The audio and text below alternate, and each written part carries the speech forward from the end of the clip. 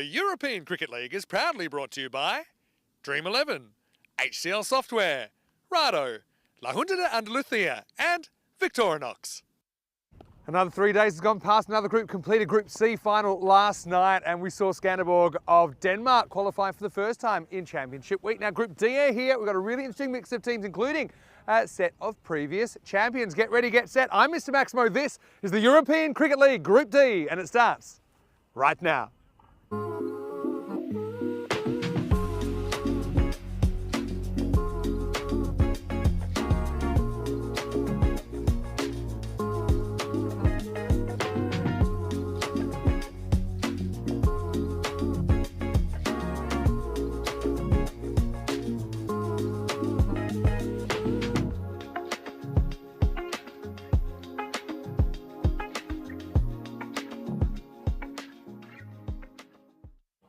Buenos dias, good morning to you wherever you're watching from around the world, and welcome to another huge day in European Cricket Group D, day one now. And it's hard to believe, but we're actually only 3 groups into the 7 groups of the group stage of this ECL. Of course, the 7 winners do return in Championship Week, Week 4, which is just over 2 weeks away. So now we're getting ready for the start of the day, and it's going to be a really interesting first match actually. Brno of Czechia taking on the Zurich Nomads of Switzerland. Well, Brno, they have been here before, but it wasn't a very successful visit last time at the Cardamom Oval. Nomads, it's their first time to the ECL. So let's see what happens at the coin toss with Ian Ramage and the 2 captains.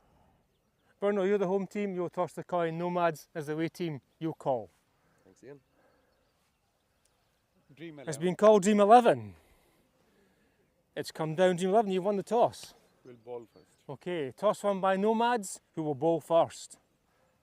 So the Swiss team here for the first time at the Cardamom Oval, the Nomads. And actually, they were the winners of one of our first ever European Cricket Series all the way back in 2020. So it's great to have them here, and welcome to all of our viewers, no matter where you're watching from around the world. Vinny Sandu here, Mr. Maximo. Weather conditions today on the Costa del Sol, a little bit milder. Currently 14 degrees, expecting 16. There is the threat of some showers. Hopefully they stay away. They pretty much have stayed away so far, so we'll make a start on time. Obviously really excited to see Brno back in the ECL. We did see them here before. I think it's 2 years ago they were here, but they didn't have a very successful series. More about that in a second. Let's get into the now. Dylan Steyn captains Brno. The Czechs have Mohamed Ratul behind this time. He's a very, very talented cricketer as well. Riaz Afridi is an absolute firebrand fast bowler. Can't wait to see him. And he also hits a long ball. Naveed Ahmed provides some spin.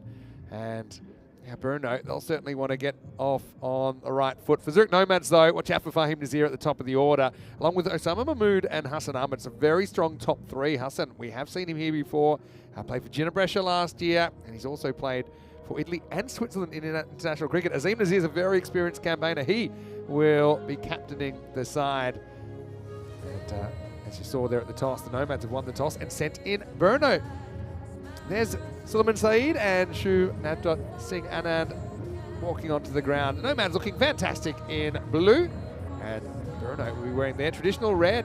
Of course, with the Swiss team in, let's get some local knowledge into the commentary box. Rico stepping out for a few days, as I mentioned last night. But for the first time in ECL 25, we welcome the one, the only, the Rhino, Andrew Ryan. Welcome, Rhino. Good morning, Mr. Maximo. Great to be here back on the European Cricket Network. I think we've got a cracker of a game coming up here, Brno. We've got some quality players in their lineup. Currently, the supercomputer giving them a 34% chance of victory. But Zurich Nomads definitely going in as favourites. They won a hard-fought T10 competition in the Swiss Domestic Championship last year, and they have reinforced their team over the last couple of years. A few strong additions. Osama Mahmood, someone that the people on the network will be familiar with, seeing him for the Swiss national team from time to time. We've also got a nice influx of young players, which have really given a boost to their bowling lineup. Shiraz Sawari is a guy that I think will really enjoy the pace and bounce out here on the Cardamom deck. But Vinny, it looks like we should be okay as far as weather goes for this first game. Clouds hovering overhead, but not looking too threatening at the moment. Yeah, cross your fingers, cross everything, because we don't want any more rain issues. But yeah, Rhino, great to have you. Of course, you have played in the European Cricket Series a couple of times that we've been there in Switzerland, so you know these Nomads very well. How do you think they'll go in this group? Yeah, I think they'll go very well, actually. I think they'll have their eyes on that final. Speaking to a few of the team, including team manager Asvin Lakaraju, last night upon their arrival at the hotel, they were quietly confident, but they also know there's some really top tier talent that's in this group, and they're going to have to play their best, particularly when it comes to finals day. But there's a long road before that, and as you said, there's no shortage of talent in this Bruno lineup. Really interesting group coming up, actually. Welcome to all the viewers in the comment section as well. Changed ends. That's another thing here. Let's get going, as it's going to be Ziaula Amarkel to get us going with a pretty good Yorker. Drops. And Mohamed Ratul is out there, and he's opening with Dylan Stain. So, look, this is a very important opening partnership, I think, for Bruno. Bruno have a real, I suppose, love-hate relationship with Prague CC, the two main cities, the two biggest cities in Czechia. And it always seems to be between them for the ECL spot. Prague CC, they got it last year. They had a memorable win over Wimbledon, the English champions. Bruno, on their last trip, though, they didn't have a lot of success. So I'm happy that they're back and they get another chance. Stain faces up for the first time. Oh, it's called wide. I thought for a second he might have just got a little scratch on that. But Stain's a guy, he's of mixed descent, of South African and New Zealand descent. It's a complicated mixture. But now he resides in Brno. He's a very talented stroke maker. I remember in the Czech ECS final a couple of years ago, he went on just some kind of out-of-body heater where even he couldn't remember the first 5 overs of that, and he put his team in a very strong position. Another wide down the leg side. Interesting one here for you, Vinny. 2 left-handers to open the innings for Bruno. Chances are we'll have 2 left-handers opening the innings for the Nomads as well, yes, because true. Hassan Ahmed and Fahim Nazir likely to go out and face the opening over. Not something you see in any form of cricket that often. Very good observation. I remember a few years ago when Australia in a test match had 2 left-handed openers and India had 2 left-hand opening bowlers. It's pretty rare as well. That time, again, it's still directed. It's going to run away. I think it's going to be leg byes, 4 of them. So, Amarkel getting that ball to swing. It's a good sign, but he's just not getting the line right at the moment. Yeah, I don't mind the length that he's bowling, but just struggling a touch with his control. The young man, I mentioned earlier in the coverage that Nomads have had a group of fiery young fast bowlers come into their team. In fact, the Swiss T10 competition last year, it was actually 2 clubs from the Nomads stable that actually played it out, duking it out in the T10 final to qualify for this tournament. So they've really got some depth now. Walks in this one to Stain. It's a bit of a dodgy one. I think he's gone here. I think he's run out. They're going to go upstairs. That's Azim Nazir there at cover, Vinny. Hassan Ahmed was a little bit slow getting up to the stump, so he had to go for the direct hit, but lovely piece of fielding from the Nomad skipper. Yeah, he's already walking off Ratul. I mean, that's one thing. Their running's actually normally pretty good. And this is a risk they feel it's worth taking. It has to be a perfect bit of fielding. Pick up, throw, hit, and he's gone. I'll show that one a bit slower so everyone gets a good look. But yeah, Ratul, such a dangerous hitter. Well, there you go. He's just out. He knew he was just out as well. So disappointment for Ratul, disappointment for Brno, but elation for the Nomads. Well, they've wandered into the Cardamom Oval and pulled off perhaps the HCL software player of the day straight away. And Azim Nazir, the captain that provides it. One bit of fielding. He's been one of the true stars of Swiss cricket over the last decade. Azim Nazir, experienced player. He's been handed the captaincy badge for this tournament. And to tell you what, Vinny, on a cold morning, first up, your debut here at the Cardamom Oval. Usually a few nerves in the field. Things are a little bit tricky, but Nazir setting the standard for his team. Yeah, I mean, really, sometimes you got to risk it to get the biscuit. That's how these two run. They're normally really good at ticking over the score that way, but I mean, just undone by a very good piece of fielding. So it'll probably allow the bowler, Amarkel, just to settle his nerves a touch. When he's got it on target, managed to put the ball in the block hole. Been difficult to negotiate for the batters, but just got to make sure that his radar's on. Probably be a little bit happier bowling to the right-hander. Kande come out to face. Kande plays this late and we get a run here. So Nomads up and about. Gives me a chance to say hello to everyone that's watching on our YouTube channel as well, ECN European Cricket Network, and we're on Fox Sports Australia and many markets here. People love the ECL. I know why they love the ECL as well. It's something different. It's something unlike you'll see anywhere else in the world. And just angles in, holds its line. Stain, quick to get through. Run's hard to come by so far. I've had a bunch of extras. Only had the one run off the bat so far. But hello to Terry O'Connor, who's watching. Nice to see you. Hello to Bob Pook as well. Hello to Johnny Heath. Some Tim Harmer's in there. Dave B's in there. Colin Mustafa. And yeah, Danny Hudacek in there as well. Hi, Danny. Really happy to see you. He'll be cheering on Bruno, even though he lives in Prague. The whole of the country's behind him. That's a good shot. That's a really good shot. First shot and angle really from Stain. You can see he's just got natural talent. Nice swing of the bat. And the first boundary off the bat. Yeah, lovely shot from Stain. Vinny, you mentioned he's a class batter. Didn't try to overhit that ball. But young paceman just probably over-pitching a touch, but not a bad first over from him. And interesting start because it wasn't the big swinging format that we're used to seeing from openers in the power play. Vinny, last three groups, hasn't there been some action and some controversy? Haven't we ever had some of that? But hey, 3 great finals. That's what I will say. 3 great finals so far. Scanderborg last night, they got across the line. Essentially, it was the last ball, though it was a no ball, so they win with 1 ball to spare. Before that, Hornchurch won in a last over thriller. Likewise, Darmstadt CC. So couldn't really hope for more. This looks like Tassal Kumwal, who's going to bowl. You can see the Group D is starting today.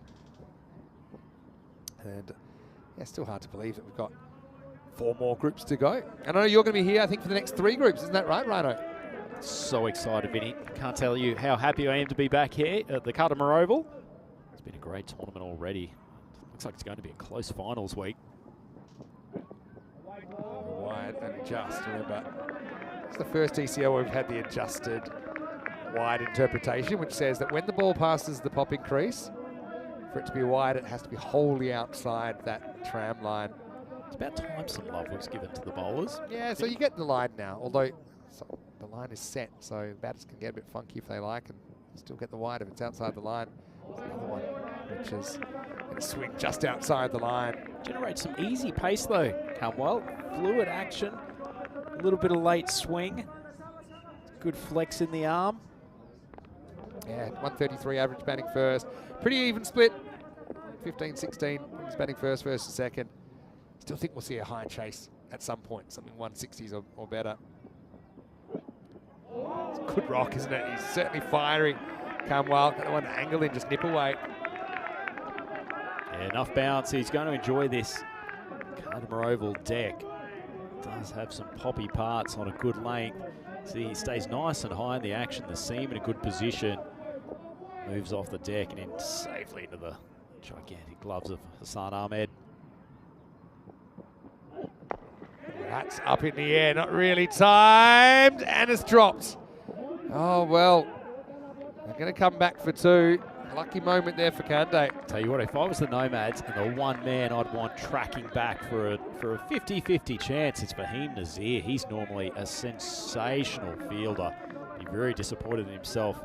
Shelling an opportunity to have the second Bruno wicket. He might have been thinking, do I dive or not? It was one of those ones in the end, he didn't have to, but just misjudged it slightly. He almost actually knocked it to the boundary. Wow, that's pretty good striking as well, but it's higher than it is long. Fielder goes around and he can't do anything. I think that's plugged for 6. Wow, how about this for a shot? Kande with the 51-metre special. We'll check it out on the replay.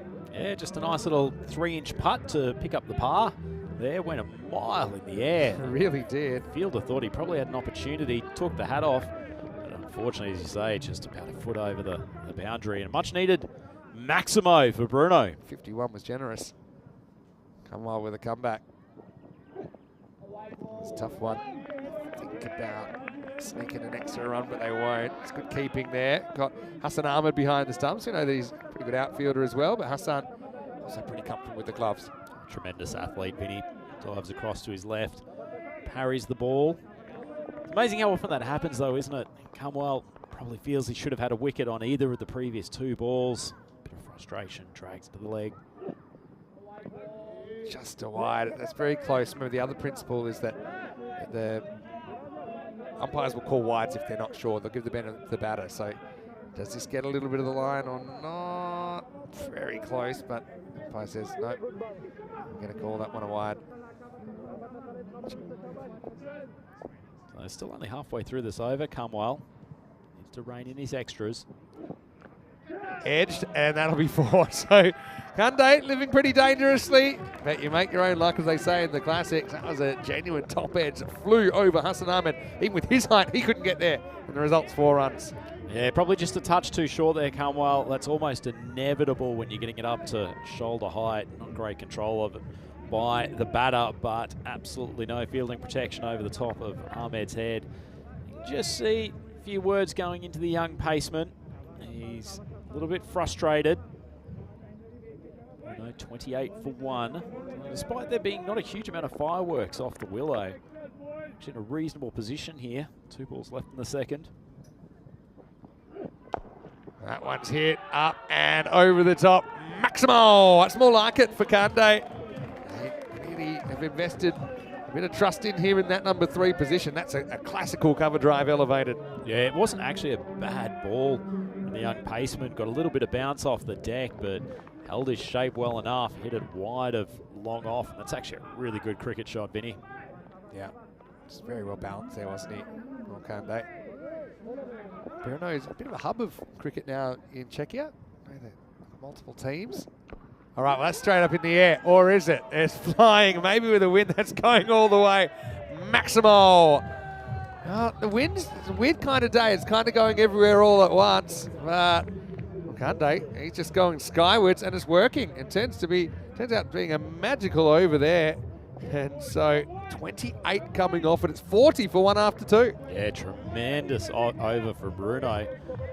If you ask the Nomads, they feel like they've done a reasonable job here with the ball so far, but Bruno have made their way up to 20 runs per over after the first 2. Having a look at the rest of this group, there's the big guns in the middle. Pack Icare, Babylonia, former champions of the European Cricket League, and the Budapest Blinders, they've got some guns coming in their side, haven't they, Vinny? They've got a couple of really good wild cards. Jason van der Merwe, as well as Jacob Mulder, who we've seen playing for CIYMS, but CIYMS of Ireland not qualifying this year. Irish side, actually, we're seeing the next group. So, yeah, looking forward to that. So, very good over. It's funny how things work out. I mean, obviously Bruno pretty disappointed with the run out, but it did bring Kunde to the crease, and so far he's been good. This one isn't too good for Stain. Tell you what, the bowler just going down and checking he's okay. Copson in an uncomfortable spot, to say the least. Want to check too closely. Just kind of in the midsection there for Dylan Stain. Still in some measure of pain as Riaz Afridi looking on and thanking his lucky stars it wasn't him out there having the same sort of injury, but it looks like Stain is trying to compose himself. These are times I'd like to have the players mic'd up, because I would like to hear that conversation. We've got a bit of a break in play. Rhino, tell us how you've been. I know we haven't had you on, I suppose, since we were here for the ECC in October, right? So how's life in the world of the Rhino? Mate, life is good. I've just come from the bright sunshine of Switzerland. As you can imagine, it's a little bit traumatic coming from winter in Switzerland and having nothing but bright sunshine, and then coming to the Malaga coast. All of a sudden seeing grey clouds, drizzling rain, but apart from that, life is good, and it's certainly going to be a few upticks better spending a week with you guys here. Isra Sawari. Now that's hit straight. Wow, it's a dodgy one. Oh, wow, it doesn't pick it up. Stain likes to go with the hit because he's very, very fast, and he just feels that if by not hesitating, he'll probably get there. But that's one time, I think, with a clean pickup. And once again, it's Fahim Nazir. You wouldn't expect him to fumble. It cost him any chance of a run out. Certainly. Having a look at the bowler here. I mentioned Shiraz at the start of the coverage, Vinny. He sort of ambles in. He's not trying to hit the wicket particularly hard, but he's a lot quicker and bouncier than you expect he's going to be. Tall man, and I tell you what, he's also very good at hitting that in-between length that just rises to a difficult point. It's completely not backed me up with just a poor ball. I'd love to promise you nothing but sunshine and rainbows, but we have had a tough few days. Obviously, Group C was unlike any other group we've ever had. We had no play on day 1. We had play on day 2, the 5 matches, but they were reduced between 6 and 8 overs. He's bowled him. That's a really good scene. Kande is gone for 25. Top of off is disturbed. Sawari, that was slippery. It's 42 for 2. See, why can't Shiraz do that immediately after I've given him a rap for how difficult a bowler he is to face? That is an absolute seed, Vinny. And as a right arm paceman coming over the wicket, being able to hit the top of off stump like that with a little bit of zip, little bit of bounce, that's a cracking piece of bowling. I can't wait to see this one again. It looked very good live. Let's have a look at it. That's not the best, but I will give you the next ball. It was just top of off. Love to see kind of what it did. Just the perfect length, particularly at this stage of the innings. The ball's still hard. Shiraz really does come on quicker than you expect. He's actually got a nice action. You can see he gets the ball right down near his hip, drives through. That's sensational bowling. Didn't do a lot. It's just done for pace and perfectly located, wasn't it? So still the hardest length to hit in T10 cricket. Absolutely. Bowlers, they've got the ability to affect the game. I know some people think they're just glorified bowling machines these days. That was a slippery one.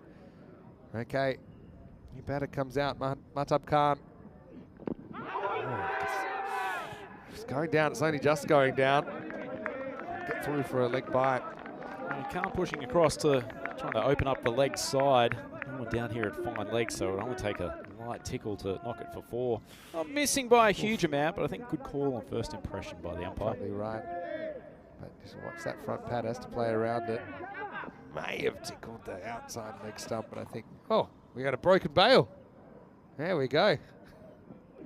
There's that man, Asvin Lakaraju, who actually generously brought us up a packet of Lindt chocolates, Vinny. We which may show I them. know you and I, as pro athletes and trying to look after our physiques these days, I suspect we'll probably still tuck through those over the course of today. I was in Switzerland for, unfortunately I know you couldn't make it, but we had our ECN commentators meeting in Zurich, and I may have stopped past the Lindt shop at the airport. Goes wandering here. It's the end of the power play. What a good over that is from Sawari after the magical one in the second. The third goes for only 4. It's 44 for 2. Yeah, it sort of feels like that's evened things up a little bit, doesn't it, Vinny? Yeah, so obviously it's really nice to remember those that have been part of the journey along the way, and love to be here, of course. 12:28 4 in the power play. I was going to say that Lindt shop at the Zurich airport, they're very clever because they lure you in with free tastings, and they have the, what do you call it, the fountain, the chocolate fountain that you can just, you get a little spoon and you taste it, and The human brain just can't. It can't refuse at that point, can it? it was done. Walked away. Even if you're paying £2.50 for a single little ball of chocolate, no matter what, it just can't say no. Yeah, they're known for it. But I've got, I think, a stat. Maybe you can confirm for me. See some spin for the first time. Niazi is going to get pounded here through backward point. Nice shot from Stain. He hasn't faced too much, Dylan, but he's over that initial kind of slightly nervous stage of any opener's innings, and see if we can settle in these middle overs. Nice timer of the ball. There's been some proper cricket shots from him already in this innings. It wasn't actually a bad ball from Niazi. He's not going to get a huge amount of grip on his deck. There's a little bit of moisture on top. Probably just going to have to try to shoot the ball through onto the stumps. Good shot. As you get over the fielder, he does. Maximal, 150 up for Bruno. Lovely shot again from Stain. He's halfway through saying, I think Niazi's probably just got to flatten it out and try to spear it in at the stumps. He's tried the exact opposite, floated the ball probably about a foot outside off stump, and Stain doesn't need a second invitation. Beautifully struck. Down the ground this time. Come back from Niazi. Nomads would want to capitalise on that last over from Shiraz. He's really gotten them back in the game after Bruno had gotten off to a little bit of a flyer, particularly thanks to that second over of the power play. So it wasn't chocolate, my fun fact. So it was actually cheese for the first time recently. Switzerland imported more cheese than it exported. Oh, absolute Sound disgrace. right, doesn't it? Oh, jumps it down onto his body. As far as chocolate goes, they're still, I think these are in US dollars, they're still exporting about $1 billion a year of chocolate and only importing about 330 million. Are you hungry? Ooh, there's the leggy. And my workout, no, it doesn't. Just pictures before Fahim Nazir down there. It's not a huge amount of disguise on that leggy, but certainly landed it okay. Still got to play it. I mean, when you think about it, if you can do it, a normal leg spinner is tough to play, and they're just, you know what they're going to bowl. So it's interesting that he's got that ability. Certainly got the attention of the Meerkats in the Bruno team as Ahmed does a reasonable job of stopping that down the leg. Interesting. That'll be wide, obviously. Really good block by Hassan. But yeah, if he lures him with a couple of those leggies and then he bowls his kind of quicker dart, it just kind of throws you off timing a little bit, I think. Especially Stain. He looks like he's very comfortable hitting through that offside. He can just come a little bit wider of the crease, try to spear it into off and middle.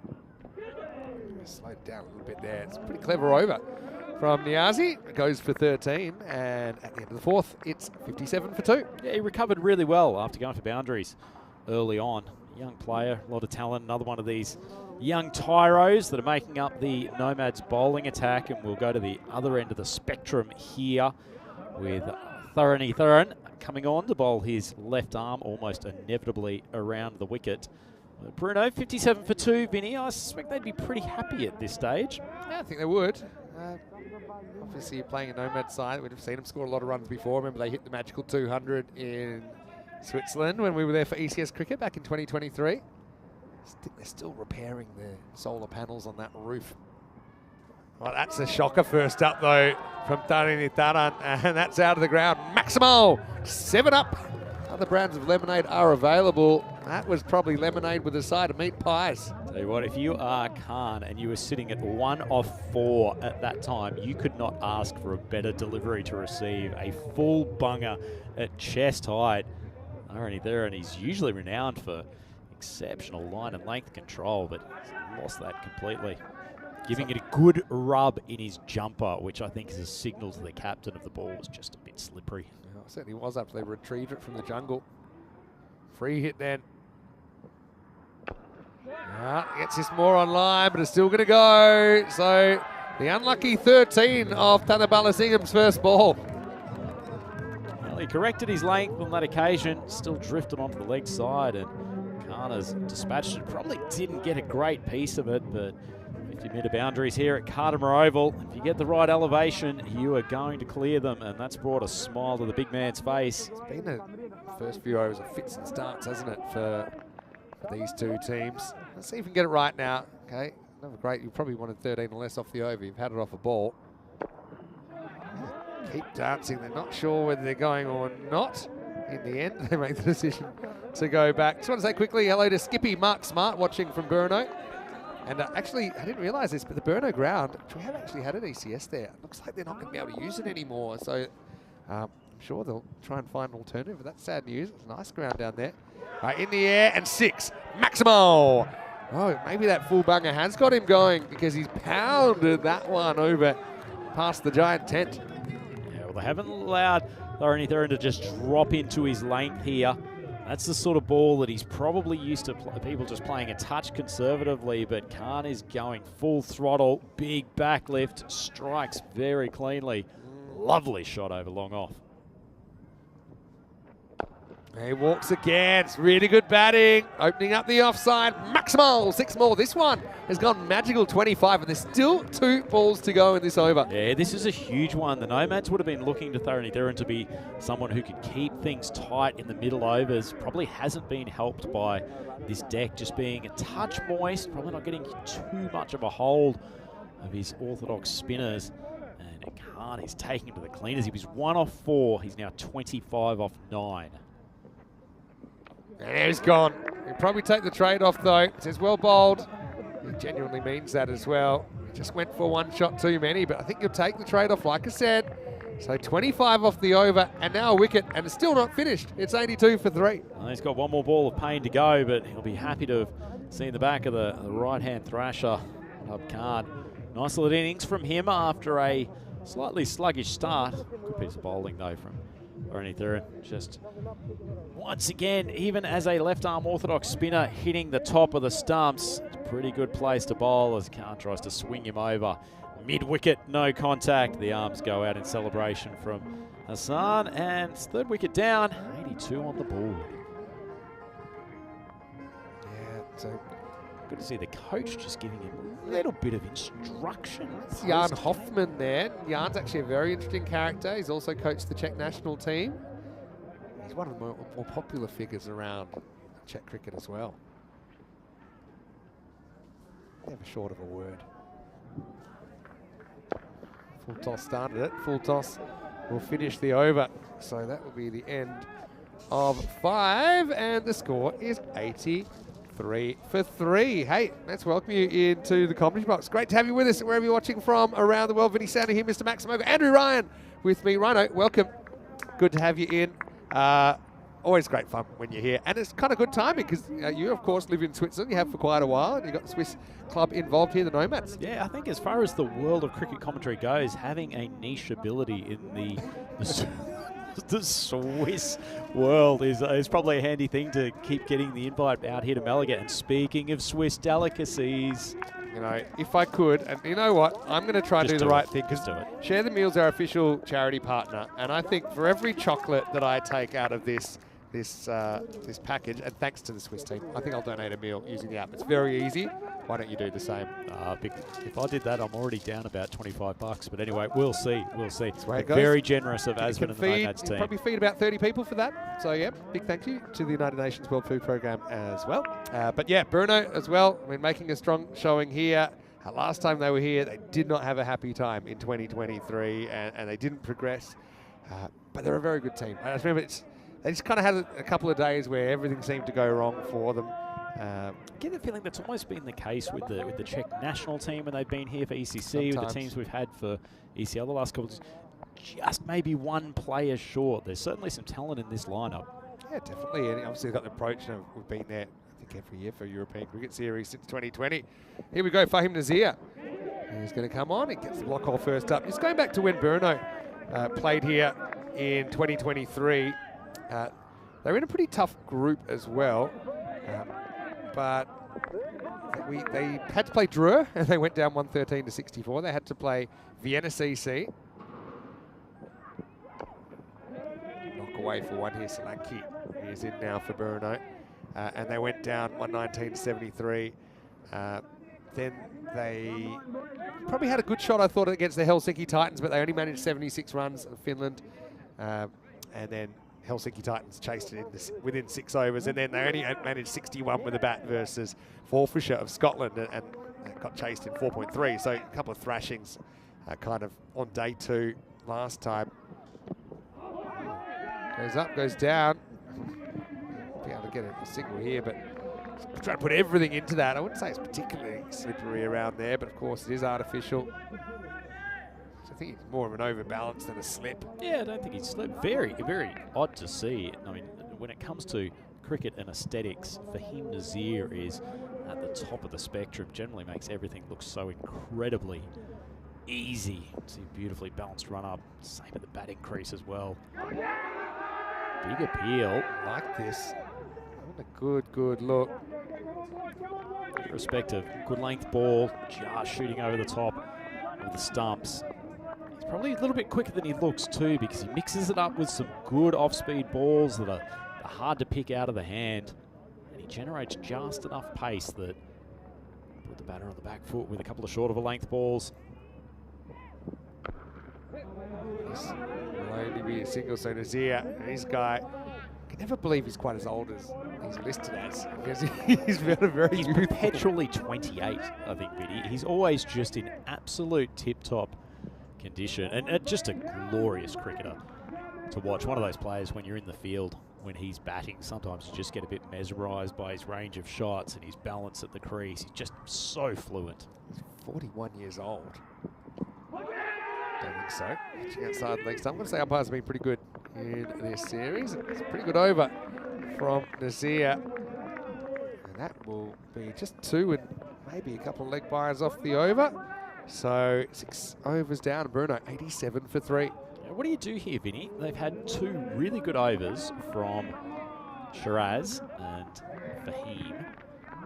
Looks like they're going going to Amarkel to come in this next one. But aside from that, there's been some expensive overs in between. Well, I think one thing that's in their favour, the Nomads, is they bowled 6 different bowlers so far. So they can literally just pick the 4 out of 6 if you like, I mean, unless they want to go to a 7th, but I don't think you need to. Pick the 4 bowlers that you think have done the best. And I'd say Amarkel's a no-brainer. He went for only 8. Sawari, you mentioned him, Shiraz, he took 1 for 3 off his over. You got Khalid Niazi, none for 13. I thought he bowled okay. And obviously got Nazir, just went for 2 off the bat. This is a bit of a funny one though. And it's going to be carved away for 4. But I wonder if this is coming down in time. He does charge at it, but I think they're going to look at it for height. Remember, if it's waist high or above, it will be a no ball. I mean, it is pretty high. Maybe you lose your benefit. He is about a metre down the track there, isn't he, Vinny? So tough call either way. Full toss, dispatch to the point boundary. Not a good start to the over from Amarkel. Yeah, it's hard to say. I think they have called it a no ball. I think once they had a good look at that, if you kind of draw a line on your screen, it's probably hitting him in the hip. So the rule's written that benefit of the doubt's meant to go to the batter there. So if there was doubt, Stain gets the benefit of it. All right, free hit coming up then. And he'll work that away for 4. Just a ball that strays onto the pads. So again, Bruno, it's been a fits and starts kind of innings, hasn't it? They get another boost here. And actually, they're ahead in the game right now, according to the percentages. It's been a fits and starts innings from Stain as well. This is the 2nd time that he's hit consecutive boundaries. He's just had a couple of patches where he's sort of just struggled to find the 4s and 6s, but he also hasn't had that much strike. Only 14 balls for 6.1 overs. Solid head of hair on Amarkel as well. A bit jealous. And, decides to just field it. I'd have been tempted to turn around and throw then. It could have been chaos, but look at the way you see the batter backing up. I think smart decision from the young man. Gets smart. You're right though, that is great volume on top. You know who reminds me a little bit of? I'm not sure if you ever got him down in the Western States, but Stefan, the hairdressing guru of the 80s and 90s. I don't know if this was just a Brisbane thing, but Stefan Ackery was a major business personality back in the day. I think every state might have had a different one. They had a few moose jockeys. Anyway, this will just be a single Moose jockey. Is that an actual term? Well, I made it up, but I do feel it could catch on now. I'm not sure in which industry. I'm referring to a hairdresser. Okay, good to know. Do people still use mousse? I mean, I don't have a lot of hair, so I don't really. No, it's like, still a thing? I was going to say where did perms go, but actually Amarkel is not that far off a good solid 80s Definitely perm. looks like comb's not going through his hair particularly easily. Must be a wide. Almost takes the leg stump. Where was I going with this? Oh yeah, so Bruno, looks like they have some issues retaining their ground, but one thing that they want to do this year, and they did one, not Bruno, it was Vinarati, another club last year, they had a test match, an intra-club test match in Whites. I think it's 2 days, but quite long days. How were the kids patient enough to do that? Yeah, exactly. Yeah, so rinse and repeat. Was that a replay of the previous ball? Looks like it. Yeah, so, and so there's some talk they might try and do it. I know Dylan Stain was a guest of Vinarati for that test match, and it was good. I saw there was a video about it and everything, like 2 innings. Funny that a test match in some of these places, you don't need 5 days to complete it. it only went 2. I think all actually had. 25.2 overs.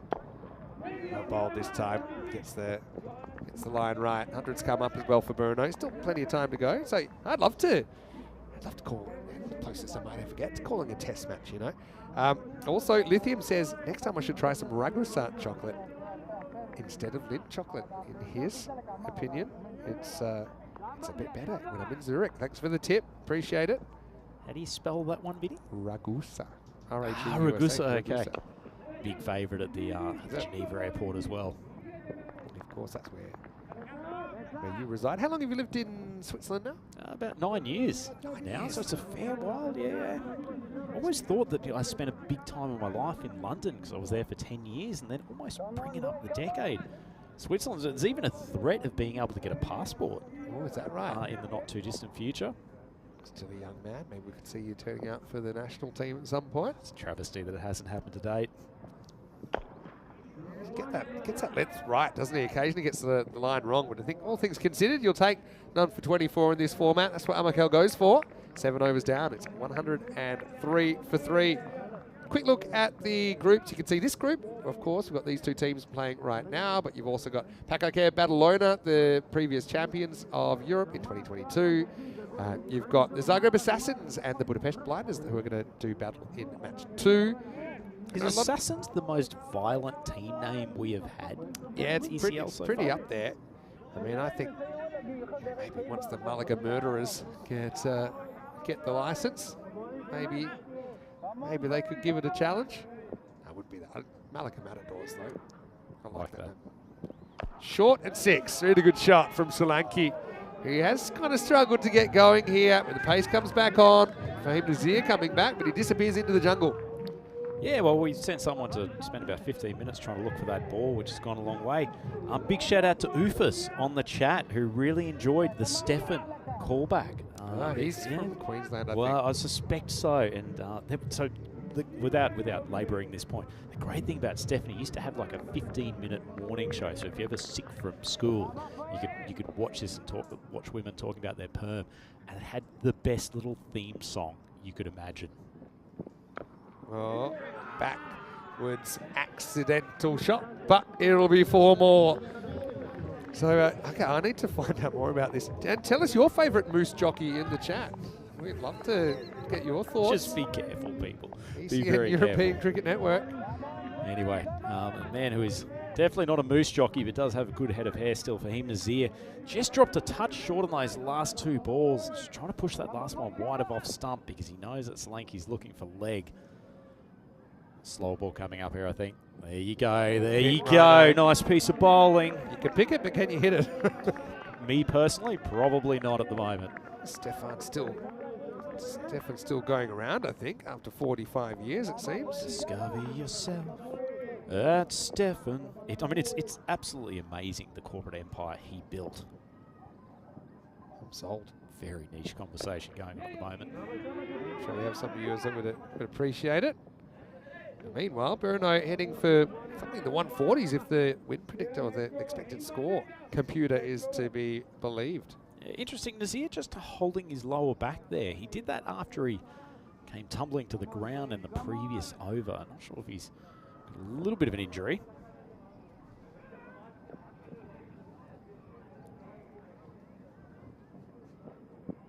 Slow ball, and it is Innigs. This is going to be touch and go. He's done a pretty good job down there at third man.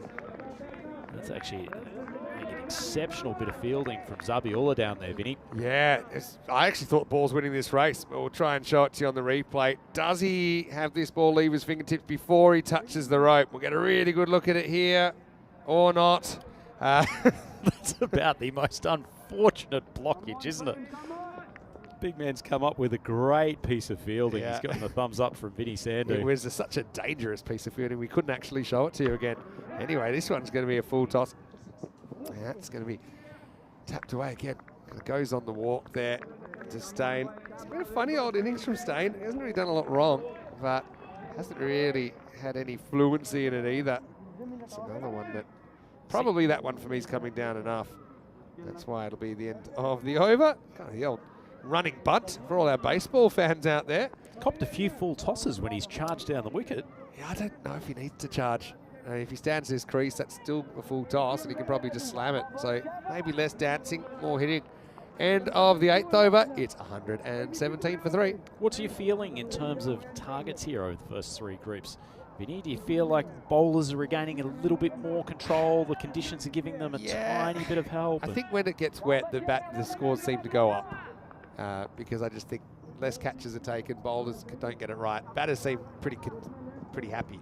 You know, the negative about batting in the wet is, number one, the outfield's slower, but if you hit it for 6, it doesn't matter. And the other thing is normally the ball gets a bit heavier. But these Grizzly balls, they don't seem to pick up any water. They stay pretty hard. Basically waterproof, aren't Yeah, they? they're basically waterproof. The thing is, no, I keep feeling like even that 140 isn't enough against the Nomads, having seen them play quite a bit. But I've never seen them bat on anything but wood. So just for anyone who hasn't watched the Swiss ECS, that is the as a team. I know, obviously, I've seen pitch. the Swiss team here before. He's bowled him. Really good bowling. Sawari disturbs the timber once again. Solanki will go for 16. Someone's going to have to fix up the furniture. It's 118 for 4. Another lovely piece of bowling from Sawari. Very hard to hit that pace over the mid-wicket boundary. Clatters into the stumps, and Nomads, they feel that they can get some control in these last 2 overs, keep this down below probably 135 or thereabouts. They'll feel like they're probably on top in this game. Look at that ball just sort of tail in a touch from outside off. Big swing. The batter's almost rotated a full 180, but just in time for Solanki to see his stumps decimated, and he's got a long and lonely walk back to the pavilion. Yeah, all 16, not so bad. Obviously would have liked to have done a bit more damage, but I also think they bowled pretty well to him. So Shailendra walks off at 118 for 4. What a lovely name, Shailendra. He'd have to be a friendly bloke with that. I think so. I think he is a friendly bloke, actually. Aniket Badadeka is the number 6 for Verno here. He's going to get something with speed on it. Able to get some pad on it and run away for a single. Stay doesn't mind a bit of pace on the ball, though. I think this is one time he can just kind of minimise his movement and just trust his eyes here. Hit the correct shot, hit it well. He feels like he's being the anchor in this innings. He'll be disappointed with his strike rate of 150. I think he's the kind of guy that normally would be going 200 or better. Interesting. They've just opened up the point region, Vinny.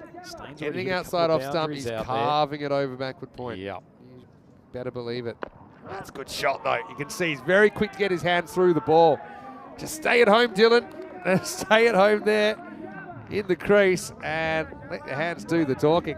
Maximal, 6 runs. Yeah, I don't think that was actually a bad piece of bowling from Sawari. I think he was really trying to avoid, particularly with the movement of the fielder from the point region on the boundary, was trying to tie Stain up. Stain might have picked it, and as you say, got the hands through the pull shot super quick. He's one guy I'd love to see out there. I'm a bit surprised they didn't send him out there straight away. Riaz Afridi in this situation, 9th over.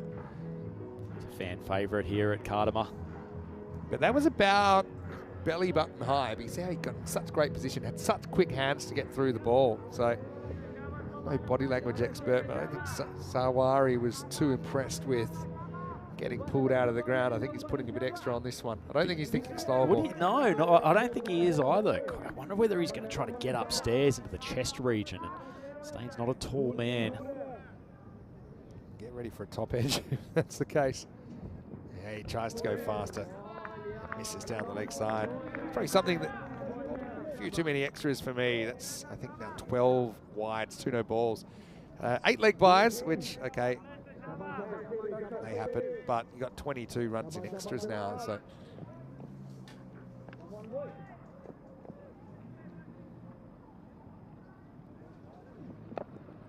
It's a good piece of this as well, and that's 4 more. So Stain getting into his work. It's taken a while. And he is into the 40s, 130 on the board now. Yeah, tell you what, the ball rockets off his bat, doesn't he? Doesn't it, Vinny? Ball was much fuller from Sawari. I think Dylan is a classic case of someone that felt he's not a T10 player. He's a more classical stroke maker.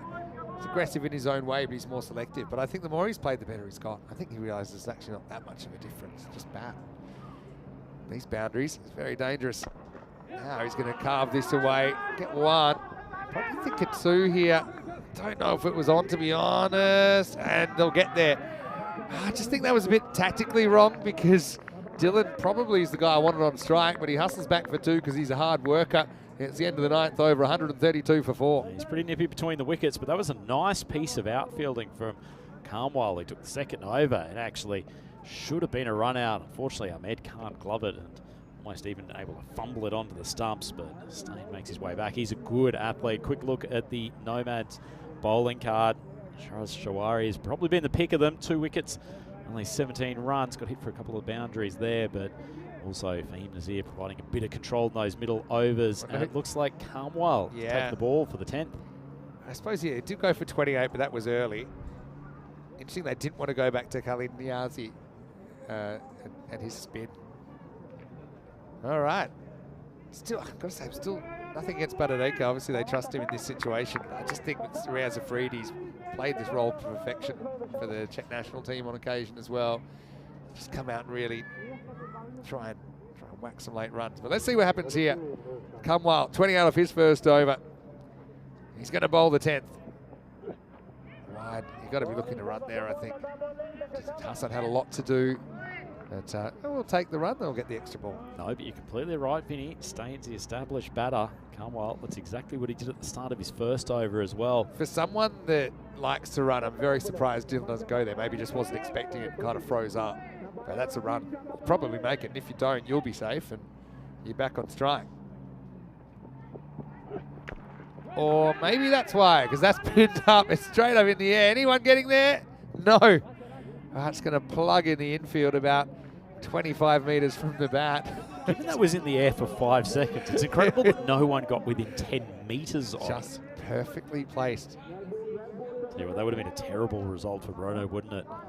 Having a dot ball from the dismissal there, having the new batter come on strike, but as it is, Stain getting to face. Will we see Afridi with a bat, or will we have to wait to the second innings? And let's see how he bowls out here. Obviously, saving his energy. He's a guy that certainly always has our attention. Wide. It's been a problem with left-handers. Imagine there was a bit of pad on that. Cumwell. But yeah, Bruno, 62% here. I still feel it's more 50-50 than that. I mean, you know this Swiss team very well. And early wickets will be the key, Vinny. That Afridi versus Nazir and Ahmed matchup. Good to find this game. Might have missed leg as well, but right off there. Cue into that. Is that no ball call? I thought I saw something there. Oh, it is, Vinny, the eagle eyes of Maximo. He is pricked up. Oh, that hurts as well. Nomads not helping themselves here. Similar conditions to the ECS final 2020, actually, even though it's still morning here. Still one of the classic games. Nothing behind the line. ECS territory. It's a great call from the umpire. Get a great look at the line, but it seems like a fair call. Something has to land behind the line, whether it's grounded or not grounded. So got a cross seam grip here from Cumwell. Free hit. Good contact, but can't really get it aerial, so they're going to have to settle for a single there. 38. Hey, tell you what, Vinny, I think Bruno are going to be pretty happy with this. So, especially with Ratul run out so early. He's a real key. Actually, if he still holds it, at one stage he held the record for most fours in an innings on ECN. At 6, just straying onto the pads once again. They haven't bowled well to the left-handed in this innings. Maximal Bruno up into the 140s now. Yeah, lovely shot from Stain, just using the pace of Cumwell. Got down on the knee, timed it nicely. Excellent elevation. Look at that, glorious shot. He's just looking better and better as this game goes on. Bruno might regret him not having a little bit more strike throughout these 10 overs. Yeah. He's just kind of quietly got about his business. That's his 50, by the way. Brings up off 25 balls. The captain stepping up, 3 6s, 5 4s. He's intent on finishing this off. Just go straight. Only get one here. Won't even be able to try for a second. Fumbles the ball that already stopped out there. They might have been able to, given the building effort there from Waka Skwaja. He's going to play a key role for the Nomads with the bat too. So they've got a couple of experienced middle order players. He's a good finisher. Cumwell just doesn't have his rhythm with his run up. He's kind of long steps, short steps in succession. This one's a bit better. And now he's just going to lean on it, and it's going to go all the way. Maximo! Oh, Badadeka. He's the man for the moment. And yeah, confirmation does go over the rope at 6 more runs. Yeah, lovely timing. Not a great ball from Cumwell. You can see he's got the replay on screen at the moment. He's standing there talking to the umpire about the run up. Looks like he's not appreciating that big batch of sawdust just as you hit the edge of the official Cardamom pitch. But either way, it's a nice little partnership, Vinny. 33 off 10 to finish the innings. Nice ball. And it's going to get through the fielder. It's going to be 4 more. So the 150 came up previous delivery. Adadeka with a nice little cameo there at the end. We wondered about whether he was the right option. Probably seems so. Based on that evidence, he'll finish with 12 off 5. And Bruno, after being sent in by the Zurich Nomads in a match where both teams are chasing their first win at the Khartoum Oval, Bruno put on 155 for 4. Who needs the Stallion Riaz Afridi when you've got Adadeka? He did a very, very good job at the end, and that last partnership, 37 off only 11 balls. Said when we started the 9th over, the Nomads might have had some dreams of keeping Bruno to 135 or there or thereabouts, but some loose bowling in particular.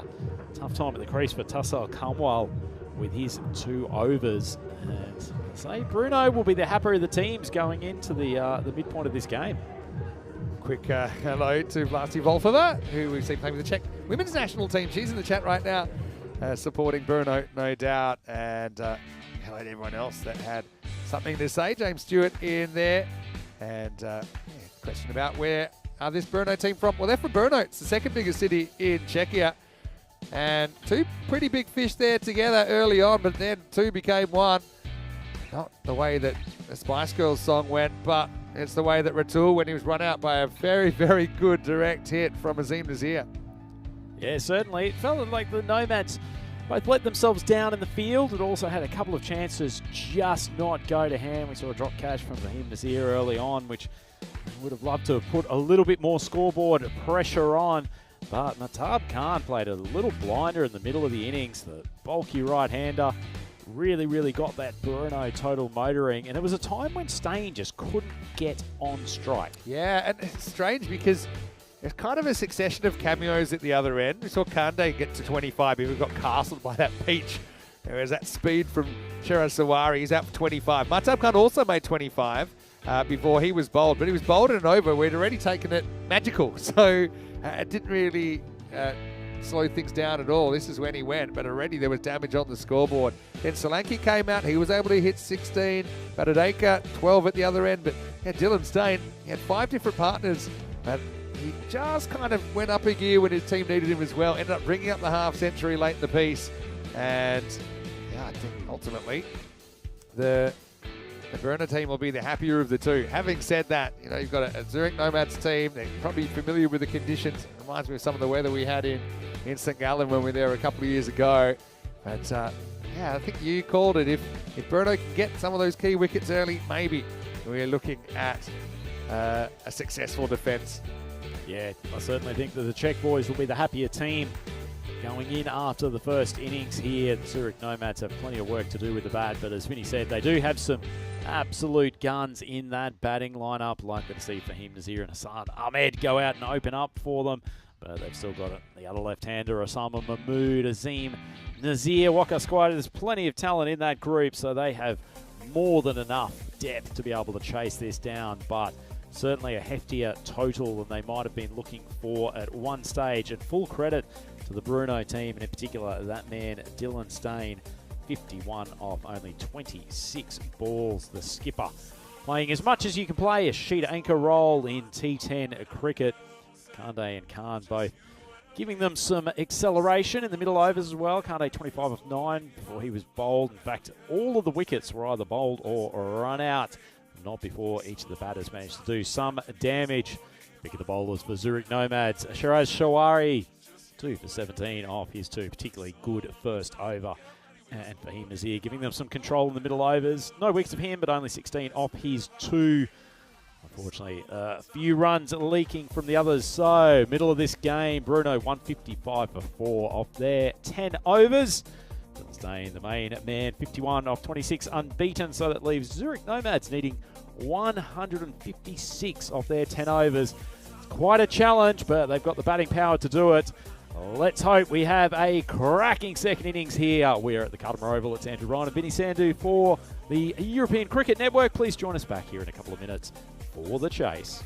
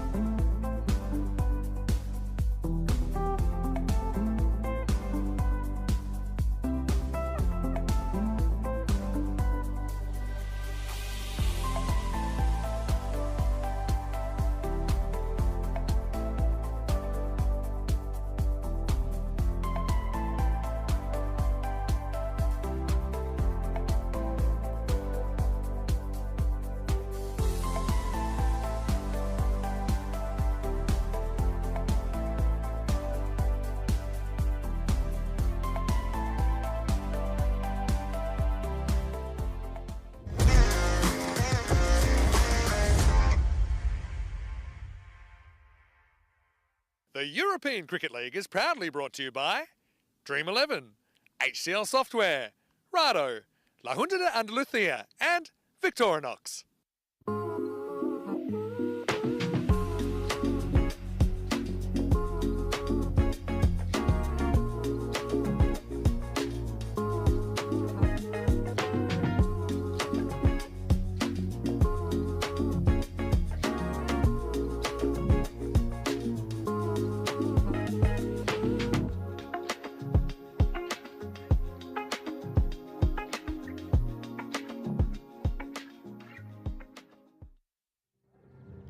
European cricket aficionados, welcome back to the Cartama Oval.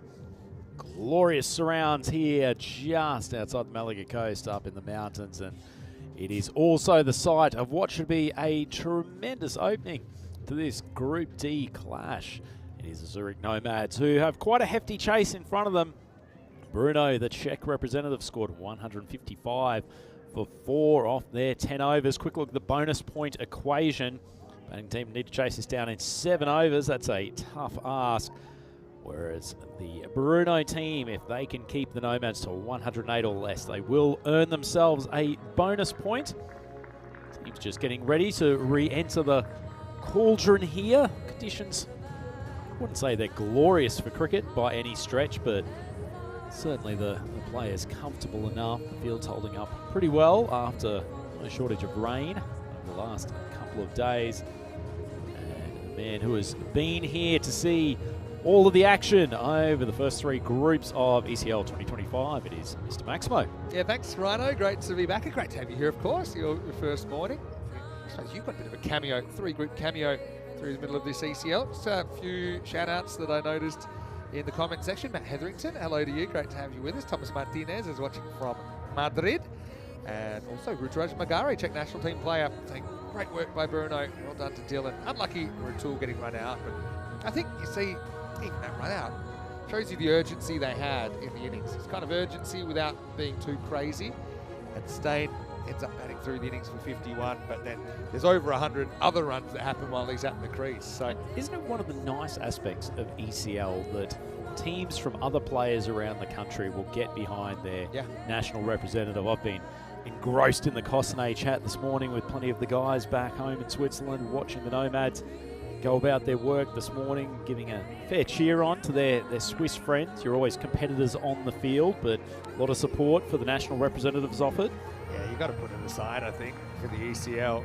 And this is going to be box office because Riaz Afridi's going to steam in from... This is the matchup we've been waiting for this morning, isn't it? Power play, I feel, makes or breaks this chase. You got Fahim Nazir out there with Osama Mahmood. So keeping that double left-hand combination.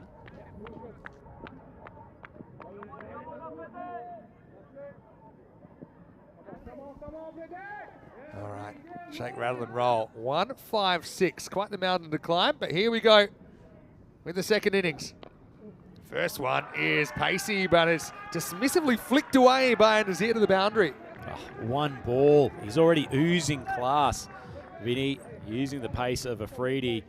Big, tall man, lovely stride at the bowling crease, but just look at how uncomplicated this is from Fahim. Lovely flick, beats fine leg, up in the circle, 4 runs. Minimum effort, good outcome. Yeah, get out the popcorn, folks. Afridi, come back.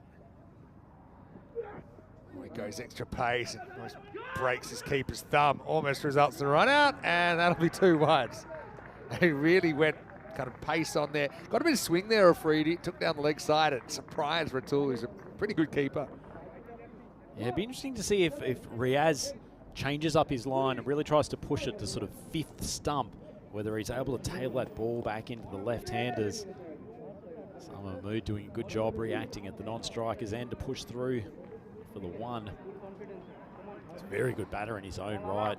Get that online, that did go late, didn't it? See what he does to Osama. Beats him for pace. He's getting a mile down the leg side. Yeah, Osama Mahmood. I think last time I was in Switzerland he was playing for Power CC. He said now he's turning out for the Nomads. Yeah, big recruit for the Nomads last year. So in his Brother Asad Mahmood, long-time players for Power Winter Club, but Osama shifted to Nomads last year and was one of the reasons that they had a very, very good year across multiple formats. Sent both these two out there for the national team against national team bowler, of course. It's pretty close, you know. Does it pitch in line? Tell you what, that's a good bit of bowling from Afridi. May have just pitched outside leg, but tough call. Really close. Just out. It's a very good umpiring decision. Look where it bounces there. Just outside the leg stump. Because it was full. Certainly had my interest. But I think you got to say it was an outstanding piece of umpiring from Sulaiman Saeed. I agree. No hyperbole there, Vinny. That's an excellent call. Everything else was lining up.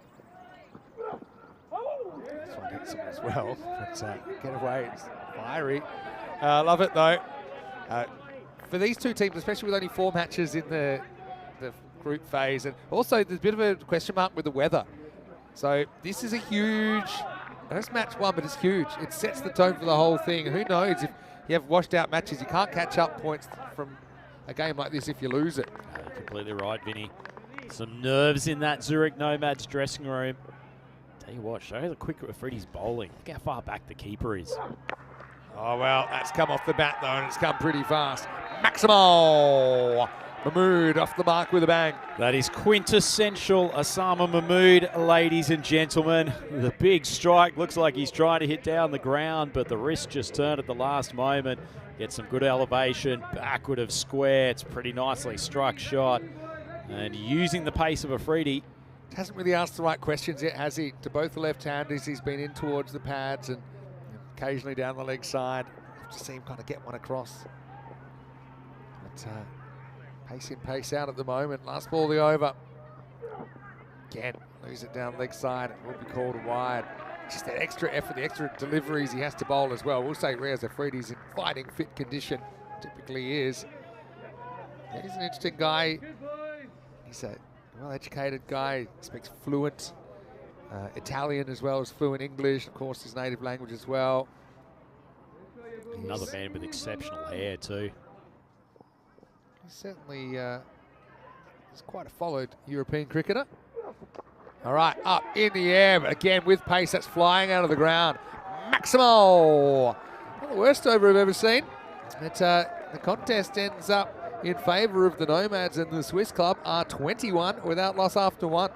Yeah, great start. This is the danger of pace bowling here at Kardama. Those thick outside edges clearing the boundary pretty comfortably. Mahmood gets off to a nice start. Neither of the opening bowling attacks have dealt particularly well with the left-handers. Strike for both teams. Let's have a quick look at the chat, Vinny. With 39 matches since a golden ball. Had one on opening day, Rhino. You sorry? We had one on opening day, if you I remember. did see that. Yeah. That was what a start to the tournament. Was. Had one commentator that was very, very happy about it. No doubt. What are you seeing in the chat, though? We're seeing in the chat. Big shout out to ECN Supporters Club Australia. Yeah, Scotty. Give me a nice welcome. Aren't they putting out some compelling content on social at the moment? And they're growing. They're growing exponentially, is what I'm hearing as well. They've got their own logo and theme song now. So surely can't keep beat up the good work. ECL theme song. We try not to just pander to the Australian viewers, but we know it's a good time zone right now. Anyway, here we go. Oof. Wow. Oh, I was about to say that Afridi was running in and bowling rockets, but it's just some players are more comfortable than others in, I'll also call them slightly damp conditions. It's not especially wet. When Mishra's come in, I think he's probably tried to do a bit too much, and he's gone over. That looked distinctly uncomfortable. It was almost like watching Bambi on ice skates as both the back leg and then the front leg went. The back leg came and tripped him up with the front leg, and he's gone face first into the artificial turf. It's not a slip, so to speak. It's not like a skid, I should say, with the front foot. But no, it's the back foot maybe. And that's what caused it. Anyway. Could have been worse. Well, better. Oh. That's a pretty... Oh, big call. That ball was short of a length, and Fahim Nazir on the back foot, but certainly looked like it hit the top of the pad, but the umpire's finger goes up. Yeah, my initial thing was it bounced. I suppose it bounces up higher, So I felt it was high, but I guess we'll see where the actual impact is. And, well, what a turnaround for Mishra. It'll be 21 for 1. Let's check it out on the replay thanks to 2 circles. I mean, it was straight enough. I always just felt pitch is probably in line. They like it. Flick the top of the pad for me, and he's kind of a bit forward. One of those ones you just expect to get given, not out, isn't it, Vinny? It might have a chance of look at tickling that. the top of the stumps, but Yeah, it's not crazy high. But, yeah. Tell you what, though, Nazir's going to have to go. after his first ball, I was just happy that he stayed upright with the second delivery, but it turned out to be an absolute zinger of a delivery, and Mishra gets rewarded by not just any wicket, the gun at the top of the order for Nomads. He gives a knowing nod of approval to some of his teammates, and after an absolutely disastrous first approach to the crease, Mishra now has 1 for none. It's unarmoured to the crease. Yeah, swing and a miss. First up there. So, yeah, you make your own judgments there. When you saw it side on, maybe it wasn't as high as I felt. It was climbing. Would it have hit the top of the stumps or not? The umpire has to decide, and he felt it was. That's an Ahmed. Huge wicket in the context of this game, isn't it? He's hit 6 sixes on this ground before. Did that against Malta in the ECC. He's going to be off the mark here with a fairly laconic foot pull shot in front of point. 4 runs. Yeah, tell you what, if I was the captain of Bruno, I'm not sure that this would be my defensive field to Hassan Ahmed. The entirety of backward square leg to mid-wicket, completely open. And if they keep on feeding him things anywhere near the stumps, that is exactly where he's going to put them. Tremendous player on the leg side. Big hello to Dan Casey, Dan Zilla in the chat. Confident looking shot, won't get a run here. Dylan Staines also an outstanding fielder. And pick that up clean as a whistle. So yeah, Dan is also part of the Prague CC club. Big rivals with Brno, but it's great to see they're all behind him here, obviously. Flying the flag for Czechia. LBW, a couple of things were kind of dicey. The height was dicey, where pitch was dicey, but you could make a case for both of them, I will say that. So you might feel it's a rough decision, but it's hard to actually pinpoint what your complaint is. And when we saw it side on, it was heading towards the top of the stumps. Whether it would have just gone over or not, I'm not sure. I think because his leg was slightly bent, it made it seem, it did hit him on the top of the pad, but the pad wasn't completely upright. In the end, that's the way it goes, and I think got to credit Mishra, who recovered from that slip to come back. Now, we've got a bit of rain falling right now. Just the batter pulls away, and it's been kind of a threat of it so far this morning, but yeah, hopefully it just passes. But I will say, at the moment, we're not actually complete. We haven't completed 3 overs, so this isn't actually a contest yet. It begs the question, who's ahead? Probably right now it's Brno by a run or 2. So these balls could be really, really important, because if they do come off after 1 more over, whoever's winning wins the game. Yeah. End of the second, 26 for 1. Good adjustment there from Mishra. It was pulled by Hassan earlier in his innings, comes back, pushes the ball about a foot wide of off stump, gets a few mistimed balls, and I agree, Vinny. I think if this goes off for rain in the next over or so, Bruno's probably got their noses in front. Nomad's had a good first over there, but Mishra, after his dramas, the first approach to the crease has bowled an absolutely cracking over, 1 for 5. Yeah, maybe shows it's worth trying again rather than just calling the game off. Tongue in cheek. But anyway.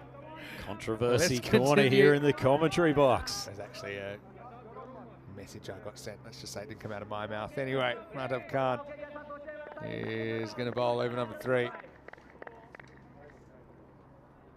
Mishra, 1 for 5 of his over. Big Great over comeback. this one, isn't it? Huge over. The rain just hanging around. All right, top edge, high. It's a chance there. Naveed Ahmed comes around and he takes a brilliant catch. Running back into the outfield in tough conditions. Hassan Ahmed falls now. A wicket with Matab Khan's first ball, and the Nomads are 26 for 2. Yeah, excellent catch, Vinny. Tough one at the best of times, let alone when there's plenty of moisture both in the air and on the Grizzly. And that is two of the big guns of the Nomads back in the sheds within the power play. That is not a good start from the Swiss champions, and Bruno right on top. Yeah, disappointment for Hassan Ahmed. He opens himself up. A little bit of seam away from him, really. Maybe just caused that top edge. What a great catch from Naveed. And Bruno make it a crucial breakthrough at 26 for 2. Yeah, it's fair for Bruno to be in this position too, Vinny. They've just been the better team so far in this game. And certainly as part of the Nomads planning, having Fahim and Hassan lost within the first 2.1 overs. Not part of a recipe for success, but they have plenty within this batting lineup. And this man, Zabiola, he was one of the heroes of their victory in the T10 domestic championships last year. He can hit a big ball. Just slides this one. That's one thing about the Nomads. A lot of guys that can hit the ball and hit sixes.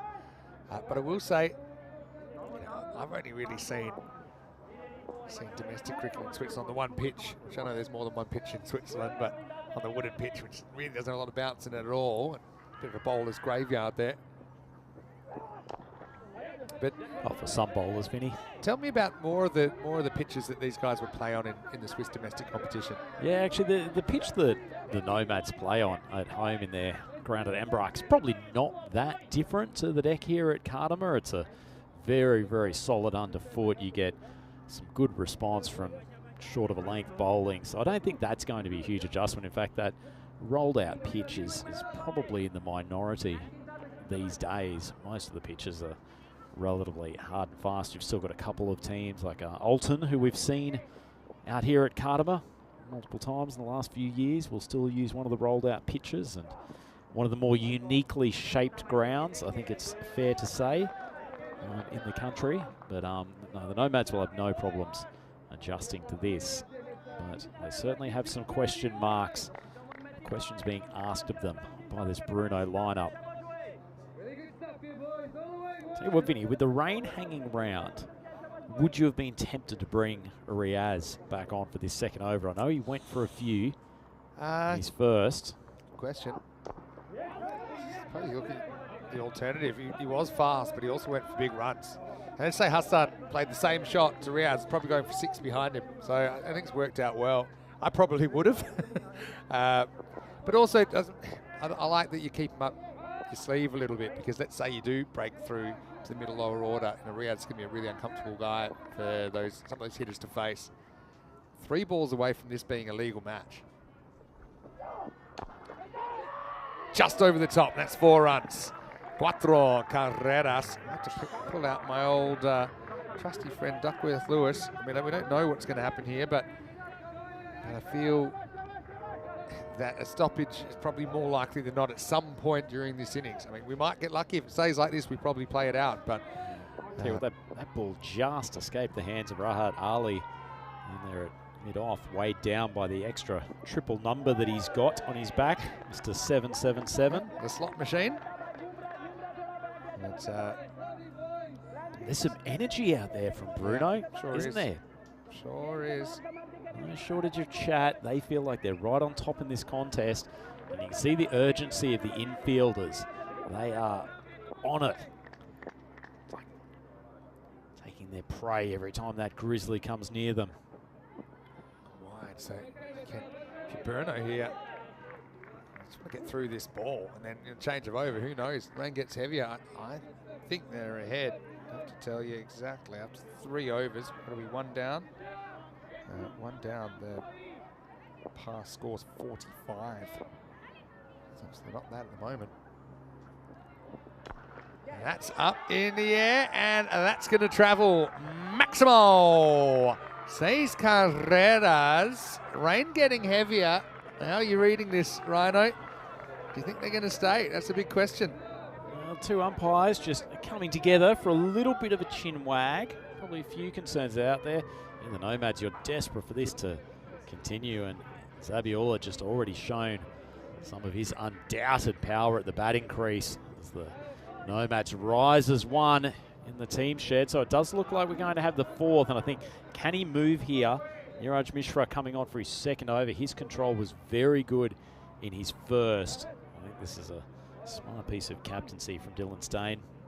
Yeah, I mean, you can see there the rain is falling fairly steadily, and they had a chat then, and they've obviously said, okay, well, if it's this heavy, we're okay to stay. But yeah, interesting, because I make it that they're 4 runs behind the DLS par right now. What is it at the end of this over? At the end of this over, it would, if they're still this many wickets down, it would be 59. So keep an eye on that. 18 runs off Mishra. But I mean, yeah, that's assuming we get to the end of an over, and obviously that can happen at any time, the stoppages. But anyway, let's not be doomsdayers. They're out there. Obviously, it's European cricket. Both these teams will be pretty familiar with playing in these kind of conditions.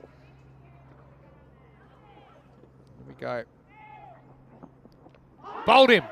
Mishra breaks through, slide off cutter, and Osama Mahmood swings all round. It ends up clipping the top of leg stump, and the Nomads just behind the 8 ball here. It's 41 for 3. I tell you what, Niraj, isn't he doing it for not only the experienced paceman around Europe, but a bit of canny line and length bowling, late swing, just enough movement to make life difficult for the top order. And that's a pretty good seed, just tickling the top of Osama's leg stump. And so the 3 big lefties at the top of the Nomads order all are gone. And it is that man, Niraj Mishra, doing most of the damage. Yeah, sure is. It's disappointment. Picked outside leg, so he kind of felt he had a free hit at it, but he never covered the stumps with his body. He kind of stayed leg side of the ball. And Osama has to walk back. What a good showing this is from Burno. Certainly is. And even more so, the canny decision to bring Mishra back for his second. Just as we say that, Vinny, it feels like the rain has actually lightened up a touch. So not much drizzle around at the moment. So it feels like, in retrospect, a good call from the umpires to keep the players out there. Oh, I don't know if that's a wide. Bit of late movement away. Tell you what, he's a bit quicker than you expect though, Mishra, isn't he? He gets some good momentum through the crease. Maybe. I think that's a fair call. Maybe it's my original bowling genes that showing up at times. I feel like, didn't that get a bit of the line? But I suppose it's in that category where if you're not sure, you call it a wide. Oh, right off the end of the bat. Mishra with a slight slip. Might be the best recovery from a first ball slip that I've ever seen here from Niraj Mishra. Nice piece of bowling again. Seems scrambled in the air. Ball just held up in the pitch, and the big swing across to mid-wicket, bringing nothing. It's Azim Nazir, the captain, who's out there. And he played for Switzerland for a number of years. Very, very good player. Batter, good all-round player too. He plays just as well in the longer format games as he does in T10, T20 cricket.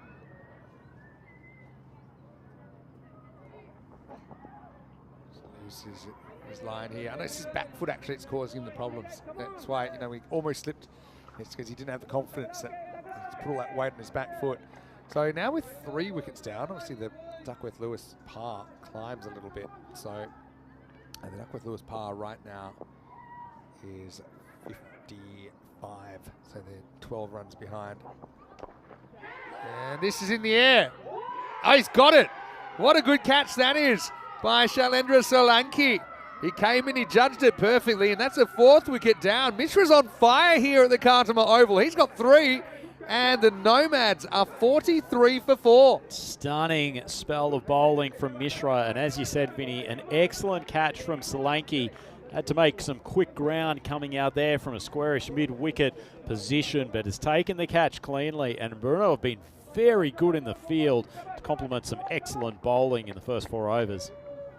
Yeah, took it well. Just caught well in tough conditions. Solanki did very, very well. Made a nice soft house for the ball and it nestled in So credit to the umpires as well. I mean, after 3 overs, the temptation might have been, okay, well, the game's a game and let's go. We did get some more time.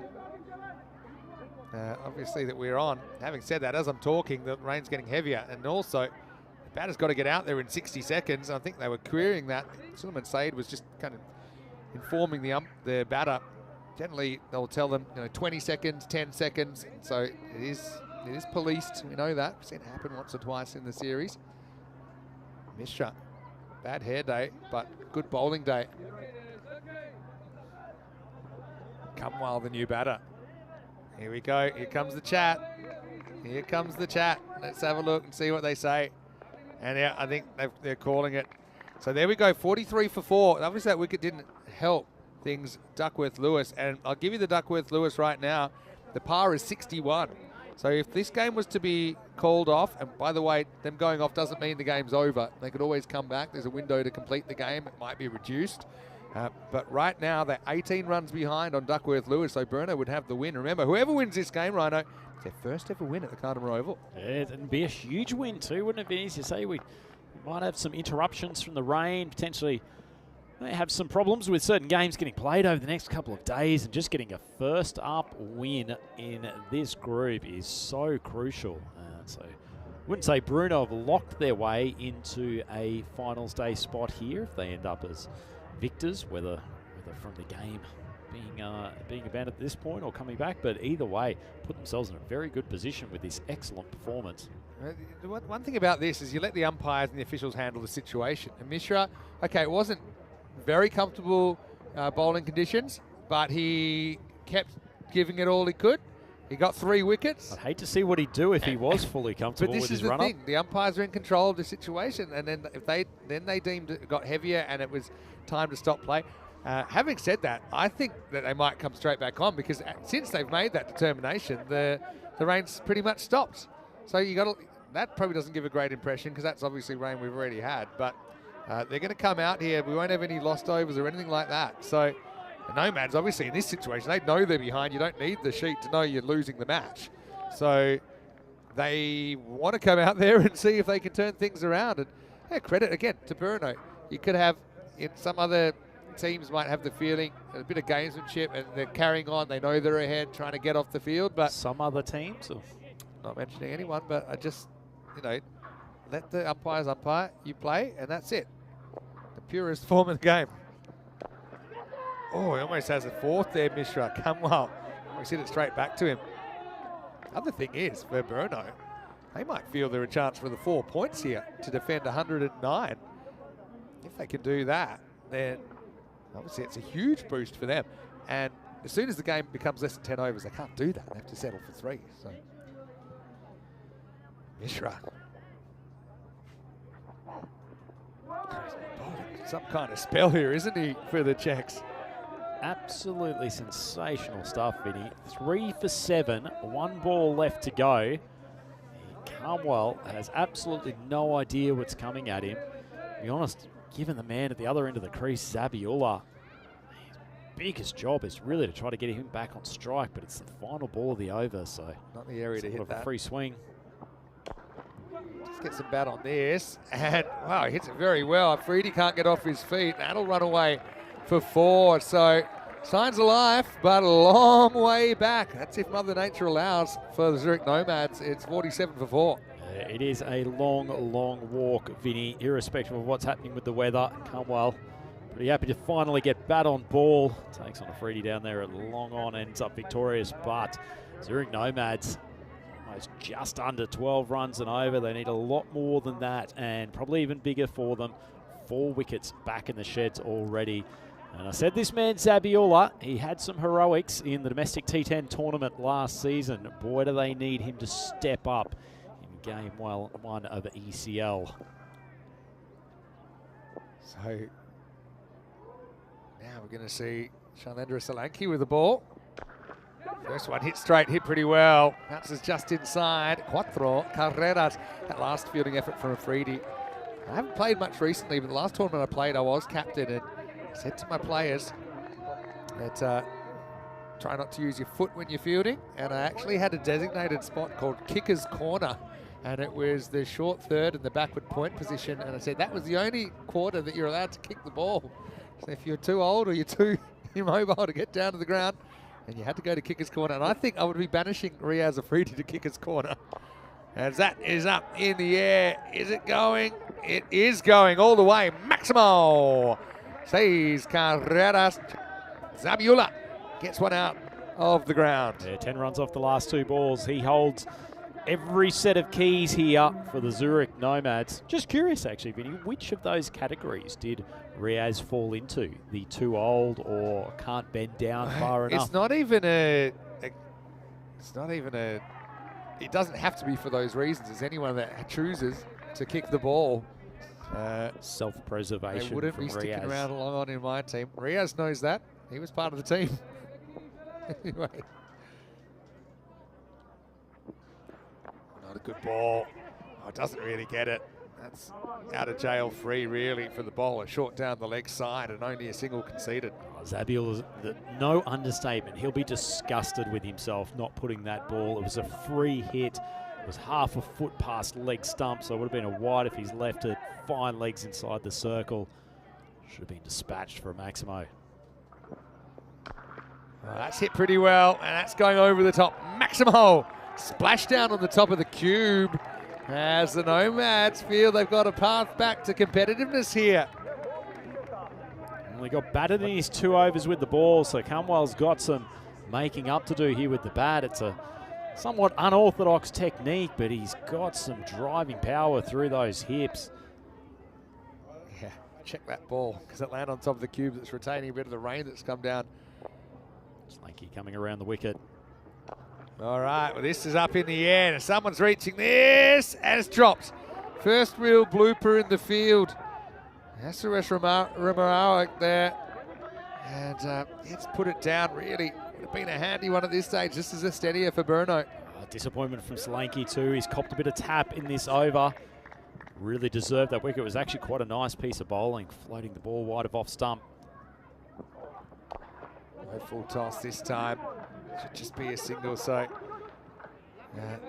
missed opportunity in that over. It's the end of 5, and the score is 66 for 4. Let's welcome you into the commentary box. Vinny Sander here, Mr. Maximo for ECN. Andrew Ryan joining me today. Ryan, great to have you. Just with the DLS, they're still 14 behind after 5 overs. The pass scores 80 to 66, so obviously it's going to be something we'll keep an eye on, but we only really need another 20 minutes or so to finish this game and let it run its natural course. Speaking of natural course, Vinny, almost the sun is out as bright as your jacket today. Suddenly the weather has just turned here at I knew the forecast wasn't great, so I've tried to go a little bit crazy pineapple here. Let's hope that we don't have any interruptions. But I've got to say, I think the umpires, they've handled that very, very well. You've got to play it by ear. You've got to take the game situation away from it. So it doesn't matter how many overs, who's bowling, who's batting. You just need to play it by ear, I suppose. And I think that's something that that the umpires got right there. They were ready to come off, but before everyone kind of got all the way off, they said, actually, hold on a second. Let's just wait 1 minute and check it out. Burner never left the field. They just got in a huddle, and they decided, okay, I think we're good to continue. I think if you speak to the players, they always love being able to play the whole 10 overs. We know it's not always possible, but that's the intention. Only one big over away here too, Zurich Nomads. Certainly that first 5's been owned by Bruno. Rahat Ali comes on, and again, he's a very experienced campaigner. Oh, wow. Fumbled. Just to tell you what, the Nomads should have been able to get back for a second. They need Zabiola on strike as much as possible. It was, fair to say, sloppy work from Riaz Afridi, and he's actually touched the boundary, so it will be a 4. He knows it too. That's why he was so frustrated with himself. So 4 runs for nothing. Surprised we didn't have a minor earthquake from Riaz smashing the ground in frustration. Yeah, so buy 1, get 4. Geez, that could be a costly fielding error if this game gets tight. Bowled him. Oh, the world is such a funny place. There's no way Zabiola should have been back on strike as Riaz Afridi kicks the boundary, and then Rahat comes back and smashes the stump out of the ground. So, I think that's a net win for the Czechs. It's 70 for 5. How the world turns. The slot machine, slower ball. Zing, ding, ding. Number 777. Ali comes back after having an unfortunate boundary. First ball. This was a lovely change of pace. Just gets under the swinging bat. Zabiola loses his balance trying to swing across to the leg side. And that is a really key wicket, Vinny, because Zabiola was the one man that you would have given a shot to properly chasing down this this total. 27 off 10. Good start to his tournament. Yeah, good comeback. Yeah, we never know. Well, we'll never know what would have happened if Riaz had just fielded that like a normal piece of play and Kamo had been on strike. But new batter comes out. Shiraz Sawari, he certainly was full of a fair bit of fire and brimstone when he was bowling. Won't be quite that express from Rahat, but obviously prides himself on his accuracy. All right, well, that's up in the air. Well, can he reach it? He might. Oh, almost. Great effort. Wipes himself out. It ends up going for 4 runs. Action aplenty here. Group D's only getting started. Isn't it? That has flown off the top edge, and Sawari did plenty of damage with the ball earlier on. I can tell you, he hits a long ball. Still stories back at the Cosnay home ground at the time he launched one, probably about 100 metres over the forest leg side a few years ago. Not much off the willow there, but it's still flown away for a boundary. Weather continuing to improve here, isn't it, Vinny? I wouldn't say the sun is breaking through, but certainly seem to have avoided the rain clouds for the moment.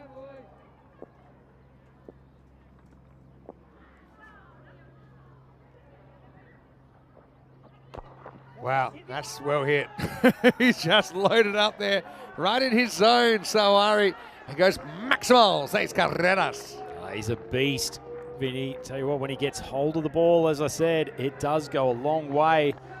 Ali tried a little off-speed ball on that occasion. Ball almost looked like it was going to drop under Sawari's bat. But as it is, he just held his stroke forward long enough to deal with the slight change of pace. Lifting through like a good tape ball hitter. It's a good strike for Maximo. We got that. Doesn't hit the next one quite as well. So Rahat, you know, sometimes there's been, you can talk about his action. He's got a little bit of a kink in it, but to me, I mean, that arm looks pretty straight all the way through. I don't see any issues there. I know he's worked hard to improve it. Absolutely fine. Pure flex there. It's good to see him back, because I think it was a bit of an issue a couple of years ago. It shows you must have worked really hard on it. Another good ball from him right up in the block hole. And that's a terrible piece of fielding. So that's the second time that they've let what should have just been a pedestrian single through for 4. Carmwell gets good fortune again. And that's a pretty ordinary way to end the over. Yeah, last time it worked out better, but I don't know about this time. Just straight to Mishra. You can argue he's had a bit of a workload, Niraj, but 85 for 5. Now you've got 2 points of reference. You've got win predictor to see who's winning, but you've also got the Duckworth-Lewis, even though hopefully it won't get called in. But at this stage, what are we, 5 down here? So the par's 96, so they're down by 11. Just staying in this game, aren't they, Vinny? Just hanging in there. 5 wickets down makes life difficult. You're really getting towards your lower order. These two young men at the crease can both hit the ball strongly, and we know that the closer and closer you stay within sort of 20 or so runs in the final over, it is all to play for. There's the old paper out, which I'm sure we'll be keeping an eye on. Rummer out, gets a bowl here. First one, reasonable length. Just knocked out for a single. Just wondering when and if you use a freebie here to these middle order hitters. Also, he could go for big runs. I mean, if they swing hard, flies off the bat. But also, I just think his pace would trouble them a little bit. Also, it's probably going to get worse for him to bowl maybe the longer this game goes. This one's called wide, Rummer out. He put a catch down earlier, but he'll be hoping to make up for it with a wicket here. Yeah, I've got to say, Vinny, I probably would have brought him back for this over. It feels like the over in which you could close the game out. They leaked a few in that last one. It wasn't a bad over from Ali, but a few poor pieces of fielding. close it out in this 7th if you can bring your speedster on, and particularly if they can get rid of Sawari. Low full toss, knocked away. No real force in this shot. Afridi comes and fields it on the bounce. Hello to Wayne, nice to see you in the comment section as well. Phil G, obviously tuning in from Czechia, of course part of our commentary team. Got a couple of commentators from Czechia, Phil G and Danny Hudacek, that were here during the year.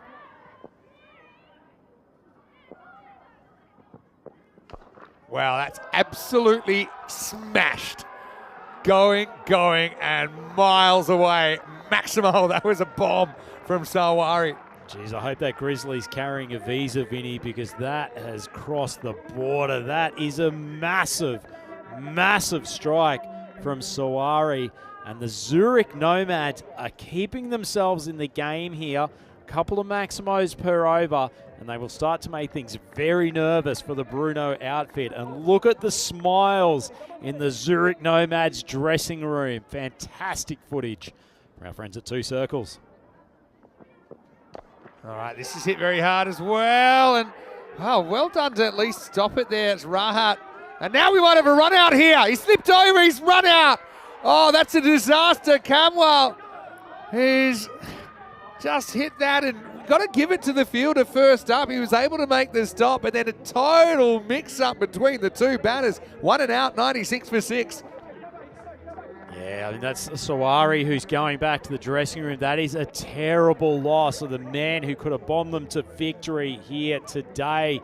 Already come up with a couple of massive strikes.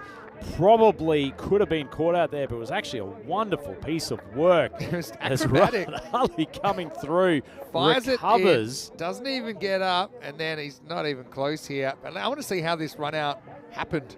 So I think Vinny, he was really pushing back for the second, and then the wet deck meant that the big man had a huge turning circle. It was like watching the Titanic try to avoid the iceberg.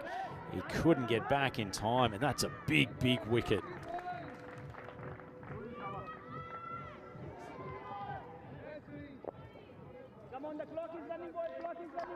So leaves Camwell on strike. Experienced Wakas Kawaja out there with him. Ball's actually managed to find some open territory out there wide of mid-wicket, but they will just take the one. So the good thing for the Nomads, Kawaja's got a lot of experience. He's marshalled them home in plenty of limited overs games in Swiss Premier League over the years. Good strong hitter himself. Good man to have at the crease. All right. Runner up. Centre part Trundler. From toss straight to the fielder. Oh, that's a nasty one, Neeraj. I think he wears it. At least he does stop the boundary. Oh, a little bit of chaos creeping in already in Group D. That'll be the end of the over, 97 for 6. Not just one of the replay, thanks to Two Circles. Kawaja looks like it's not going to be called a no ball for over hip height, but probably a ball that he should have put over the boundary. Probably just not what you're expecting at first ball. And tell you what, doesn't Mishra probably wish he was back at the bowling crease, running into a slippery deck? That's what we got coming up. Zagreb Assassins versus the Budapest Blinders. Let me have a look at these two lineups. Zanko leads the Assassins with Babu behind the stumps. Watch out for a few native players in there. Alan Magdalenic in there, Anthony Razmanic as well. For Budapest Blinders, though, all eyes on their two wildcards, Van der Merwe and Mulder from Ireland. Abash Ghani, who was player of the series early in the internationals. Mars Baiji behind the stumps, as well as Ali Farasat, who is leading the side. So that match is coming up. Due to start in about 20 minutes time. And also should mention our very own Stefan Gooch, part of the Blinders lineup. He's listed about at number 3. Good to see the Blinders out here, isn't it too, Vinny? They've been a force gaining momentum in the Hungarian game over quite a few years now. Rahat coming back up in the air, catching opportunity and dropped. That's Ramarao as well. Second one he's put down in that area.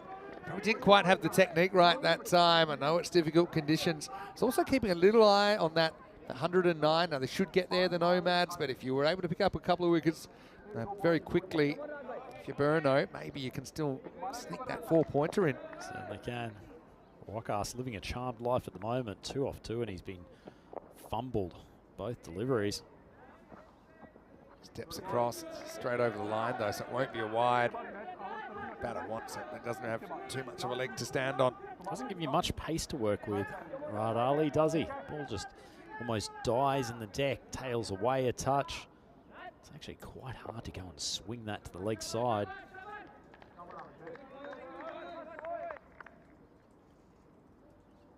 Feels like Bruno have reasserted control. Last couple of deliveries. That's lifted up, and that's 6. And so Kamwal, he's hoping to keep the dream alive here. We have seen some pretty dramatic things at the Cardimer Oval.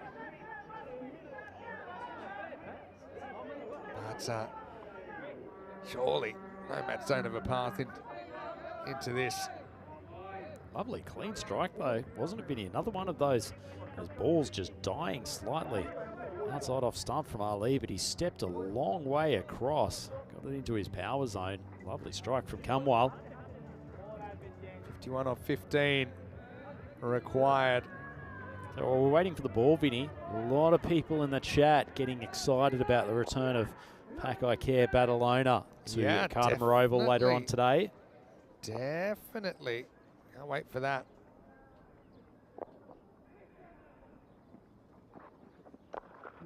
Right off the queue end, so they only get one here. He kind of went full cowboy on that, didn't he?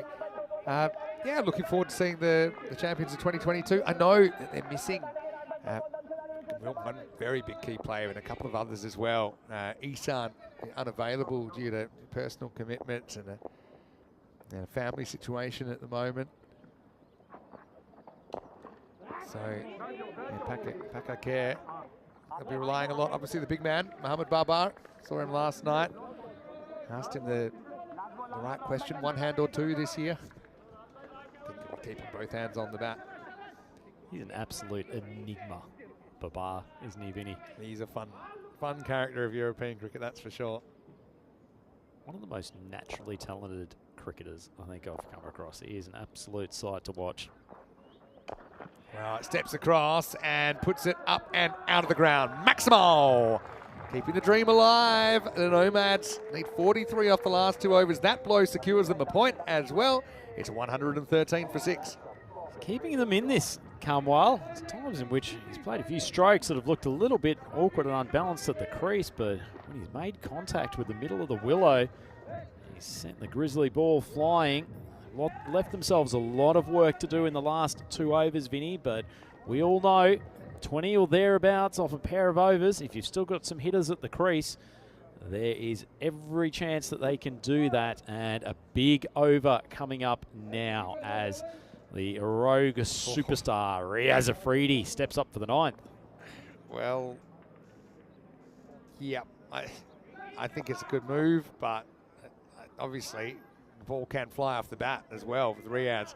Looks like he's operating off a half run. I think that makes sense as well. He's just got to get it done here. 9th over. That's a good start. Comes off the pad. Oh, it takes a long time to get going there, Khawaja. Until fumbled, and so there's no chance of a run out. I think Riaz, if he's smart, I think he is a pretty smart cricketer, he's not trying to bowl 100% of his pace. He's quick anyway with his arm. He's just kind of making sure he gets to the crease, making sure he gets in the right spot, and he feels that he's a good option versus maybe another bowler.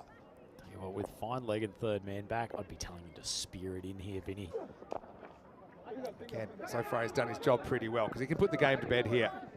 There's some people thinking if for some reason we had lots and lots of rain that started straight after this game, and Bruno go through because they're the only team with a win. I don't know how that would work, if I'm very honest. Certainly hope we have no issues like that. Full toss. And so it's definitely the one they're going to have a look at. I've got a feeling this is hip height, and this is going to be a no ball.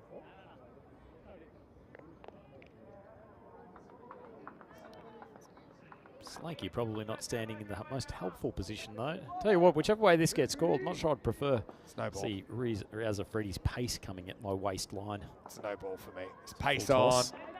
Oh, they've said it's fine. Tough call. That's a really rough call. Oh, well, okay. Well, I think it's 4 anyway. Right, at least kept his options open. Yeah, there's plenty for the third umpire to keep busy. It's about here. I think he's still touching the ball.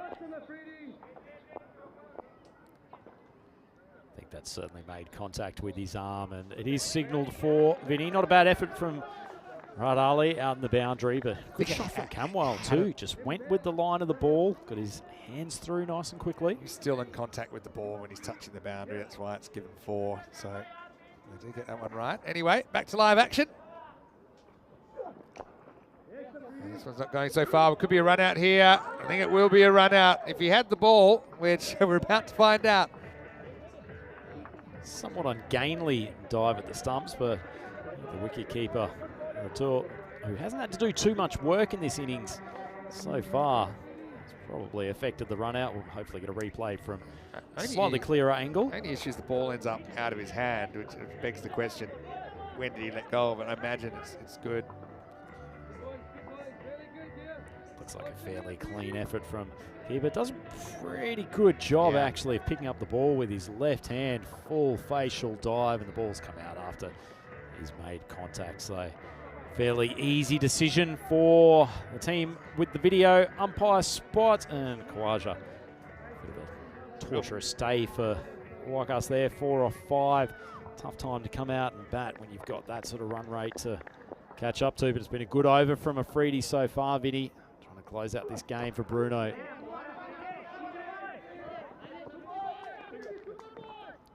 Niazi coming to the crease.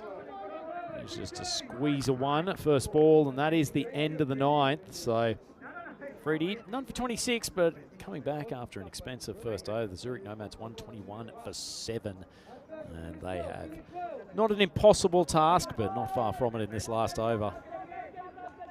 Hey, great effort by Bruno. It's their second trip to the Cartamore Oval. They were here 2 years ago. I know they were so disappointed about how that went.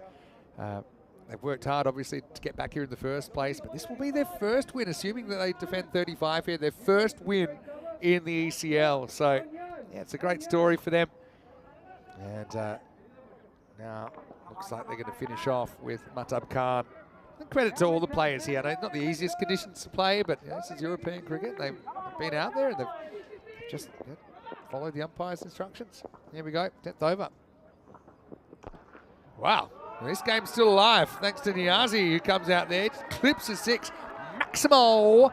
Pretty much need that every ball from here on in to get the win. Yeah, he's a clean hitter, Niazi. I suspect in the coming years, probably see him shift up the Nomads batting order a few spots. He can hit a good strike. He's shown at first ball. They are keeping themselves alive. And I guess the other thing for the Nomads too, even if they don't chase this total down, Vinny, trying to do as little damage to your net run rate as possible. Yeah. Once again, with some potential inclement weather ahead is very important. Yeah, for sure. A bit of housekeeping because this game's run late, probably because we almost left the field. There will be a 10-minute delay to the next game. So it won't start 10 minutes from now, it will start 20 minutes from now. So adjust your schedules accordingly. Pretty much should do it now. Can't blame Niazi too much. Nomads, well, we'll see them later in the day. They've got a clash against the Budapest Blinders in match 4. For Brno, they'll play match 3 against Pakakare Barcelona. That'll be a really good test of where they're at. It's Pakacare's first game. Edged and gone. So Ratul will take the catch. Another wicket for Matab Khan, a second for him. And yeah, credit to Brno. The teams have toed and froed. But Brno have just outplayed their Swiss opponents in this game. I think the main thing was the fact they got those big fish at the top of the order before they could do too much damage. And now it looks like Brno are heading for their first ECL victory. Yeah, certainly the case, Vinny. I think most astute observers probably would have had Bruno, as one of the teams really fighting for that final position to get into finals day, but they've shown that they've got plenty of depth in this team. Miraj bowled a couple of excellent overs at the top of the innings as he sadly walking back for 7 off 4. And they've got enough hitters in that batting lineup that they can cause some damage and send a real fright through two of the more well-credentialed teams in this tournament. Bad shot.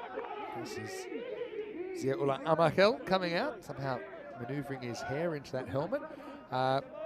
Just a further update, they've decided actually it won't be 10 minutes late, it'll be 15 minutes delayed. So it'll actually be starting in around about 23 minutes from now. So you can have time for a coffee have an break extra in cup between. of coffee. Yep.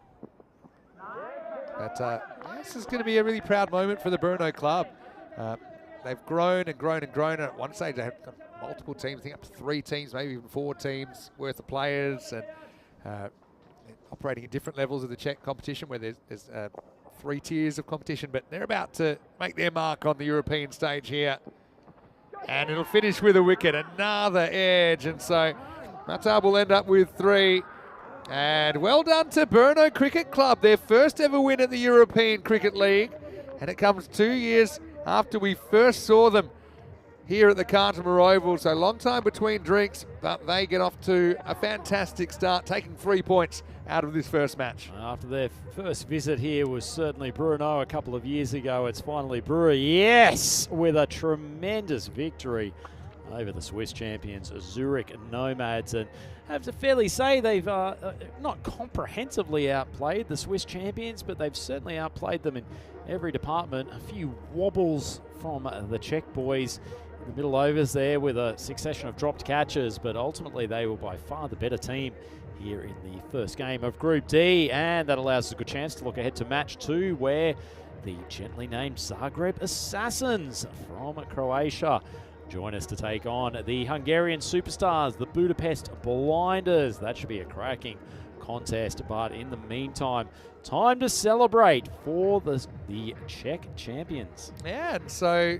okay, you always feel a bit better after your first game, even better when you win. We can see it means a lot to Bruno as they go out there. By the way, you might notice their kits are slightly different to some of the other kits, Bruno, because they've been stuck in custom, so they're using their regular kits, and well, it's done the job. They felt right at home here, didn't they, at the Cartama Oval, building a very healthy score of 155 and defending it to win by 27 runs. They're looking absolutely resplendent, and certainly more resplendent than poor old Miraj face planting and then coming back with a peach of a ball that was adjudged LBW, and that was a big call and a big moment in the game.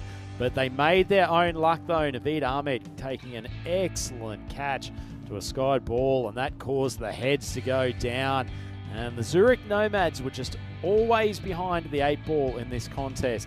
And it was probably only when Zabiullah came to the crease, hit a couple of Maximos in succession, that you felt like they had any momentum. Yeah, it's true. I just think it's a bit of a failure to launch, really, across the board. We saw Zabiullah with 27, Kamal finished with 35, 19 for Sawari, but I think when you lose your top 3 without any of them getting to 20, it's always going to be tough to chase 150 or more. They did take some very good catches. I know they dropped some towards the end, but I think they caught them when they mattered early on in the innings to get some of those big fish. There's Leon. Well, you know that he loves watching the cricket here. This was a little bit of a worlds collide moment, because Riaz gave up 3 there. The very next ball was a wicket. So it basically put the other batter back on strike. Rahat Ali knocked the leg stump out of the ground despite the best efforts there. Sawari obviously hits the long ball as well. He ended up with a couple of Maximos to his name, but the Raider just crept out of control. Nomads were hoping for a bit of a miracle here, but never came forward. And they will take 1 point out of that game at least. They got close enough. This one really hurt, didn't it? The run out of Sawari looked to be going well, but just a miscommunication resulted in him having to walk back. And then really, as long as they didn't lose their bottle in the last 2 overs, Bruno were short of the win. This is a little bit the old Jonty Rhodes wicket-keeping style there. Goodbye stumps, goodbye ball, goodbye batter. It's Ratul saw that he kept his ball, kept the hand over the ball long enough to affect the run out. And then a couple of little nicks in the last over. That tub was pretty good, wasn't he, out there? So disappointment for the Swiss. Like I said, they'll have the right of reply later on in the day when we'll see them take on the Budapest Blinders. Yep, big contest coming up there. That's going to be a difficult one for Swiss boys to open their account. Blinders have come out here with a very, very strong side, but as it is, excellent win from the Czech champions. Bruno finally getting their account open here at ECL. They will be extremely pleased to get a first up win, and that's a bit of a sorry looking scorecard for the Nomads, particularly for the top three. Only 4, 13 and 5 between Nazir, Mahmood and Ahmad. It's where they would have wanted to get off to a much better start. Zabiola played pretty well, 27 off 10, and Cromwell, he hit 35 off 17 before he was a victim of Matab Khan in that last over, but kept the Nomads in the hunt for Bruno.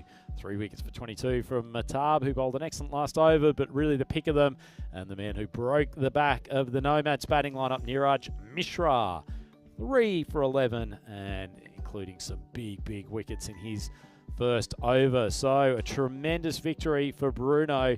They take out this opening game of Group D, beating the Zurich Nomads by 27 runs. So, Vinny, quick update. When are we starting the next game? Yeah, so we will start in 15 minutes from now. So we're back in about 13 to take you into the next one. It'll be a battle between Zagreb Assassins of Croatia and the Blinders of Hungary. Vinny Sander here, Mr. Maximo, with Andrew Ryan. We'll be back shortly to take you through more action here, live from Cartama in Spain. You're watching the European Cricket League.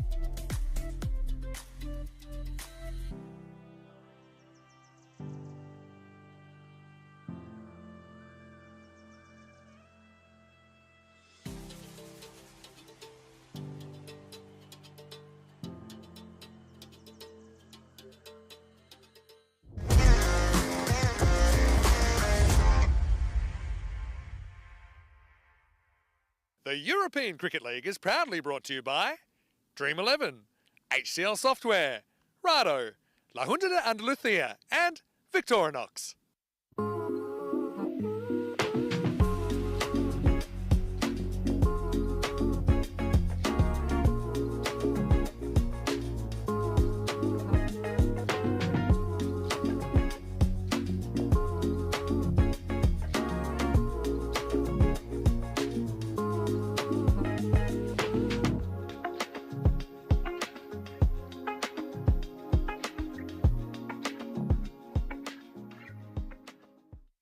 Hello and welcome back. Great to have your company wherever you're watching from around the world as we get ready for another match in the European Cricket League coming up. Now it's Group D match 2 and we'll see the Zagreb Assassins of Croatia taking on the Budapest Blinders of Hungary. This should be a really interesting matchup. Ian Ramage is the tournament referee. He's got the giant coin and the two captains. Let's see who wins the coin toss.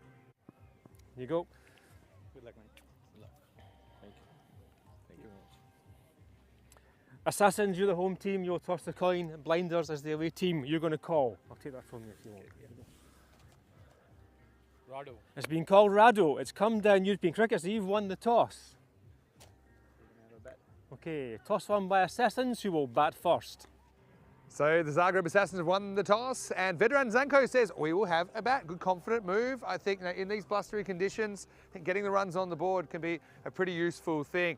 Assassins, they did qualify for this ECL. They had to win a playoff against the ECS winners, so Oliver Split, but they did that. It's their second trip to the ECL, so let's see how they go this time. The Budapest Blinders, it's their first ever trip to the Kartama Oval as an ECL club. We saw them win the ECS last year in a really, really dramatic final actually. It had a supersonic over while 9 down in the first innings. So they are a strong side already, but they have picked up a couple of big wild cards in Jason van der Merwe and Jacob Mulder, who both have played ECL cricket here for CIYMS. And I think they will make a big impact in this side. So using the wild cards to their advantage, again, teams are allowed to do that. They're allowed 2 players that don't regularly play for the club, and I think that's a good pickup for the Blinders. But anyway, let's get ready for the first ball. The news from the toss is Zagreb Assassins are winning the toss and batting. Let's get ready to go with Andrew Ryan up in the commentary box. Thank you very much for that very comprehensive preview of Game 2 here on the opening day of Group D action at European Cricket League 2025.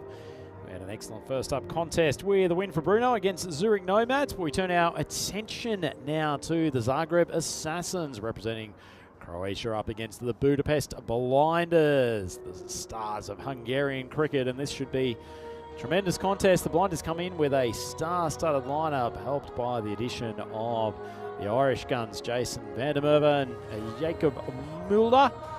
They've got plenty of local talent in their group as well, headed by 2 men very, very well known to us on the European Cricket Network, Mars Bargi and Stefan Gooch.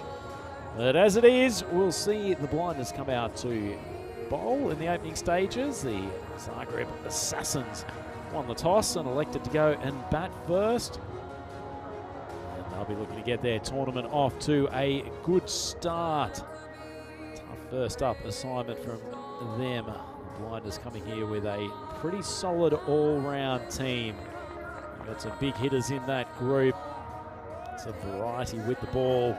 And they will certainly go into this game as favourites. The supercomputer, so excited about the Blinders. Forgot the percentage on that reading, but they're given an 82% chance of winning this contest. And as we've mentioned a few times already today, with some level of inclement weather forecast for the next couple of days, getting early wins in this group is extremely important. There we go. Supercomputer rectifies things super quick. One of the unsung heroes of our ECN coverage here at Kartama Oval. Some other men who will be looking to make heroes of themselves. Ahmed, big placement, standing at the top of his mark. It's Nalshad Babu, who will be opening the batting.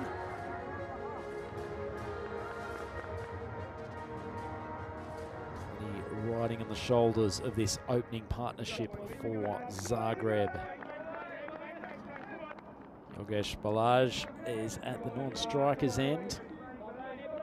Plenty of chat early from the blinders. Renowned as a very energetic team. Intelligently led. Ali Farasat, he's got the captain's armband today, but there's plenty of experience in and amongst this lineup. And they've played a fair bit of T10 cricket as well, so the big left arm paceman. Full toss, and it's dispatched. It's a great start. That's carried the rope, and the arms go up to signal Maximo. So an excellent start for the Assassins. Full toss, the outside off stump. Babu, just get enough willow on it. Not an easy day to be a paceman here at Cartama Oval. So really only one slip in the first game. Hasn't really been any sort of material level of rain during the intermission period between game 1 and game 2. Short ball. I think that has struck his helmet. Ball just flies away. And look at this on the replay. Pretty decent short ball. Complete opposite of length to the first delivery. And it has struck the side of his helmet. But it seems to be okay, which is the main thing. But we will likely have a brief delay here while medic comes out on the ground to just do a quick examination. The thing is that the player in question, Babu, seems to be okay. Just go through this process just to make sure that everything is still functioning well. He's got a smile on his face. He's tracking the finger, gives the big thumbs up, and back into play. Certainly an important thing to make sure we implement the medical protocols.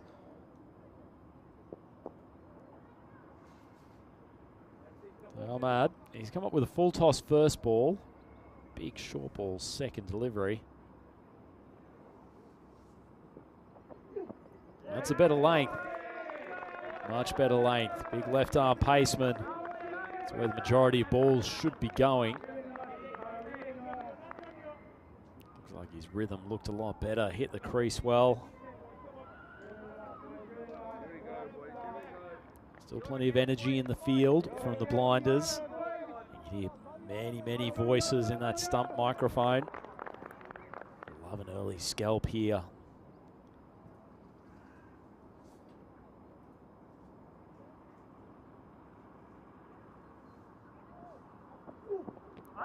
Shortish ball. Yogesh just turns and takes it on the body. There's a huge amount of intent. It wasn't actually the greatest ball from Ahmad. Tailed in a touch, but looks like his pace and bounce has just worried the batter more than anything.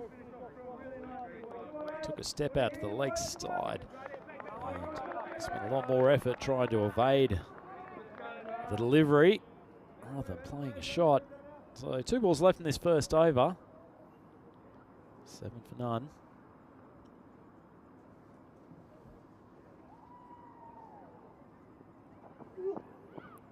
Good change of pace from Ahmad. Well, he's been a touch wayward with his over so far, but looks like he's got some good tricks up his sleeve. It's an excellent delivery. It's pitched just outside off stump and gone on with the angle, only just missed. And he's certainly troubling Yogesh on top here of the Zagreb Assassins batting order.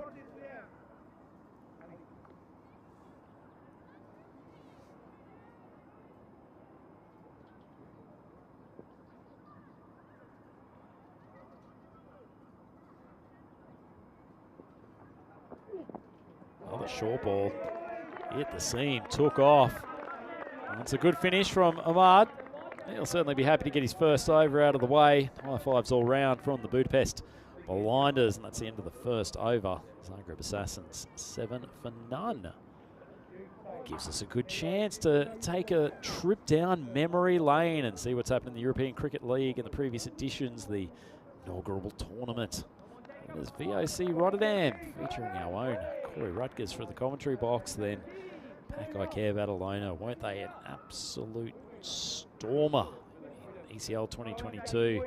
Fantastic contest against Tunbridge Wells in the final there. And then Hornchurch have played in the last two finals. Runners up to draw in 2023 and victorious against the Old Victorians from Jersey in 2024. So who will it be? 2025. Certainly some even teams in the opening stages as Mulder comes on for his first over, and that's very nicely played from Babu.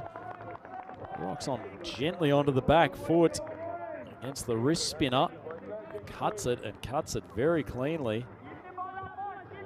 Wasn't particularly short from Mulder, but Babu's used excellent footwork to get himself in good position. He's off to a tremendous start here, 11 off 3.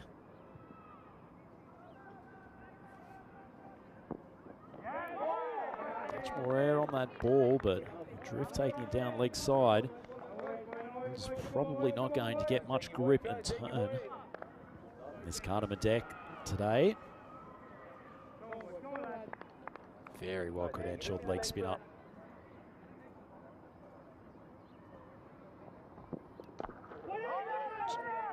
Slightly quicker. Might have actually been the flipper coming out of the front of the hand, but it's a nice piece of bowling. But Bowie's actually done a good job to chop down on it quickly.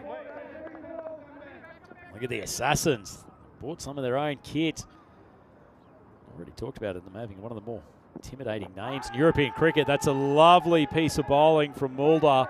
Looks like the finger has stayed down, but there's a run out nonetheless.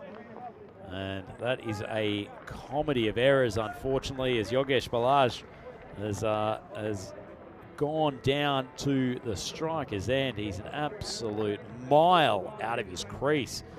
This was a pretty decent delivery, a great shout, but as it is, the striker, Babu, has absolutely barbecued his partner. Just run.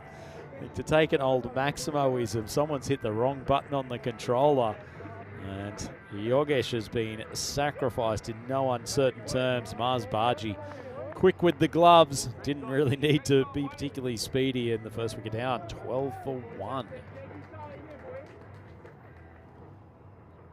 Tough introduction to ECL cricket for Yogesh.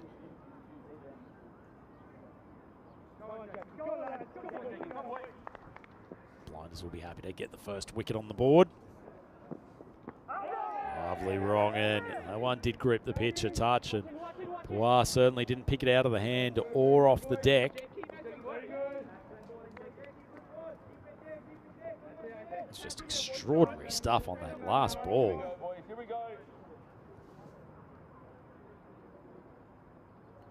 See the replay.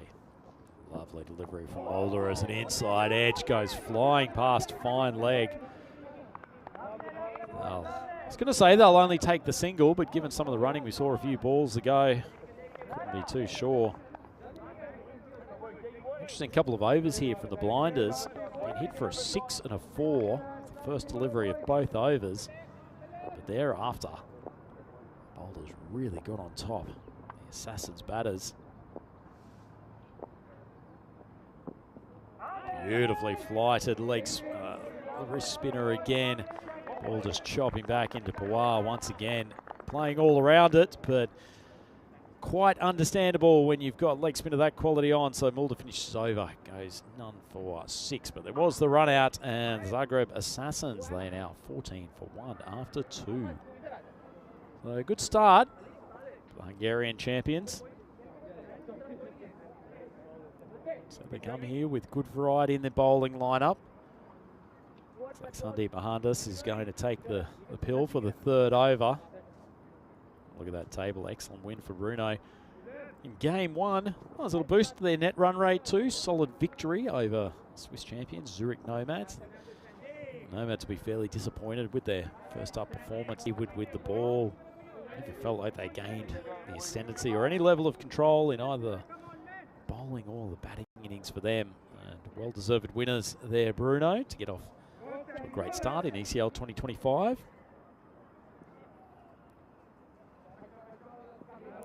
Assassins keeping their eye on the ball. Need that message to go out to the two men in the middle now.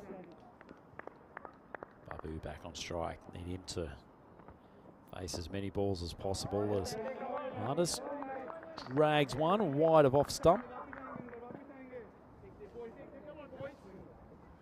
Just rechecking his mark. Not easy for the pace bowlers, the right arm over the wicket bowlers there. There's a fair bit of sawdust down to deal with the wet conditions. This ball driven nicely to mid-off, but big Stefan Gooch. Don't get too much past him at that mid-off position. Looking pretty fit, the big Gooch. Sure he'll play a big part. Elegant left-hand batter for the blinders. Mahatis, full toss, low full toss, but that's drilled out to cover position. And Mulder fumbles, allows them to go through for the single, but blinders keeping things under control here for the moment. It's the last over of the power play. Zagreb only 16 runs on the board.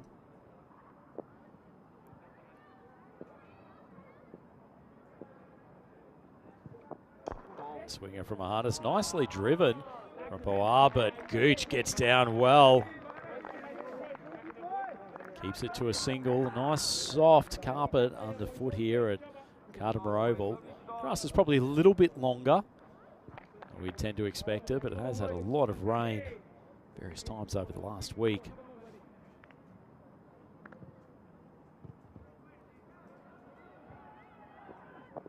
Short ball. Swung hard, and Babu pumps it for a maximum. Artis drops short outside off stump. It's just a hard swing, but he made good contact.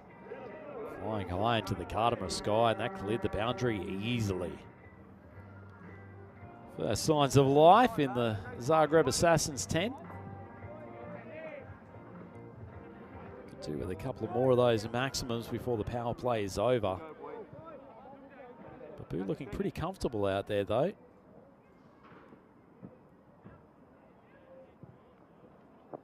Another in-swinger, but it's a full toss and it is sweetly struck. Babu showing he doesn't even need to keep two hands on the bat, just the top hand drilling the ball over the long on boundary. And so a pair of maximums helped them get up to 29 for one. A great ball from Mahatis, just the in-swinger floating. Trying to go for the in-swinging Yorker. Over pitching, and it's a little bit too easy for a batter of Babu's class. Plays that late, pushes it out to Mulder there at cover, and they'll allow them to take the single, so not a bad outcome for the Assassins. 13 off the last three balls. They get Babu back onto strike. The end of the power play. They are 30 for one.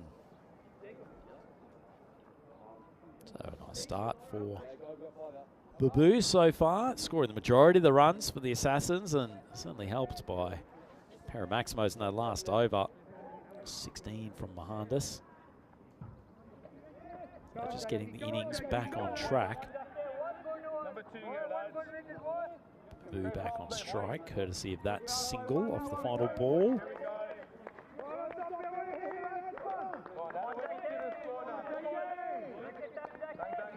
Just need to make sure this run rate gets a tick above 10 at the moment. They'd certainly be eyeing sort of 120, 130 if they can. And that is going to help. The ball is holding up on that wet field. And I'll have to have a look at the replay. The fielder might have actually still been in contact with that ball as he made a head-first dive and try to stop the four. See this, he sort of hasn't been able to flick the ball across. I think he's in contact with the rope there just as he makes a valiant attempt to stop it, and it has been signalled for. We're just getting a lot of drift on that ball. Nicely played from Babu. That's in the slot, and it's struck very sweetly over long off. Baboo playing a lone hand here for the Zagreb Assassins. Mulder being brought on for his second. That was a pretty good piece of captaincy. If they get rid of Baboo, I feel like they'd be into the teeth of this Zagreb batting lineup, but taking 10 off the first 2 balls. The Assassins are up and about in the dressing room. It's not a great ball from Mulder, but it's probably the first one that Baboo has tried to overhit. See Mulder putting a lot of work on the Grizzly, desperately trying to take as much moisture as he can off the pill. Short ball, Baboo rocks onto the back foot, plays it straight, but it's cut off there, wide of long on. Zabas Ghani, very good player in his own right, coming around there. Big couple of balls here. Well, probably just needs to try to tickle the single, get Baboo back onto strike.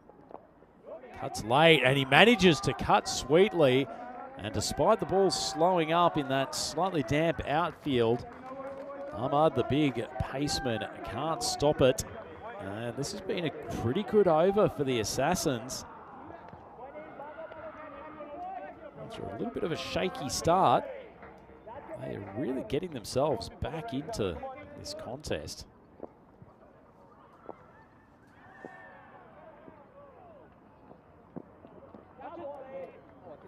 Ball's just drifted down the leg side.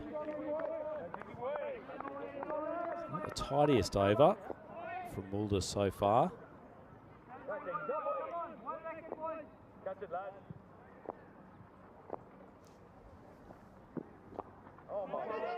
Make some steps down the track. Might be a chance of a run out here if it was a direct hit from Ikram.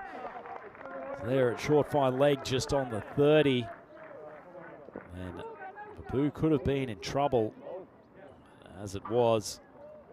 He survives, thankfully, for the Zagreb Assassins.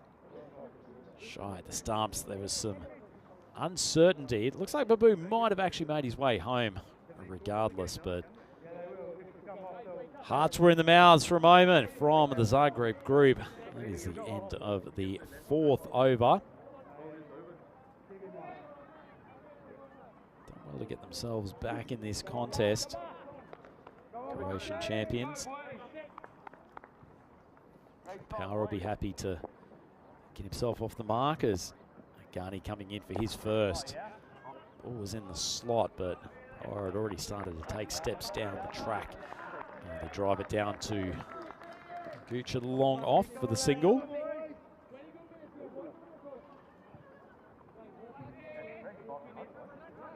.47 for 1, the Assassins. Another ball at slot, and this time it's punished. Cracking shot from Baboo. He's showing he's got some quality with the bat here for the Croatian representatives. Ghani just that nice pace to hit.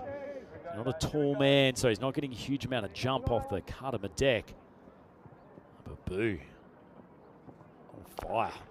That's cracked out to cover. Slipped underneath the leg of Mohandas, who got down in a good defensive position in the field, but the ball was absolutely flying towards him. And the pressure back on Zabas Ghani.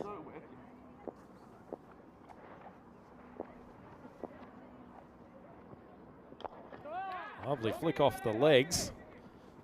Most a traditional looking cricket shot, but just be for the one. Fielder coming around there from backward square. Mid-card. So the Assassins are on top here, but they've certainly got themselves back into a pretty serviceable position. As long as Baboo can stay out there. Full toss, swung away to the leg. It's between those two fielders. A quicker day.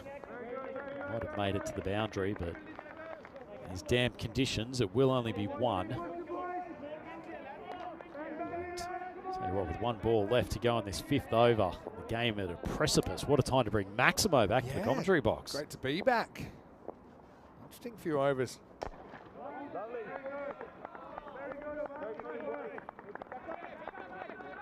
Nabu certainly has flown the flag, but I suppose you always wonder with the Assassins about their ability to compete at the level and have enough players that can, but right now he's doing a great job. So 58 for 1 after 5. Let's welcome you to the commentary box when he's sounding here, Mr. Maximo. Got Andrew Ryan with me here, and yeah, Ryan, you're going to settle in for a few days.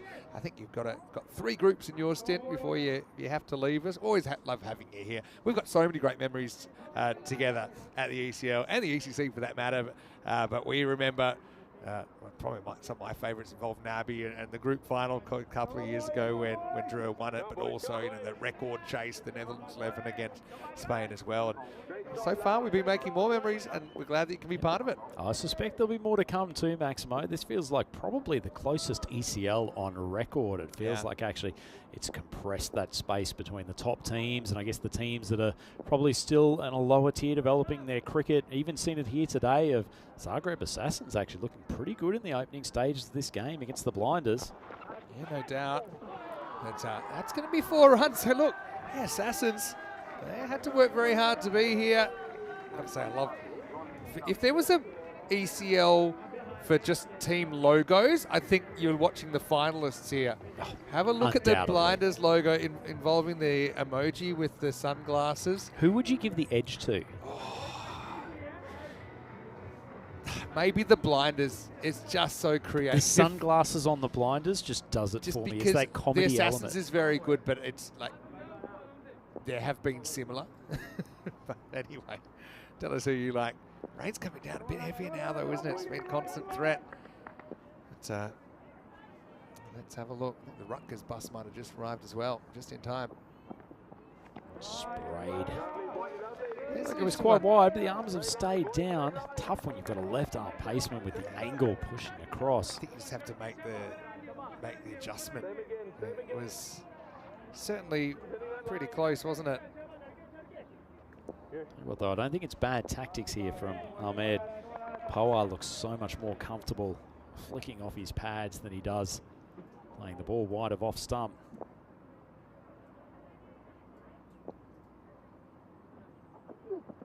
There you go. Good bowling from the big paceman. Pushing the ball through nicely wide of off stump. And there we go. We've got to get the glass in. It looks pretty good there. Thing of beauty. Very nice. Very artistic. Love our friends at Two Circles. Yeah, I think it's to do with just the innovation that does it for me. I suspect it will be one of the most desired kits here. This guy, ECL 25. Yeah, brother, I've got to tell you about. He came out number 11 where in the ECS final, and they were 90 for 9 and managed to basically strike 33 off the last over. And then I think he had a couple of wickets to bowl his team to victory. He was a pretty popular guy with the Blinders organisation that night. It's great to see him here at the Carlton Oval. Certainly a handful with the ball. Probably doesn't feel like he's had great control so far today, but he's a tall young man. Gets a little bit of movement off the seam and hits the deck hard. I suspect once he gets a few overs under his belt, he's going to be very, very difficult, but and he's giving some difficulty to the Budapest Blinders. Babu, he's playing a little blinder himself.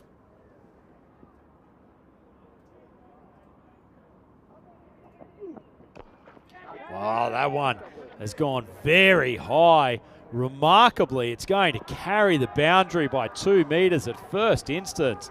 I think that Ahmad probably thought he was in with a wicket, but he's timing that ball so well, and he's past 50 now, Babu, so he's playing an absolute gem here for the Croatians. Wow, what a sensational kind of rearguard action. And it could just be one of those situations where after you have run out your partner in such horrendous fashion, he's not really in a rush to go back to the dressing room and have the conversation. He certainly made up for it. Good innings. Oh, outside edge, and it's flown, and it's dropped down there at third man.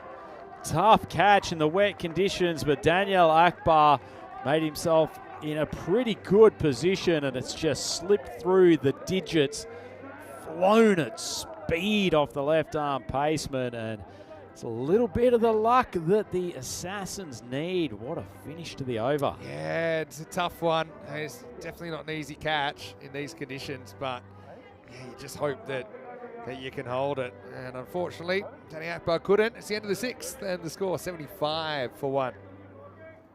So Babu is up to 57 of 20. And Bois giving him enough support. 14 as Abbas comes in for his second over. Another lovely flick. Well, doesn't he play that shot delightfully? Pritesh Power, just a gorgeous little flick of the wrists, and another boundary as well. Jason Vandermerve, a little bit of gritted teeth smile. It seems like he might have done himself a touch of an injury going for a big slide out there. Yeah, won't be too happy about that. And again, both these teams are pretty familiar with the conditions when they have to play sometimes. Full toss, gets a tickle on it, and it runs for 4. It's an easy no ball call. And things just going a little bit all over the place for the blinders now. Best efforts of Mars Bargy with the gloves, couldn't stop. And that is not a good outcome for Ghani. Vinny, just feel the momentum is turning towards Zagreb. Yeah, it's been a strange, it's kind of an unhinged beginning, I think is what I'd call it. I mean, I've obviously worked very hard to be here in the first place, but Ghani was player of the series in the T20I Tri-Series. There's no doubt that's high. But just out of the grasp of Masbaji there. Still, I think blinders with their batting, if they can, okay, even if it is 136, which is looking like right now, they'd still feel they got the batting to chase this down. It's 22 already. 84 for 1. That's a slot ball. It's drilled. An excellent effort from Gooch down there. Diving to his left on the long off boundary. Shells the catch, but in reality stops the 4. Yeah, I mean, again, you see these flat ones, you can have the perfect technique, but it's very hard to give with the ball the way you need to in that position. And with the ball greasy, it's really up to the cricket gods. Short of a length, whipped over the leg again. Power loves that side. It's actually a pretty decent stop from Khan. Oh, that was a touch sluggish. Felt like he was running in quicksand for a moment. Great effort to get back. Baji tries to slap the ball down onto the stumps. I like this thinking because the throw was high. He didn't have time to actually try and grab it. So he actually deliberately, I think, goes to bang to try and push it down. It's been watching some of the Australian indoor cricket archive of Maximo with the gloves with that manoeuvre. Won't see that in an indoor cricket hall though, as Babu launches Ghani over for a Maximo, and they have clearly decided that Ghani is a man to be targeted. Yeah, Ghani really had such a brilliant time in Malta, but he's finding it tough here. Still plenty of this game still to go. See if he can fight back here. He's got a good slower ball. That one's in the slot. It's driven, and it's driven strongly. Lofted over, long on. The arms go up. It's a Maximo, and Babu is up to 71 of 23. Remarkably, the Assassins now 99 for 1, and we haven't finished the 7. Yeah, really well picked up there by Babu. Some sort of innings for the Assassins. Ghani slot again. Babu drops his bat. It doesn't matter though whether it's one hand on the bat or none. He is flaying the blinders attack. And Zagreb Assassins reach 105 for 1. Still 3 overs to go. Yeah, beautiful swing of that. There goes the bat, but there goes the ball as well. Assassins, they're throwing down the gauntlet here. Tell you what, Vinny, when Balazs came off the field, run out in comical circumstances with not a run off 4 balls, you would not have predicted that this is where we'd be after 7. Yeah, exactly, but that's the beauty of ECL cricket. You can see Darmstadt CC of Germany, as well as Hornchurch of England and Skanderborg of Denmark already through to Championship Week. We'll add another name to that at the end of Group D. So looks like we'll have Stefan Gooch bowling now in this over. No Paco Care, I think they've just arrived as well, preparing for their first game against Bruno. Match 3. Gooch just drifts on the leg stump, and it's clearly where Poar is most comfortable, but it's flicked for just a single. Still holds one of the best sort of bowling figures on the network. Not one of the best, the best. Is it still the best? It is still the best.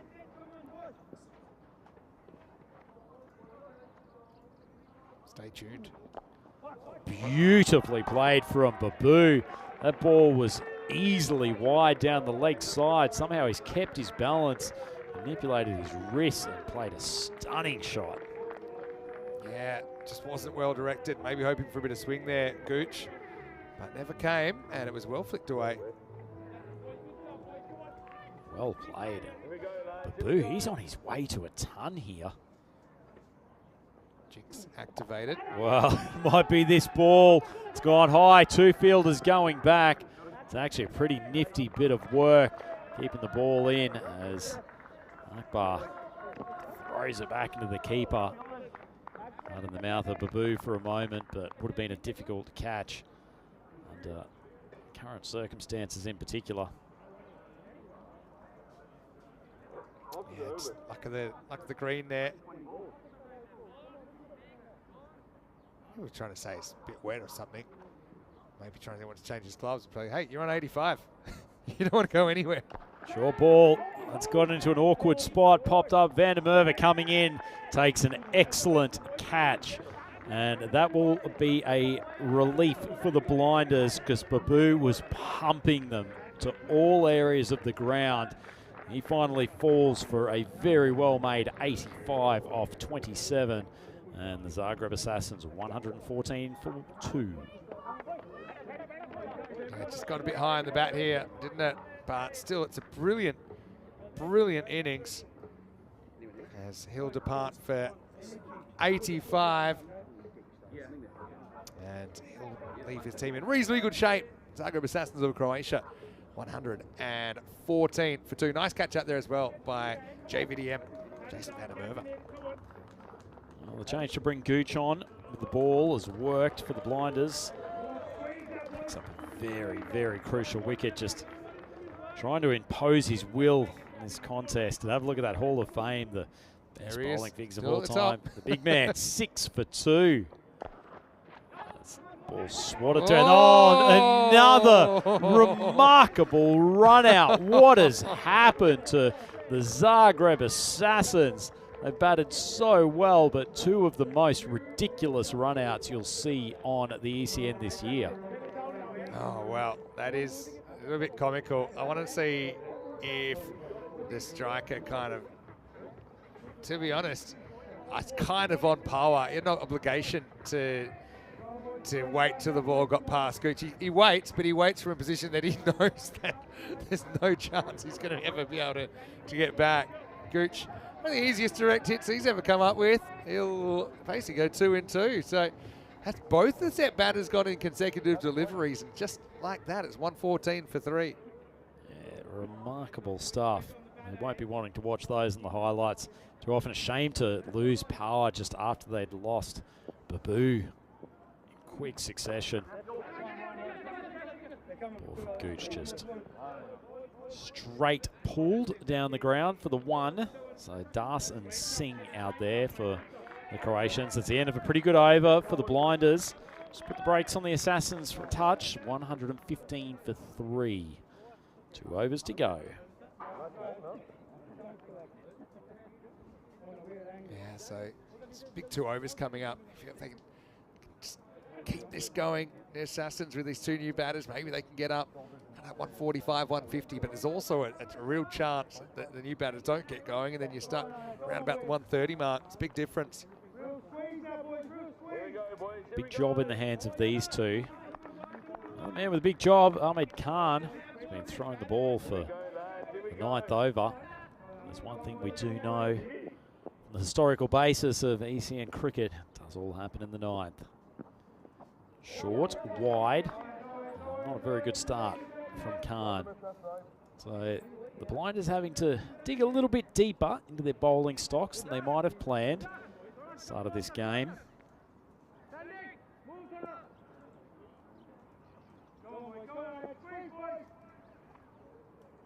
Assassin's expected score 138. They'd love a touch more than that, but Khan, after absolute dross on the first delivery, has come back with a peach hitting the top of off stump. Das trying to give himself a bit of room to thrash it through the offside. Clean bowled. And the Zagreb Assassins 116 for 4. Yeah, so it's kind of what Blinders would have been hoping for. Ahmed Khan comes in, gets a good look at the stumps, doesn't he? And knocks them over. So the Blinders fighting back here towards the end. It'll be the end of Saran Das for just one. It's 116 for 4. Powerful batting lineup the Blinders have, Vinny. What do you think that Zagreb needs to target these late stretches of their batting innings?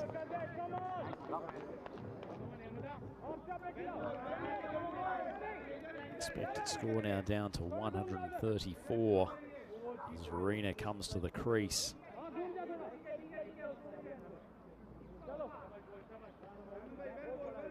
Khan 1 for 1. So just a very, very poor delivery first up. Peach second. Big appeal. Not sure what for. That looked like a fair bit of gap between bat and ball. In fact, he was very late on the shot, Arena. Slippery customer, Khan. Low slingy action, so the ball really does just kiss the surface and scoot through. A wide one. The danger of that full arm sling. Your rhythm's just out of touch. Very easy to drag the ball wide of off stump. Just see, he's not really getting much follow through in his bowling action. It's just a huge rotation at the bowling crease. It's pretty decent delivery, but the outside edge has been helpful on one or two occasions for the Assassins today. Arena, bat on ball, he's 4 off 2, and Assassins 121. Yeah, just used the pace, didn't he? Played it pretty late. This veteran Zanko, he likes what he sees. The Assassin skipper. If you're the Assassin's captain, does that make you kind of like The chief assassin. the Godfather? The Godfather. Very well. That's what I'd demand to be called if I I was. suppose they say the Godfather. But I mean, it's more of a We're mob. we're not murderers. Anyway, See, murderer brings some really negative intent, as opposed to assassin is just executing a job. Executing maybe a bad choice. I think of there's words. a certain clinical nature or feel to the word assassin. It makes it seem less murdery. Yep, there's no Yeah, emotion. basically, that's what it is. Absolutely no emotion. Oh, Definitely just a noise misses the there, leg but- stump. I just flicked his pad on the way through. Khan leading the competition, or at least leading this Group D. Unnecessary appeals at the moment, but good to see plenty of enthusiasm from the Blinders paceman. Napalm Singh, batting crease, and just to squeeze out a drive, and Big Gucci, that was a couple of fancy dance steps. He's got a smile on his face. The big beast from the Blinders manages to stop the ball, keep it to a 1. That's the end of the over, and the Assassins 123 for 4. All right, so pretty competitive total here. First up, 1, 2, 3, 4. 7 extras in that total as well. Ahmed Khan 1 for 8. Decent job. It looks like Stefan Gooch is going to finish off here though for the Budapest Blinders.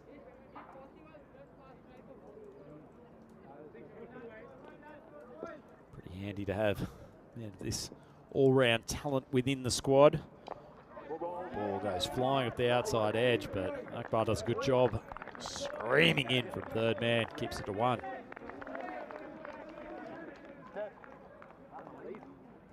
Got some good vibes around the team, the Blinders, don't they, Vinny?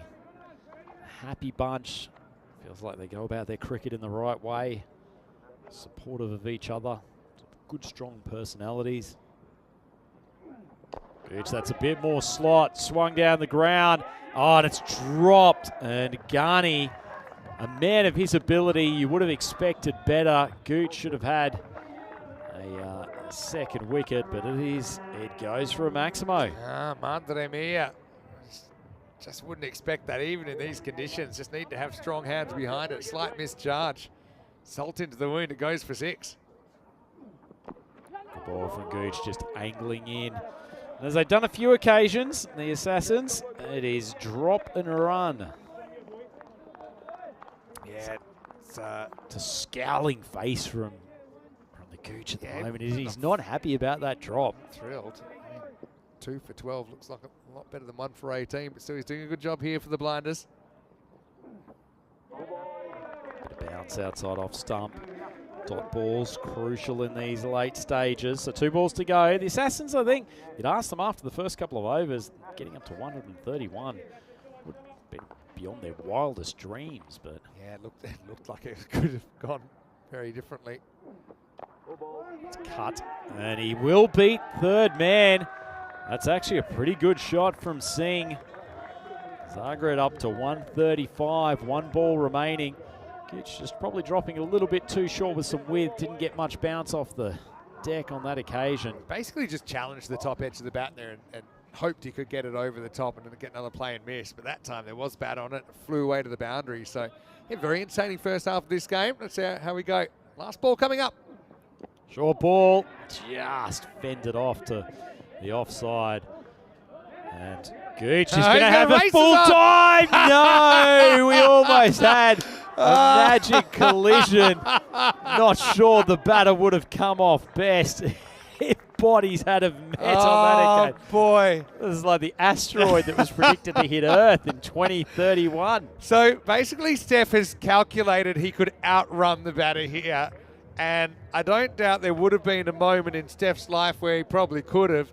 But he's tried the rhino, the flying rhino. But have a look. He basically thinks he can win. And then he wipes himself out. Look at here. He says, right, you're there. I'm here. Let's go. And then completely regrets it. Oh, what a great finish. Even though he could have just easily underarmed that to the keeper. Did well not to kick him in the head on the way through. He jumped over like a gentleman. Man, that'll do it. What a great finish. Jeez, I reckon we would have had the ambulances out of here if Gooch went head first. I can't believe he thought he could get there before the batter. That was amazing.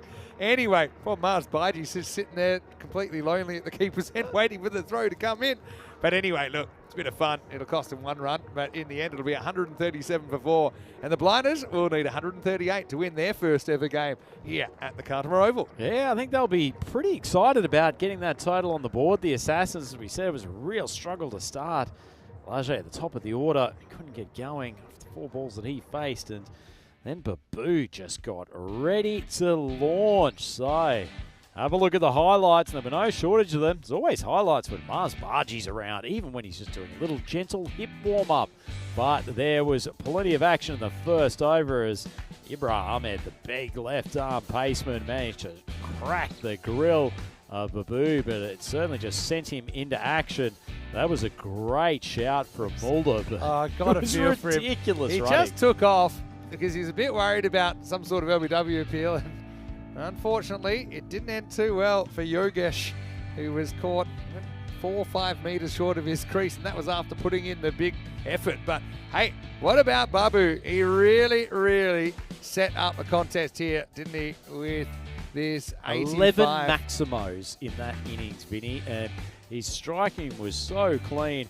Looked like he was having trouble with his grip at one stage. The bottom hand came off the bat, then both hands came off the bat, but just didn't matter. And this was probably a turning point here. Daniel Akbar down there at third man really should have taken a catch, but it's going to cost the Blinders in the end. And even though it was the Babu show, there were enough contributions from the rest of the Assassins batting lineup, in particular Pritesh Power. Played some lovely flicks through the leg side before he was eventually dismissed. And this was comical run out number 2. Not for the first time, not for the only time this game would we see the big Gooch running towards the bowlers and stumps. And then we had a nice piece of bowling from Ahmed Khan taking the top of off stump. And at that point, you felt like the Blinders were regaining control. There was no control whatsoever on that final ball as Big Gucci gets the legs pumping. just not quick enough to affect the run out. And Sasha Arena dives home, and hasn't it energized the Assassins? They've certainly feel like they are right in this game, and they definitely are. A total of 137 for 4 off their 10 overs. A few head-scratching moments for the blinders there. The fielding let them down on a couple of occasions, but they do have a very strong batting lineup. But speaking of strong batting, Naushad Babu, he'll take the gloves in the following innings, but he was doing it all with the bat there. 85 off 27. Some superb striking from the Assassins opener, and Poa gave him some good support in the middle. 2 of those dismissals coming from runouts. Both of them some of the funniest stuff you will see in top-level cricket. But Budapest Blinders bowling was occasionally top level, sometimes not so much, and in particular Abbas Ghani going for 41 off his 2 overs. Mahanis was expensive bowling the last over of the power play. Mulder, none for 23, wasn't his tidiest spell, but Ibra Ahmed did a pretty decent job at the top as well, even though he went wicketless. So the Assassins 137 for 4, Babu putting them in with a great chance in this contest.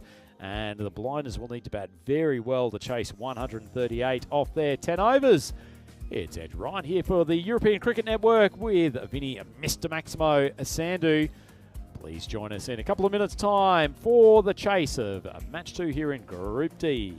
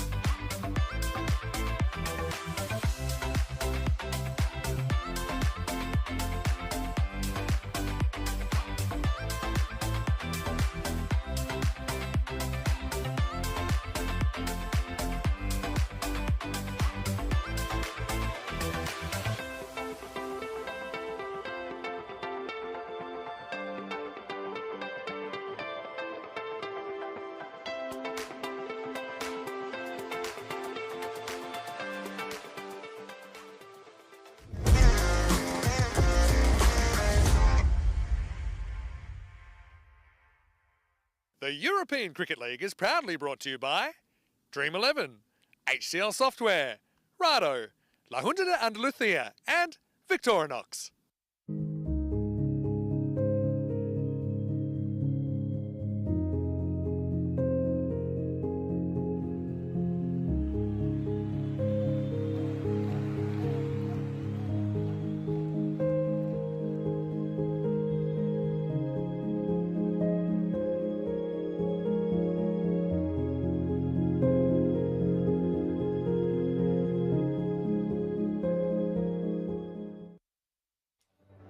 European cricket fans, welcome back to, I wouldn't say a sun-drenched Carter Oval, but certainly the weather's looking more positive than it was a few hours ago.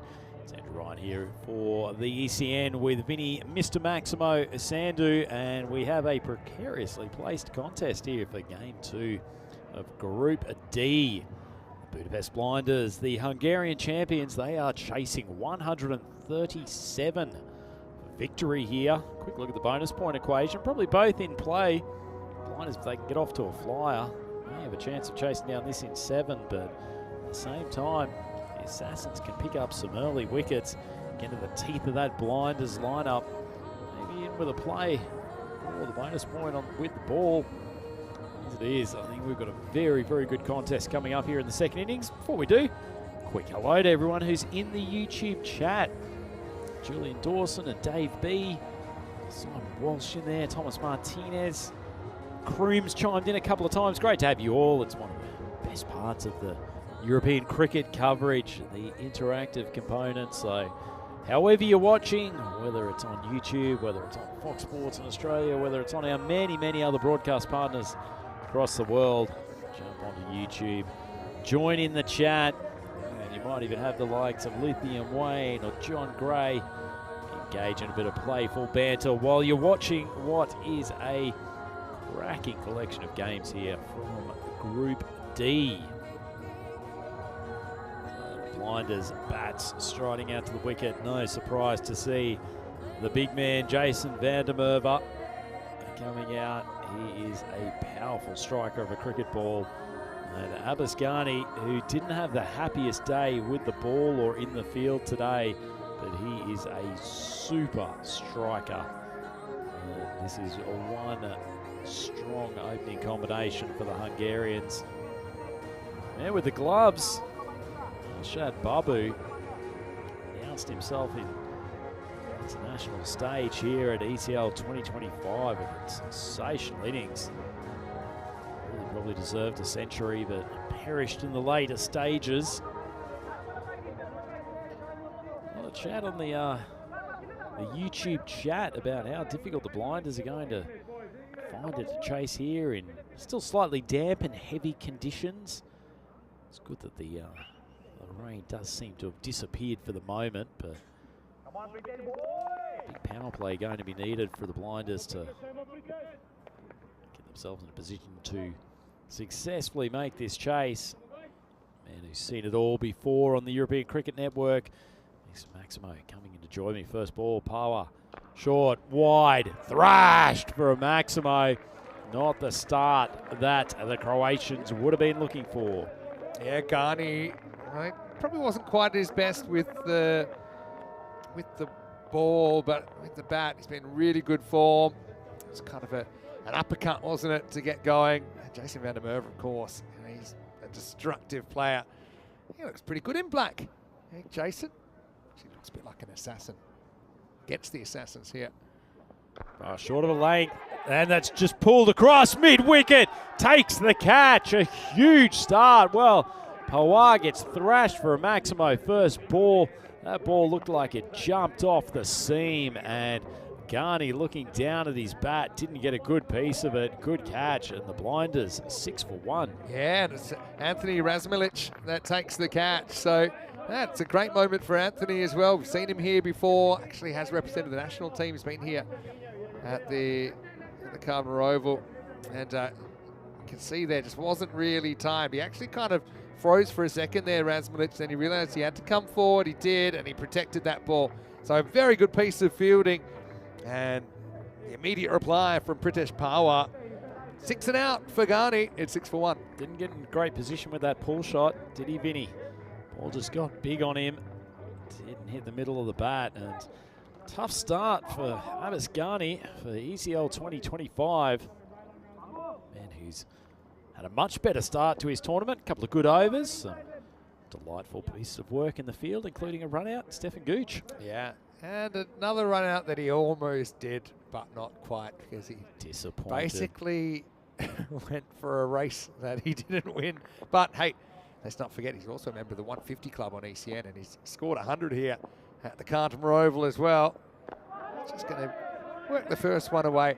Yeah, Steph, he brought up his 100 in probably the most unusual way I've ever seen, where he had a ball that pretty much he hit very, very softly back to the bowler, and then it got thrown for 4 overthrows. And that was in a crucial game.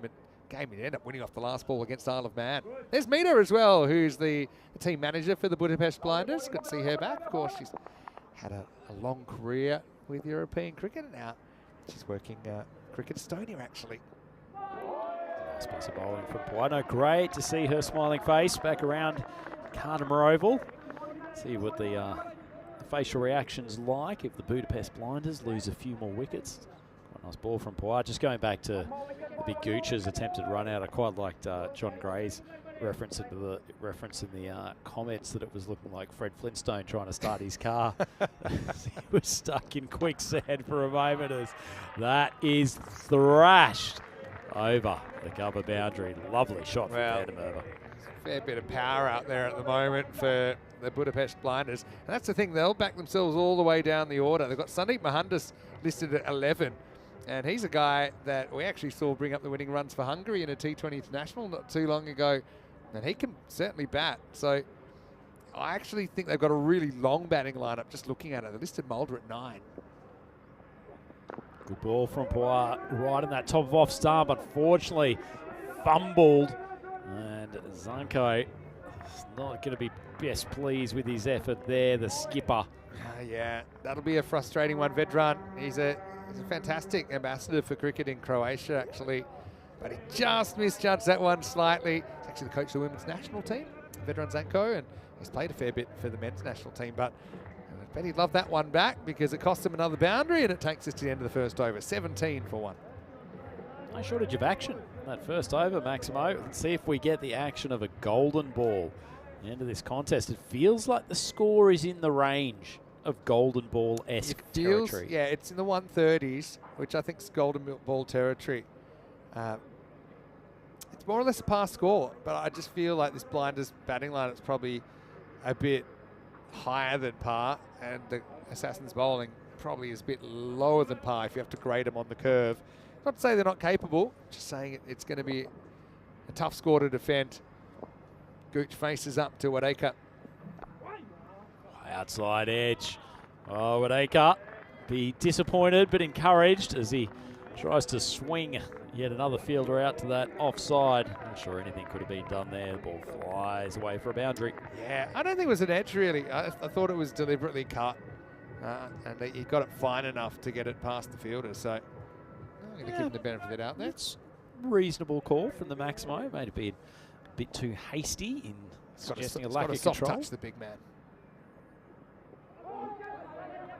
Doesn't he? He's a big beast, but he's just such a gentle and tender man. Great ambassador of European cricket now, Stefan Gooch. Obviously, we've seen him become one of the leading umpires in Europe as well, I think, with the amount of games he's done. And he always says, you can check out all my umpiring because every single game I've ever done at any level has been televised.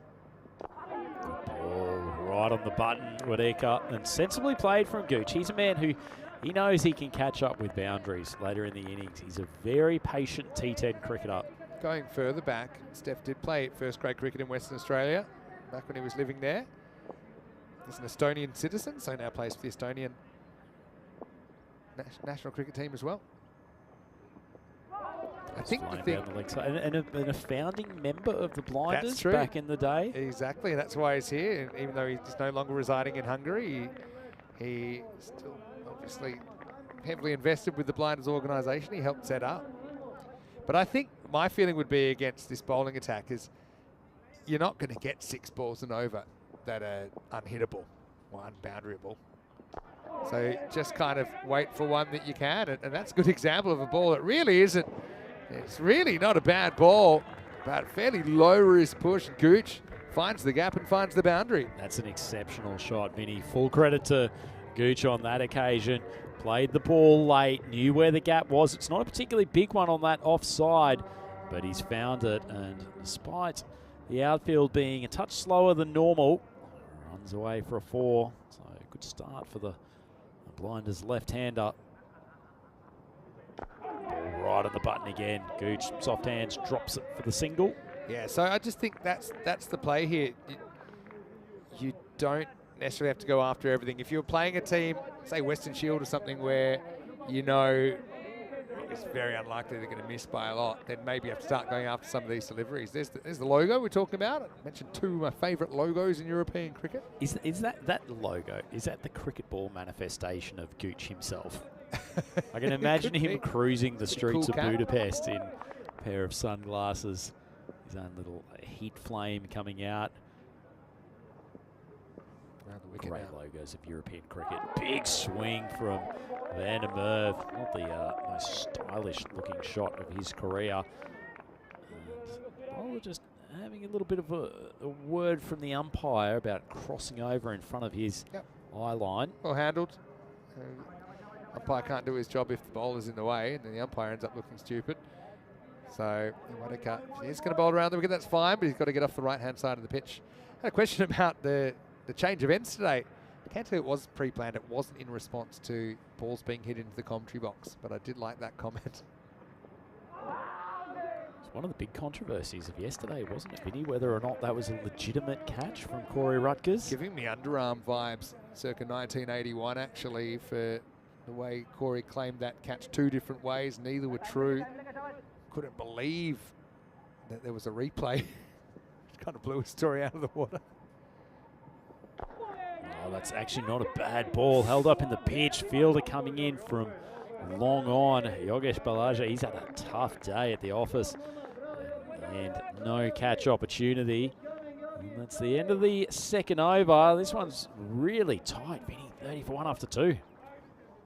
Yeah, it is tight. I still think wickets in hand. Wickets in hand aren't everything, but I suppose you like to have them and like to have your best batters available. Quick look at the table. Bruno playing the only completed match so far, with the Nomads having to wear the loss. They did keep their point though. Remember, each team scheduled to play 4 matches in this group stage, and then the bottom team drops out. The other 4 head to finals day. Top 2 with a double chance. It's Pawar back. Second, and maybe he wishes the captain didn't give him the call up. That is thrashed by Van der Merwe, almost taking the head off the field there on the 30-metre circle. Yeah, that's fit really hard. I mean, to be honest, Van der Merwe hasn't quite hit his stride yet.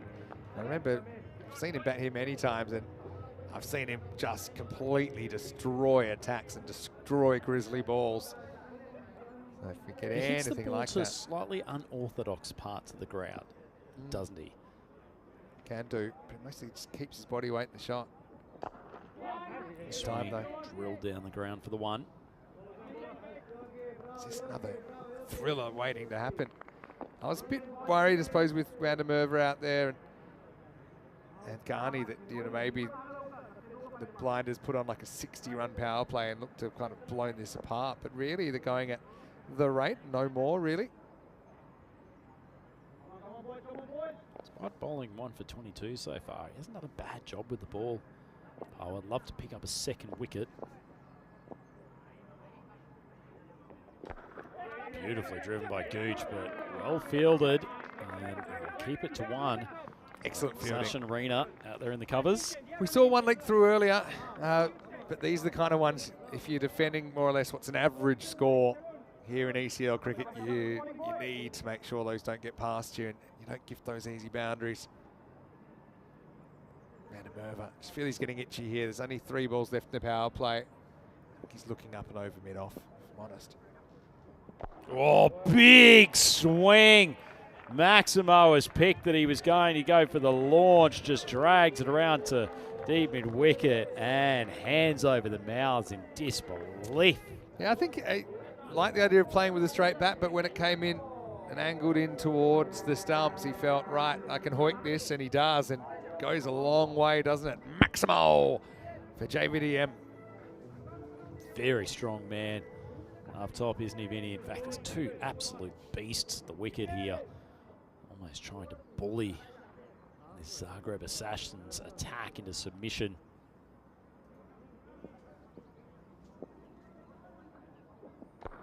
Just drifted in. Probably a pretty good response from Pawar as the throw comes in from Michalenich. And no chance at a run out, but Pawar is probably the key man with the ball for the Assassins. Love for him to take a second wicket before he finishes his spell. Good comeback there. It was a good comeback. Assassins. Nice ball of the over. Just drop and a run again from Gooch. So he's turning the strike over when he's not hitting the boundaries. It's a really interesting power play. This game still very tight. Budapest Blinders 44 for 1 after 3. Yeah, what an interesting game so far. So hanging in there. There's that supersonic over in the 7th. Apart from that, no magicals. And then 17, 13, 14. A steady power play. They're ahead of where they need to be at this stage, Budapest Blinders. Remember, with a bit of rain around, always there's the threat the game could be stopped any time, and maybe there's Duckworth-Lewis result. So I think the Blinders want to make sure they stay ahead. Desperately need to break up this partnership. Just a question for the Assassins. Who's going to be able to bowl that tight over where they only go for 6 or 7, just to put the brakes on this rampaging Blinders lineup. Odeka coming in for his second. Just tickles the pad. And be fielded by the skipper down there. At fine leg. Something we don't see too often, isn't it, Vinny? Bowling out the openers in the first 4 overs. Yeah, it's not something we see very often. It does kind of limit your options down the stretch.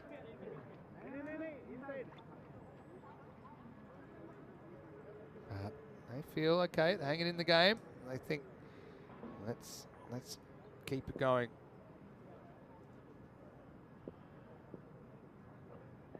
Short ball, Vandermeer slaps it deep. Tell you what, I would love to see the outfielder have a crack at this catch. It would have been a very difficult one, Vinny, but if you've got a slightly mistimed shot from the likes of Vandermeer, you've got to have a crack at it. Yeah, it's one of those things. I feel like such a big fish. If it's half chance, probably got to go for it.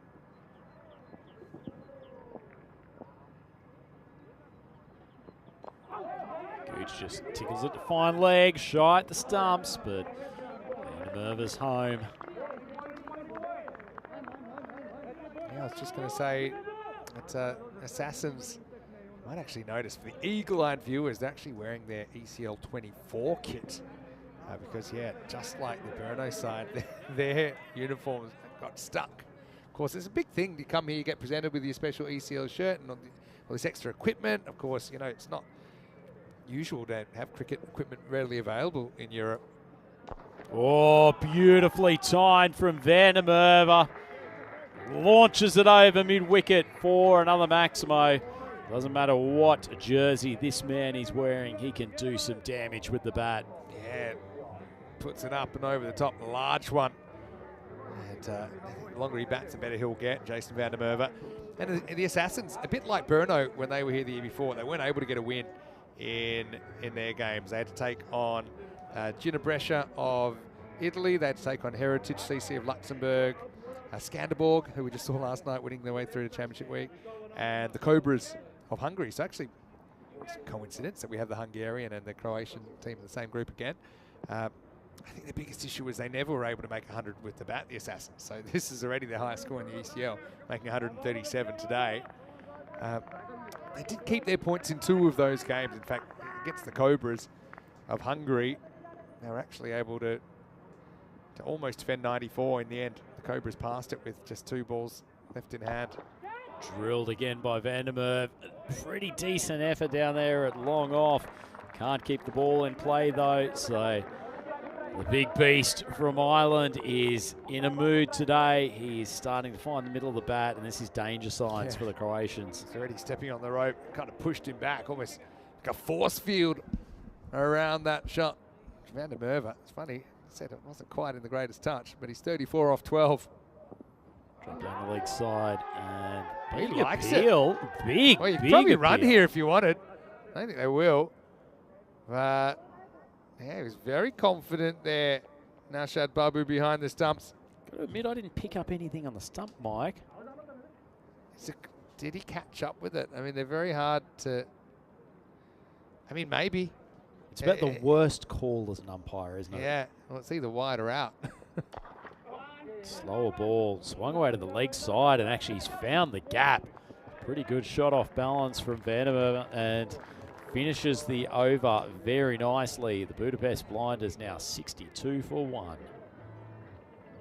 Yeah, it's a bit of a sliding doors moment. I mean, only the batter will probably know if it did graze his glove, but in the end, 4 runs finish the over. They stay ahead. Blinders 62 for 1. Rain's just come down a little bit heavier as well. It's been one of those days where it's been coming and going. It hasn't been especially heavy at any time. But I can tell you, Duckworth Lewis Stern is used if there's a reduction. But, I mean, as long as Blinders are ahead of the rate and they don't have any serious wicket issues, then they're definitely winning on the DLS method. Anyway, here we go with over 5. Gooch drops onto the back foot. Not perfectly timed, but they will scoot through for the 1. Gooch just playing the anchoring innings here, 14 off 10. Knows that as long as Van der Merwe's out there, the run rate is not a big consideration, so he's just doing what he has to.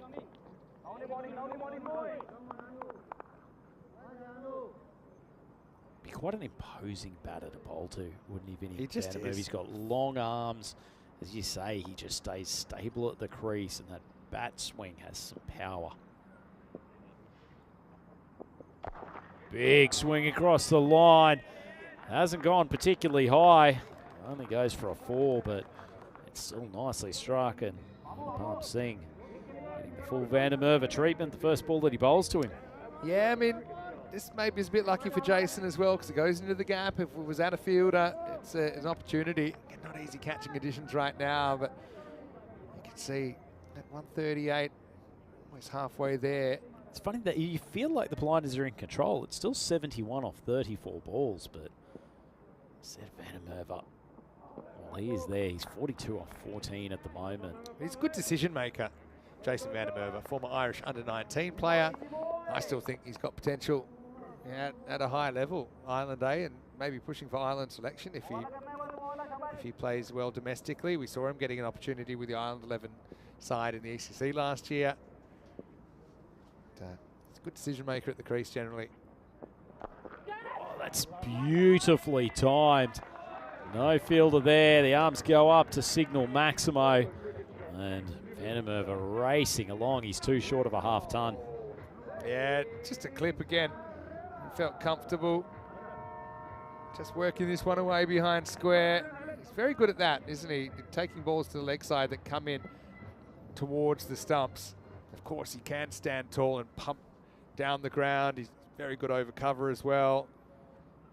But yeah, he's got that power, doesn't he? He's 48 off just 15 balls. Oh, swung straight back at the bowler. Cops the full fury of a Van der Merwe drive. Turns the shoulder at the last moment. So I think he's copped it on a fleshier part of the body, but I'd like to see that coming back at you. Well, he saw it just in time to turn the head, which makes sense because you don't want to take one of these kind of return hits upstairs. Sure, if Corey was here, he'd just be putting that down as a drop. Probably. Short ball dragged to leg by Gooch, and he's played it very well, in fact. Excellent placement. And the Blinders, they are in control now. these two are racing along to the target. And Vinny, the Assassin's bowlers, just probably lacking a bit of zip and a bit of variety to stop them. Yeah, that's funny. You said he might have put that down as a drop. He might have put it down as a catch. Who knows? After what we saw from him yesterday. By the way, Corey, I think, has arrived. And he will be calling the next game with me. A little bit of a short day, so I'm going to leave you two to have fun in games 4 and 5. Well, that's trouble, and it's trouble with a capital T. It is a 7-up Maximo as Gooch puts it up and into the stands. And, well, free hit to come, so the wheels kind of falling off the Assassins in this defence now. Well, Big Steph getting a bit disappointed. The Van der Merwe was hogging all of the highlights. Smashed his last couple of deliveries. That's a very, very poor ball, though. Unfortunately, from Anupam Singh. Still got one more delivery in the over, courtesy of the no ball, but those conditions just start to get a little bit more drizzly here, Maximo. Yeah, they'll be hoping it goes away, but I mean, you never know if it's going to go away or not. Probably fine playing in this, but maybe no heavier.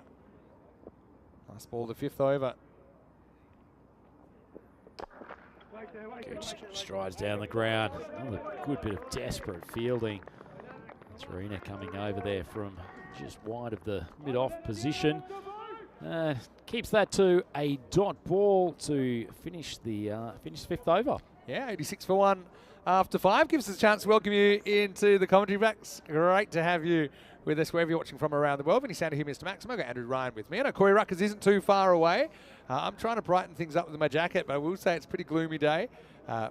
Great, though, how we've seen no actual interruptions so far through the first almost 2 games now, and fingers crossed it stays that way, because it's a pretty interesting Group T. I think it's wide open, especially with Paco Care maybe missing 1 or 2 key players. We'll see their side in a moment, but yeah, I've really enjoyed it so far, and I think it's going to be a really interesting 3 days. No, absolutely. I think the Assassins have shown in this game that they've got more than enough. I don't think we should underestimate how good this Blinders batting lineup is, because they will punish plenty of teams throughout this tournament. Nomads will be much better after their first up display today. I think they'd be a little bit filthy with themselves as to how they've started their tournament, but I'm sure they'll come back firing. And as you say, Pac Care, Barcelona, they are absolute guns at this T10 format. 49 and make that 50 for Van der Merwe. He skied it. Again, not easy conditions. It's always a bit of an awkward one if you reach a milestone on a drop catch. That will bring up his 50 off 22 balls, but really, it should have been held. Alan Magdalena's down there. I know it's not an easy day, but you can't afford to put down someone like Van der Merwe with a catch opportunity like that, can you, Vinny? Yeah, 3 in the circle then. Got the right-hand, left-hand combination at the crease now for the Blinders. Yeah, Magdalena, it's a good story as well. A native Croatian cricketer. Plays a lot of baseball as well. Nicely bowled from a leg spin of Khan, but I don't think we can claim that Gooch was in full control of that shot. It's flying away to the boundary though, nonetheless. This one is an edge, but it works out okay for Stefan Gooch, and he'll add 4 to the total. He shares a bit of a laugh with Babu behind the stumps. Surprised they haven't thrown the ball to the leg spinner a little bit earlier than this. Blinders batters have been feasting on the paceman. That's good effort in the field. Unfortunately for Surun Das and his Assassins teammate, it counts for naught as he deflects the ball over the boundary. So Gooch keeps on rolling along. He's up to 32 off 15. Yeah, good effort down there, but ended up running away over the rope. Good to see his teammates putting in a sympathetic slide and dive as well.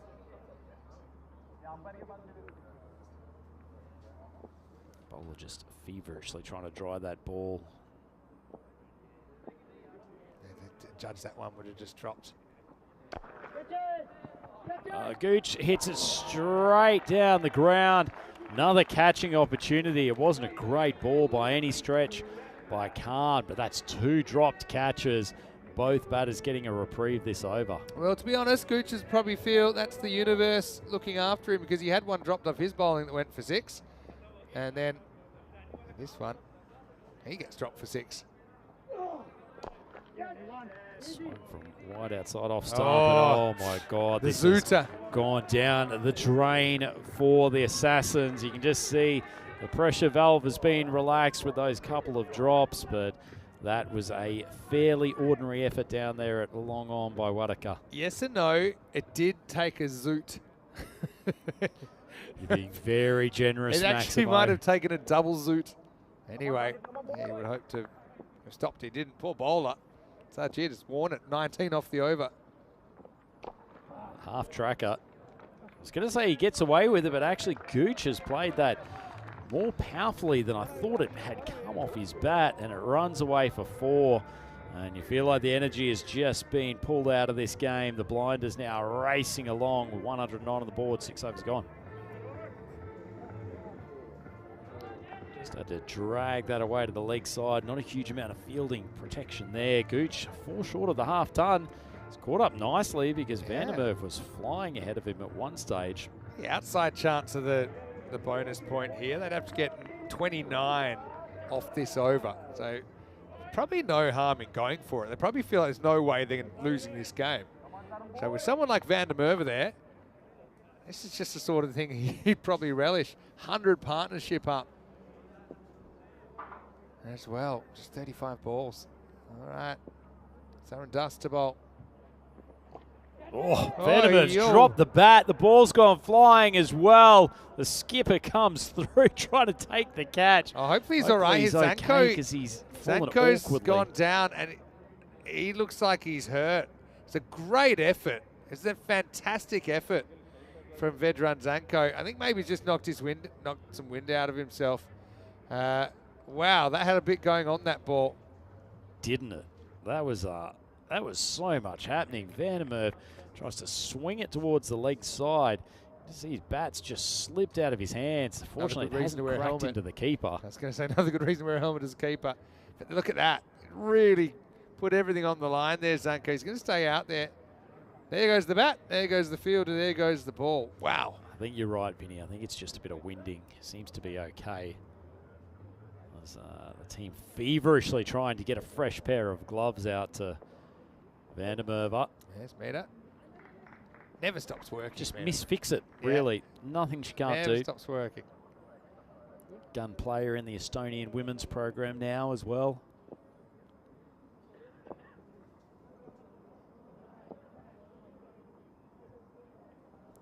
Gooch uses his feet, drives it actually really nicely.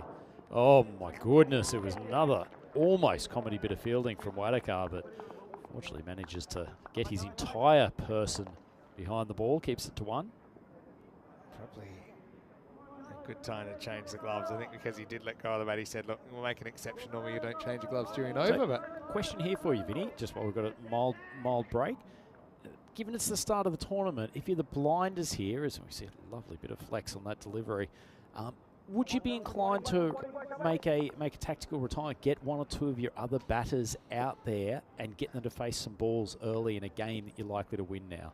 good question. Well, firstly, they might not have a lot of time because that's no ball. It's going for 7. Maximal and 6 more. The only reason, or 7 more really, the reason I wouldn't maybe at the end of this over where you already know you're not getting the 4 points. But I think the lure of the 4-pointer keeps you out there. So what do they need now? They need 20 off 4 balls. Dusky's up serving up buffet balls like that. They can be in with a shot. Vandermeer drags it to the leg side. It's success of Maximo's. Maximo himself has taunted the possibility of this bonus point, and Vandermeer seems to be in the mood to chase it. Yeah, well, 14 off 3 now. And they can do it. Again, it's got to question maybe the bowling change to bring on the 5th bowler now. You didn't have to. You're just concentrating on getting the point if the Assassins. You know the game's pretty much gone here. Oh, the ball's lofted. It's lofted with great power. And now you'd have to say that the blinders are odds on for this bonus point. Wow. And Vandermeer, he's lighting it up, isn't he? New gloves, same power. 69 now of 21, and Das has gone for 21.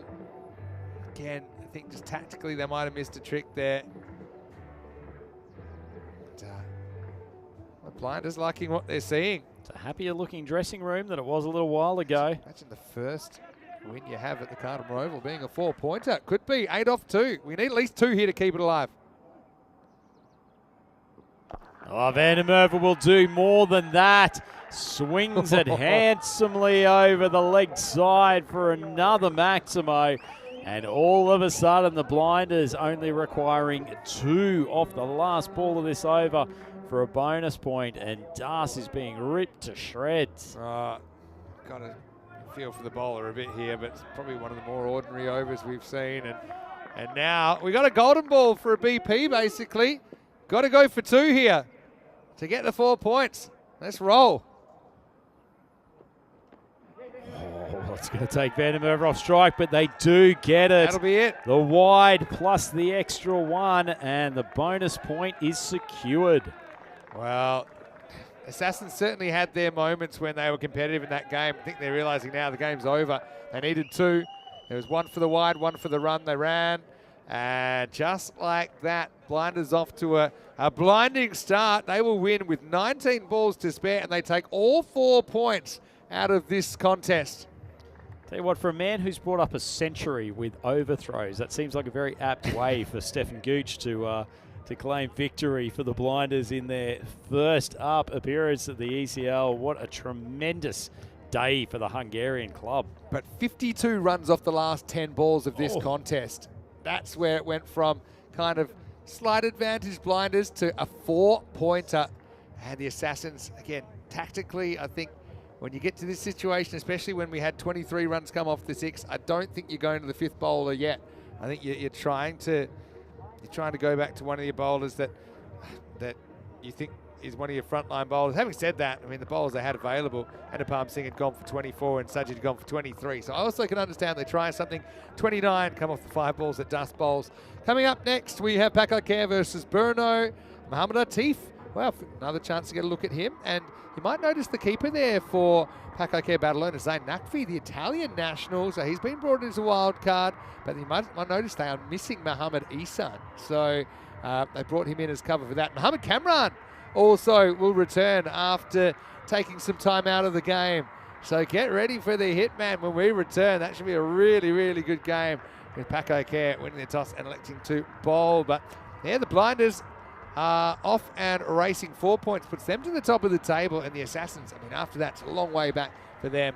We'll see them in the night game tonight against Pakai Care Badalona. So they would have felt this was winnable, especially after putting an average score, but a competitive score on the board. There's Babu who was key to that. But despite Carney having a little bit of an off game here, they rallied around, didn't they? And it was that key partnership between Stefan Gooch and Jason Van der Merwe that essentially did the job. They came together after a great catch by Anthony Razmalic, but really that was the last bit of play that the Croatians could celebrate. Yeah, well, things couldn't have gone much worse for Abascani today, but fortunately he's been backed up by a tremendous partnership.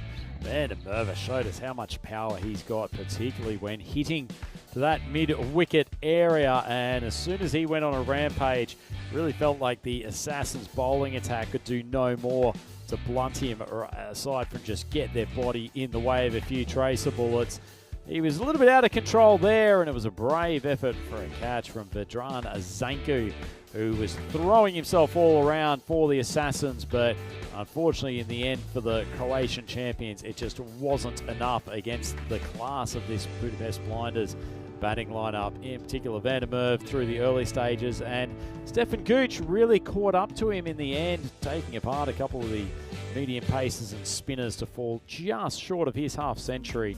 Ended up 47 off 19 with 7 4s and 2 6s. Not a combo you tend to see, but indicative of Gooch playing some very good cricketing shots. And I think if you remember how he started, he knew he could be a bit careful and catch it up. Like I said, this Assassins bowling line, they bowl some good deliveries, but you always feel like there'll be a couple in the over you can get after. And that's kind of how it panned out in the end. 75 not out for Jason Van der Merwe in the all-black shirt of the Blinders for the first time. He was able to strike 8 6s and 5 4s in his innings. And you mentioned Stefan Gooch with 47 off 19 bowling-wise. Not a lot of love there. They bowled the openers out, but then they didn't really have the the depth in the bowling, did they? You look at the other 2.5 overs. If you think of that as a power play, it's basically 76 runs off 2.5 once they got out of the opening bowlers. So that means that the Blinders chase it in 7 and they take all 4 points. Assassins yet to open their account despite the 85 from Naushad Babu in the first innings. We'll take a break. Vinny Sander here, Mr. Maximo. Andrew Ryan with me, and Corey Ruckers will be with me. That's right, I'll be back later. I will be looking out for the next one. In about 15 minutes, we're back with Pack Care Badalona versus Brno when we return to Spain for more European Cricket League.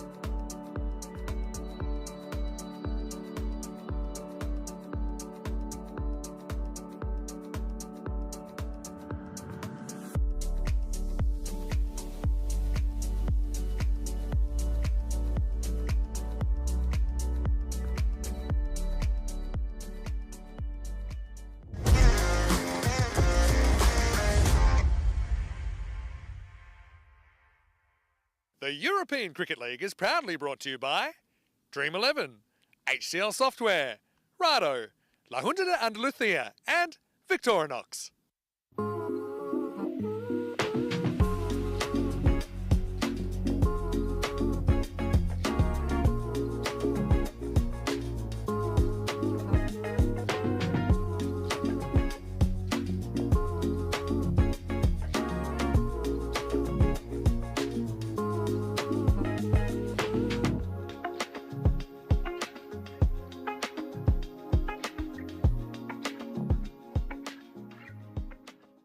Hello and welcome back. 2 matches into opening day here in Group D, and now we'll continue and we'll get to see the 5th team in this group, Pack-I-Care Badalona, of course, of Barcelona in the Catalonia region of Spain, and they are previous champions of this tournament in 2022. They're taking on a Brno side from Czechia. Brno, the second biggest city in that country, and they just notched up their first win in ECL cricket earlier in the day. Ian Ramage has the big coin and the 2 captains. Let's see who wins the coin toss.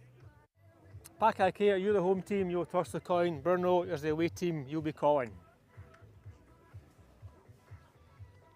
European cricket. It's been called European cricket. It's come down Andalucía, so you've won the toss. Bowling first. Okay, toss won by Pack-I-Care, who will bowl first. So Mohamed Babar there at the toss for Pack-I-Care. He wins the toss and elects to bowl. Babar is a former MVP. He's a big, big player. We know he can do some quite remarkable, almost superhuman things. And he actually went viral for hitting some one-handed sixes, actually against the Czech national side. That was around this time last year. But I think here, he knows he's got a big job to do, especially with a couple of key players missing for Pack-I-Care. I do think that he will have a bit more of a responsibility at the top of the order. For Brno, though, I mean, they batted really well to get to the score they did. They were up in the 150s. They were able to defend it against the Nomads in difficult conditions, let's be honest, but it's the same for all sides. I think this will be a really, really interesting game. As we get ready for the first ball, another interesting character has emerged. It's Corey Ruckers, who will take you through the first moments of this one. Joining you in a moment there, Corey, but it's good to have you back. Let's get ready for this one. Pack-I-Care, the former champions of the European Cricket League, bowling first against Brno in match 3. Hello everybody around the world, welcome back to Khartoum Oval, I should say. I've had a slow morning, but I'm pretty revved up to get into the afternoon fixtures, and it's going to be an interesting one. Brno, who have had a good win this morning versus the Swiss, they're taking on Pack-I-Care for the first time in the 2025 edition, and thankfully the weather gods are holding that rain away. Unbelievable. Let's look at the lineups. We'll focus on Pack-I-Care a little bit. We know they're missing quite a lot, but that top 4 has a huge responsibility. Baba, Yassin, Naqvi and Kamran back into the lineup. They've got young players like Jafar Raza, Asad Rabbani. Look out for the 2 youngsters that bowl. And it's going to be an interesting game of cricket. But at the bottom of the screen there, Mohamed Atif, he had an amazing time for Team Europe not long ago. So he'll be looking forward to getting back out to Khartoum Oval. For Brno, look out for Dylan Stain at the top of the order. The captain, he bats well. He leads the troops well. Well, this should be a good game of cricket. Looking forward to it. And just good news with the weather.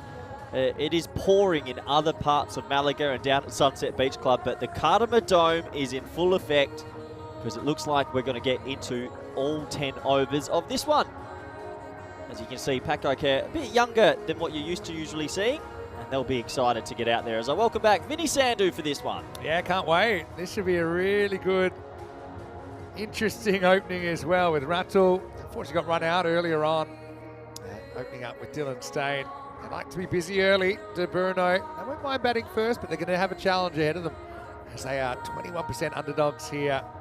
Right for those, we're just getting underway 5 minutes later than the expected time. But I know, look, there's one name on that lineup. We haven't talked about it too much, but Mohamed Kamran has come back from the wilderness, and I would have thought he'd have the first over. I guess we'll see, but yeah, we know he has typically been one of the fastest bowlers in this competition. Let's just see if he's still got it. Well, it's just 2 questions. Father Time, has it caught up, and can he get that front foot landing, because it is going to be a little bit slippery. But the other thing is, he's got a new look. Well, let's get the camera on him. Let's have a closer look at the hairdo. That's not Kamran. We'll get it up in a second. He was formerly known as Hitman. I'm hearing it's version 2.0. Yeah, this should be very, very interesting. And 2 good players to bowl at here. Ratul has held the record for most 4s in an individual innings. There he is, and that is Whoa. Mohamed Kamran. That is Mohamed Kamran, everybody. Look at the hair. It's majestic. Slicked back. Go and look at some footage. Look up Mohamed Kamran, and you'll see it on our YouTube channel. Is it the finished article? Is he going to finish with an afro? Surely he's lost a yard. Surely. Have you seen him bowl since? Not live. And live always tells you a better picture. But the other thing as well, Vin, obviously with the conditions. Wow. Can he get charging in? So, how's that? That is Mohamed Kamran, everybody. Here we go. This is exciting. The wind's a factor for the hair. It might slow him down. See how we go. All right, so Ratul faces up.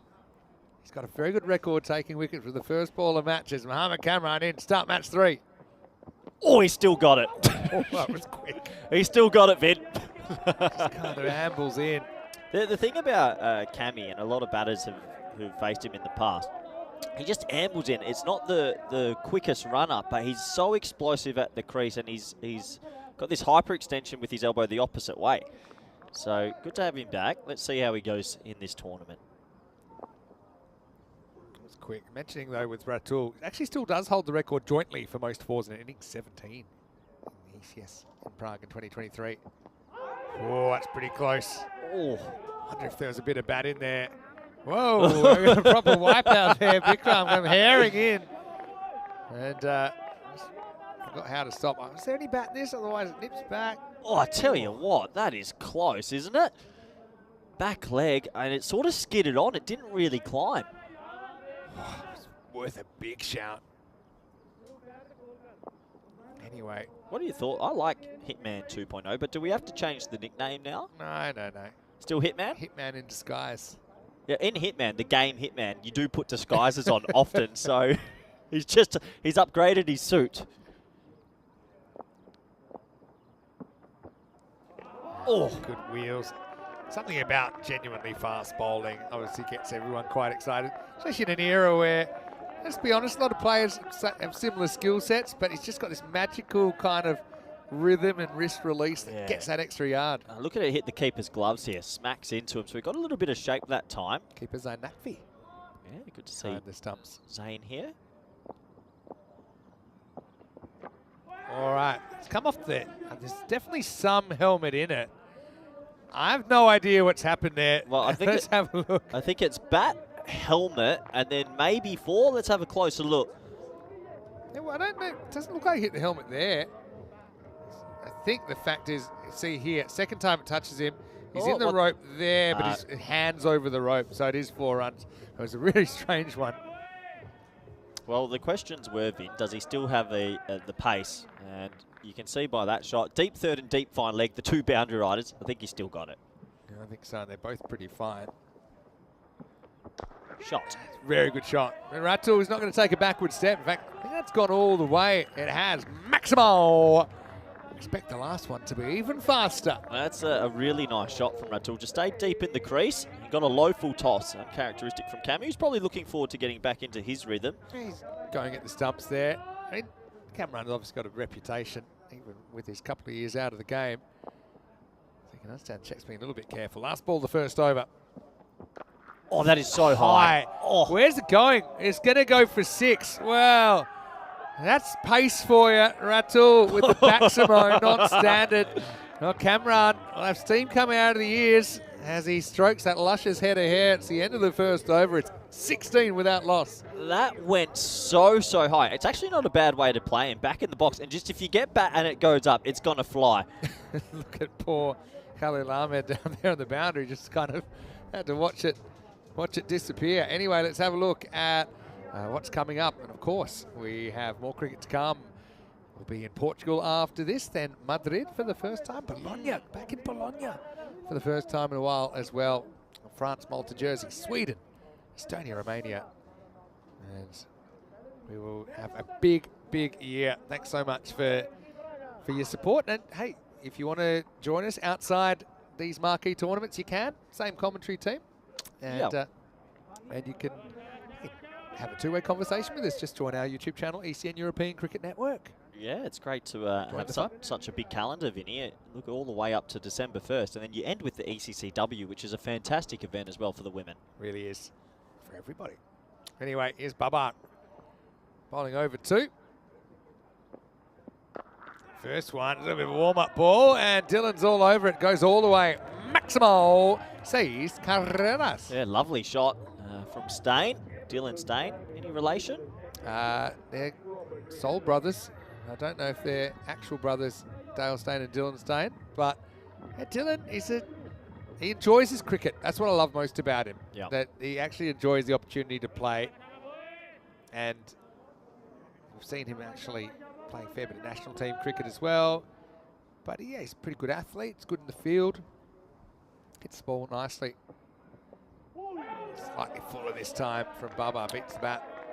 To be fair, in a group that's maybe going to have some rain around tomorrow and finals day, it feels like every game's a big game. Definitely. Vinny. We were saying first game of the day when Burno got the win. You know, it was important they did. If they didn't, what happens if your other games are washed out? Yeah. You're probably out of here. So, Bubba. Again, does a nagging kind of length, doesn't he? One thing about these two, they do get the odd run out between them, but they kind of just honestly believe they're both fast and they won't hesitate, so they'll just hit and run. And they don't really give too much time to thinking about whether the run's actually there or not. Yeah, nice start this from Burno. They've found a way to score, and the thing is that traditionally with Paco Care they bat deep, but not this team. This team's going to be very reliant on the top 4, so if they can get up to 130, you never know. Late cart finds the fielder. This time they decide against the run. Well fielded. So how much do you think no Muhammad Isan affects Paco Care? Well, it's a couple. Muhammad Asif, Hassan Ali, Shafat Ali Saeed, Isan, Mahbub Ali, Sikandar Ali, all out. So, and that's okay. They've upgraded the youth, but it just means those top 2 or 3 wickets for Paco Care with the bat. If you get through them, you've got every chance. Shot. Yeah, really nice shot. Backs away. There's a big gap over there, and he finds it. 1 bounce 4. The good start continues. There's Jan Hoffman. He's another guy you'd actually like to spend some time with. I've met him a couple of times around level 6. He seems to enjoy every tour he goes on. He is a good tactician. But no, so they'll be tested. I think the other side of it, when you look at the bowling as well, obviously you've got Mohamed Atif, but young Jafar Raza, 17 years young, look out for him with the ball. They're going to give him a lot of a chance, a big chance here, so that'll be interesting. You had him playing for your Spain development team in that Portugal series. He's a youngster that was born in Spain, and he's a good youngster, really nice boy, so good luck to him. Well, this one's genuine slash, and that's going to go away for 4 as well, so... Yeah, Bubba will go for 15 in the over, 31 without loss after 2. Yeah, quick hello to everyone. The reaction to the cami hair has come in, and there's a fair bit of what?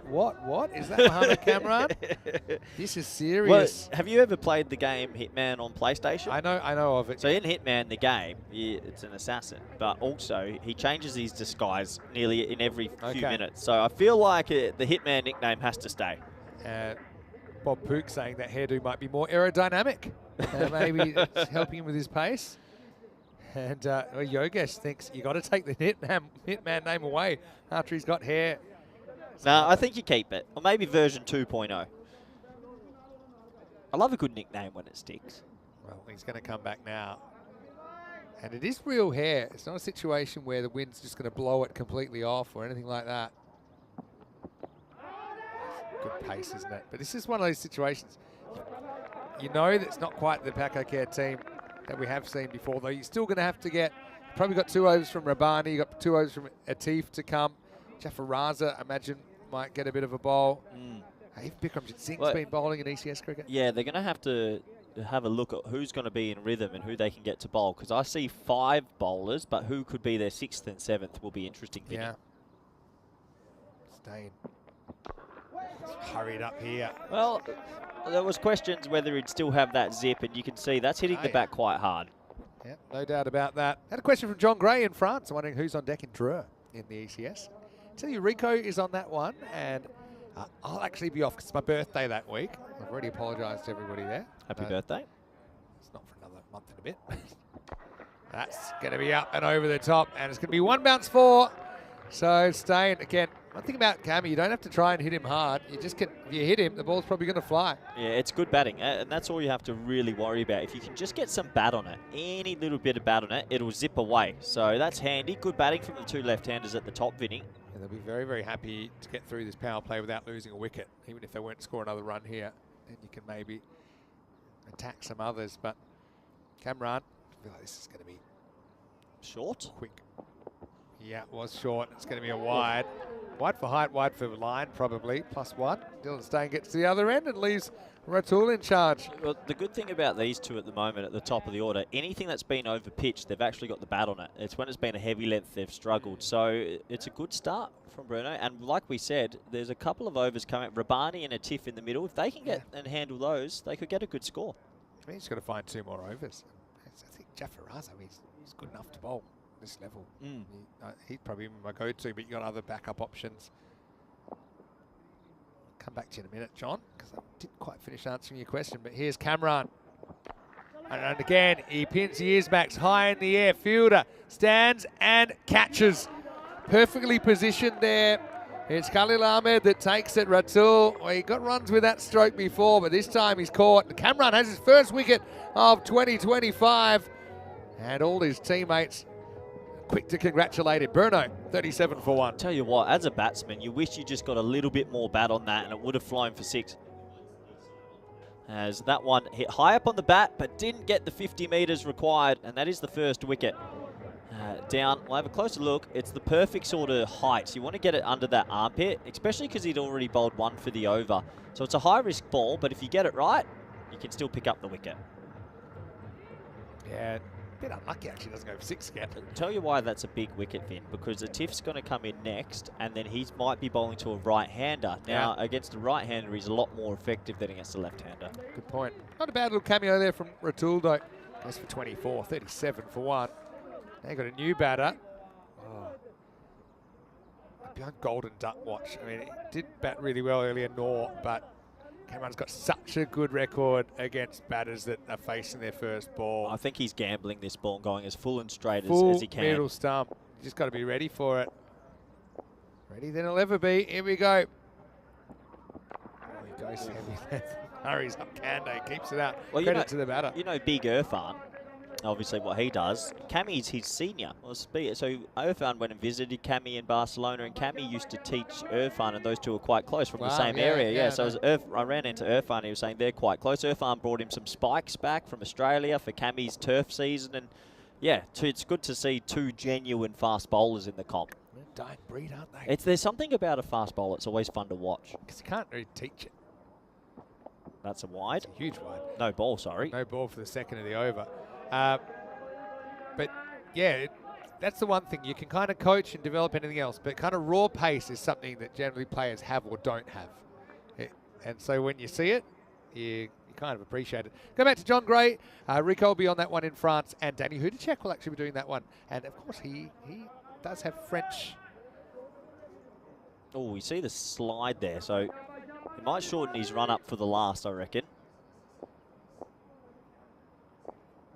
Anyway, free hit. All Interesting power play, Vin. Yeah, it is. Whistles through. So, that'll be the end of the 3, and Bruno up 38 for 1. Well, I think it's a good start from Bruno. They've come out, they've made 38 on the board. It's a bit wet out there and a little bit slippy, but they're getting on with it. If they can still get up to a couple of big overs in the middle, I reckon a 125 might play here. 16, 5 and 7. Let's have a look at who's coming next. And they are going to bowl out Mohamed Babar here. What do you think? Well, I would have gone straight to the Fizz, Tiff. A good, nice story about Ati. You know, when after the Western Shield? Well, thank you. Western Shield. Jack Wood from World 11 went to Barcelona and Holland. And him and the Fizz went out for dinner. Is that nice? That's right. I remember Jack said he was going to Barcelona. It's about the relationships you make on the way. But anyway, it's Bubba time. The field spreads, obviously, with the power play complete. Looks like they're going to keep mid off in the ring and have third back. Seen a lot more of that recently from teams. That one's a bit of a half tracker, and he's going to put it over the fence. Maximo Seis Carreras, a bit like the shot that he played He faced him first up last over. So, yeah, Babar, we know that there's probably no score that's safe when he's batting. Right now, he's finding it a bit tough dealing with the lefty, Dylan Stain. Would it be fair to say that maybe Babar in the last year or two's lost a little bit of that zip he had from time to time? I mean, he's never he used to, quick. Do you remember a few years ago, he used to get the ball to nibble a lot? It feels like that's sort of gone away a little bit in his game. Not getting any bites. I'm sure there's a lot of people on the apps that know exactly what that feels like. That one's in the air. It's probably going to go for 4 as well. It does. And so you see here Stain, he's a proper player. Earlier on, he was just a bit carried away, kind of always dancing with the balls moving around. He's good enough to just stand and bat. He's got lots of tools. That was a nicely executed elevated cover drive. Dylan Stain reminds me of when you play those video games that don't have all the rights. And instead of it being Dale Stain, the bowler, you've got Dylan Stain, the batsman. That's a beautiful shot. The outfield's, because it's slippery, it's sped up. So if it's just kissing the turf and flying. Yeah. Skitty. I tell you, Vin, they make 130, 140, and they pick up 2 early wickets. They are a big chance here. Shot. Yeah, he uses the pace. It should be stopped. It is going to be 4. Wow. It kind of needed 2 people to both have a bit of a blooper for that to be 4, but that's what happens. It's another boundary for Burno. 50's up. And I reckon he meant that. He just opened the face. The Fizz tried to tap it back, sort of. And then still seems fine, and then whoop. that's young Jaffa Raza out there. And a little bit of egg on the face for the boys. Atty needed to get a better slap back, didn't he, there? And then make it someone else's problem. I suppose he did do that, but it didn't work out too well. That's a good start. Burno, could they be the new Istanbul KSK? Oh. Go 2 out of 2. That is stopped. That time they will get through for a single. That's Rabani. I think he's going to be pretty key in their tournament, Rabani. Sometimes when his rhythm's up, he's very difficult to get away, but he can also go for a few if he doesn't have that rhythm. He's an interesting bowler, isn't he? I mean, that 3 for 3 he took in the ECL last year. Yeah. It was it's one of the best spells I think I've ever seen. Just the skill and the accuracy that he was able to employ those skills.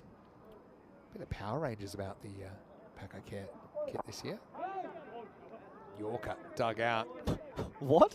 A bit of Power Rangers. Have a look at the front, on the front of the Power Ranger. You don't get a Power Ranger that colour, but it's kind of the. Was there a green Power Ranger?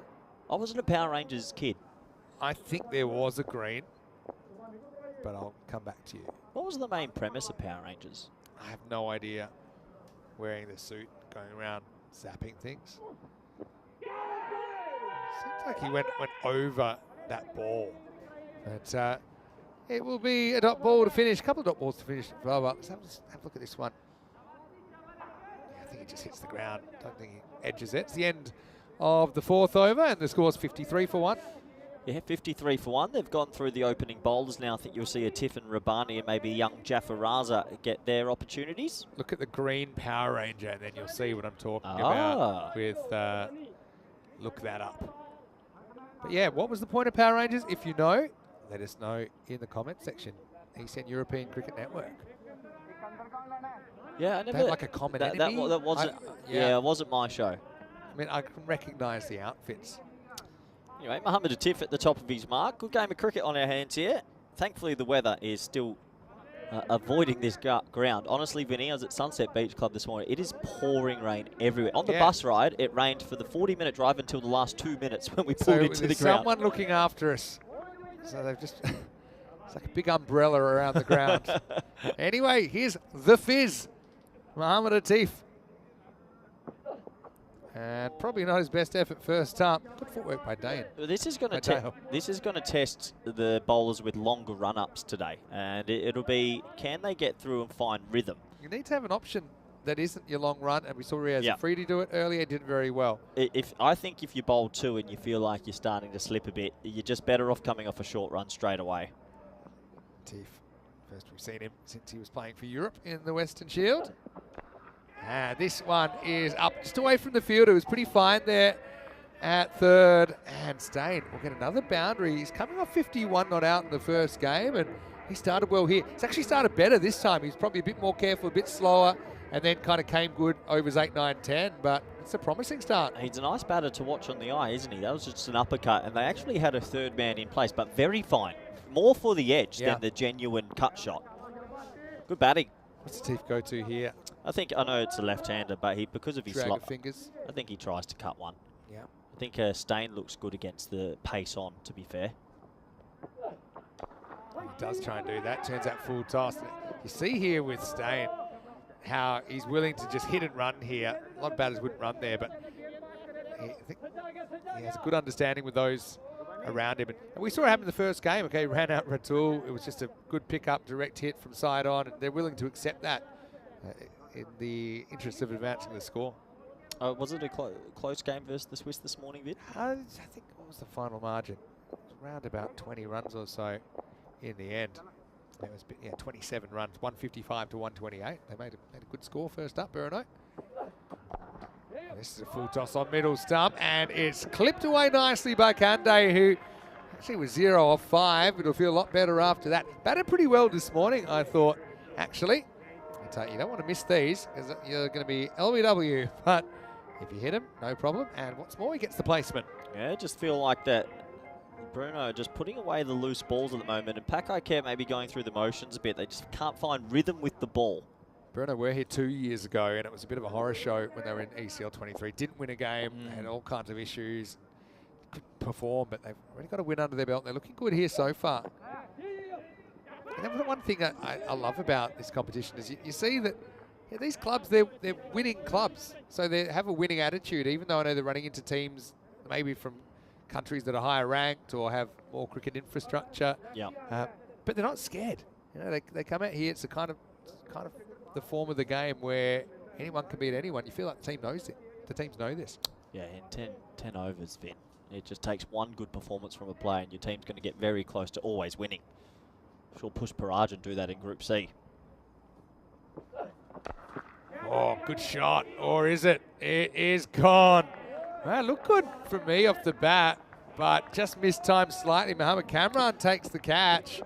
So Zayn tries to go downtown, ends up in traffic uptown. Atif has a wicket at 64 for 2. Yeah, it sounded good. It really did sound good. I agree with you, but obviously maybe a bit higher on the bat than we could see. We're sitting behind the batsman now because we've swapped ends today. And yes, went straight to Mohammed Kamran. Big wicket in the context of the game, because if Dylan Stain bats through, they might get up to something very imposing. But a heavy length, just the bat turned a little bit in his hands. Quite the middle, was a little bit outside half of the bat. Kamran doesn't drop that.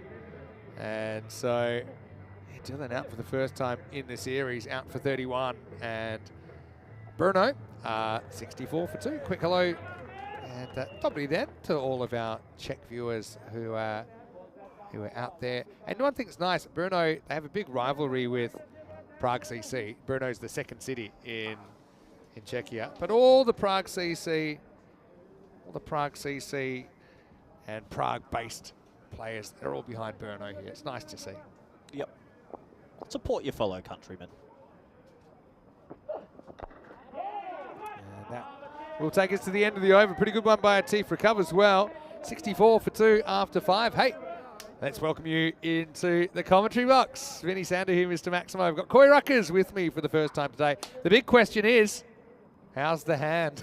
Everyone was asking. Can you put that up to the camera? You can't say. I tried to do it yesterday. Go on, get closer. Can we focus on that? The hand's good. The watch is good. You've got these little scratches. You fixed your watch. From what I've heard, reports are still people a bit undecided, but it was a catch. Yeah.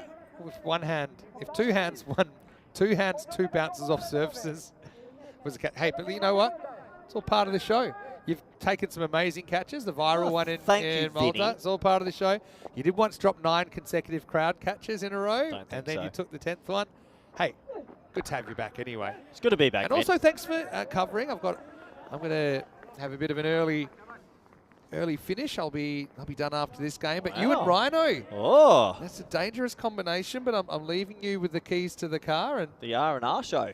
Yeah, the R&R show. I like that. Rhino and the Rut. Oh, here's another Rabani. Rabani.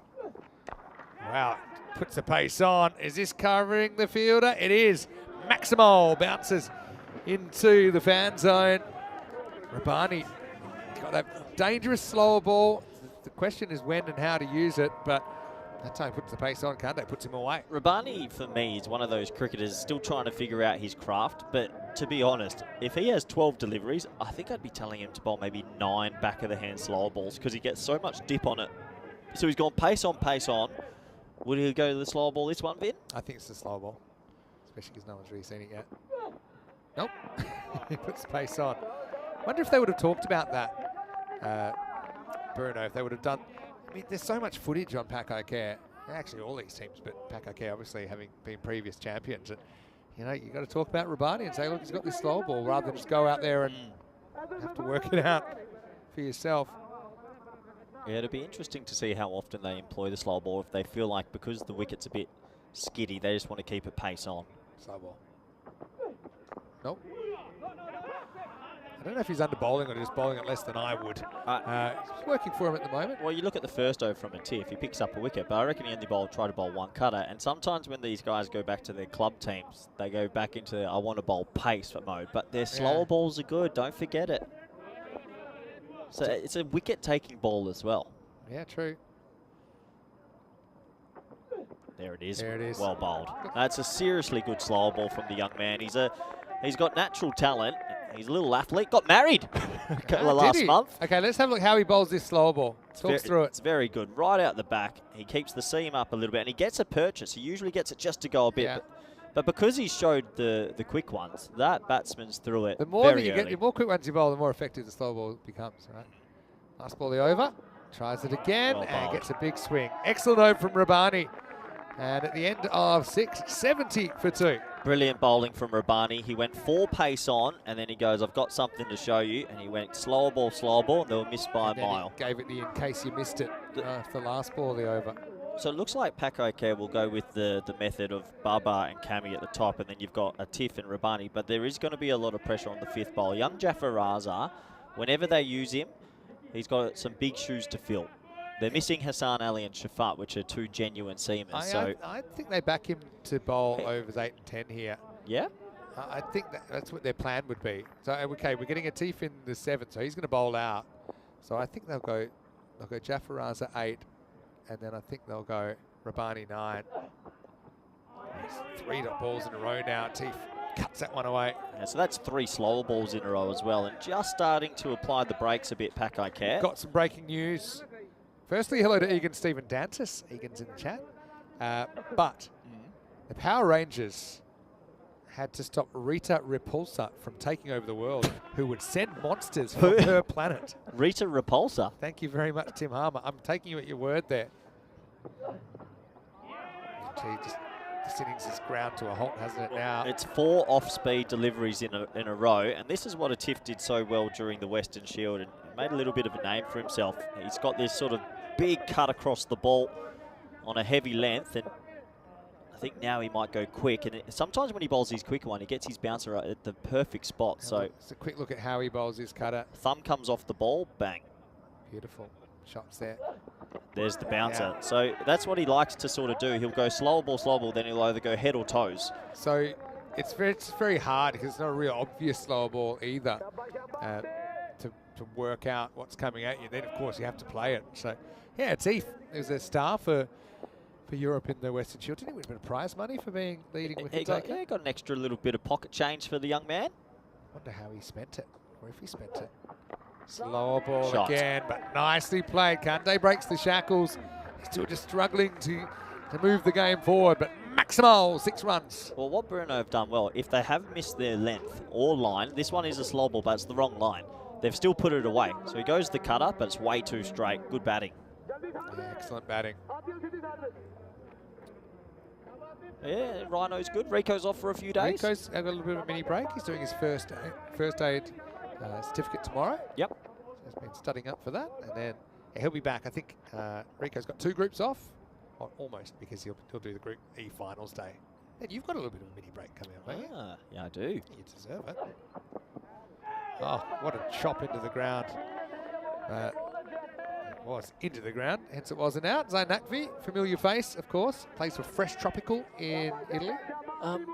Just not getting a couple away here, Kande. 17 or 15. Would you be tempted if he doesn't get a couple away? Honestly, I'd be going Riaz Afridi, inject him. Yeah? Just 3 overs to go. I know that Nachi's a tough bowler to face. At least this is the last ball he can bowl. But just not happening at the moment, is it? And that will take us to the end of the 7th. 78 for 2. Atif on his return to the Carter Oval after a very short absence. Takes 1 for 19. Yeah, and that's what he does so well. I don't know if he was at the best of his rhythm there, but what he's been able to do is go under 10, which he seems to do often at Carter Oval, which isn't easy. So we have a look at the group so far. We're in Group D, first day of Group D, and 3 more groups to come, Vinny. It feels like we've been here a while, and we've got a while to go. Let's have a look at this group. And with Nomads losing their first game, obviously they've got a big game coming up.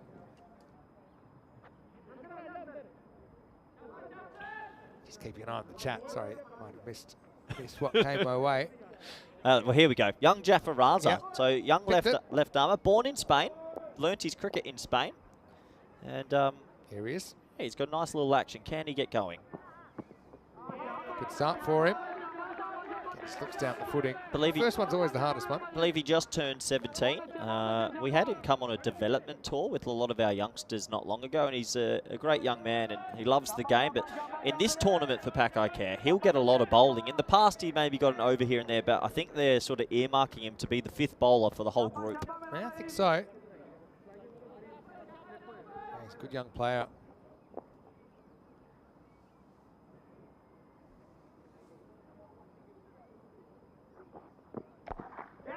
Short this time, and about to say well taken.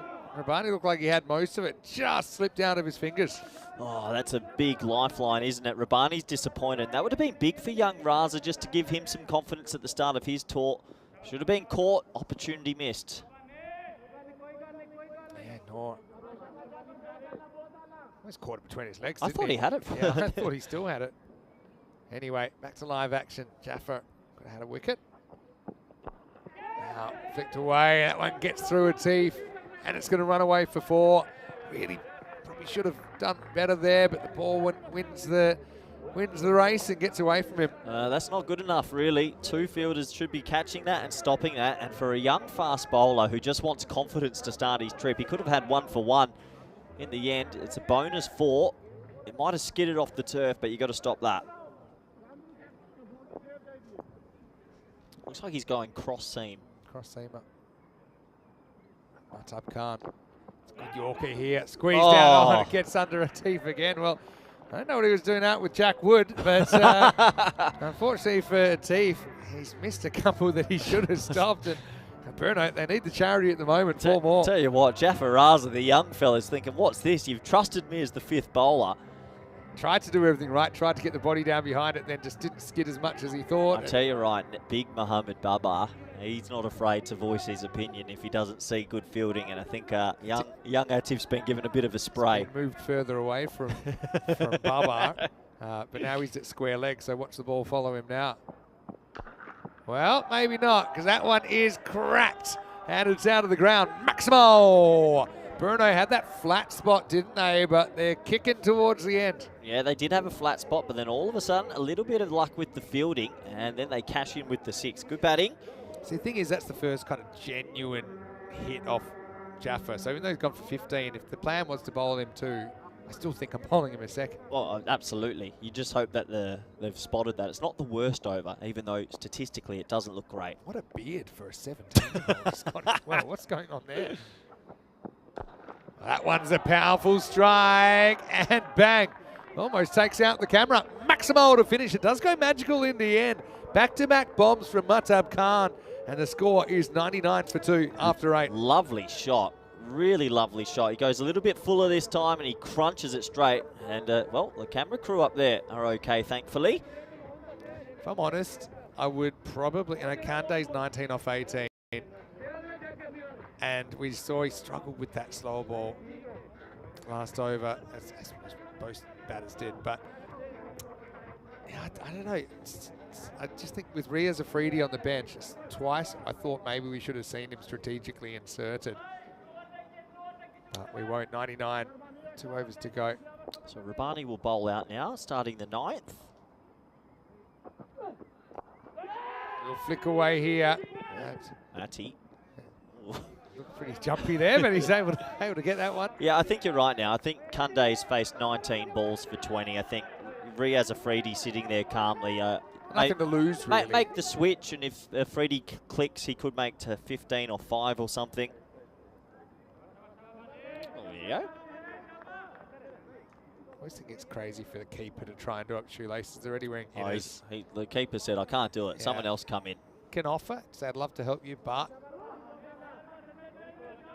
I honestly can't believe that it's raining everywhere but here again. yeah, that's the we are mail. we are so And lucky. because I'm here. As soon as I leave, I'm gone after this game. I'm just going to pour down. I hope not. No, you want to be able to have an uninterrupted program. Here's that slower ball. Actually, that's pretty well to block it. Didn't really know where it was. Yeah. So what do you think? If you're batting against Rabbani, are you setting up for a slower ball and adjusting to the quicker one, or backwards? What's so good about that slow ball? It's a very big pace differential from his pace on. So, yeah, it's a funny one. He's a tricky guy to play, and he lands it usually on a decent length, Yeah. but It almost it's a little bit of guesswork, Vin. Yeah, maybe it is.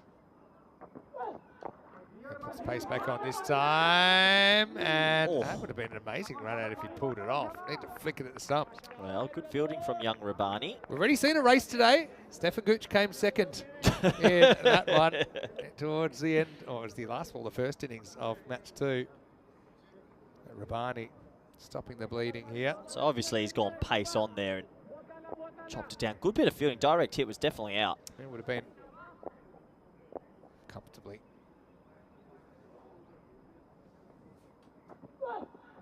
There's that quicker one. So it is, I suppose you almost have to set up for one or the other. If you're kind of in the middle, you're not really timing up anything. There's one thing about the slower ball. We're talking slower ball and pace on, but his length is immaculate. He's bowling an in-between length, so usually when a player bowls a slower ball, sometimes they overpitch it, it comes out wrong, it's a full toss. I've probably put the kibosh on him now, but his length in these 10 balls has been exceptional. Pace on again, can't really get it away. All right, I'll put you to the test. Pace on or pace off? Can Vinny Sandhu guess the last one? I'm bad at guessing. Go on, I want to see it. Last ball for his spell. Pace on or pace off? Well, I'm going to be the batter, and I'm guessing slow ball, but then I think that's what he thinks I'm guessing, so I think it's quick. I'm always guessing slow ball. I'm going slow ball. Okay, I'll go faster ball. Deal. Good Here luck. we go. Oh, Corey, well bowled. Absolutely done me there. It's going to bounce off the top of the stumps. And Rabbani, well, that's the thing. No matter what he does, it's a good option. As he'll finish 1 for 9 off 2 overs. A real masterclass. Let's have a look at it here. Yeah, it's brilliant bowling. He actually makes the batsman look a little bit silly because it's a loose shot, but he's just trying to guess. Is it quick? Is it slow? But the length, Vinny, the length is perfect. Yeah, you're right. Top of the stumps length. I guess it's my time to walk back to the pavilion as well because I overthought it. I guessed right the first time to change my mind. Matab goes for 22. Does hit a couple of bombs. Bruno, 102 for 3. That over went 1-0-1-0-1 wicket. So just very tough to get after. Rabbani, in his first over, he actually had 5 dot balls and a 6. So he beat the bat a lot. yeah, and he does it with his skill and his decision making. This is where Jaffa Raza will finish here. He didn't bowl the worst first, but this is where Paco Care lacked that depth this trip. They don't have 6 or 7 bowling options. They don't have 6 or 7 batsmen. So Jaffa Raza to close. Been a bit cat and mouse, but overall, Bruno, they've been fighting hard. Yeah, well, I guess got one thing right. I guessed that they'd go Jaffa Raza, then Rabbani, then Jaffa Raza to finish, and that's what they are doing here. So can't they break the shackles here? Really? The one thing Jaffa Raza probably has to develop, Vinny, and he'd learned from the 2 players just bowled before him, he's got to have a slow ball. It's a little bit one pace from the young man. If he can develop an off-cutter as well. Especially if you're bowling at the end. Solanke's come out at 5. Yeah, to be fair, Solanke showed us before that he's a pretty good player, so it's kind of sticking with their batting order, I think. Well, he will get nothing. That's a great catch down there by Khalil Ahmed. It would have been 6, but he stays inside.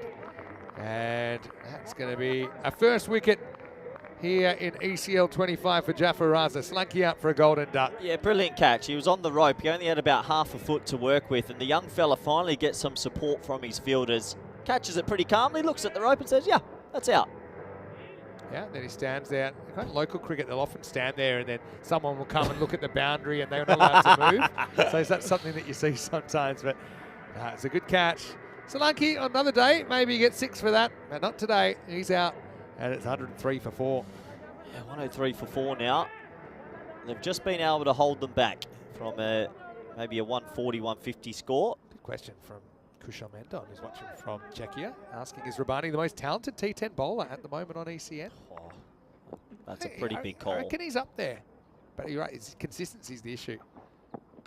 All right, so Benedeka comes out. He can slam it pretty well as well. Look, we saw the best of him there, and he's got a way to go, but there is times where Rabani's been smacked a lot. I know, but I always wonder how. When he's on, he looks magnificent. He qualifies for Spain at the end of this year, so we've got our eye. He's in our squad now as a development player, but he qualifies officially, I think, in 8 months' time. So I'll tell you what puzzles me about him in a moment. He's not going too far this time. Okay, when he does get hit, is it because he's bowled badly or people have just played him better or worked him out? Sometimes that was perfect with his length, but sometimes he can be too full. And if you bowl a slower ball full or pace on full, you can still get whacked for 6, you know. So he's definitely one for the future. Newly married, young Rabani. Congratulations. Congratulations. Well, there you go. They needed some of that. They get it. Badadeka, he's out there to add a bit of muscle. That one's into the jungle. Go find it. Maximal, 6 runs. Lovely shot. Really lovely shot. He's put his body weight in that, Vinny. That's gone a long way. Badadeka follows up with a one-handed 6. And I think it'll be game on. We've got last ball to come. Burn up to 111. I think young Jaffa Raza just needs to, if he can develop that slow ball or when to close an over, it'll help him a lot more. But nice shot. Can they get 6 more? Can they get to 117? Just misses, I think. Or does it? Well bowled. Did it sneak in? The question, it bounces pretty much on the crease. So does it bounce on the line or just outside the line? Oh, it might. Oh, is that got a scare? Is that the most beautiful? Is that the most beautiful ever? Did it just get some of the line? If you go back one, that might be the corner flag. That's top bins, Vinny. Top bins. Well, it was a marginal call. We'll say that. But umpire felt it did some of the line. Really, there's nothing we could say that disputes that from the replay. It was 50-50. Anyway, it's 111 for 4 off the 10. Just to clarify the wide playing condition here, any ball that passes the popping crease, that even if it takes a bit of the line, it's not a wide. It has to be wholly outside the popping crease, outside the tram line when it passes the popping crease. Cool. Let's have a look then at this first innings. Bruno had a promising start, didn't they? But I'd like to see the splits because that second half was hard going. They had 64 in the first half, only 50, or what is that? Only 47, I should say, in the second half in that final total of 1-1-1. Let's have a look. Paco Care. They were champions 3 years ago here at the Kartama Oval in ECL 22. So Nakvi behind the stumps, no Isan. There was Mohamed Kamran though, with a luscious head of hair. And you know what? He still had that natural pace about him. It was exciting to watch, Corey. Yeah, he had that natural pace, but he did get found out a couple of times. And Mohamed Baba also got whacked around. The opening pair, the 2 left-handers, I thought batted quite well against some hostile bowling. This was the first wicket, though. Nice, safe catch down at deep fine leg from Khalil Ahmed, who held on to that one. But it was a good sort of to and fro at the top, wasn't it? Because I thought Bruno played the pace bowlers quite well. Yeah, I thought they did. But again, Bruno obviously at this level, you're playing against some pretty good bowlers. And bowlers you haven't really seen before or played before.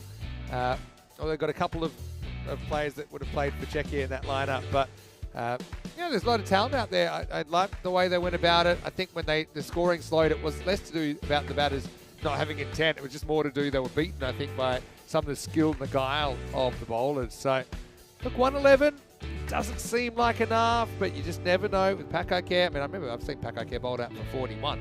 So, it can fall over occasionally.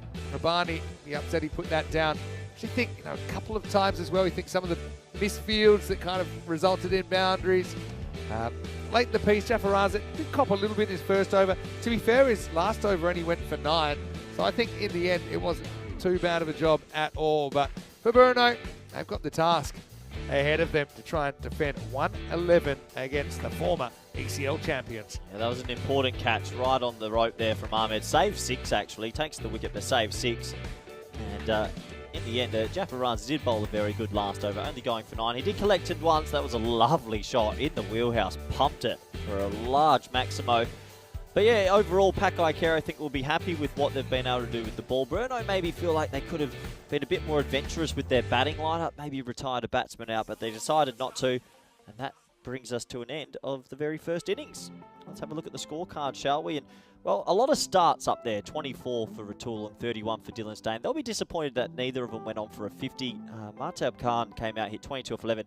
But yeah, Noor Kande, they stuck with him, 23 of 23. I think the Brains Trust, if they had their time back, might have retired him on 15 and given someone else a bit of a go.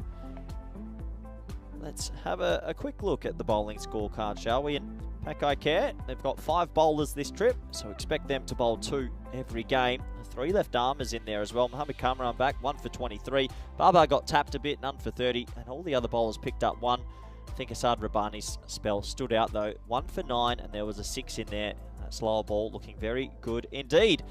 So we're at the halfway stage. The score is 1-1-1 for 4. Do join us back in the next 10 minutes for the all-exciting run chase. Thank you.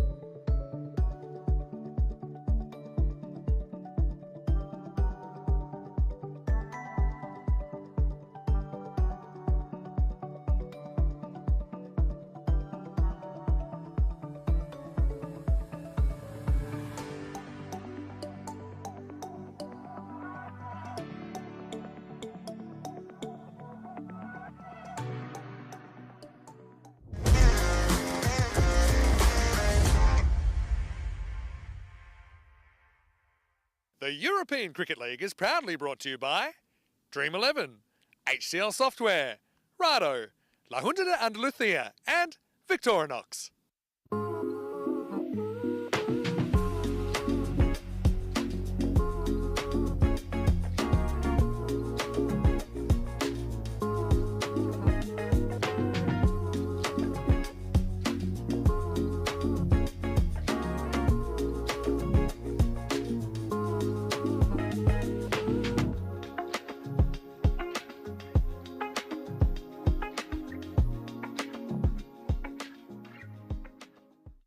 Hello everyone and welcome back to Cartama Oval. We're at the halfway stage of this game between Paco Care Badalona, who are taking on Bruno, and well, 111 for 4 on the board. It was a bit of to and fro, but they really choked the middle overs, did Paco Care, with their seam bowlers, and they'll be confident going into the second half.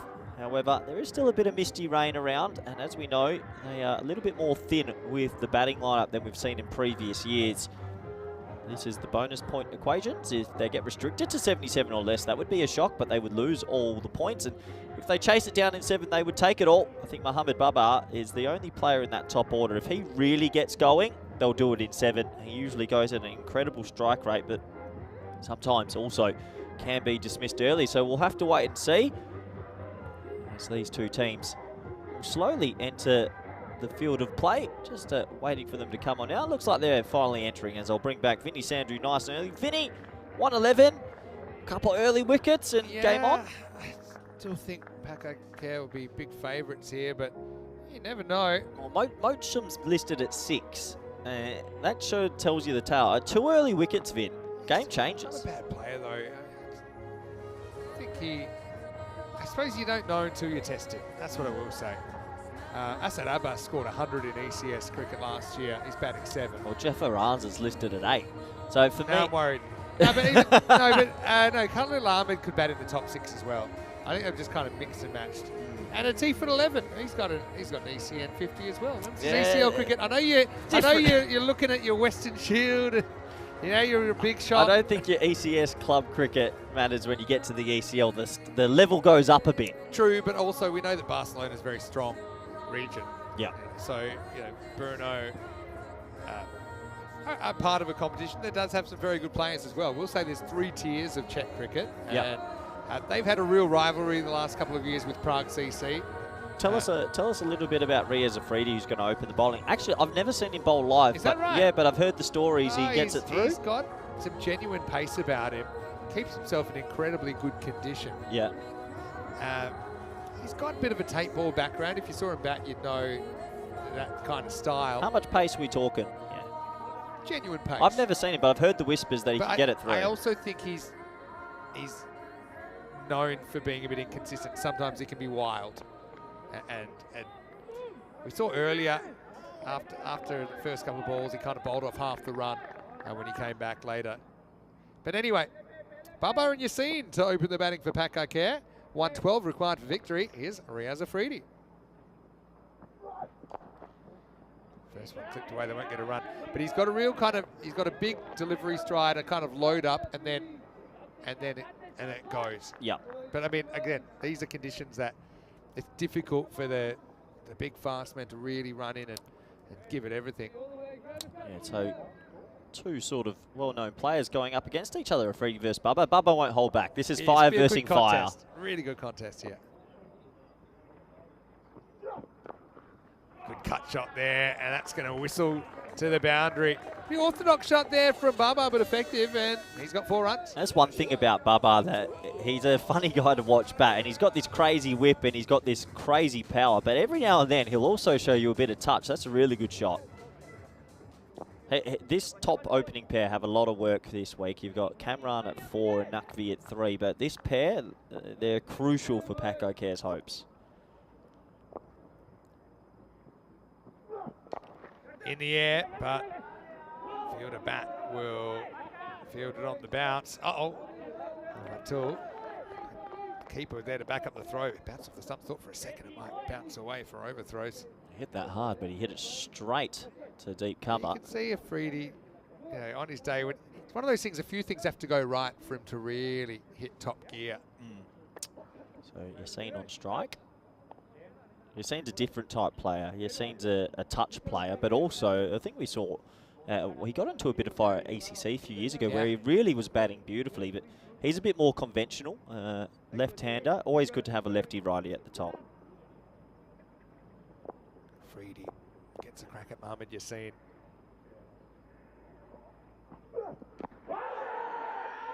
Pitch outside leg stump, but it's a pretty good delivery. Hurries him up. Good look at his action here.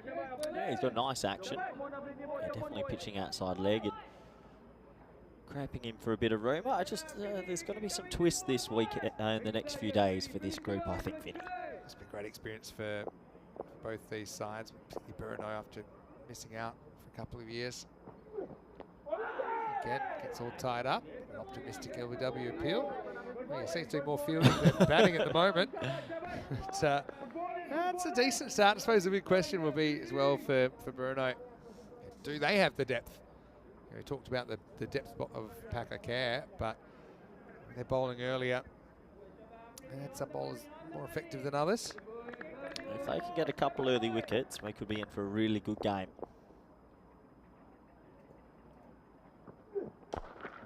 Hit down the ground, beats the fielder 4 runs. So you see there, you've seen he is strong. He's strong on the drive. Wasn't exactly a half volley either, but he finds the boundary.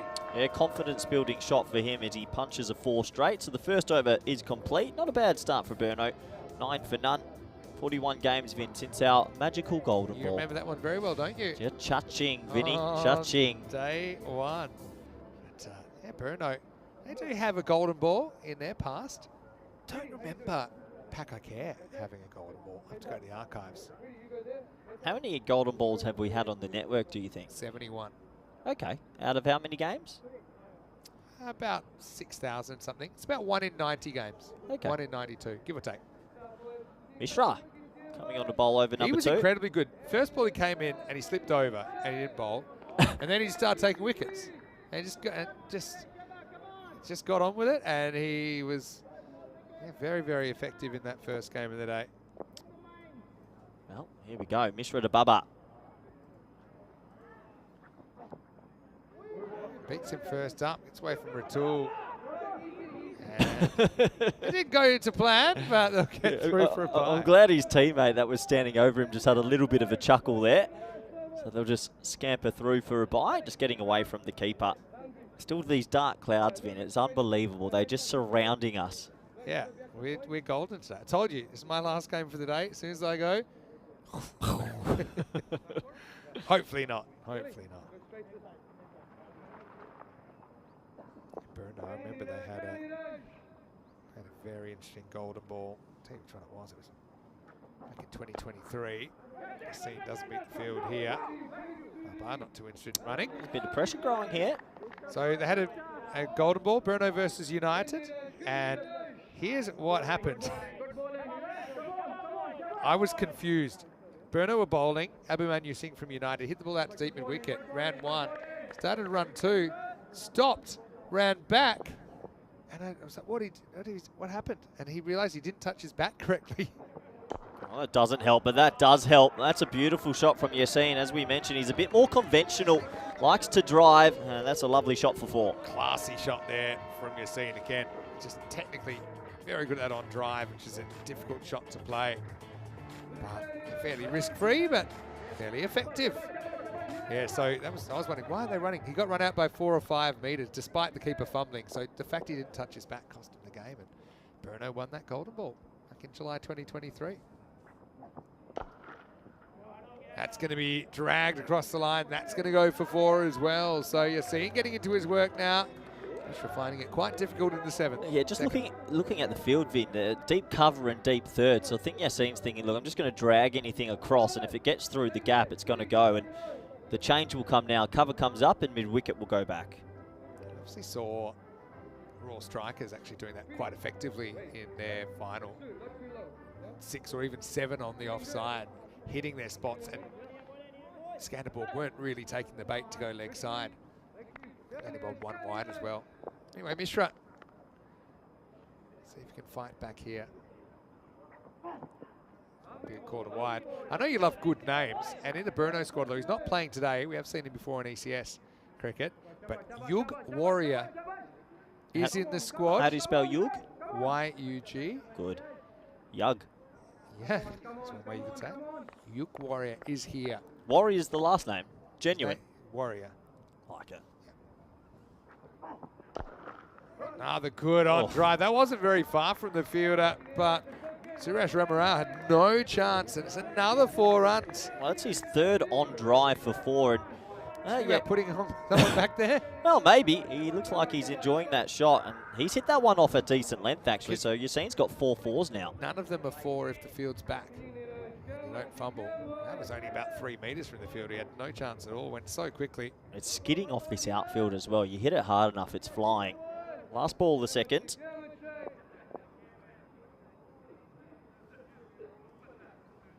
3 4s. A bye in the over. And a wide. 2 wides now. 2 wides now. Yeah, Pakai, I was just thinking, are they the most famous ECN team that haven't had a golden ball? Potentially. I think we're going to get another golden ball or 2 this event. I hope so. Do you know how many teams have played a golden ball ever? I think you're stuck in golden ball chat, No, Vince. just thinking. Dug out, Bubba, 0 interest because he knows it's last ball of the over. Mishra goes for 14, 24 without loss. Have a guess. What's that? How many teams have played a golden ball? There's been 71 golden balls. You talk about this, let me think. Okay. I can tell you, Blinders took all 4 points. We'll see them up against the Nomads next. Bruno did take a win against the Nomads earlier, and the Assassins didn't take a point out of their game. Pakai Care playing their first game here. 130. Pretty close, 121. I was going to go 125. A little bit disappointed myself there. 5 teams have played 3 golden balls. Madrid United, which is an amazing strike rate. Roma CC, Gorka 11 in Portugal. Matadei in Malta, including the Magnificent 7. And United in Czechia. Hello to Rudraj Magare from United, who I know is tuning in right now. So it's like Khan's going to come into the attack now. Bubba. Closing the golden ball chapter now. Yeah. You ready to move on? He's going to try whip this. Whip that. He's going to, with the field, he's just looking to his leg side here. So deep cover and deep third of the 2-bander. Anything straight, he's pulling out that shovel sort of shot. It's well bowled. So it's one of those cases, I think he was thinking, yeah, like you said, he's thinking of this area. When it wasn't there, he thought, okay, just going to leave it alone. Third was back anyway. He slashed at it. Cuts back a bit. Look, Vin, I know that it says 94%, but just 2 wickets on the board here. This game will flip very quickly. Well bowled, good length. Yeah, look at hit the seam and come back a little bit. It goes between bat and the body. Yeah, Bubba hasn't found his batting groove just yet.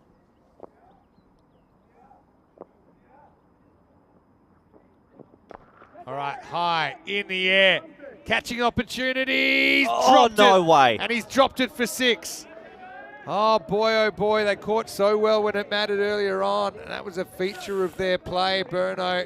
But that hurts. The big Bubba is dropped and it goes for a Maximo. Oh, you can't drop it. I know that no one means to drop it, but boy, that's a big moment. That should be out. And then they're in a little bit of strife. Bubba gets a life. Morkande out there, I think. Puts it down in the air and drops. Oh, Stain is such a good fielder as well. You would put money on him holding on. It wasn't easy. He dived to his right. It's almost slips catching style.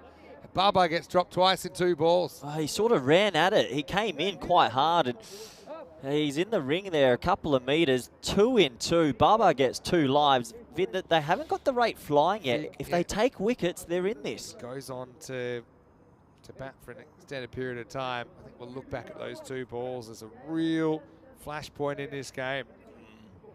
So Yassine back on strike. Bubba, a lot of luck and can't. Well, he'll be thinking, what's going on?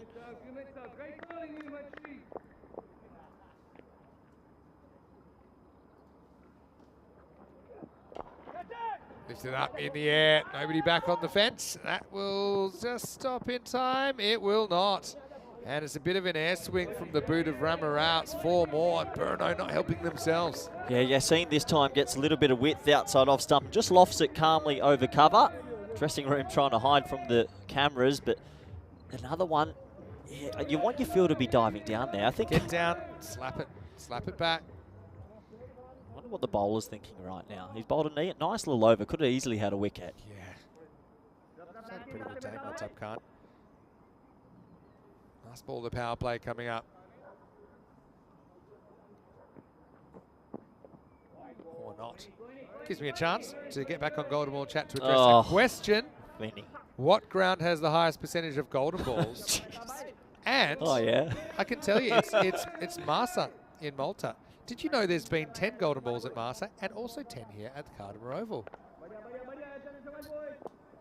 Zing. I'm going to fine you 20 euros if you don't play along. All right, last ball power play, take 2. Oh, Vinny, please don't say those words again. Take 3 and action. Just needs to get out of this over, just can't. He's not had too much luck losing his line. The lefty-righty partnership maybe affecting him a little bit here. Left-hand, right-hand combination. How much do you think it weighs at this sort of level, having that lefty-righty? Do you think it really does affect bowlers? Any level, Yeah. I think. Just forcing you to change your plans, change your angles. He's going round the wicket. It's a huge gap in wicket here. Take 4. Yeah. Well, it's not going to help them with the clock. To be fair, all the teams have actually done extremely well with the clock, haven't Shows they? you what you can do when you need to. Mm. Yeah, any other cricket that needs to be run in a timely fashion, and I'm looking at you, all other cricket, make the penalties fair and enforce them. Mm. Get the clock running. Well, good news is that one will be the last ball of the over. Worst over at all from Adab Khan, but in the end it goes for 14. It's 38 without loss after 3. Yeah, 38 on the board, but it could have been a lot prettier. You look at those middle overs in the first innings, Vin, the 6th, the 7th and the 9th over going for 6, 8 and 3, and that really pegged them back. Yeah, it sure did.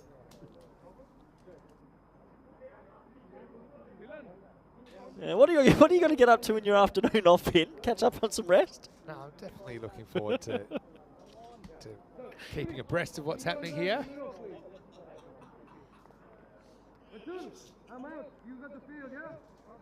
Well, glad that you're taking a couple of hours. It's good to have Rhino back on the commentary team. Great to have Rhino back. Looks like new bowler coming into the attack now. Rahat Ali.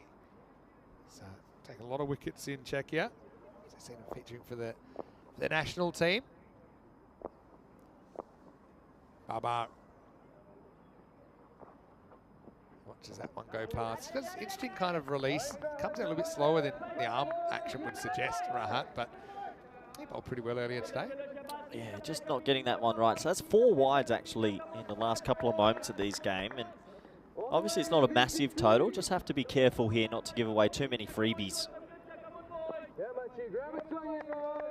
Plenty of noise out there. That's good. Energy's high.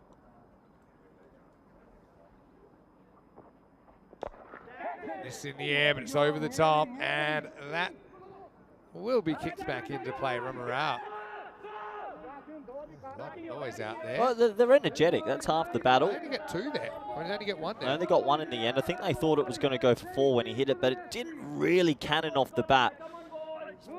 The outfield a little bit slower in some regions due to the sort of misty rain we've had in the last sort of 24 hours. So obviously power play's been concluded. Field spread quite a bit. 40 on the board off 3.1, but it sort of feels like these teams still feeling each other out a little bit. Yeah, true.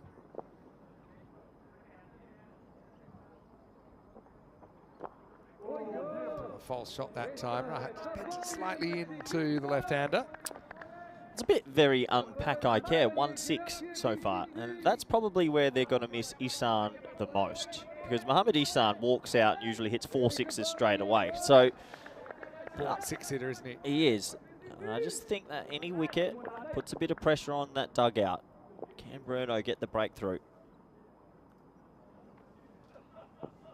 Lost his run there. Just thinking this is a rare chance for Atif to catch up a few matches on Mohamed Ihsan, who's played 217 matches in ECN cricket. Atif is now 205. It's a lot of T10 cricket. So if they make the championship week here, Atif could have the all-time most appearances.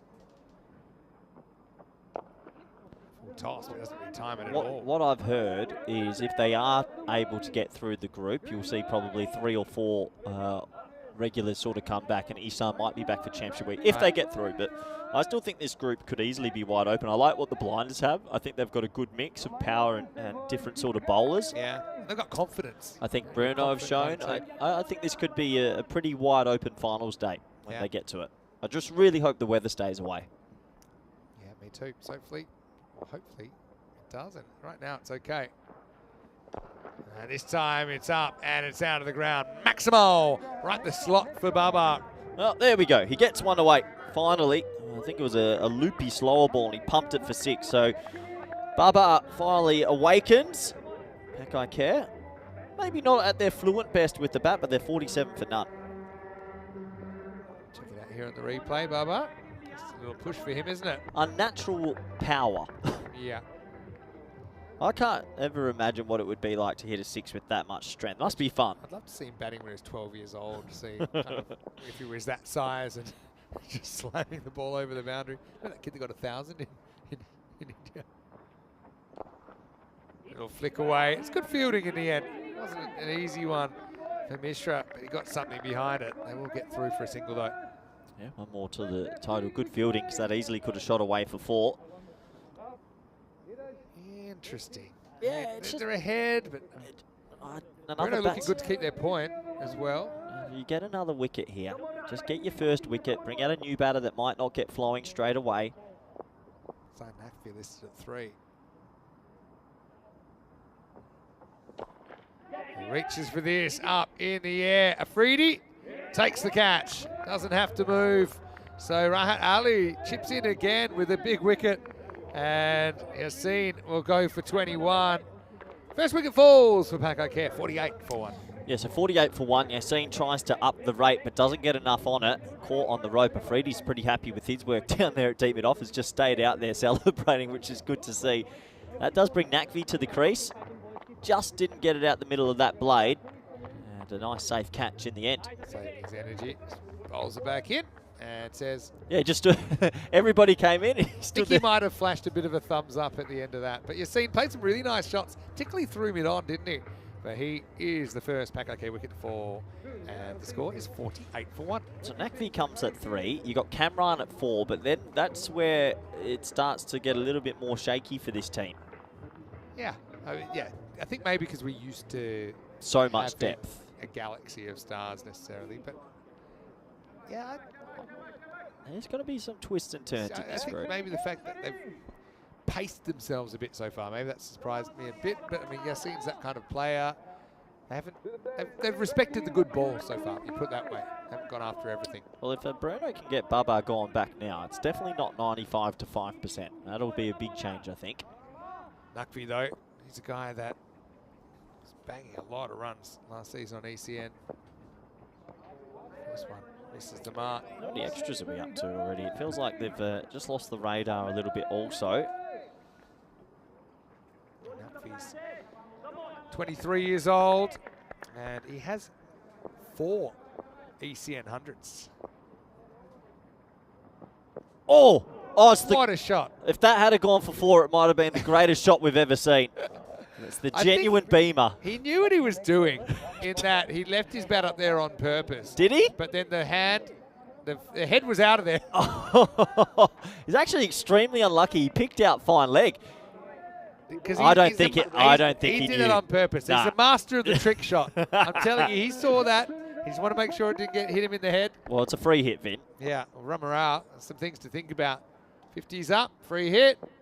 Slow ball, reaches, and gets it over the top.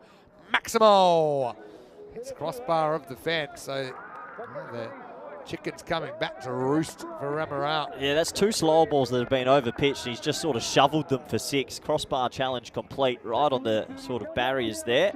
Is that not? Is that too slow for a slow ball? Is there any length that works? Pace on. Ow! Well fielded. Oh, jeez, he took that straight in the shin. it's a case of the ball fielding the fielder. Matab Khan there at cover, just wears it. 3 reds. I think that obviously you want to have a good slow ball to pace differential, but sometimes if it's too slow, batters adjust anyway. It's always the length, Yeah. though. That pickup kind of length. So Nakvi facing his first ball. Oh, it's a pretty good start. It's a really good start. Classy guide over backward point. Maximal, 6 runs. Yeah, it's a lovely shot from Nakvi. A little bit of width, and he just lent on it. Didn't look to overhit it, and he'll get 6 for his trouble. So that opens up his account.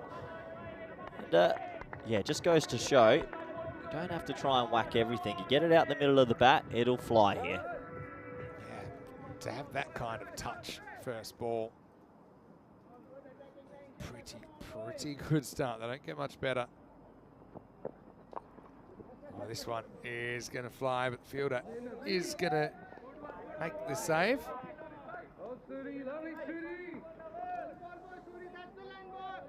A couple people in the chat agreeing with me. No way he meant that, Vinny. I think that was more self-preservation. Of course he meant it. Otherwise you try and move your bat out the way. I've had more beamers bowled at me than almost anyone. You're not the mouthiest in first grade cricket. Whipped away, and that'll be 4 as well. So Baba getting into his work. Yeah, I mean, I'm not saying he knew he was going to hit it, but he knew it was a possibility when he left the bat up. Agree to disagree, Vin. Baba gets to 31. I'd say he's still not at his fluent best, but he's still there. So this is that bottom hand shovel thing he's got. The angle in, even though the line's not especially good to play that shot, but with the angle in and the swing in that Ramal's getting. It was an easy pickup for Baba. So over's gone magical. Now he's hit. Ooh. This could be gone. Oh, no dropped it. way. Had a fair bit of it. Rahat Ali down there. Well, that kind of happened this morning. It turned out to be a run out, but they just haven't held some key catches so far, even though they're difficult. They are in these conditions. Went down, tried to get lower to the ball, but yeah, it will be disappointing drop. So let's welcome you into the commentary box. Great to have your company wherever you're watching from around the world. Vinny Sander here, Mr. Maximo. Corey Ruckers with me. And yeah, I do have a bit of an early day today. So I'm going to leave the box in the R&R show. Not the Rico show, by the way, because Rico's off as well. So we've got the R&R show, Rhino and the Rut. And looking forward to seeing all the equipment unbroken by the end of the day. I hope you have a nice rest. You've earned it, Vinny. But I'm looking forward to commentating with Rhino. It's good to have him back. Mini rest. Mini rest. Of course, we love having Rhino here. Baba reaches, and Baba gets 6 more. Maximal. If you drop these kind of players, and it's going to hurt you on the scoreboard, and really now broken the back of the chase, haven't they? It's 37 required off 29. Yeah, dropped 3 times, Vinny, and of course trying to defend a score in the low hundreds is never easy if you drop their main batter 3 times. But a big over here from Baba still opens up the chance potentially at the full 4 points, and I think he's going for it. Wow, he's lighting it up now. And it is 6 more. Says Mars. It's a good thing for you is you don't have to pay his petrol money this time, but he is motoring. He's 44 off 18 now. Yeah, that's the one thing as well. If you do drop good players, they get time to find form, and that's a bit more like the Bubba we know at Cardimer Oval. That's that bottom hand shovel shot he's got. It's very different, but it works for him. He's just very strong. There's Rabani, newly married. Is he? Yeah. Well, sorry, ladies. He's off the market. And you can see why. So 44 for Bubba. 31 off 10 for the BP.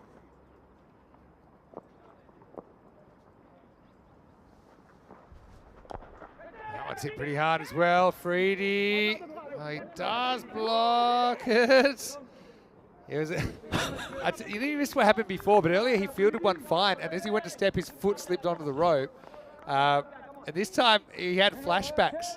He thought, okay, just be careful. And then he realizes when he picks it up, where's that foot going? But he's all right. Seems like a very laid-back character, Freedy. He is. He's a cool cat. Yeah, bowled by Rahat Ali this time. That's a hoik and a half, isn't it? Nakvi trying to probably overhit that one a little bit. What is it? 30 off 8 for all the points. 30 off They 8. can go boundary, still on. I mean, anything's probably still on with these two there. But I suppose if you're Burno here, you're looking to bowl your draw card in the 7th just to make sure you keep your point. Wonder if that is a Freedy. That's a pretty good shot, and all the way, Maximo Nakvi. Very good in that region so far. There's Asad Abbas, scored his first ECS century last year. But yeah, I still think it's on here. Yeah, it's definitely a chance. 24 of the remaining 7 deliveries to get all points. Nakvi's such a good such a good player at accessing the offside. Whoa. Oh, maybe I need more of a break, Vinny. Assad. We know you're there. Last ball, the 6th. And that's smashed as well. And I think that one's just gone one bounce for. They might have a closer look. It was definitely close, but yeah, I think it's just 4, Vinny. So far off a 6, so that'll make it 92 for 1. You see that clearly just pitching inside the boundary. Inside the boundary rope, I should say. Baba to 45, Nakvi to 17, and just 20 required off 4 overs, but 20 off 1 over. So a magical over, they get the 4 points. And they are going back to a Afridi. They're going back to their draw card just to try and give it their best shot. This doesn't go for 20. Well, if Bruno can go home with 4 points, Vinny, if they can hold on to the points, not the worst day, you know. They had a really good win this morning. So a big sort of 6 balls coming up for their day.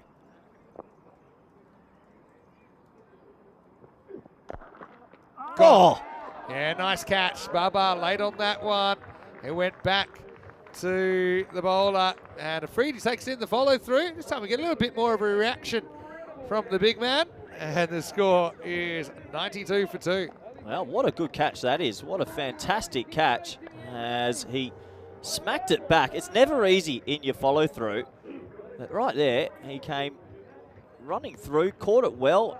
That's a brilliant catch. Bit of shock because they've dropped some sitters. That's true. That's maybe the good thing about that catch. He had no time to think about it. But Baba gets his team close. Misses out on the half century, but certainly asserted his dominance once again on this competition. He's out for 45 and back okay at 92 for 2. Yeah, so Baba gets a little bit of luck earlier in the innings, but he gets to 45 in the end. Maybe disappointed not to finish the job. Come on, coming out now at number 4. I think that might bury the 4 points, if you ask me, that wicket there. Well, you never know. Cameron's a good hitter. But they need 2 4s, 2 6s or better in 5 balls. It's a Afridi, pace to pace. Wow, he takes on the hook straight away, and he's going to get it. Going, gone. Maximo. What a good shot that is. Yeah, brilliant shot from Cammy, who's also a player that you got to look out for with the bat. He's a bit more of a technical hitter. Well, that's a good shot first ball. Yeah, how was this? Probably the one for the over. He's heading over his shoulder if he's standing at the crease. So 14 off 4 balls. We saw something similar in the last game, actually. It involved the blinders.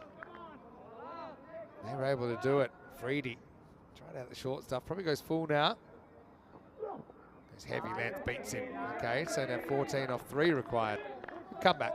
Yeah, 14 off 3. So he's going to go boundary to pull it off, but a lot of work to do. Afridi sneaking that one inside. Well bowled. That's the zone. That's where you want to be.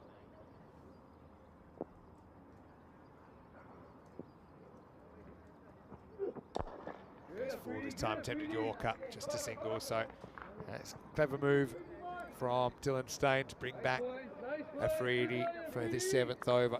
Something I think captains need to think about. If you've got a score that's looking a bit thin, you bowl your best 7 up front and secure that point. The other bowlers have to bowl anyway at some point. Yeah, completely agree, Vinny. He's got some genuine pace, and when he hits that sort of heavy length, he gets it to skid through. Yeah, I've seen him bowl even quicker as well. The pitch isn't a particularly fast pitch in Prague, where we normally see him playing, but he can still get a fair bit out of it. So you'll see in a minute that Bruno have achieved a point in this game. I think so. But wide will have to be re-bowled. Yeah, you never know. No ball 6. No ball 6 and another 6. Yeah, a couple of questions asking about where's his son. I can give some happy news as well. He's getting married. So he's in Pakistan for a couple of months, getting married, and He wanted to come back, but obviously prioritised some family stuff first. Congratulations Yeah. to EC as well. Pretty well bowled. So the over in the end only goes for 8. And big help was the wicket of Mohammad Babar as well. So Riaz Afridi looking pretty good, although we've only seen him a couple of times out there. It's 100 for 2 after 7. Coming up, I'm going to leave you with Rhino in the Rut. And Omar Zahid comes in for the blinders. For Zurich Nomads, they made one change with Dawood coming in. But yeah, watch out, a lot of big hitters on both sides. Look at the top 3 of both sides. Abbas Ghani, who's player of the series in the T20s in Malta earlier this year. Jason van der Merwe coming off big runs that first game. Stefan Gooch. For the Nomads, Fahim Nazir, very classy player. Osama Mahmood is now transferred from Power to the Nomads. And Hassan Ahmed at number 3. So stay tuned. Budapest Blinders have won the toss and elected to bat in that one, and it starts in exactly 1 hour. Extended break actually coming up after this game. Is it? Yes. Okay. You okay with that? Yeah, I didn't. didn't realise that. Oh, let's give us a bit of time to catch up on some for refreshments. 12 to go in this, 12 of 18. The Swiss chocolates, maybe. Bit of spin. And Naveed, it's a good off spinner. The first one is going to be parried across the line by Rahat Ali.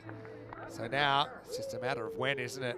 Yeah, it is a matter of when. They've won this game, Pakai Care. Nice shot from Cammy there, just hitting it through the offside along the carpet, really, and it flew across this Cardamom turf. Really zipped along. Yeah, man, you don't mind the ball going for 4.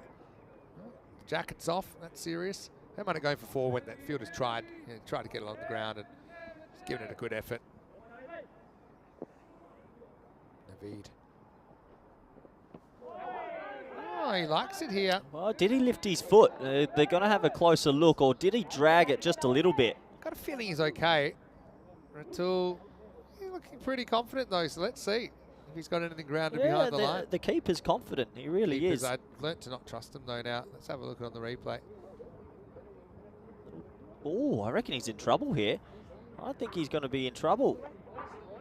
Oh, he's gone. He's going to be out. That's out. You can see the line. That's just great keeping. There's a little bit of white line, Vin. It's tight, but that's out. Yeah, you're right. Well, there you go. It was almost in, but not quite. Ratul, consolation wicket. It'll be Naveed that cashes it in. An excellent bit of keeping there. Quick hands.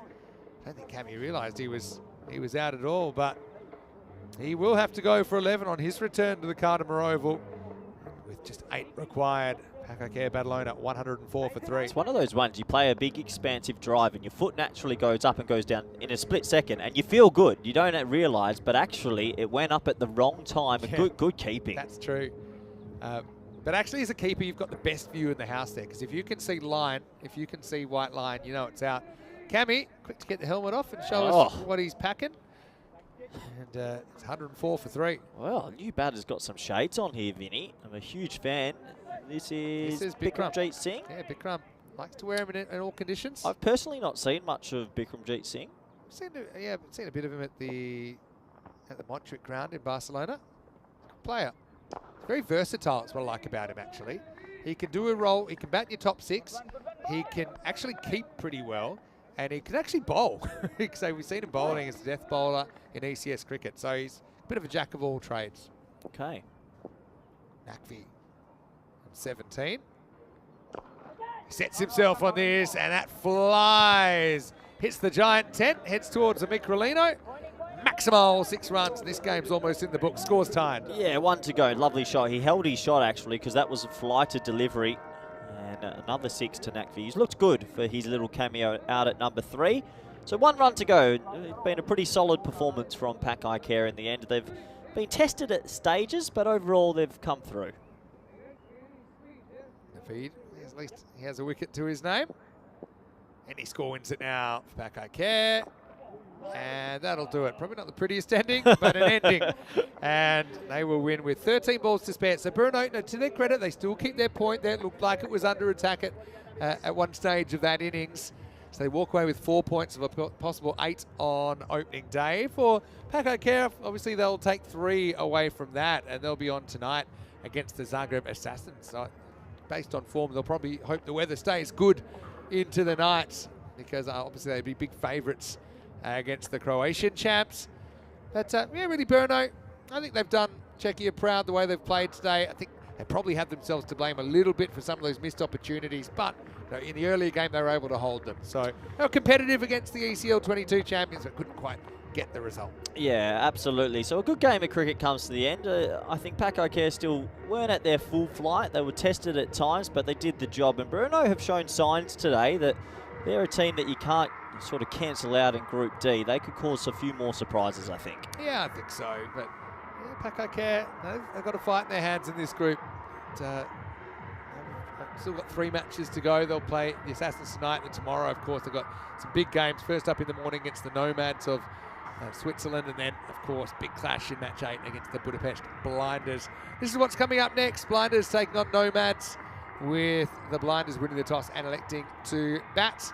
Shafamuta Ikram in there. He scored one of the best tons I've seen out of nowhere in the ECS Hungary. He was Really? listed about at number 6. Just, some people just have a day out at 130 something. Anyway, let's go back and have a look at the highlights of this one. Pretty classy opening combination. Well, now you see him, now you don't, but that is the Fizz. I know that now he's famous. He doesn't want to show the face all the time. But anyway, it was a case of what might have been, wasn't it, with Bruno just dropping some key opportunities. And the openers set a big foundation. And I suppose Natvi got them across the line in the end. Yeah, it's one of those ones. If they had held the catch early off Baba, maybe the game could have been completely different, but we'll never know. I thought Yassine did an okay job as well of hitting those 4s early when Baba wasn't ticking. That was him getting out to the evergreen and relaxed Afridi out there. Yeah, looked like he needed a pillow there. I still maintain that that was semi-deliberate from Baba, but we'll have to ask him later. Never know what he'll tell you, though. But, yeah, look, Bruno, I think you hear a lot of support from them as well. I know coming in from Czechia, they're pretty proud of the way they played today. To not get blown away by Paco Care, obviously they found it hard going. They had that real flat spot there, Innings. You know, a bit of hide and seek over there in the Paco Care dressing room. Afridi ends up taking a return catch.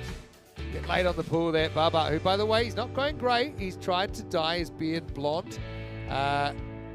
You judge the results for yourself. Cameron ends up getting stumped by about 5 or 6 millimeters, but this game didn't have too much longer for this world. 6-tied it, and then a clunk single from Nakfi meant that Paco Care off to a winning start, chasing down the target of 112 with 13 balls to spare. Yeah, 112, 13 balls to spare. They did the job, and I'm sure we'll see them later tonight, weather permitting. I think their next game's up against Zagreb Assassins, so they'll be looking to go 2-2 and set their group up. We'll have a quick look at the scorecards before you take a couple of hours off, Vinny. And yeah, it was an interesting batting display. It wasn't the Paco Care we know, but they did the job. Yeah, it wasn't swashbuckling, but it was good enough, wasn't it? And maybe a bit of rust on some of those bats, you could argue. But I mean, Yassine looked pretty good while he was out there. He hit 2 or 3 really crisp on drives. Ended up with 5 4s in his 21. Didn't hit a single 6. Mohamed Baba with 45 though, as you can see there, the top scorer, and brought it up off 20 balls. Did get lucky a couple of balls in a row though during his innings. Nakfi didn't look like he was out of touch. He scored 24 off 9 and started with a very classy 6 over backward point. Kamran made an appearance for 11, and Bikramjit had a very brief look out there as well. Wickets for Riaz Afridi, Rahat Ali and Navid Ahmed in there. Afridi, I think, Afridi is an unpredictable character. He can go off the rails sometimes, but I think that Bruno and all the Czech fans were pretty happy with what he delivered here on day 1. So Bruno, they're done for the day. They're going to head back to the Sunset Beach Club. I'm going to head back there as well. I'm going to leave you with Rhino and the Rut. But for now, Vinny Sandu here, Mr. Maximo for ECN. Hope you're enjoying the action. Rhino back in for me when we return in around about 45 minutes time for more European Cricket League.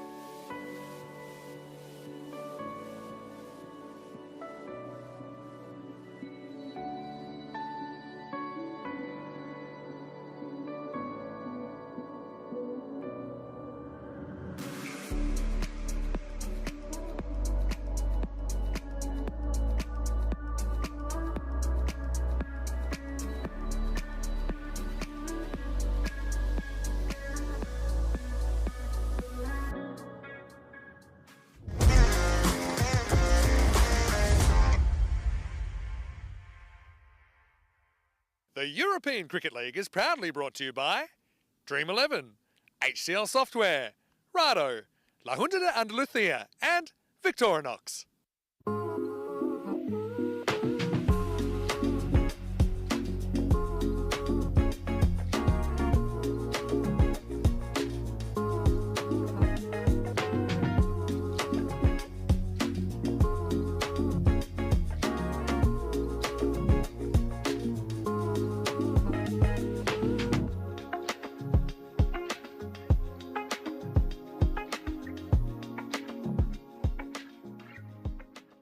Hello and welcome back. Great to have you with us as we are 3 games deep now into this opening day of Group D, and coming up a pretty interesting game between the Budapest Blinders of Hungary against the Zurich Nomads of Switzerland. Now these teams had very contrasting first matches, so it's the second match for both of them. Let's get ready for the coin toss now with Ian Ramage and the 2 captains. There you go. Thanks a lot. Thank you. Okay, Blinders, you're the home team. You'll toss the coin. Assassins, as the away team, you call. Dream 11. It's been called Dream 11. It's come down European cricket, so you've won the toss. We're going to bat first. Okay, toss won by Blinders, who will bat first. So the Blinders win the toss and want to have a hit, and why not? They've got a lot of firepower in there. We saw Jason van der Merwe coming good for them, and in fact, the Blinders ended up taking all 4 points after a big last couple of overs of match 2, and so they're sitting in prime position. Having said that, it's a different story for the Zurich Nomads, who went down, a bit of a disappointing performance, I think, against Brno, and they would hate to go 0-2 here. If they do, then you start to feel the pinch, I think, when we get to the second day's play, obviously, with one team having to miss out on the finals. But I think they can come good. Watch out for Fahim Nazir. I think he is evergreen. It's hard to believe that he's over 40 years old. He's very good with the bat and the ball. Let's get ready for the first ball of this one. And I'm going to leave you with the R and R combination because I'm going to head off a little bit early today. And that is Rhino and the Rut waiting for you. Match 4 on the way with the Blinders having a hit after winning the toss. Be careful, guys. Let's get ready for the start of the match. Mr. Maximo, thank you very much. It certainly is Andrew Ryan here with my good friend Corey Rutgers to take you through here on Drive Time at the European Cricket Network. It is ECL 2025 and a tasty clash coming up here between the Budapest Blinders, convincing winners in their first game, up against the Zagreb Assassins. Messrs. Van der Merwe and Gooch batted very, very well in that chase. They're up against the Zurich Nomads, the Swiss champions, who will be looking to atone for fairly ordinary first-up performance from them. They brought Amjad Dawodzai into the team today. Omer Zahid, he's the inclusion for the Budapest Blinders. But the Blinders winning the toss and deciding to bat. Be interesting to see how much of that was about wanting to put a score on the board versus seeing the Nomads really struggle in their chase in game 1 up against the boys from Brno, who happy with their first game. Things were a little bit tougher in their second. Paco Care Badalona, one of the most well-credentialed teams here at the European Cricket League 2025, putting down some sort of marker. They're going to be hard to beat in this Group D, but we turn our attention now to Zurich Nomads versus the Budapest Blinders. Abbas Ghani, number 5 for the Blinders. He'll be looking to pick up after a tough day at the office in the first game. Didn't bowl well, dropped a catch, went out early, but certainly that previous performance from the Blinders has got the supercomputer all excited about their chances. And they've got an 83% chance to win this game. A man who's probably a little bit more, how do we say, in depth than he's thinking than the supercomputer. Welcome to the microphone, Corey Rutgers. Yeah, good to be back. Good to see you, Rhino. How have you been? It's been a long 6 months since we've had you in the box. It's been a while since we've had a cuddle out at the Sunset Beach Hotel, but either way, looking forward to another good clash here, I think. Or I think these are actually two of the most closely matched teams in this group. Well, I know you've got a little bit of a Swiss connection, and I have to admit the blinders impressed me earlier. Maybe a bit rusty with the ball, but they've got some very powerful hitters in that top four. But no, I don't want to focus on the game just yet. How have you been? 6 months is a long time. How's life? You're looking well. It's wonderful. I think as we've all discussed in the commentary box, desperate attempt from I think everyone to shed a few kilos before getting on the camera. So been trying to look after myself. Well, went to India for 3 weeks of holiday and learnt a bit of Hindi in the meantime. What have you got for us off the cuff? What, you mean a little bit of Hindi? Yeah. Man, tori Hindi samajhta ha. Oh, Rico full in the box all of a sudden. Well, where is Rico when you need him? Might need to interpret my own language. But anyway, good little trip over there. Fascinating place to go. Probably my 4th visit, but spent some time in Mumbai, Chennai. Got to a wedding, as we were just discussing as well, which was amazing fun. Oh, good to have you back all the way here. So we're set to go. Sawari's got the first ball. Garney facing, and the very violent Van der Merwe at the non-striker's end. I think this is a good move, Corey. Get the big paceman, Sawari, up early. Right into the block holds. Driven nicely, but well fielded. Could have been a shy at the bowler's end, more so. Gone for Van der Merwe's end. I think it's Wakas Kawaja down there at mid-off. Yeah, so just the one to start, but I think the Budapest Blinders, obviously, they have a very vaunted top 3, don't they? Extremely strong top 3. Garney didn't click in the first game, but this man did. Van der Merwe has got a bit of a reputation at Cardiff Oval. When he gets going, no one controls him. Very strong hitter, particularly to the leg side, and then flat over cover the way he opens up that blade. It's very powerfully. Ooh, a little bit of lift from Shiraz. I talked in the first game, actually, Corey. He's a tricky customer. Faced him quite a few times in Switzerland. He's quicker than he looks from an ambling run-up. Really strong upper body, and he will enjoy the extra kick from this Kardimer pitch. Oh, I like what I see. Right into the block hole again. That's well bowled. And probably the choice here for the skipper, Azim Nazir. They went with a couple of their younger pacemen to open up in the last game. They struggled with both their line and length, a few too many extras. Shinwari comes on, makes a statement right from the start.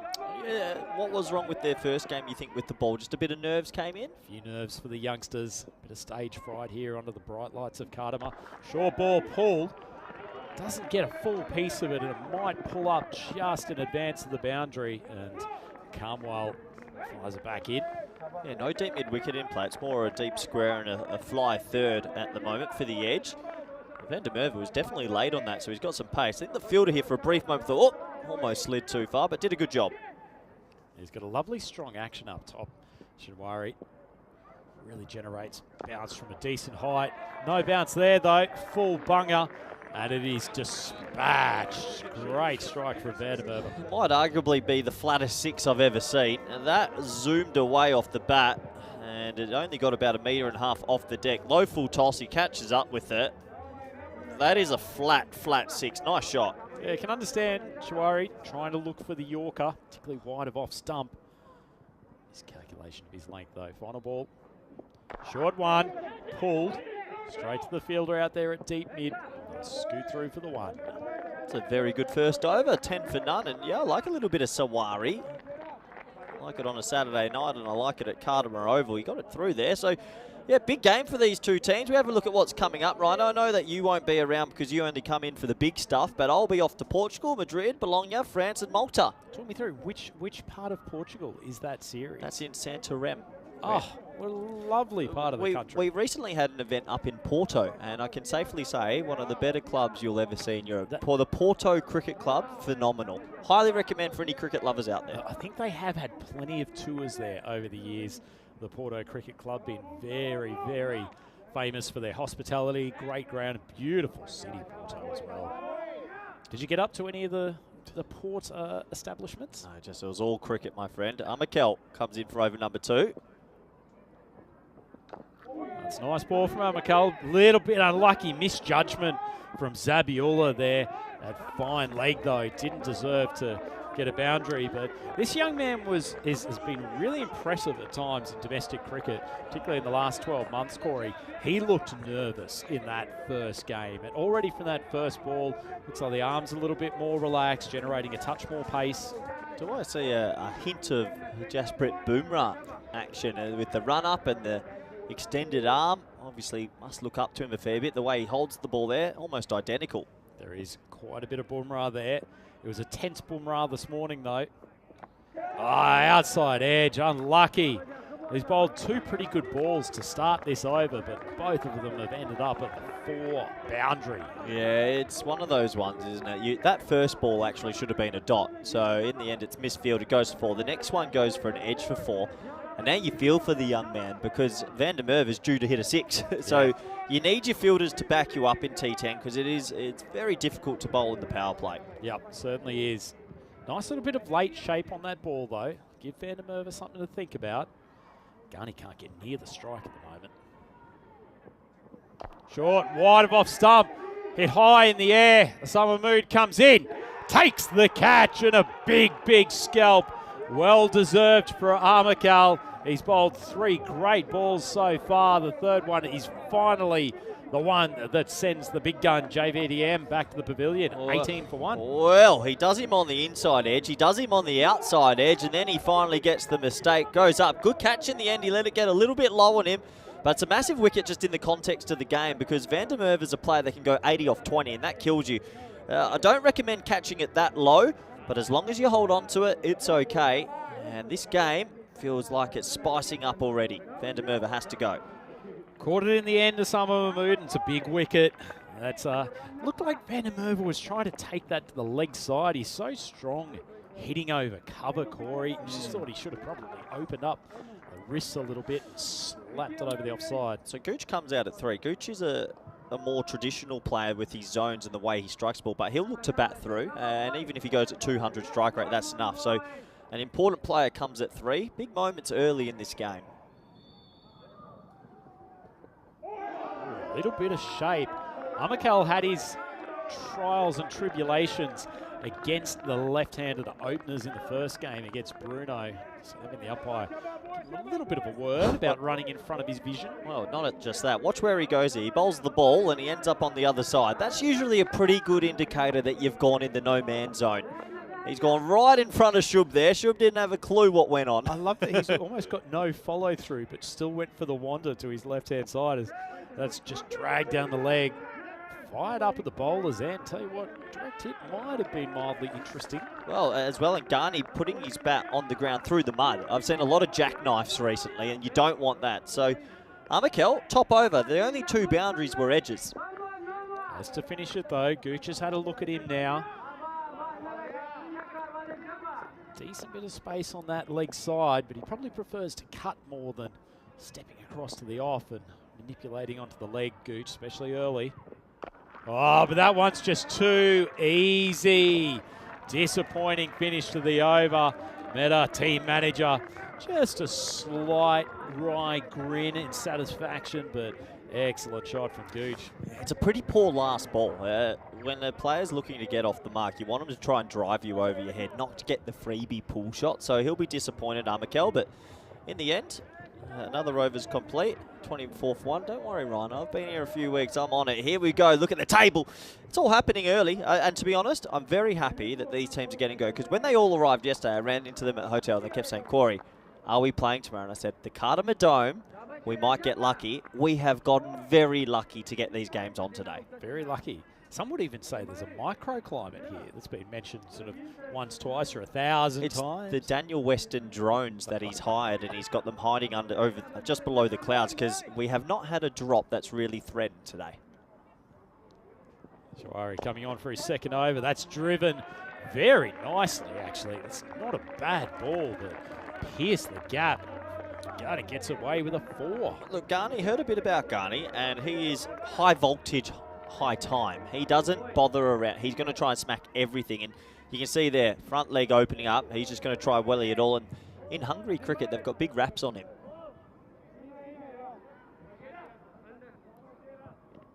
Big Baseman Sawari surveying his field, steaming in. That's a better length ball. Top edge, fielder under it. It's the second wicket down. The blinders, only 28 on the board. And this switch of bowling attack to bring Sawari in for the first and third has worked a treat. Well, 2 pull shots today from Ghani, 2 times he's been out, and that's the difference of playing in your home country to playing at Kartama. There's more bowlers that get it through at chest height, and he looked very late on that. And after a disappointing game this morning from the Zurich Nomads, they've started this one well, Rhino. Yeah, certainly have. Canny stuff from the skipper, Azim Nazir, getting the big paceman Sawari involved early. He's responded. As you said, Corey, Ghani he was late on that. Never got in good position to play the pull shot. The ball got big on him, as industry insiders tend to say. He's gone for 5 off 3. Good catch from Zabiola. Ball was in the air for a while. Yeah, disappointing day for Ghani. He'll want to come back stronger tomorrow. But here we go, a little bit of ECN flavour. Mars Baji comes out number 4. He's with Gooch. Both have worked for the ECN before. Mars has got a pretty good record for the Budapest Blinders, but this is a pressure situation. I spoke to him during lunch, Corey. He was confident. He was calm. It's a good mindset that I think Mars Baji's in at the moment. Full ball, hits the pads. Oh, that must have been very, very close. Oh, he's given it runs. Let's have a close look. Did he get the inside edge? His toes are on off stump. There's a little shuffle. I think Mars Baji just got given arguably the biggest life you'll ever see. That is plumb. That hits pad first. Mars Baji got one there. Well, you got to make the most of your chances when they come, but Sawari probably deserved his second on that occasion. Mars breathing a sigh of relief.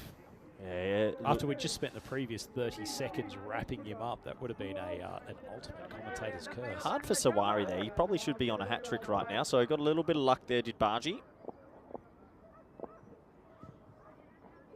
Short ball to the left-hander, just that extra pace of Sawari, ensuring that Gooch paddles it around to the leg side rather than taking the full-blooded strike. Here's that decision again. Have a look. It is pad clearly first. So, yeah, it gets a little bit like it hit the bat after, and I think that's maybe what confused the umpire a little bit. But on another day, it might have been out. 2 balls left to this power play. Tell you what, if they had a third there, the Nomads would have been a big momentum swing. Gets a bit quick on Baji again. Spins around to pull, but the extra lift causing some issues. It's been a really good opening pair from Sawari. Well, you're right. You mentioned that he gets it through. He's quite built top heavy, and he has got it through. He's hurrying up this Budapest Blinders batting lineup at the moment. And so far, the power play, it's all the Nomads. 1 ball left in the power play, 30 for 2. Just drags it down the leg side. He's a good example, Corey, of when people talk a little bit about delaying the bowling arm. There's a real, I know bowling coaching is not your thing. Anyway, look at Sawari. He doesn't rush getting that bowling arm through. He really, really rips the chain with that front arm and has all of his body weight and his propulsion moving forward, and then it's just snap, and he really drives into the deck with that bowling arm, just as he drags one wide of off stump to just help me no end. I just think Sawari has bowled a good spell here, but just needs to close this out. He's banging it in. I think I'd go full again. He looked late on that full ball, so probably should go full again. That one, could argue that it maybe got a bit, but I think that's a fair call from the umpire. Another short one. Baji gets put on his backside. That's some fire from Sawari, and this game has got some spice. Budapest Blinders, the end of the power play, 32 for 2. Yeah, what a response from the Zurich Nomads after a disappointing loss today. They've started this one really well in the power play. It's going to be interesting to see who they bring on in the middle sort of overs, and controlling the middle is so important in T10 cricket, just like any format really. Looks like they're going to go to a little bit of spin, and keeper's calling for his helmet. So Gooch becomes the key. He's going to need some support from Baji and the rest of this middle order. He certainly will. Skipper Azim Nazir really ringing the changes here. got plenty of bowlers at his disposal. Niazi bowled a reasonable over in the first game. A couple of loose deliveries, but bowls both the leg spinner and the off spinner. It's not really disguised, to be honest, Corey. You'll probably pick it from a long, long way, but he does land the leg spinner pretty well. Now let's have a look how he goes to Gooch here. So he's going to be bowling to a left-handed, right-handed partnership, so he'll probably be bowling both. Flex outside off stump. Lovely air. You know what, Gooch was not far away from dragging that back foot out. He actually got a little bit of purchase off the surface. Yeah, he dragged it out for a brief moment. One thing I was just about to mention, I haven't seen spin be too effective today. It's been hit around all around the Cartama Oval, so pressure on him to bowl a good spell here because they're ahead in this game, but sometimes spin can easily go for that 24-25 run over. Yeah, it's a good observation from you, Corey. Feels like the deck's just dried out a touch. We haven't had really too much drizzle in the last couple of hours. If anything, the sun's trying to break through. Trying. Look at the intense face of Niazi. Another slower one.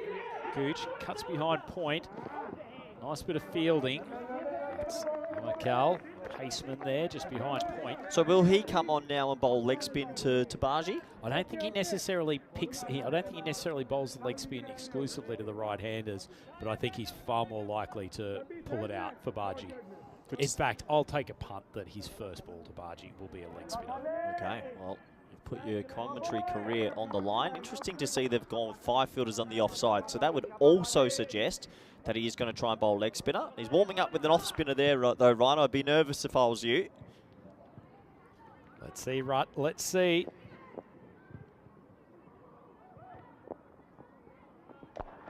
Just held up off the deck. Nicely struck from Baji, but it's actually well fielded out there by Kamwal. I think Mars Baji is one of those players. He just needs to get one out in the middle and then he gets going. I know for the blinders he's been effective over the last few years, but just there's certain players out there that once they get that first one, they really start motoring. Completely right there, Corey. And we've seen him play. He can play some powerful strikes. Baji, when he gets in his zone. Short, wide, it's gone straight to Zabiola. That's an ordinary shot from Gooch. A little bit of extra lift off the pitch and another wicket, and the blinders in a little bit of trouble here. 34 for 3, 2 balls to go in the fourth. Not just a little bit of trouble, quite a lot of trouble, because that top 3 is very dangerous. And what I'll give credit to the bowler for so far in this over, he's found his length. He's not ragging it, he's not spinning it a lot, but his length's been immaculate. And Gooch gets one to work with here, but it's one of those cut shots, just gets the more thick edge and a nice safe catch there. Yeah, it certainly was. Couldn't have gone any straighter to the fielder. This one wasn't really a great ball, to be honest. Wide of off stump, but as we said, a little bit of extra bounce. Tell you what, Corey, interesting observation from this morning's game. I did say to Maximo when the blinders were comfortable in their chase, would you retire Van der Merwe and Gooch and have given 2 overs to some of your middle order batters in a game you were absolutely going to win? I see you nodding your head in disagreement there. On the other hand, I reckon a few of these boys would have loved 6 balls this morning. Not with bonus point parameters and rain around. You need every point. So I get your point, I get what you're trying to say, but maybe if it's a game 3, but not game 1. Set the tone game 1. Niazi setting the tone with the ball here. Lovely delivery.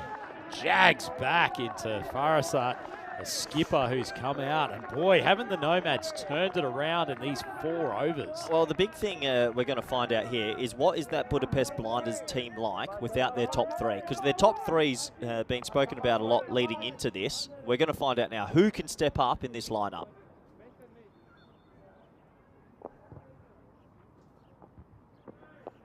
Oh, tell you what, that wasn't too far away of taking pad first. Niazi, hand to the head, but that's the end of an excellent over from the young spinner. 1 for 3, and the blinders 35 for 3 after 4. I'm very surprised to see the supercomputer saying this is 50-50 at the moment. For me, the blinders are pretty far behind. Zurich Nomads are streaking ahead.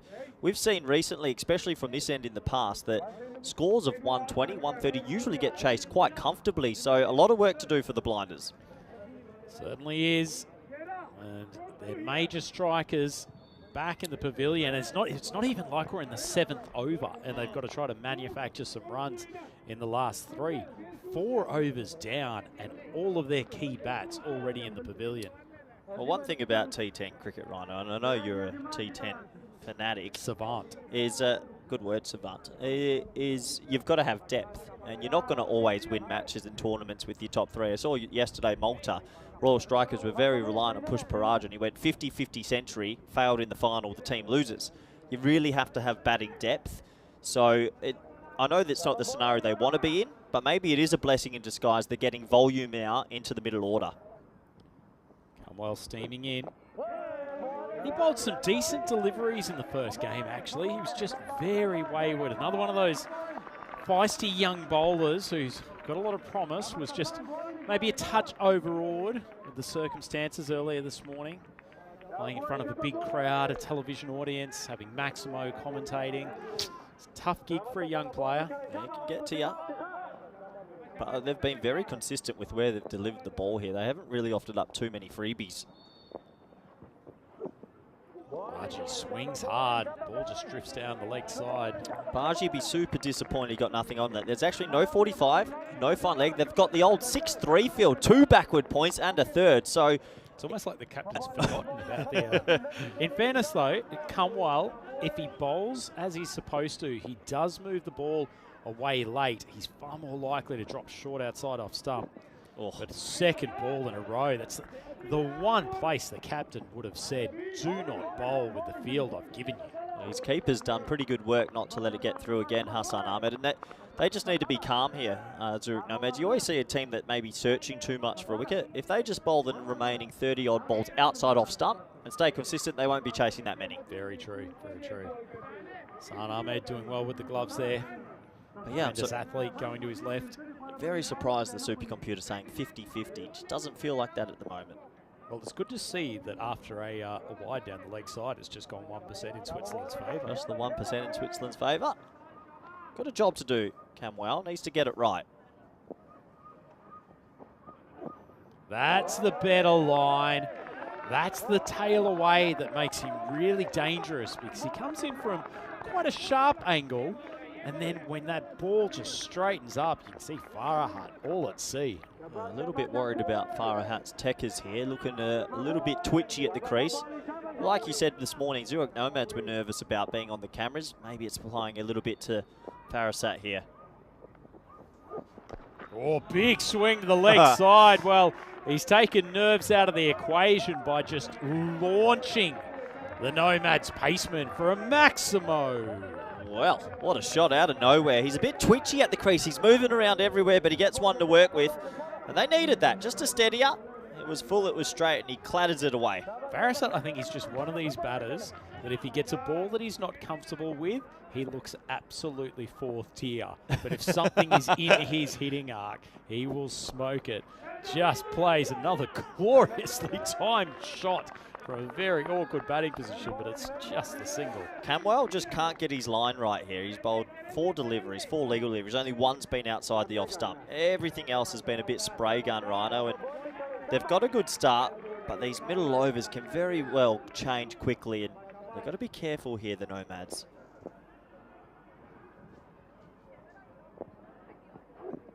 Oh, Mars does not play that particularly well. It's almost like he was setting up for a ramp, but tough shot to play. He's been at the non-striker's end for the last 4 or 5 balls. Would have seen that Camwell's moving it away from him. I just think that might be because of the field. He feels like if he gets any bat, it's a pretty safe shot, but it is high risk as always. Last ball of the 5th. Good contest, Rhino. Sizzling contest, Corey. Oh, another ball down the leg side. He got away with that. Oh my word, Baji somehow gloves it to no man's land. 5 overs complete, 46 for 3. Oh, have a look at the replay. He has gotten away with a few that over. Carmwell drifted down the leg side, but two men who are not getting away with anything right in the firing line here on the European Cricket Network. Andrew Ryan here with my man Corey Rutgers. In for a good contest here, Corey. Yeah, looking forward to this. It's good to see that Vinny and Rico are finally getting some rest as well. It's unbelievable. Yeah. Must be the first time. But no, this is a big game because the way the group's working out, everyone's fighting for a double chance. No one wants to come fifth and not make finals day. I think it's a pretty evenly spread group, to be honest. And Pack Care, they played a good game, but they're a little bit thinner than usual. No, very true. They've got some good, still got the good variety in their bowling lineup, though. The multiple left-handed pacemen and guys who know how to bring up and down the pace, and particularly in the later overs. Who knows where they've learnt the strategy around that from? Should be the Spanish coach, I think, getting a bit of credit for that one. Good to have Rhino back, isn't it? Like that, missed that cheeky smile, Rhino. Stroking the Rutgers ego as a man who doesn't bowl a bad slower ball himself. Fahim Nazir coming to the bowling crease. Farasat so far is an interesting player to watch because he's played two gorgeous strokes, but he's just twitchy. He's moving at the crease a lot. So Baji's 2 off 6. Look, it'd be interesting to see if he goes dot, would they yank him 2 off 8? No. I think he's going to get one out the middle shortly. Does love to hit straight down the ground. I would be a little bit tempted. I know it's tough, but 2 off 7, sometimes it's not your day. If he goes dot here and you feel like you've got more in the sheds, you might have to make a call because if it then turns out to be 3 off 13, that can lose you a game. I hope he can get one out the middle for him, but it's tough. Needs one in his slot. Another slow ball. I love this bowling from Fahim. Well, I'm just looking at the dugout, and he's 2 off 8. And there's 27 balls left. To be honest, his first ball, he's probably out. Sometimes it's just not flowing, and that's cricket. He can come back tomorrow and hit 100. He could come back. That's the sport. I'll be interested to see if the blinders make a big call here. Just slightly off-speed ball from Fahim there. Well fielded out. It's a deep square. They will just take the one, and I was probably pretty happy to get off strike at this stage. Yeah, I feel so. Good over from Nazir. He's gone cutter, and this one another little cutter, but a bit quicker. So he's 3 off 9. I was wondering whether he was going to go for the same slower ball because Baji hadn't got anywhere near the previous couple. There you go, the slowest of slower balls, and it's hit straight to the man at backward point. Well taken catch and an excellent over from Nazir, showing his class. And the blinders in big trouble now, 48 for 4. He's just keeping that pace off and bowling it on a heavy length. And you're right, the blinders struggling here. Farasat looked really twitchy at the crease, never looked comfortable. And he just pops one to point. But credit to the Nomads, they're holding their chances. That probably buys Baji a couple of extra balls to also get his form up. And they're going to have to pull something out here, the blinders, they're struggling.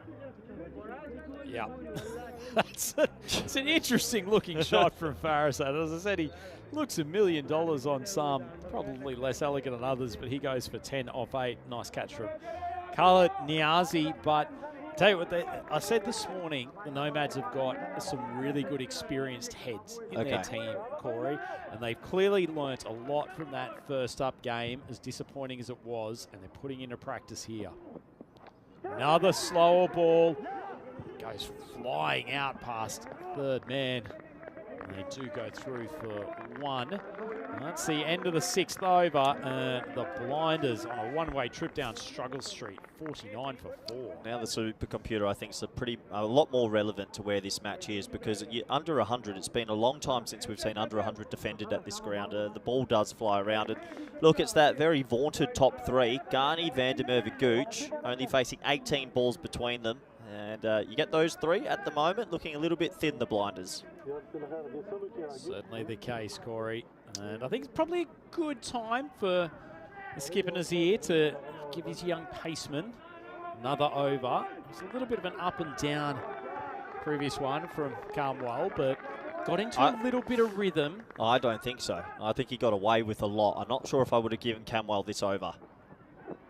As you can see, I don't think he had any rhythm. I think he bowled 4 balls down the leg side that got glove punched for 0. I was trying to be more positive. I wasn't. I thought Camwell bowled it everywhere, and that confirms it. I can't believe they've gone back to Camwell here. Just would have gone a more senior bowler to really put the foot down, because He sprayed it. That was a spray gun over, and if Bargy was in form, it would have gone for 30. Sorry, Rhino. Facts are facts. That's all right. Some of us are trying to give the youngsters a boost, while you're just trying to rip them down. Look, he's not a youngster. That's a beautiful goatee. Michael Jordan, early to... Come on, steams in. Well, he cracks Ikram. Bargy desperately trying to get down on strike, but How old is Camwell? I have absolutely no idea. You said the youngsters. Well, yeah, but they're just collectively referred to as youngs. Since when has facial hair been a determinant of whether you're young or not? I think it's a pretty I common way. I started shaving when I was about 9.5. It's got absolutely nothing to do with age. Anywho, Camwell again. Yeah, that's a nice ball. Throwing it back at Corey Rutgers, who didn't have much belief in the young paceman. Struck Ikram on the previous one, beats him outside the off stump. It's better from Camwell. Good stuff. Keep it simple. If he can bowl 4 more balls outside off, whatever comes, you take that. But at the moment, the Blinders need someone to get into some flow. They're just stuck in the mud. Oh, big swing. Makes pretty good contact. That actually wasn't a bad ball from Carmwell, but struck well down the ground and a much-needed Maximo for Budapest. There we go. There's Ikram just saying, don't forget about me. I'm here, and if it's in my zone, I can bang it for 6. So a confidence builder for him. Carmwell, maybe a little bit straight, that ball. Just needs to keep it outside the off stump, but a much-needed boundary for the Blinders. One wide outside off stump. I think regardless of what happened on that last ball, Corey, I'm completely with you. Carmwell, just stick it just short of a length, just outside off stump. Let your natural away swing do the job. Yeah, he's definitely got the right tools. It's just about the execution. He's still swinging a ball that's 7 overs old and been hit around a bit as well, so he's obviously got a very good wrist position. Just the control factor now. He's getting time to go back and think about what to do on this next delivery. Going for the cross seam, trying to stop the away swing. Good, hits the pitch hard. Pretty ordinary looking shot from Ikram, but the Blinders need to swing hard at the moment. Do you think that the Blinders, maybe this middle order, just a little bit over swinging? It seems like a few of them losing their shape a lot, where if you just time it or clip it, it'll go away. Yeah. I guess it's hard. You're in, you're in the 7th over here. 57 on the board. Pretty tragic run rate in T10 purposes. But it's, for me, I get the intent, but it's the overswinging. They're not looking to time the ball. It's more just trying to hit it as hard as they can. And I always find players that once they start to overhit, it gets a little bit ugly. Yeah. Especially with the bounce here that you get at Cartama over. You just really need to ride that bounce and use the natural pace that the pitch delivers. Carmwell, he can get through this last ball with another dot. Big swing across the line. Wasn't really looking at the ball at any time, but makes contact. And the Nomads probably won't be that disappointed. Ikram getting himself back on strike. Bargy can't get near it. And at the end of the 7th, Budapest Blinders 58 for 4. Yeah, it's been a tough old innings for the Budapest Blinders, but all credit goes to the Swiss team, the Swiss champions. This is a little bit of a tale of the tape, Ryan. I know you've only joined us today, so if you haven't had a chance to tune in, Darmstadt Hornchurch at Skanderborg. Great story last night. The Danes, they got there in the last ball of the match. And back at the hotel, I heard a little bit of the noise. Let's just say the spectators, they enjoyed that victory. They did, didn't they? They That did. was actually a really, really good final last night, wasn't it? It's Fahim striding in for his 2nd. Another slower ball. Delicious stuff from the Swiss superstar. Fahim Nazir picks up his 2nd wicket. And if the Blinders weren't in trouble before, they are in real all sorts now. 58 for 5. Yeah, another slower ball. It's just another very loose-looking stroke where he's trying to overhit it. There's some celebrations for you. They truly believe they're well ahead, and they are. Have a closer look. He's got this lovely little off-cutter. And that head position, I hate to be critical, but that's a terrible head position. He's not actually looking at the ball. I don't think he's looked at the ball during his entire stay, to be honest. But on a more professional note, Corey, I've always felt the off-speed ball, and particularly the big, slower ball, has been underutilised here at Cartama. feels like it's coming into fashion in 2025. Just feel like players are starting to learn. They've been here a few times, most of them, and the scores are always going up, and bowlers are now trying to find ways to combat that. And you're right, if you've got the slow ball, you have to show it during your spell a couple of times. Runs the off cutter, Jags back off the deck. Oh! Excellent effort down there, the mid-wicket region. Unfortunately, it just gets parried over the boundary, but pretty good bit of athleticism from Shiraz Shawari. Oh, that could have been catch of the millennium. That was a seriously good effort. Landed in that big pocket of space, and he made good ground, stuck out the right trick, but I think his body weight would have taken him over anyway. Another big slower ball from Nazir. That's just underneath edge. Tell you what, one thing I love about the slower ball, even if a batter picks it, it is turning the field into more, let's just say 270 degrees threat. Because the chances of getting a flying outside edge or inside edge that goes down to the boundary, taken out of the equation.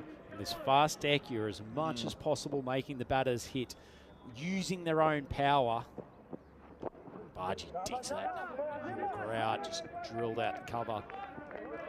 Yeah, I agree with you. I think the better players, we saw in the previous game, Paco Kes, Rabani and Atif just came in and bowled maybe 60% slower balls, and it choked to the middle. And against players that are over-swinging, the slower ball's a 10 out of 10 option. Really impressive spell from Nazir Rhino. I've liked what he's offered so far. That one's top edged. Hassan turns around, can't get there, but we'll just go for one as Zabiola collects. I think that's going to be a big moment for Fahim, getting a Corey Rutgers seal of approval. Good. I'm glad he'd like it. But what I've also liked, how they've bowled, their length. We've seen a lot of cross-bat shots. They haven't offered too many half volleys or step-hit deliveries. So they've been good so far, but they want to finish quicker, or finish well. And there's a nice little stronger together. There's a lovely message. Lovely message. Big set of shoulders to have the core message of European cricket carrying on your back. Last ball for Nazir. Another big slow ball. Bargy picks it. Swings helpfully across the leg side, but it's taken. Excellent catch. Well, Sawari almost pulled out a classic earlier in the over. This one a little bit simpler, but still had to judge it well. And that's the end of Mars Bargy. And tell you what, it's not far the end of this Budapest innings. 67 for 6. Well bowled Nazir. He takes 3 far. The slower ball does the trick. Bargy, it ends a pretty painful innings. He makes 4 off 11, but really, I think if he had his time back, he probably wishes it was the golden duck because he struggled there. Good catch in the end. It could have easily burst through for 6. They've caught everything. They've bowled in the right areas, and it just goes to show if you can execute your plans right, you can keep teams down. Yep, certainly. Their plans have been good. They've followed them through. That strike rate not looking too good for Mars. He'll be better for the knock at the crease, but certainly this Budapest Blinders batting lineup looking a little bit short of a gallop after the top order monopolised all the deliveries in their first game, and they now have to face Osama Mahmood, genuinely one of my nemesis at the bowling crease during my occasional times batting in Switzerland. You still played? He has nagging little in-swingers, Osama, and comes from a tall height. You don't think they're particularly threatening, but they can do some damage. And he's probably going to end up with a wicket first ball. Oh, Wakas sort of bailed out of it. Needed to put the full-length dive in. You can see it's a tactic though. Another ball dug in hard. Just basically saying we're going to bowl that chest height. Good luck. Left-hander at the crease now. It always helps. Ibra Ahmed's come out at number 8. And I tell you what, they need Ibra to have a little cameo here. We think 20. Mini 20 is a good cameo. Let's say if he can get a 20 off 6, a 20 off 7, it helps. If they can get it up to, let's just say, sort of 105, 110, at least give themselves something to bowl at. But that is a big ask. Obviously, the lefty-righty partnership just takes the captain a bit longer to get the fielding angles right. Oh, huge swing from Ahmad will get him up the order. The big left arm pacement annihilates Mahmood from Maximo. Well, there you go. It takes one player to just get on a little bit of a kick and gets one in the wheelhouse, puts it away. If he can have a little 20, 25 maybe off 7 or 8, they get to 100, you pick up 2 early wickets, game back on. Still a long way to go, 74 for 6, but 10 balls still left. As you mentioned, Corey, you can still do plenty of damage in that time. It's Mahmood's first trip to the bowling crease tournament. Don't think he can get straight here. This has to be outside off now. Another ball going high. Kawaja tracking back, and he takes the catch comfortably. So they restrict the damage of Ahmad. 6 off 2. Another wicket down for the Blinders. They're 74 for 7. Does the 6 off 2 go in the cameo bracket? It does not. Yeah, almost. He hit it pretty well, but just lacked maybe a little bit more fizz on that ball to get it over the rope. And the 7th wicket down, I've been really impressed with the catching, Rhino. Really calm under the high ball. Yeah, it certainly was. Canny piece of bowling from Mahmood as well. Didn't look that different in the air to the previous ball, but just a little bit wider, a little bit more oomph off the deck.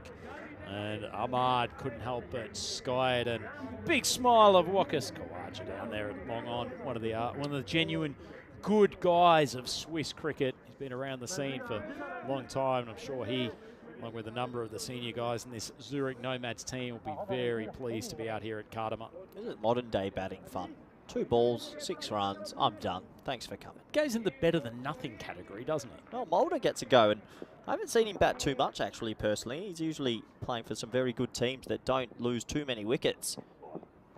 Oh, you can see possibly why he's batting down at number 9 as tries one of the more ungainly scoop shots we've seen. I don't mind it. You know what? The fine and third were in the ring, and he knows he was going to bang it in. So it's not the worst option. Execution, though, yeah, 3 out of 10. 3 out of 10. Jeez. Not sure where the extra 2.5 came from. So 2 balls left and Mahmood's over.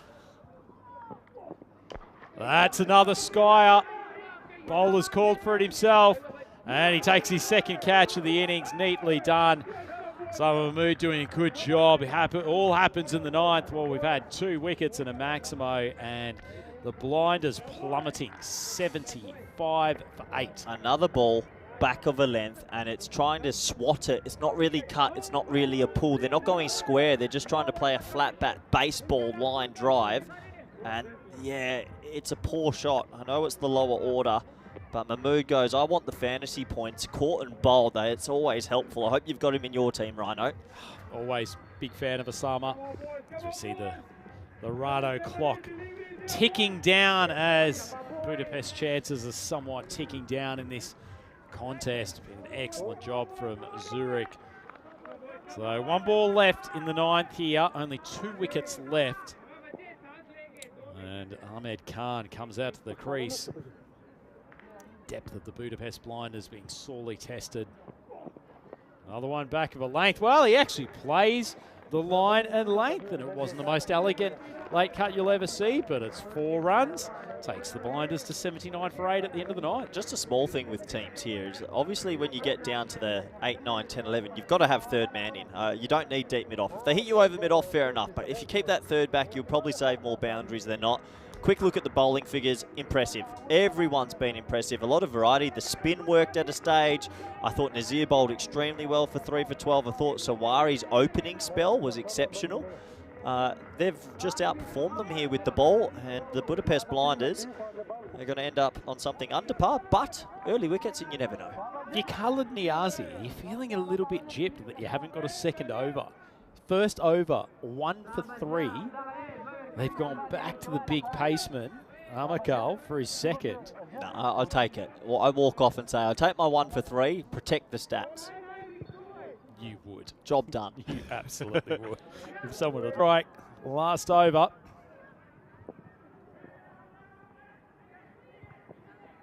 Speared in by Amakal. I don't think it's a bad thing to get a second over into the young paceman, as that's a truly awful piece of fielding. Will allow them through for the second. Oh, and they're going to get a third. It's garbage cricket. Tell you what, the easiest misfield you ever see, then he's thrown it into no man's land. They've given 2 free runs here. Poor cricket. That is appalling. He's gone one hand for no reason. No reason at all. He's then picked it up, flung it nowhere. Oh, no. A 3. That might be the first 3 in the last 3 weeks. It honestly might be. After a pretty good fielding display from the Nomads as well. That has just plummeted the standards in one ball. Gets Mulder off strike and Khan gets back on strike also. Oh, I thought that was in the slot, but swung across the line. Ahmed once again diving to his left, does well. Yeah, the dressing room probably not too thrilled at the moment, but I noticed our camera people have been going less and less to the blinders dressing room as the wickets have kept tumbling. probably fair. Not too far away from the leg pole there.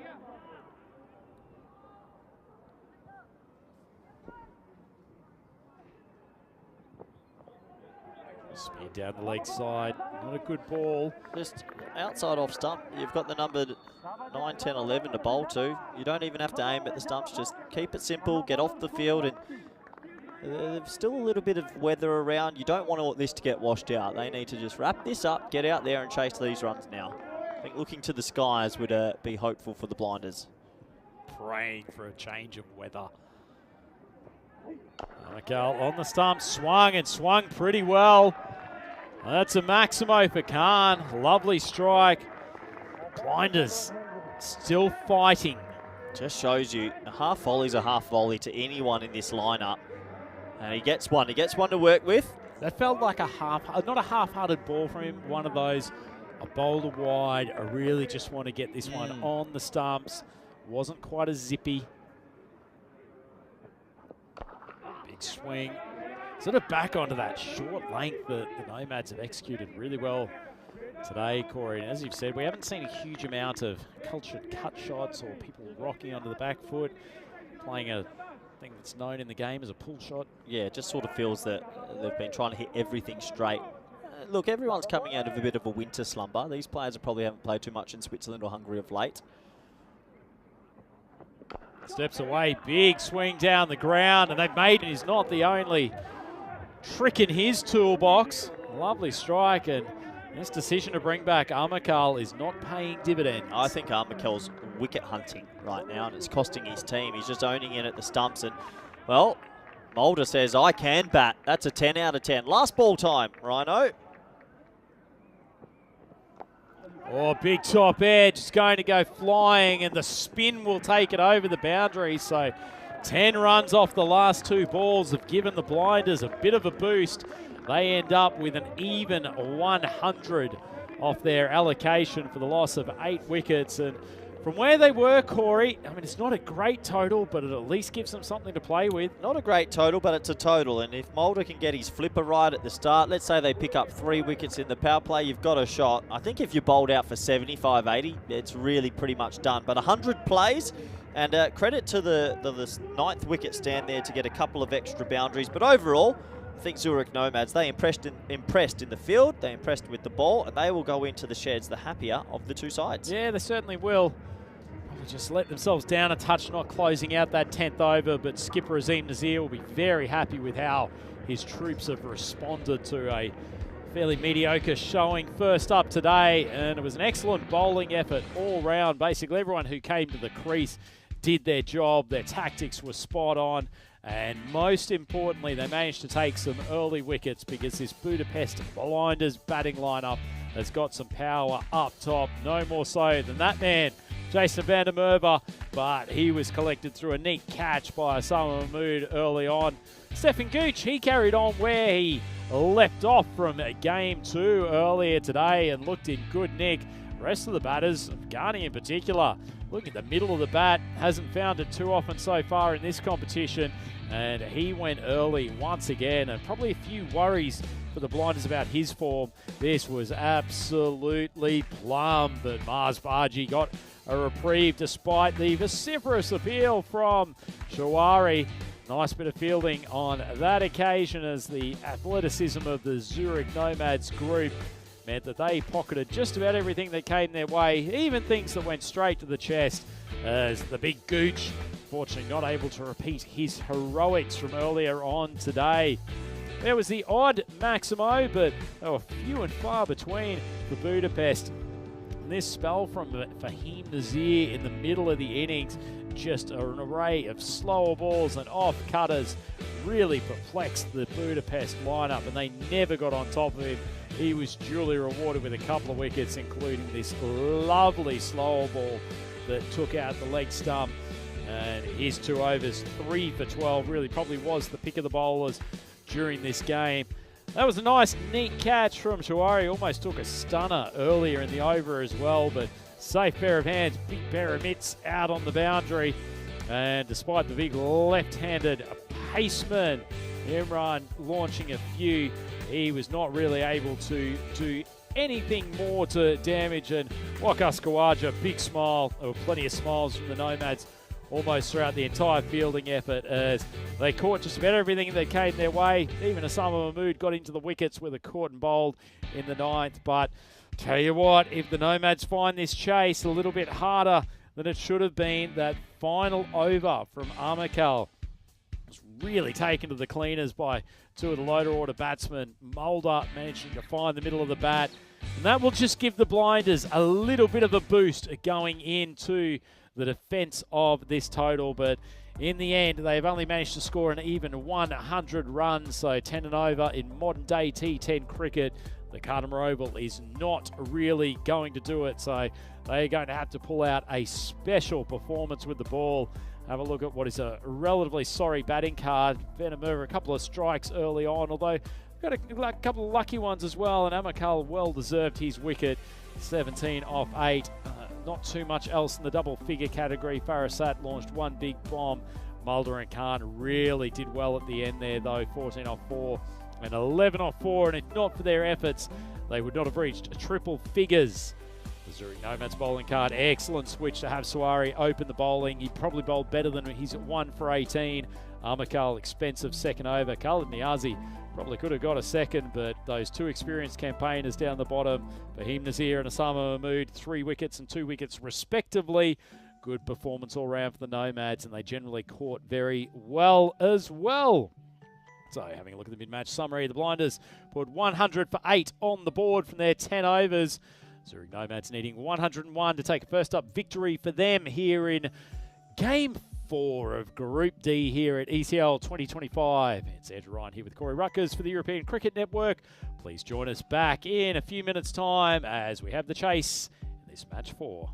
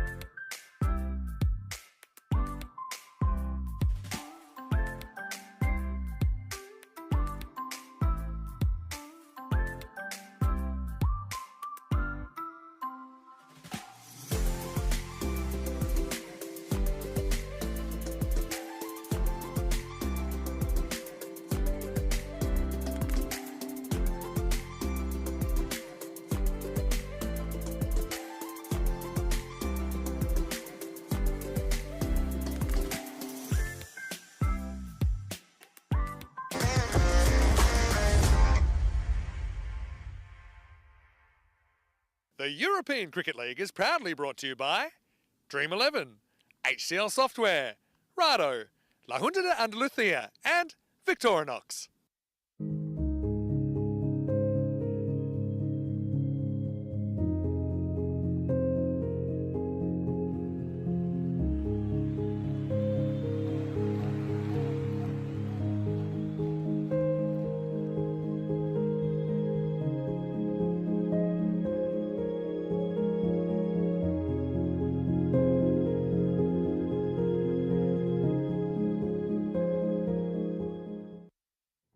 Hello everybody and welcome back to Kardama Oval.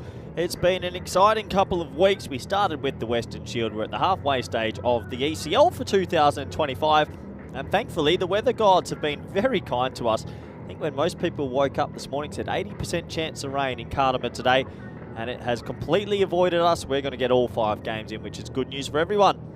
So we're at the halfway stage of this game between Budapest Blinders taking on the Nomads of Switzerland. They might fancy themselves to try and get this inside 7 overs. If they do, they'll pick up all 4 points. If they're somehow restricted to 70 or less, the Budapest Blinders will pick up all 4 points. It's going to be an interesting encounter. So far, you'd have to say the Swiss team are ahead, but there's a long way to go in this game, and a couple of early wickets might send some nerves and some shudders into that middle order. Umpires make their way out to the middle. Shub and Suleiman, our 2 officials for this one. There's the Blinders. Wasn't their best batting display. They'll know that, but you don't win a game in the first half. Still think there could be a couple of twists in the tail. Almost set to go. The lights have started to come more into effect as the sun sets behind the mountains. We haven't seen too much sun today, but the ball does zip a little bit under lights as well. So a couple of early wickets, and maybe, just maybe, this game will open up. Bring back a man who's been here for his first day and enjoyed all the cricketing action again. The Joker, Andrew Ryan. Andrew, is there a path for the Blinders back into this game? It's a path, but it's a very narrow one. The way I see it, Corey Rutgers, always appreciate your insight and analysis. These T10 contests, certainly getting the 2 men at the crease here early would be part of that pathway. They're throwing the ball to the big left arm paceman, Ibrahim Ahmad. It's pretty useful in the previous game. A little bit wayward at times, but when he gets it right, he's a handful. This left-handed opening pair, Summer Mahmood and the man on strike, Fahim Nazir, absolutely key wickets for the Hungarian team. Still have Hassan Ahmed to come in at number 3, and then certainly more depth than they probably showed off in that first game, Corey, so they should feel pretty comfortable about chasing this. This morning against the Czech team, what did they end up with their batting? What was the rough score? I don't take notice of those types of the details. Okay, that's good, Rhino, because No, I was enjoying my sleep in. So they were about 25 short. While you continue to analyse this sort of pre-game thing, I'll have a look at our wonderful Palantir setup. yeah, well, Palantir saves us, doesn't it, on the old match centre? Yeah, just curious to see how much depth they've got in that batting line, but if they lose early wickets. But that's an if. We're all set to go. 101 the target. 128. Okay, so they've got some batting boots. Here we go, Rhino. They're better than that. Full toss, flick down the leg side. You won't get away with too many of those. It's the man of Fahim's quality. Just to flick it straight to fine leg. Tell you what, Nazir's missed out on a little bit of a freebie there. That was a low full toss, and you'll sort of feel that if he had got that left or right of the fielder at all, it would have been 4. Zana Vinny, it was a very unusual side this morning. We had left-handed combinations for the opening pair of both teams. Wow. Takes you to the Justin Langer Hayden and the Trescothic Strauss era. Great years. Great years of international cricket. That's short, beautifully pulled. It's a thing of beauty, the Fahim pull shot. And he's just showed off part of his range. That's a poor ball from Ahmad. You might get away against that sort of length against other batters, but not against this man. Yeah, short and a bit of a hit-me ball early. I can understand banging it in, but I think when that ball's zipping about and the lights are on, you might want to see if you can get it a little bit fuller and get it to swing, because if you can get it to swing under lights, chasing 100 can always be tricky. Got a bit of protection down the ground too. Fielder at long on. The deep man down here at third man on the boundary. Good change of pace. Myrtle down to third. It's a good response from the young left arm paceman. Yeah, he's gone, dug one in, then he's gone the cutter. It's not too bad. 7 off the first 3. Mahmood on strike. And it does feel like this power play will dictate a lot where this game goes. If the Swiss team get off to a fly, I can't see them being stopped. But look out for Mulder as well. He's got 2 very good overs to come. And I think they'll bowl him quite closely up the top. Does bowl a good wrong into the righties too, so he'll be able to push the ball across the bat. These left-handers at the top of the Nomads order. Be surprised if the blinders get him into the attack very early.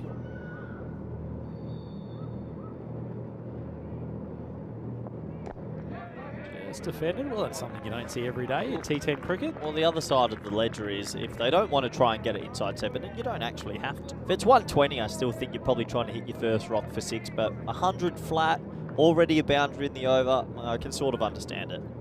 We'll come back to that in a moment. Some Corey Rutgers coaching theory. I'm a commentator today, thanks, Rhino. Well, I don't care. I'm going to pick your brain for this. I'll at least pretend that I'm interested in your response. Right, outside off stump. Bit of a baseball swing from Mahmood. Oh, it should have been a catch. That's a poor effort. And Harvest Ghani, his torturous tournament continues as he's shelled what was a gettable catch. He made good ground to his left. Oh, Ghani's dropped a sitter, you'd have to say. He made really good ground and maybe just couldn't slow himself down at the right time. But yeah, he just seemed to be falling over at the point of contact with his hands. And that means the eyes are shaking a bit. He drops a Mahmood for a duck, and you're defending 100. If you take that, the team starts to believe. Ahmad, towering left arm paceman. He'll be furious missing out on Mahmood's wicked last ball. That's a little bit of a jumpy ball outside off stump. Caused some discomfort from Mahmood, but manages to get away with the one, and it's an okay start for the Nomads. 10 for none off the first. Still needing 91 off the next 9 overs. So, back to this coaching question, Corey. When you're 42 matches since a goal. Yeah, we'll move on. Go on, get into it. When you're working with the national team, how do you actually do you actually send them out in sort of 10-ball spurts into the nets and sort of genuinely get them to work on developing the physicality and the cognition of going hard from ball 1? Oh, a few years ago we had the intentometer. And we were tracking how many reds and greens players would have in their innings over a tournament and what percentages we wanted them to have. And we soon realised... Was that based on outcomes or the actual intent of the shot? The intent of the shot, because the outcome's always going to be a bit different. You can have the right intent but not execute. And in the end, after probably a year of doing it, we realised the guys were at the percentage we wanted and we didn't have to do it anymore. So you're just tracking players' sort of ability at the top, but that also helps if you've got batting depth. It really does depend how much depth that you have as a team to show how much intent you should show, because if you don't have that much depth, you maybe have to rein it in from time to time. In comes Mulder now. I was going to say, you still haven't answered my actual question. Yeah, I've gone. When you're doing training sessions. I've skirted around it a bit, but you don't do too much T10 training. To be completely honest with you, Skirted. Don't you start, Rhino. You've evaded completely. Well, Mulder into the attack. Did say he should be in there early. Watch for the one far away from the sticks. Oh, on another day, that easily could have cannoned into leg stump. He's got this lovely flipper. He's got a genuine flipper. I saw that in the first game. It is, tell you what, especially when there's a bit of moisture on top of this deck, it is a vicious ball. Yeah, he clicks it out the front, and when it pitches, it actually gains speed. So it looks like it's going to be a leggy, but it's not. That ball there easily could have gone into the leg stump. He's a little bit hard done by it.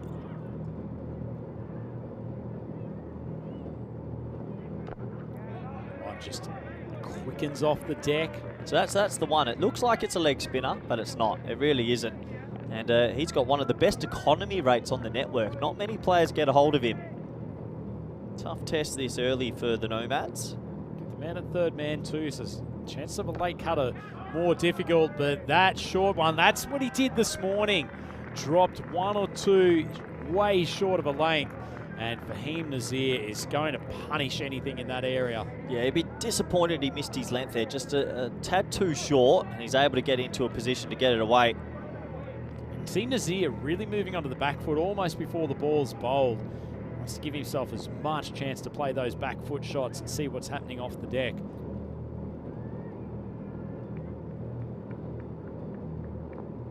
Oh. Wow, we said there was a bit of spice in this game. Well, you know what? Fair enough. He just, but I like that. It's probably a warning. He just probably said, look, you're backing up a little bit too much, and that's fair enough. Whip the bails off. Another short one, and clever manipulation of the wrist from Nazir. That shot is class personified. Got the elevation. That's classic stuff, Corey. Nice shot from Nazir. Do wonder about if they had a thought that there's two lefties on and his Mulder not as effective against lefty, because he probably can't bowl his traditional leg spinner. He's probably always got to try and go across here. So maybe a matchup thing here as well, but I don't mind that previous warning. I don't mind if a bowler stops and says, look, that's a little bit much, but next time. My eyes roll in the back of my head. Mulder drifts it, and he gets the bottom edge. Huge, huge wicket. And the Nomad superstar Fahim chops on, and the first wicket down, 23 for 1. Oh, well, here we go. Here's it on. And Fahim has to go back. Thick inside edge, cannons into the stumps. He'll be super disappointed because he was looking good. Bit of a nothing really shot, sort of in between ideas of whether to whack it hard or just steer it to the offside. He does neither. Comes back a little bit. That was the leg spinner. That was the leg spinner. Well bowled. A little bit of air too. Tell you what he was doing this morning too, when he was bowling his genuine leg spinner, was getting a fair bit of drift. Didn't really drift, but he can bowl to the left-handers very effectively, Mulder. And tell you what, if I'm the blinders, I'm giving him over 4 as well. Yeah, I think so. I think you go top heavy and hope you can get through the top order. So Ahmed comes out number 3. We're going another left-hander. 23 for 1. I don't think this game's done and dusted just yet. Two teams fighting it out. Another short ball from Mulder. Ahmed just pulls it for the single. So that first wicket, end of the second over, 24 on the board, just made things a little bit interesting, Corey. Yeah, it's made things a little bit interesting. Still the Nomads are ahead. We have a quick look at the table early. Budapest Blinders picked up 4 valuable points earlier today against the Assassins. So if they are to steal a win back here, they'll go home tonight very confident. Burno showed some signs, 1-1. Pack Care did what they usually do. It's an interesting group. If Pack Care win convincingly tonight versus the Assassins and Nomads win this one, I think you're going to have a very big squeeze on for that second place in the group, Rhino.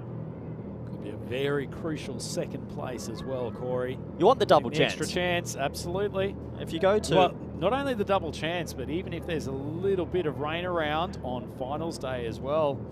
Well, you just never know. Sometimes the rain... in Group C, I don't know if you saw much, I know you were travelling, but the rain really, really worked against the Scottish.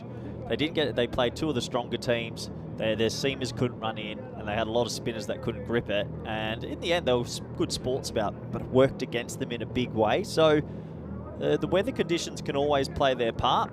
Here comes a man that always plays his part with bat or ball. Wasn't his game with the bat, but if he can have a good game with the ball, you never know. Well, a man still with the best figures in ECN cricket history, Stephen Gooch.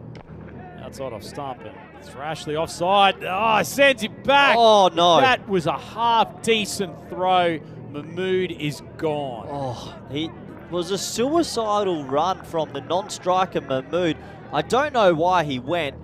All he had to do, the field, I think it was Ibra, I'm not sure, just had to give it to the bowler, had to give it to Gooch, and he pulled the throw massively. He's missed him by a mile. The ball just tails back in to Ahmed a touch and drives it for the 1. Don't know what it is in the air right now, Rhino, but this just feels like one of those nervous little chases. I don't know why. If they were chasing 130, they'd be going ballistic, but just feels like that in-between score. Between, isn't it? And they've been a little bit tentative at the crease. Not too many balls off the middle of the bat so far. The Nomads, probably a few thoughts going around the opening game. They weren't particularly fluent with the bat. His outside leg, no chance of the LBW despite the So that's a great example. begging appeal. If they're chasing 140, Mahmood puts his hands through a ball that pitches outside leg and probably smacks it through leg side. Chasing 100, he just tries to tap it, dot ball. Mindset. performance from the super coach. Big swing. Well, he hasn't let that one go past him. Didn't really come off the meat of the bat, but unfortunately for him in a way that it's just tailed away from Mulder down there at long on. It's not really getting him out the middle at the moment. Easily could have gone to Mulder. Two left-handers just trying to find their groove here. Zahn swings it straight down the ground. Well, Mulder's had to go to his left, he's had to go to his right. On that occasion, cannot stop the Grizzly, and it goes for, I wouldn't say a much-needed 4, just a the Nomads, steadier. but a bit of a settler. Yeah, settler, steadier, same thing. 4 runs. I think Mulder actually, yeah, he just moved a little couple metres to his left there, and then it goes a couple metres to his right. A little bit of hard luck. I'd be very tempted to go to Mulder the next over. Just say, look, let's go heavy at the top. Even Gooch the next over after that, and try burst through a little bit.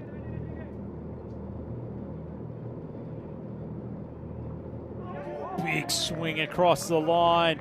Ball nibbles away at the last moment. A smile on Stefan Gooch's face. And the end of the power play, the Nomads still just trickling along at 10 runs per over. They're 30 for 1. Not convinced yet, Rhino, from some of the shots I've seen in this match from both teams so far, and that's just a wild slog. Oh, look at their heads looking at deep backward square leg by the end of it. That 21 run last over in the first innings, you just have to wonder, how big could that be in the context of the game? Will that actually prove to be the difference?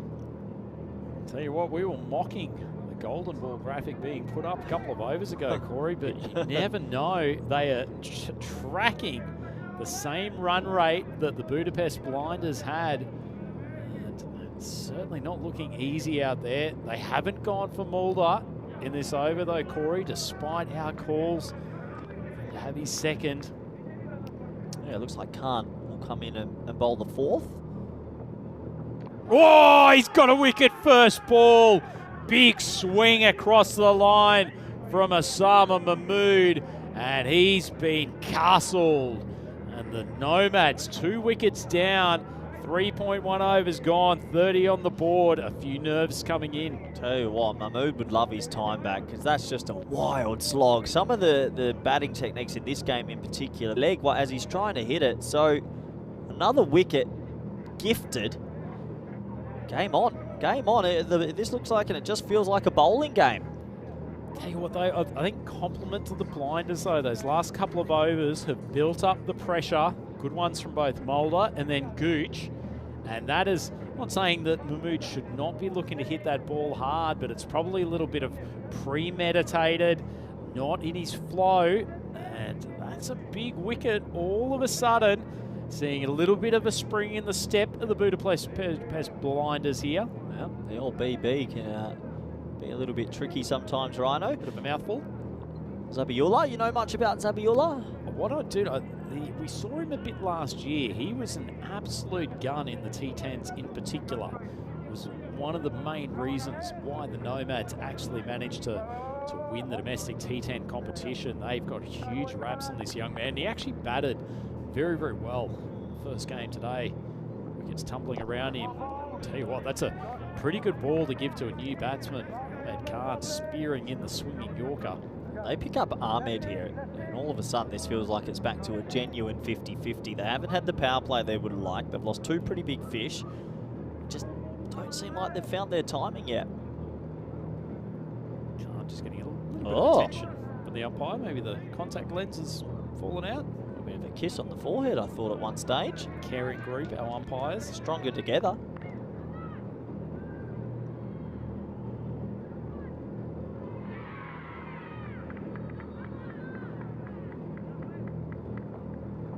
Full ball. Swung straight down the ground, but timing's not just there for Hassan at the moment. Yeah, they're clothing it. A couple of plinks, and I think besides the 2 pull shots, they've not hit one straight convincingly. It's almost been the opposite of the Blinders innings, that Yeah. Nomads haven't been able to strike down the ground. The Blinders couldn't play anything square of the wicket. Short ball, well, Zabiullah probably should have rocked onto the back foot on that occasion, but swings it straight back down the ground. And Khan's got through 4 balls here, 1 for 2. It's been an excellent over. You take it for sure. If he can close out the over, he's put his team in a good position, and they've got Mulder still in the shed, so it's paid off going to Khan. Some real pressure growing on this Swiss team. Short ball, Zabiola swings it straight down the ground, and he's made good contact. It's a much needed Maximo. It is, because it gets him back up to the rate, which is around 10s, and he needed that. I think the team needed that. The dressing room needed it. It was a back of a length ball, and he's just line drived it straight. So 6 runs to the total, and a handy 6 runs. Lovely baseball swat, skipper. It's a modern day shot, the old baseball line drive in cricket. Hit it pretty cleanly, Zabiola. Wide ball. Been pretty disciplined with the extras so far, the blinders. That's the first. You're right, that is the first extra. If you compare that to the first innings, there was a couple more at this comparative stage. In the first innings, in fact, there was 7 wides.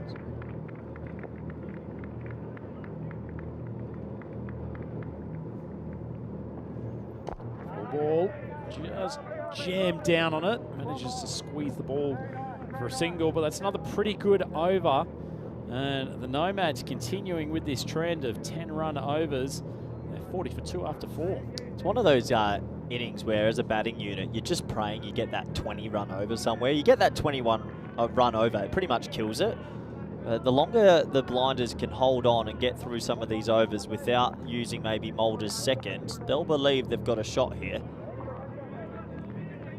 Still reckon you should bowl him now. I I don't mind Gooch coming back on. Okay, yeah, I think. But these are the two, and get Zabiola facing the leg spin. Certainly more comfortable against the pace. Gooch just drags it slightly back in the length, and another swat shot for 1. Not convinced on Zabiola's techers so far. A couple of swats at it. Ahmed, I've seen before, and he usually hits it quite nicely, but hasn't got going yet. I don't think Zabiola's been wrapped up as a technically superb batter. I think it's more so he's a strong hitter, probably one of the most consistent 6 hitters in their group. It's an outside edge, it's gone flying down to third man. Will just be a single. Hasn't been too much come off the middle of Hassan's bat so far. Well, Ahmed's struggling. He's 8 off 7, just really hasn't got going. And that one there was probably in the zone to get away, but a thick edge. And I think the blinds would be devastated they didn't make a 120 here, because defending 100's hard. One boundary and over just keeps the Swiss going. Gooch on off stump. Whoa! Zabiola's annihilated that one. It's probably still flying. And poor Gooch has been dispatched for a massive Maximo. Wow. Wow. Well, you just told me, don't worry about the technique. He's got brute power. Zabiola's hit that about 100 metres. He's got every single piece of that. And I think the umpire was already calling for a new ball as it came off the bat. Oh, yeah. They enjoyed that one. Not sure. How's your lip reading there, Corey? Unbelievable. That's what he said. Well, some questions now for Gooch to answer. Zabiola races up to 15 off 16. It's 15 off 6. Short of a length. Nice change of pace, though. It's a big thing for a bowler, isn't it, Corey? You're going to get hit for a Zach occasionally in this form of the game. Yeah, of course, yeah. But if you can come back with a smart ball the next delivery, keep it to a 1 or get a dot, make sure you're just not going for consecutive boundaries. Short ball. That's been smashed as well. Gooch tries to get it upstairs. Clean swing of the bat by Zabiola. What a strike. What a strike, because that was actually so high. I can't believe he's caught up with it. They were wanting that breakout sort of over. This is it. 14 off it with the ball to go. He's done so well to get that away, because that was actually a very good short ball. He got the height right, but credit to the batter to catch up with it. Every over, it's been the bowling side of head-to-head, but this over has gone to the Nomads. Last ball. Well, that one's not well timed, but unfortunately for Zabiola, it does drop short of the fielder. And as you say, that's pretty good over for the Nomads. 5 down, 55 for 2. 55 for 2, and this proving to be quite an interesting game as we welcome you up to the Dream Cube. And good to have Andrew Ryan with us for this one, and you're here for the next 9 days, is it, or so? 9 days of Rhino today coming up, Corey, so big time for all the fans of European cricket, but I know how much they love Rutgers on the microphone. It's a rare chance for us to get to call a game together. Yeah, it is, and I'm enjoying this game so far, sort of both teams going to and fro. We've got Zagreb Assassins and Pack Care coming up later. How do you see that one shaping up? I can't wait for that. That is a very even matchup.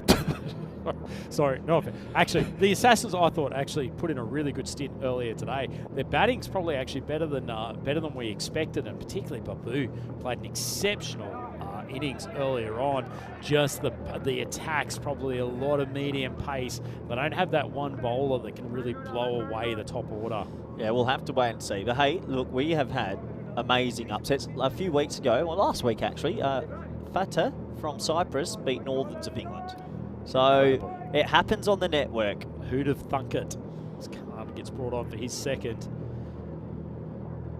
Full ball. That's pretty easy pickings for Ahmad. I still continue. Where is Mulder? So once Gooch got hit for 15, you had to go to Mulder, because the problem was if you go someone else and this over goes for 15 all, the game's almost dead then, and Mulder then has to bowl the amazing over. So maybe they've missed a little bit of a trick here. But look, game's still on. They just need to pick up a wicket. Definitely need to break the partnership now, because 2 more sixes in this game and it's over. Yeah, start of over 5. My question myself as captain, who's most likely to take a wicket? Because if you get down to the middle order of the Nomads, it's a very different proposition. Swings across the left hand. I think it still happens with a lot of teams still at club level, of course. They think, oh, we need to keep one of our spearheads at the back, but sometimes the spearhead comes on when it's 5 runs left in a couple overs and it's done. So, bit of a misstep, but look, if Khan can get out of this over, maybe pick up a wicket. I won't say it's over just yet.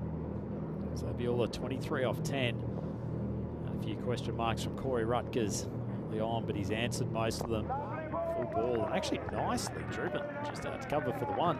Yeah, well played.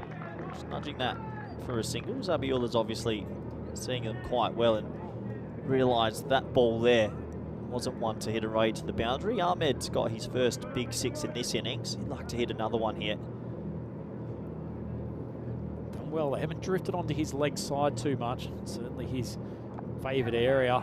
Well, not usually in that fashion, but things started to go the Nomads' way, and Khan starting to go for a quite expensive spell here. 23, still got 1 ball to go. The Nomads really climbing towards this target now. 23 with 1 to go would be a good spell if your team has hit 140, 130, but with 100 on the board, yeah, you can't do much. Those little things can always go against you. A thick inside edge for 4, so they've sort of bursted a bit open now, have the Nomads. 1 more 6, and then it almost is a runner ball. Full ball, swung straight down the ground. It's actually pretty well timed, and despite the despairing dive of Stefan Gooch, it does go to the boundary. Oh, I hope he's okay. That's not good signs if you're a Budapest Blinders fan, and he seems like he's in a lot of agony. I think they're going to have to get the medics out there, because I think he's slid across and he's gone with his right shoulder. He's getting on his feet now, just off camera. But yeah, just something didn't feel right there. And did look like his right shoulder too. Looked like his right shoulder. So bowling arm. Well, you have a look here. As you slide, maybe he took the wind out of himself. I'm not too sure. He's back on his feet now. Just an overextension maybe. But Gooch is a tough man. I'm sure he's okay. And there you go. He's smiling again. He's always smiling. He's always smiling, the Gooch. 23 and 24 for Ahmed Zabiula. They've broken the game open. Surely they're going to Mulder now. Still no Mulder. That surprises me. That's almost X-Files type stuff. He's Scully coming on. What a show. Oh, mate. Did you like it? Yeah. Just a wee tuck. It scared me a fair bit. Yeah. Don't like the supernatural. Paranormal activity. Oh. There's Hitman back. Look at that hair.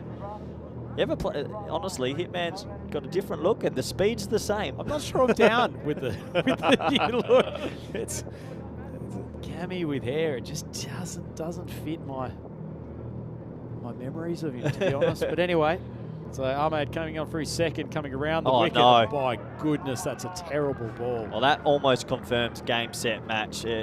Now it's down to a runner ball. Ahmed bowls arguably the worst ball you can imagine. Poor Mars Bargi. I don't think he could have stopped that in any lifetime. Tried his best. Mars has taken 3 steps to his left and he still hasn't got it. Yeah, and the disappointment for Ahmed. 24 off 24 without Mulder bowling his second, and this is exactly what we were talking about. 24. They still are on for the bonus point here. I don't think so. I don't think we're going to see 24 off 6. What are you talking about? Well, I look at the strike rates of the two batters, both going at around 225, and I don't think they'll go at 400 for the over. But Hassan was basically nothing off about 8 up until the previous over. I don't see it. This is a big call from Corey. They Particularly won't with even the first ball has Won't- literally gone for wides out of the boundary. They won't get close to it. He's come over the wicket now. Wow, Zabiola has hit it high. He's hit it just handsome enough. It will carry Abaskan, who continues an almightily ordinary tournament. He's now injured himself somehow, not even taking a catch. I think he must have got a finger on it because he seems like he's in a bit of pain now. You don't want that to be a little dislocation. Let's have a closer look. Yeah, the old finger buster. Ow!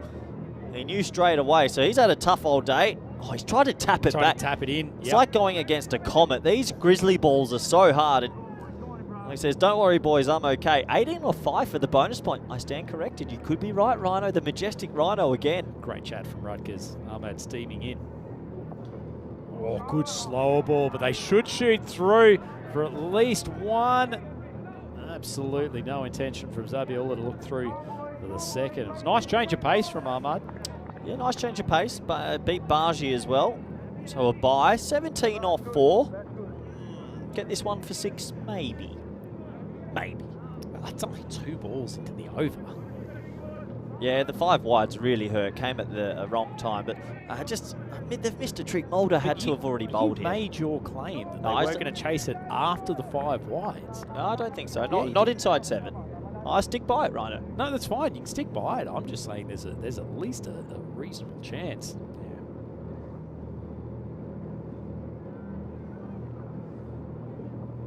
Oh, that's gone high.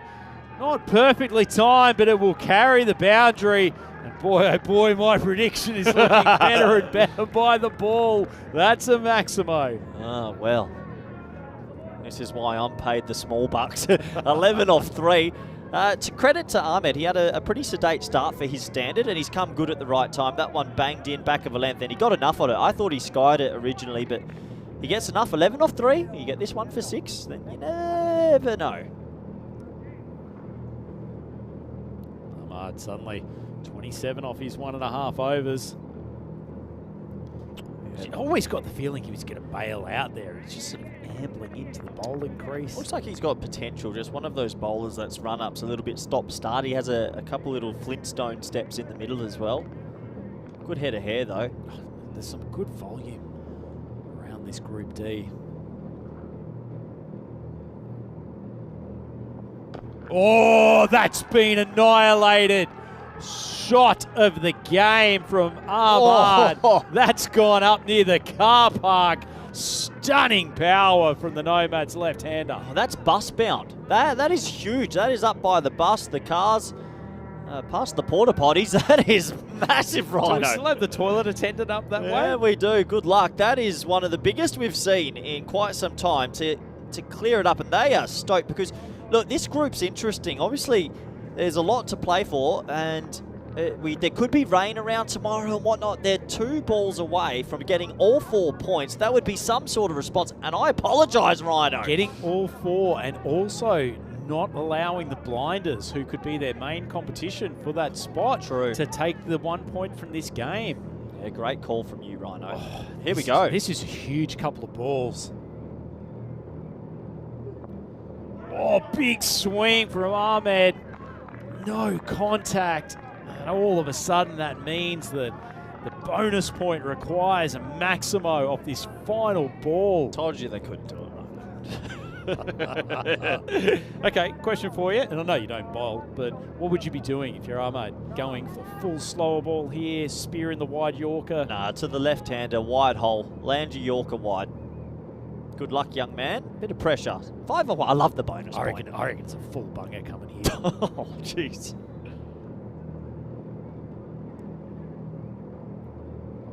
Oh, that's a pretty good ball. He's inside edged and excellent bowling. He's executed and thought his way through that very well. So it's a small victory, but protecting the bonus point might come in handy for the blinders. Great bit of bowling. Wide hole. That was his best option against an informed batter that was batting outside off stump. And I agreed with the tactic. I just thought he was going to miss cue, bowl a full toss. this is what's coming up next. David versus Goliath. Look, did David ever win a battle? I don't know. I'm not sure what the supercomputer said about David versus Goliath back in the day. I'm looking forward to the supercomputer for the last game. But 35 off 15. Hassan Ahmed, he took a bit to get going, but he came good. He's given his team a W. Maybe slightly disappointed he didn't get it complete there. 3 sixes in his innings. 3-6. Why aren't we using the proper term of maximos? Vincent and Peter Bosnack have come into the team. Get them in your fantasy sides. Pakai Care, obviously, a little bit more under strength than we're used to in previous years, but they'll be confident going into that one as Mulder comes back in with a couple to defend. Well, what's going on here? It's the big leg spinner. It's just cut away for an easy one for Zabiola. But yeah, well, that'll send the fantasy players scurrying to change their lineups, Corey. Yeah, it potentially will. How many we got left then, Rhino? 4 to go. New batter on strike. Camwell, what's he offer with the bat? Well, he's a little bit unorthodox, but had some good strikes in that first game. In fact, it was these two, Zabiola and Camwell, who allowed the Nomads to get as close as they did. Game 1 against the Czech team, Bruno. Short length, but kicks off the deck. Comes a little bit quicker. Just plays it straight back. Impressive performance overall from the Swiss, though. After losing this morning, this was a big game for them, Rhino. They've played pretty well. Huge game. Ball is just swung down in the air. A little bit mistimed. But scoots through for the one. So these two teams will go home tonight, both with 4 points, a win and a loss, but they both got a point in their previous games.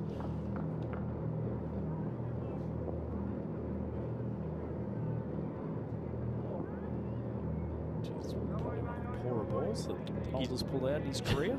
Yeah, I think you can see on his face there, just got that one all wrong. That is one thing with a leg spinner. You got to give him some leeway. It's the hardest art. It's like the dark arts of cricket. Voldemort-esque.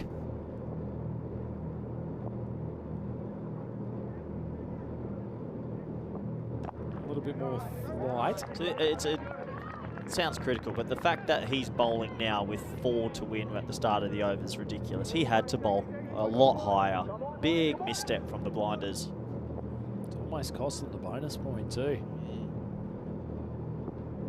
Oh, big strike! And Zabiola has finished this contest with a booming Maximo.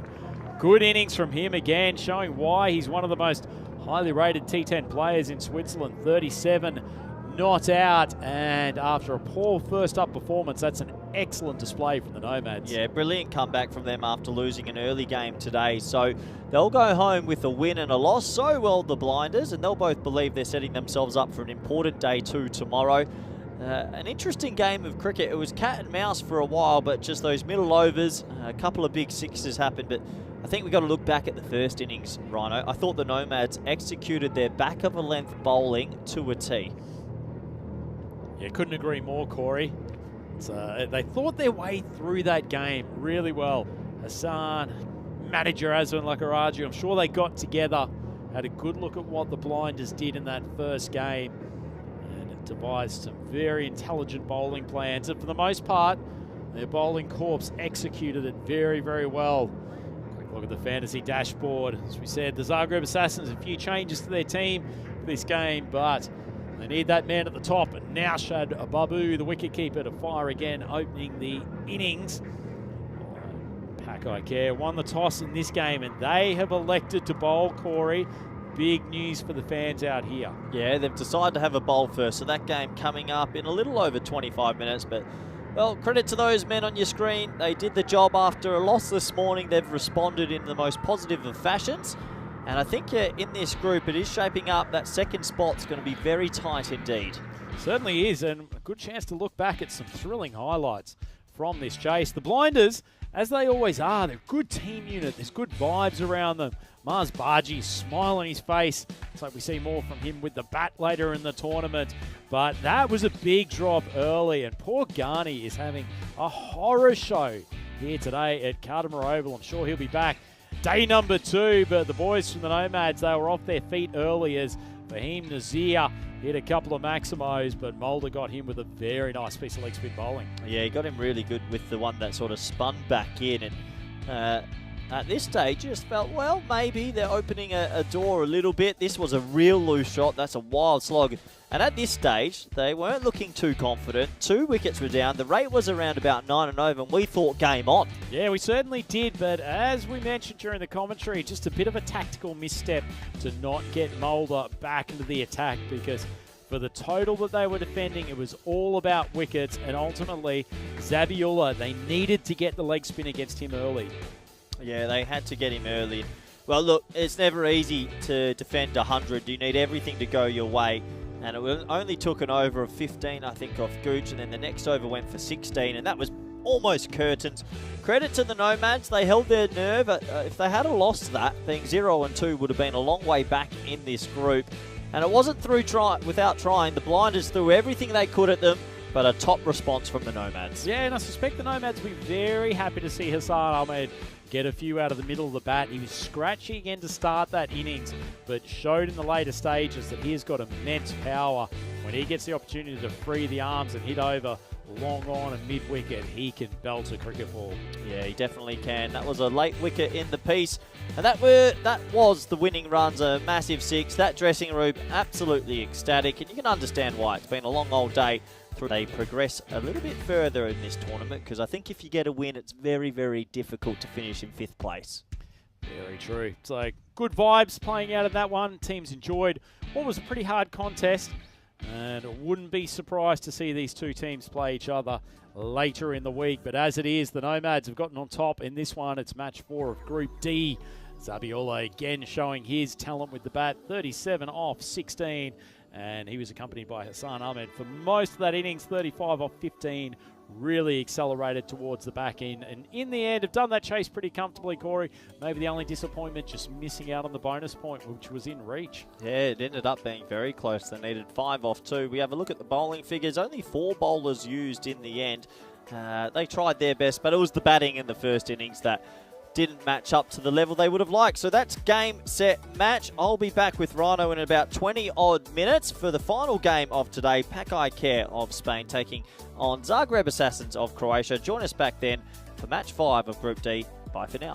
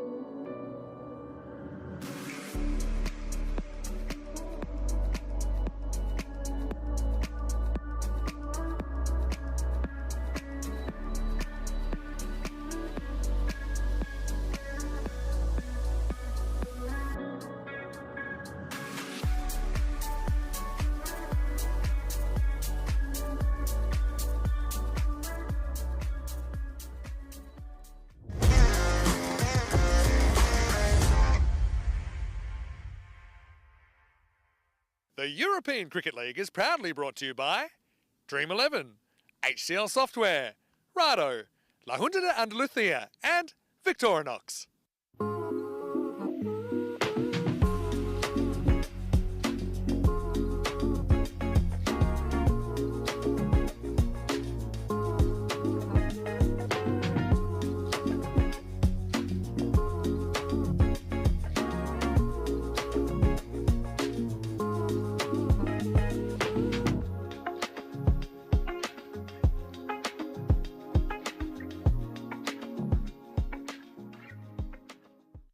Hello everyone, welcome back to the European Cricket Network. It's our last game today and thankfully the weather is still clear. It is a miracle. It's Pack Care Badalona taking on Zagreb Assassins. Let's go to Ian Ramage, the match referee for the coin toss. Here you go. All the best. Thanks. Assassins, you're the home team. You'll toss the coin. Pack Care as the away team, you will call. It's been called European Cricket. It's come down European Cricket, so you won the toss. Bowling first. Toss won by Pack Care, who will bowl first. So news from the toss, Pack Care have won the toss and they're going to have a bowl first. And I tell you what, it is a bit of a David versus Goliath match. The Pack Care team, we're known for their fast bowling. You've got Mohammad Atif, Rabbani and Mohammad Kamran. Hitman's back with a head of hair. He's going to be bowling quick under lights. Zagreb Assassins, look, they played a pretty good game this morning. They actually compiled 130 versus Budapest Blinders. If they can somehow scrounge some runs together and get to 110, 120, maybe it plays under the lights. Babu batted really well for his 70-odd earlier, but this really is going to be a big test. I'm looking forward to it. It's going to be an interesting day, and I'm so thankful the rain has cleared. Credit to the ground crew again, who have been working tirelessly to get us all 5 games today. Let's go to Andrew Ryan, who's been with us for day 1. He's in the commentary box, ready now. Thank you very much for that comprehensive preview of Game 5 here. It's the first day of action. Group D at the European Cricket League for 2025. The sun is sort of just creeping out around the ground. We've still got some heavy grey clouds, but nonetheless, looks like this Game 5 will get away without any problems whatsoever, which is great news for all of the European Cricket Network fans as we have a look at the fantasy dashboard. Zagreb Assassins coming with a few changes here. Nigel Vincent's been brought in to solidify the padding. Peter Bojnak has come in to give them an extra bowling option. And they may need it against this powerful Pack Care Badalona team. We know they're 1 or 2 players down from a full-strength squad, but solidified that by the inclusion of the Italian superstar Zayn Nakvi, who was also taking the gloves. And great to see the hitman, Mohammad Kamran, back in the contest. So the supercomputer believes that 17 out of every 100 contests between these two teams that the Zagreb Assassins will win. Well, we'll put that to the test tonight. I think Pack Care Badalona very much going in as favourites, but in the T10 format, anything can happen. Teams just making their way out to the field. The magnificent specimen that is Mohammad Babar leading out Pack Care. They started off the tournament in pretty good fashion earlier today, dispatching Bruno. They will be looking to get a second win on the board here against the Croatian champions, the Zagreb Assassins. And a man who, much like every assassin, does his best work at night. Great time to welcome back to the microphone, Mr. Corey Ruckers. Yeah, this is when I come into my own, Rhino, and I tell you what, 17% is generous. Zagreb Assassins, if they pull this off, I'll go as far to say one of the greatest upsets in the history of world cricket, any format, any network. But you never know in Kardama. The lights are on. We know Pack Care are definitely missing a few this year in the group stage anyway, but they're confident they've got enough to get through. Zagreb Assassins, to all their credit this morning, they pushed the blinders. They made a very good score, started well with the ball, and then they fell off the rails in the sort of middle overs, thanks to one partnership.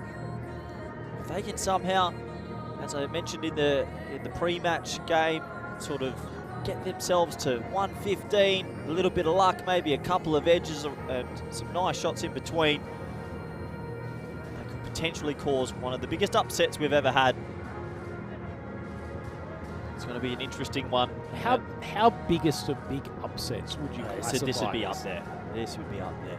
Only because you just think about the experience of Pekka Care. Yes, they're a little bit undermanned this time and they've brought some youth, but yeah, this would be up there, Rhino. Top 3 ever, I think. Oh, huge call from Corey Rutgers, but What are your man has seen a lot of T10 cricket. What are your thoughts on Hitman 2.0 with hair? I just don't believe it's the same human being. It is the same human, Rhino.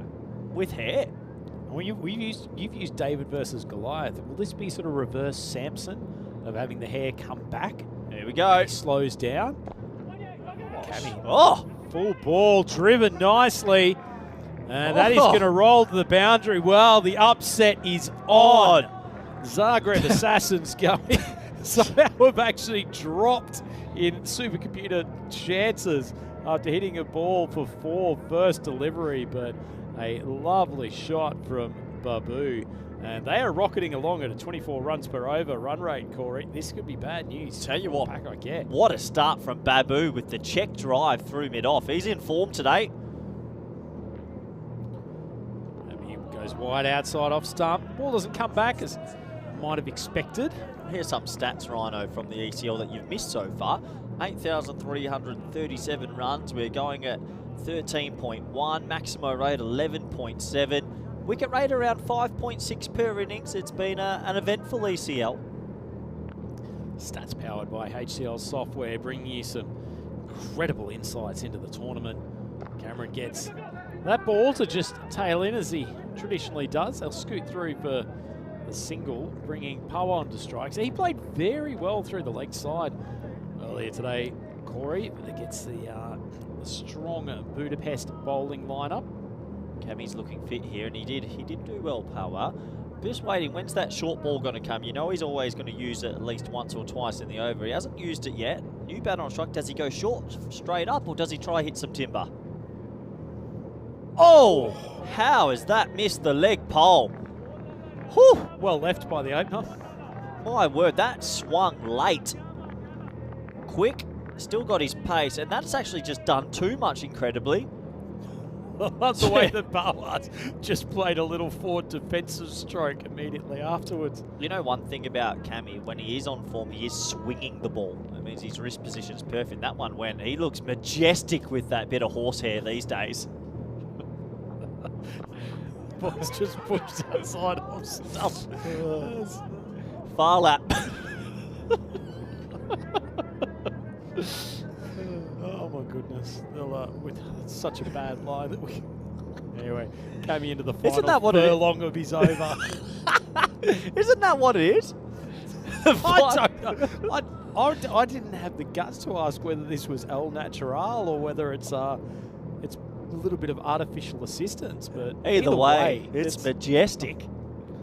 The main coming back, and that's actually nicely played. That was a pretty good Yorker. The batter scoot through for the one, and well, I'll tell you what, I've seen teams more awkward against Cameron in the past. 7 runs off the over, and Zagreb, neat little start. Yeah, nice over from Cameron, but well done to the Zagreb Assassins. They got through it, they found a boundary, and they take it for 7, and that's all you need to do. This is the sort of tail of the 2025 ECL, and well, we've had A, B, C, we're in D, we've still got 3 groups to go. Some excited teams must be watching and itching to get out here. Who are you looking at? I mean, we don't want to get ahead of ourselves, but that Group E, who are you looking forward to seeing here, Corey? Ariana CC from the Swedes have a very good sort of T10 lineup. Vorberg's going to be missing 7 national players to a Dutch series, so be interesting to see if their sort of twos team can get going. Just outside off stump. It's actually reasonably well connected. Pull up in front of the boundary, but they will make it through for a double. Barbard just lost a bit of zip in the last couple of years. He has. I was about to make the same comment. The ball's just not carrying off the deck like it used to. Look, mother age, father time, whatever you want to call it. Other age. That's the worst brand name. Look, eventually it catches up with you. Barbard looks like he's just maybe 5 kilometres slower than 2 years ago. Bit of width outside off stump, and it's thrashed. It's a good shot from Babu, proving that the first game today was no fluke. And Zagreb 13 for none. Well, he's got a deep third, and with that lack of zip from the big man, I think they might be putting someone straight here. But Babu's been in sensational form, backing up the name of Baba versus Babu. I always knew I'd be commentating a Baba versus Babu one day. I'm glad it's today. I'm glad we've gone from that from Mother Age, which sounds like the worst nursing home that exists. I usually come good last game of the day, Rhino. It's my peak period. Babu just plays gently back down the track. Where are we? I mean, if we were on a radio show now, what would it be? It's not quite the sort of late night with Rutgers and Ryan. Mud Sheargold sort of. Not sure it's a name we'll hear on the airwaves for a little while. Yeah, rest in peace. Just the ECN after dark time. We've got the lights on, so it is technically dark. Babu just pushes out. It's a pretty smart play. It's a good length ball from Babar. Well, tell you what, to have one of those big upsets, the top 3 upset on the network this would be, you need to get through the first couple without losing a wicket. And they're on track for that. We've seen it before. We've seen some crazy results here at Cartama Oval. I like Farlap as a second nickname. That could stick, you know. Stride down the crease. It's well struck, and actually pretty decent job there at mid-on, because that ball was travelling at some speed. That was Farlap there, actually, that made the stop. The evergreen. So last ball of the second. Love one more boundary here, just to get to 18 or 20 off 2. Push down the leg side from Ravar, not getting his traditional away swing. Question for you. Did Cammy used to wear a cap when he had no hair? And has he now decided to wear a cap that he has the mane? No, he always wore a hat. Okay. Yep. Some players wear it during the night, some players don't wear it at all, but he's always been a cap wearer. But if you've made that sort of investment, you want to show it off as much as possible. Oh, that is in the slot. And pretty nicely struck despite the despairing dive of Mohammad Yassin down there at a long off. Power times it nicely. He gets himself moving. And Zagreb Assassins doing enough here in the first 2 overs.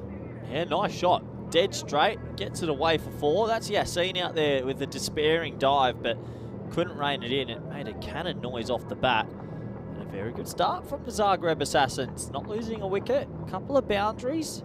You never know. Certainly these two will need to do the majority of the damage. Great opportunity to look at how Group D sits at the moment. And despite that pumping defeat in the previous game, Budapest Blinders sitting on top after 2 games. Thanks to that big bonus point win. Their first up contest. Cammy on for the second. It's well played again. Blue just angles the bat. He's been pedestrian between the stumps. I think he's gone. I think it was Power, and I don't know why he didn't run, or was it Babu? I'm unsure. Either way, it's Muhammad Atif the Fizz, who realised he was ambling, has pinged it in, and that looked out. That's a terrible piece of running. We'll see on the replay. I spotted him just ambling between the sticks. And Atif Muhammad, left hand, got to pick it up in full stride. What's he Have doing? a look at this from Babu, just continually looking. That is gone. What's Babu doing? That is an excellent piece of fielding from one of the most talented young cricketers in Europe. Oh, let's have a closer look, and yeah, he's gone. He just slowed down. I think he thought he's not going to throw it. And the Fizz, that's his nickname, Atif said, you know what, cat and mouse, I'm the cat, you're out. Not sure where to go with that. It's just awful. Anyway, Babu walking off the field. He just whacked himself in the head with his bat. I'll tell you what, a bit of self-punishment I think is necessary. Such a good batter. Looked in decent form again. And he is literally committed suicide on a cricket field there. No need whatsoever to keep an eye on where the throw was coming in from. Yeah, disappointing. So, first wicket goes in an unconventional way. It's just pushed behind the third man. So Yogesh Balaji comes to the crease. He didn't score a run off the 4 balls that he faced this morning, Corey, before he was part of one of the more comical run-outs that we've seen on the European Cricket Network. Probably no harder test than if you've got a duck off 4 to come up against Hitman under lights. Oh, that's a zippy ball from Cameron. Well, he's just got his hand around his neck, maybe a signal to the batter of where this next one's coming again. I'd be surprised if the next one's not at the timbers, but he has not seen that. That was self-preservation 101. Life flashed before his eyes. I like the way that he's trying to play with the angled bat to drive. Oh, he's timed that! Oh, Balajee gets off the duck in the most spectacular fashion. Well, when it's this quick, if you can just get your bat on it, it flies, and that flew. That really raced away, so he's going to get his first boundary. I'm waiting for... Balajee is certainly hedging leg side here at the moment, Corey. I wouldn't be surprised to see Cammy give him one right in the guts, outside leg stump. Yeah, it'd be interesting to see if he goes short again or if he wants to hit the timbers. He hasn't got a wicket just yet. There we go, the awkward one. Oh, no. It's going to be a shy at the bowler's end. Fortunately, just puts his head down. Teammate Babu, he had have done that, he'd still be out in the middle of the wicket. Yeah, Parwa was backing up a long way, never a single there. So last ball for Hitman, and the power play. Short ball, good line, and Elijah just shoulders arms. And that's the end of an okay power play in the circumstances for Zagreb. 24 on the board after 3. Could have been a lot worse, to be fair. They've gotten some runs. They've haven't lost too many wickets. They actually haven't lost a wicket to a bowler yet, so that's a little bit of a shame with that run out. Moral victory. Great to see the Grizzly bats. They're the only bats in the world hard enough to take down the Grizzly ball. So you've seen some kookaburras get bust recently.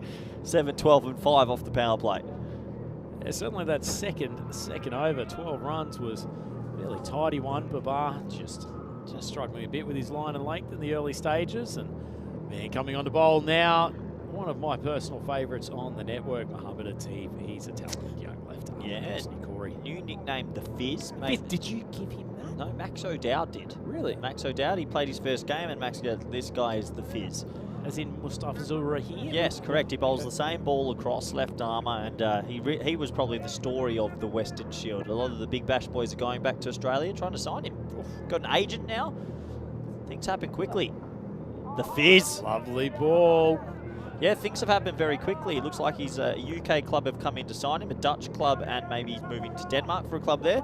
He has an agent. How many different clubs can you play for in one season? 3 have come in to try and sign him. So he's got options now, and probably going to Australia in September at the end of this year. Jack Wood from Brisbane Heat's going to help sort him out a club. They've become real good friends. What a story. I mean, it's what the Western Shield was born for, isn't it? Exactly. Creating connections. Yeah, exactly a story like that. A couple of questions in the chat asking why Hamza Salim Dar isn't playing for Pakai Care from a hill. He doesn't. That's not his team. He doesn't play for Pakai Care. He plays for, I can't remember the name of the squad in Barcelona, but not the Pakai Care team. That sort of stuff. This is what's so hard about it. He's got so many variations, some of them more subtle than others, but he could literally go through 6 balls and an over and not give you the same thing twice. Well, during the Western Shield, on a 50-metre boundary, the scores were about 170, 180, and you had big bash level players saying, we can't pick his slow ball. He took 4 for 9 and 4 for 11 versus the world 11. So he took 8 for 20 against very big names, and he got Ross Taylor out with his first ball. Handy. And there's the kibosh. Let's not include that in his highlights package for any of the clubs that are looking to sign him. There's the old curse. Gets the bouncer wrong. That's usually his go-to variation. So he'll go slower ball, and then he likes to either jam in a Yorker or go fast and short. Yeah, it just looks like he lost his rhythm. And that's probably the worst ball I've ever seen him bowl. Assassins 25 for 1. Big charge down the wicket. Pawar, after one pretty good shot down the ground, struggled to make an impact against this bowling lineup. Yeah, so that's that sort of off-cutter again. He gets it to spin off the deck. And yeah, it was I mean, as a creative batter, Corey, what would you do against a tee? Retire and send out the left-hander. Let's just say you were number 11. Yeah. It's so hard to play. You know it's coming. You know he's bowling it, but we saw pro-level cricketers not lay a bat on it about 8 days ago. And they just said his arm action doesn't slow down. What he'll do, he'll release his thumb late, but when he keeps his thumb on it, he'll just go full speed and he can get it through. So I reckon this one now might be the quicker one as a surprise. Yeah, it was, and you can see the difference. Big appeal, and he's given him class from the Fizz. Rutgers in the commentary box picks it. Pawar gets a little tickle through to the wicket keeper, and that is the icing on the cake of what has been a sensational over from a Teeth. No, it's not a tiff anymore. It's the Fizz. He is the Fizz. He goes slow, slow, slow, rip snorter at the jugular, and he gets it through at pace. The Fizz is back. He's late on that. Great bowling. Probably a bit better than his previous attempt at an on-speed ball as well. No, it's very, very clever, and this is why it worked so well during the Western Shield. He had the best economy out of all 4 teams, and he continues his plight to be the first player on the ECN network almost at 200 wickets. Oh, what a story. Double ton. Now, okay, put your coach's hat on. Does he go on speed first ball to dust or off speed? I think it'll be an off-speed ball. Just try to push it about a foot outside of off stump. That's why they pay you the big bucks. Ooh. And he's got him! Just tickling the outside edge of off stump. That's a good piece of bowling from Atif.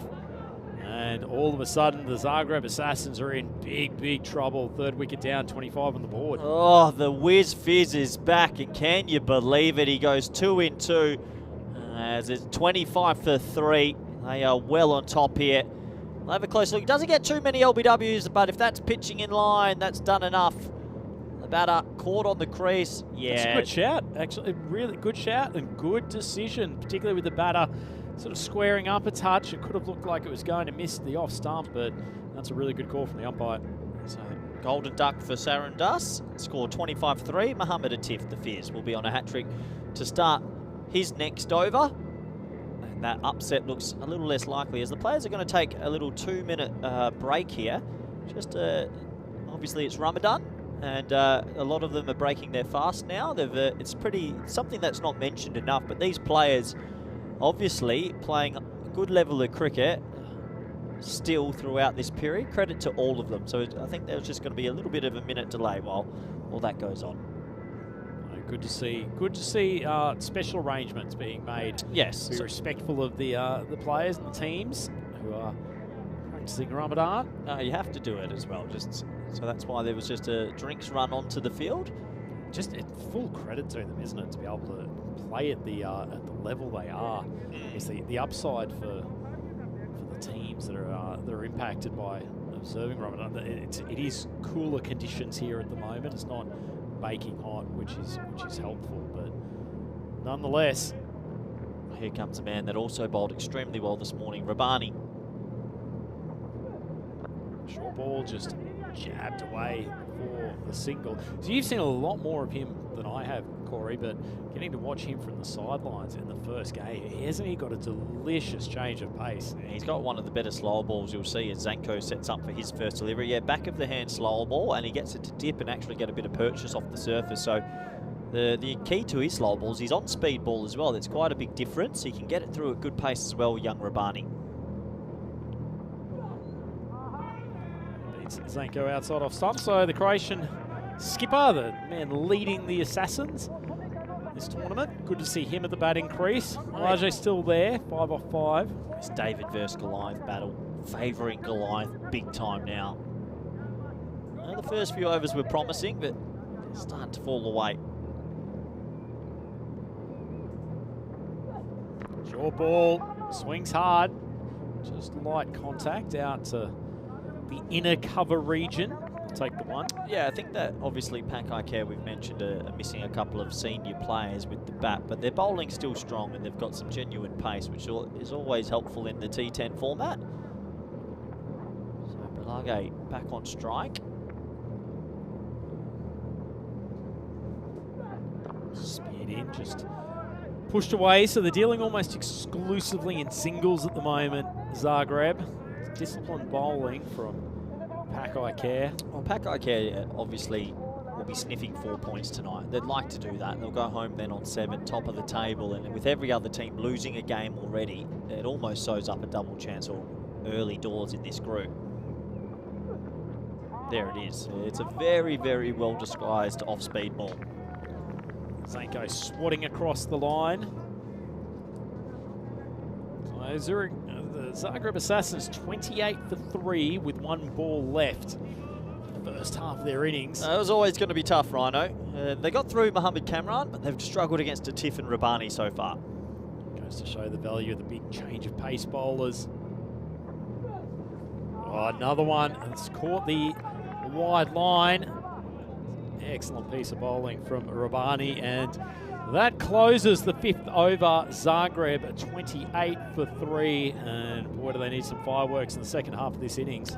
Well, that's the beauty of the ECL, Rhinos. We welcome you up to the Dream Box, the nighttime fixture, but this is what it's all about. Sometimes you have the heavyweights versus more teams that are in the development phase, but lightning does strike, and you never know when you'll get that upset. Yeah, I think we might have been able to carry that off about half an hour ago.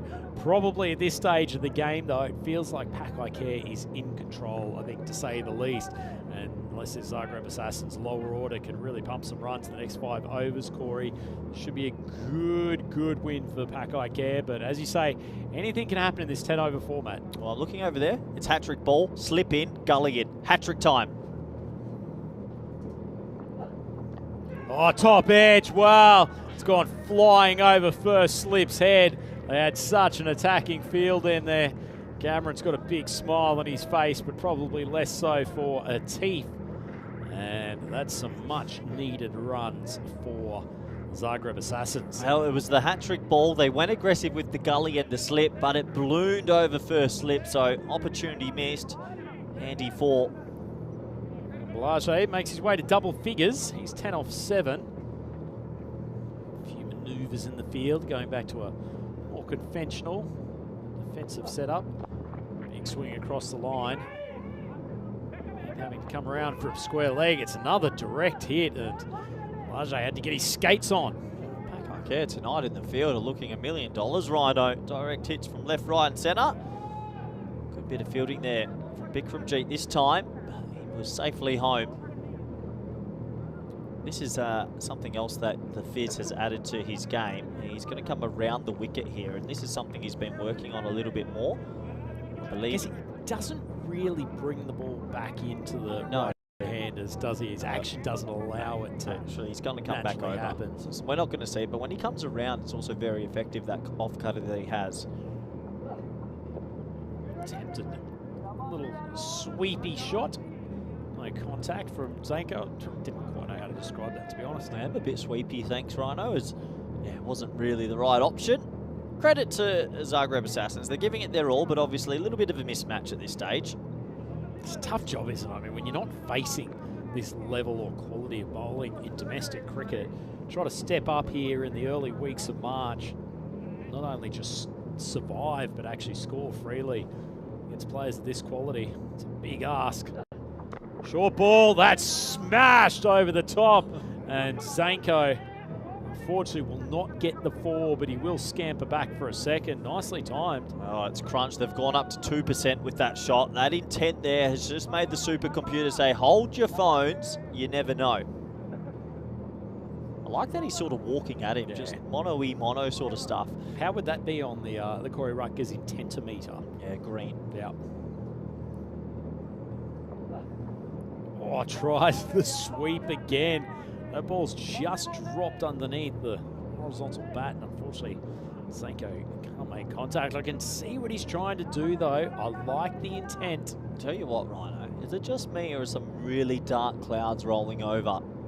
Imagine the scenes. This one gets washed down. Pakai Care can't get their points. Controversy corner here at Kartama. Last ball of Atif's spell. That is just swung late, and Zanko survives to fight another day. Zagreb Assassins 35 for 3. I think Zanko's retiring himself here. He's missed that one and gone, well, can someone else come out and have a go? And I think we're going to see a retired out. Wouldn't surprise me. And just having a look at the corner right. New batter's walking down the race. Zanko's still out there, but I think he's going to give himself one more ball.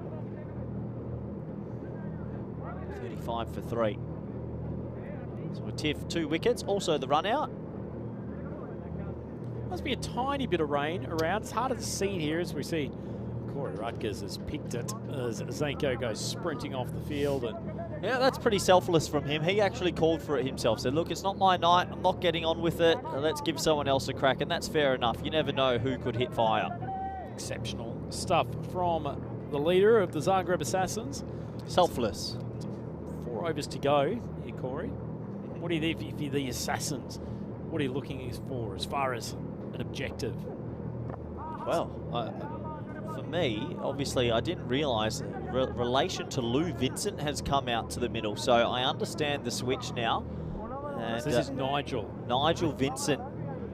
I reckon I'd be a bit twitchy if I'm Pack I Care, because it has actually gotten extremely dark around the ground. The wind has picked up, which scares them, and it looks like the heavens could bucket down at any moment. Keeping some tension out on that field as Rabani steams in. Another one of those off-speed balls. Vincent just swinging away to leg side. Slightly more correct option with his shadow batting immediately afterwards. It's funny how so many cricketers nailed the shadow batting. I mean, he plays a pretty loose shot, but the shadow shot, 10 out of 10. It's almost like in tennis when you get a second serve. Get the chance to redeem yourself. It's actually nicely played. To their credit, actually, nearly every on-speed delivery they've been able to get their bat on. It's the slower balls that they've been missing. Slower balls that'll kill you. It's the hope that will kill you sometimes, Rhino. Good spell again from Rabani. He'd love to pick up one in the wickets column though, wouldn't he? Tight spell, none for 5, halfway through his second. Short ball, and it swung powerfully. It's the first boundary we've had the chance to call and get excited about for a while. Pelage, who's sticking it out there. Had a tough start to the tournament, but he's set up outside off stump. He's waited on the slow ball and he's maximised his opportunity. Oh, what a shot from Pelage. That's one for the highlights reel for many years to come. It's hit away for 4. Rabani ain't going slow again. This one's going to be a bit quicker. Well, this time he decamps out to the about 7th stump. Leg side. Rabani just pushes it wide of off. Gets the dot ball. Yeah, Rabani, good spell. Might go hunting for a wicket here with his last. Good man to have in these middle overs, isn't he? Yeah, he's effective. Very effective. Played a lot of T10 cricket also. Lovely strike down the ground. But it will just be the one. There to the safe hands of Mohammed there at long off. And that's the end of an exciting 7th over, 42 for 4. 42 for 4. Just looking at the mountains in the background, I reckon we're about to get a bit of rain. All day it's threatened. As we have a look at that's coming up tomorrow, Pack I Care taking on Zurich Nomads in the morning. Obviously, Brno and Zagreb Assassins in the second game. Budapest Blinders versus Pack Care. That should be a good game for match 8. Zagreb Assassins and Zurich Nomads for match 9. And Brno versus the Blinders to end the group stage. Get the feeling that match 10 could be a pretty interesting one. And tell you what, after the way the Nomads played in game 4, that matchup tomorrow against Pack I Care first thing in the morning. Let's hope Ahmed Cameron gets a good night's sleep because he's facing some good batters at the top of the order as Pelage thrashes another ball out to the covers. Won't reach the boundary, but they will scamper through for 2. Vincent, big dive into, make sure he found his ground. So this is young Jaffa Raza, born in Spain, a young 17-year-old who's been entrusted to be their 5th bowler for this trip. Another left arm over and got a lot of potential, does the young man. You were talking him up in between games, Corey. I'll tell you what, that's outstanding timing as he sprays one about 4 metres wide of the pitch. At 17, you're allowed to have the odd spray. Good beard, though. Very good beard game for his age. He's a good cricketer. Given your commentary on me identifying youngsters in the last game and then saying couldn't possibly be because of the facial hair, how do you explain Raza? Raza's just got it. It sounded pretty good off the bat, but this time, even the camera team from 2 circles struggling to pick that one up. Scoot through for the one. Right, a little bit of wind coming now, Corey. This has happened before. I've got deja vu here where I warned you about the incoming something, and feel like these dark clouds are rolling over. Pakai Care need to get off this field and chase these runs very quickly.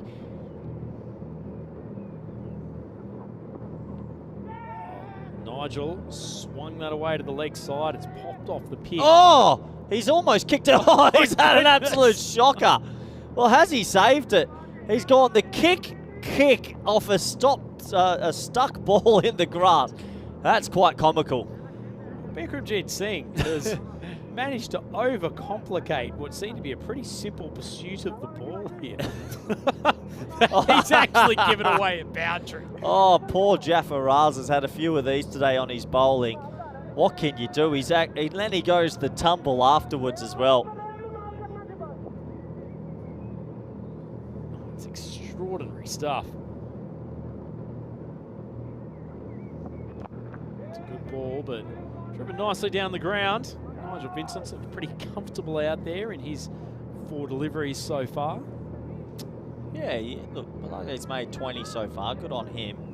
They can get a couple more boundaries that cap off the innings. A couple of questions asking where Muhammad Ihsan is, one of the more popular figures. He's actually getting married currently. Congratulations to Ishi. Muhammad. Wish him all the best. That's actually a nice shot, really well timed. And Balajee is playing a little smoky of an innings here. He's up to 24 off 15. Almost single-handedly trying to keep the Assassins in the game. 55 for 4, so not exactly a towering target, but this young man showing he's got a bit about him. Yeah, nice shot. Really nice shot. So 4 more to the total. And Jaffa Raz hasn't really got his rhythm up too much today. Oh, he stepped away, showing scant respect for Raz's bowling as all of a sudden the end of the over. 14 off it, and the Assassins 56 for 4. Have you seen the movie Twister? Because just before a tornado hits, it gets a bit eerie around the ground, and right now it's getting a bit eerie. But, the old patio's going to blow off any minute. Pakai Care, I think, realise it. They'd love to wrap this innings up and get out there with the bat, but they haven't been able to run through this team with the wickets, that's for sure. Certainly just a clump of them in the middle, but Malaje's managed to solidify things in the middle overs, and he's been given some reasonable support here by Nigel Vincent. So a couple of lusty blows in these last 2 overs, and tell you what, if nothing else, they're going to make Pakai Care work for this win. Well, if they can go 10 and 10, 76. So Bikramjit Singh's going to have a bowl. I haven't seen him bowl too much before. Well, he might not be getting a second ball if he keeps the bowling half track as they get spanked for a Maximo. That's a gentle delivery, isn't it? And Balage, who's been there an age, cashes in. That was loose, wasn't it? It's good reward for his fielding effort in the last over, though, isn't it? To get tossed the ball, 9th over. Balage's gone long handle again. That's thankfully for the Assassin's going to pop up. Could be a run-out opportunity, but it just holds up in the turf. Yeah, so Vincent's going to get another crack here. And look, if they can get to 80, it does make Pakai Care, who probably want to win this inside 7, have to have a good start. As you can't just dawdle inside 7. You really got to get on with it.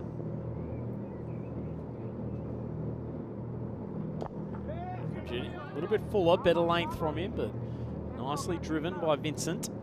Yeah, lovely shot, just for the 1. Still a 2% chance for the Assassins. I can understand that. Corey Rutgers getting in the mind of the supercomputer. Ah, it's a good ball from Bikramjit. Well, it was an inelegant piece of fielding from him in the last over, but he's made up for it somewhat with a lovely Yorker.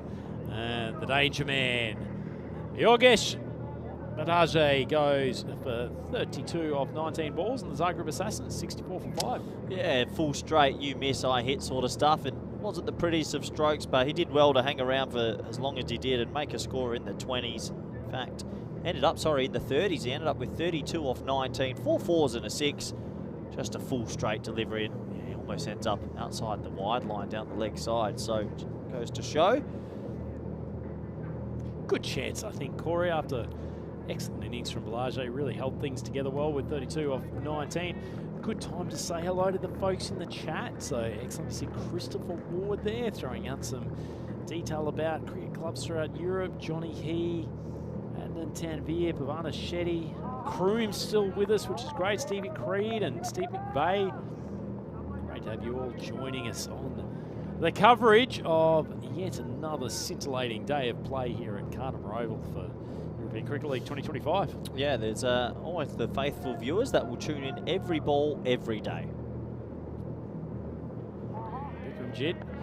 Tough start with the half tracker to open the over that got sacked. Comes back pretty well, ends up with 1 for 8 off his over. Magalenic out there keeping Nigel company, and they have one more over to do some damage to this Pack I Care team. Corey? Yep. Good couple of overs from Cammy at the top. Babar looking a little bit sluggish, but Mohamed Atif probably the best of them so far. Atif and Rabani have bowled really well in the middle phases today. Cammy didn't get the wickets he probably would have liked, but he bowled well with the power play. And yeah, the bowling's looking solid. I think they'd like a little bit more from the youngster Jafar Raja. I'm glad they're giving him the last over and not to Babar. Get the youngsters' confidence up, and it could be important for the tournament. A bit of a pacier ball on that occasion. Vincent very comfortable pushing out into the covers as he rolls yet another single, moves up to 8 off 6, so brings Magdalenic to the crease. Let's see what he can do with the long handle. He gets a chance for a highlight, doesn't he? Deep in the crease. He's going to bat out the crease, actually. See if he can get one out the middle. Get them into the 70s. Oh, he gets flying. Mistimed ball, the offside. Just going to be the 1 run. Plenty of singles in this Zagreb Assassins total. That's one of those ones you wish you just get that top edge and it zooms over the keeper, the old Baximo. That dressing room obviously know that they're under par, but enjoying themselves nonetheless. Still keep on fighting the Assassins. He's got some good pace for a 17-year-old. He's got a lovely little rhythmic action, and it's very tidy action, isn't it? It is a very tidy Compact. action. And the bigger he gets, the stronger he gets. He's always got a smile on his face. Born in Spain, learnt his cricket in Barcelona. It's a good story, young Jafar Raza.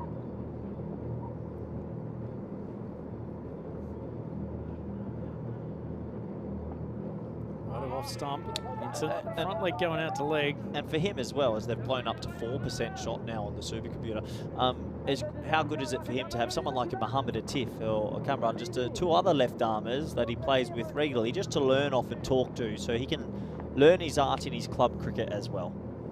Certainly true. Turning it into quite a grounding for young players, the Pack I Care squad.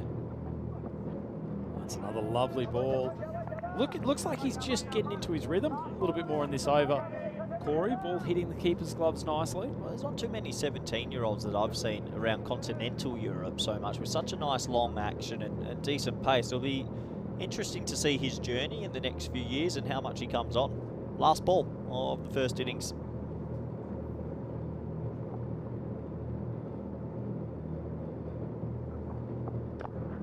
Full toss, just swung out to cover.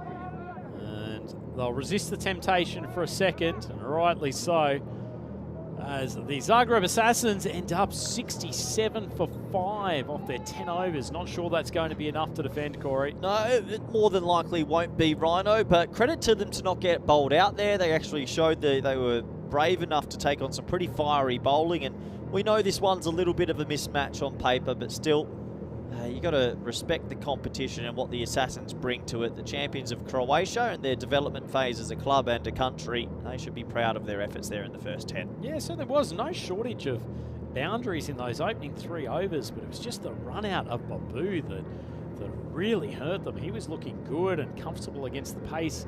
Again, showed plenty of skill in that first game earlier today.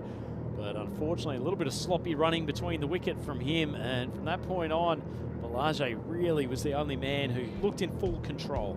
Yeah, I do agree. Balaje did pretty well. Let's have a quick look at the highlights. And as we expected, it was going to be a pretty tough sort of 10 overs for the Zagreb Assassins, but they applied themselves as good as they could. The bat saying brutal, it was anything but that, as the Pakai Care team did exactly what they had to do. Yeah, had to throw themselves around in the field occasionally, but they got off to a nice start. This was probably the turning point.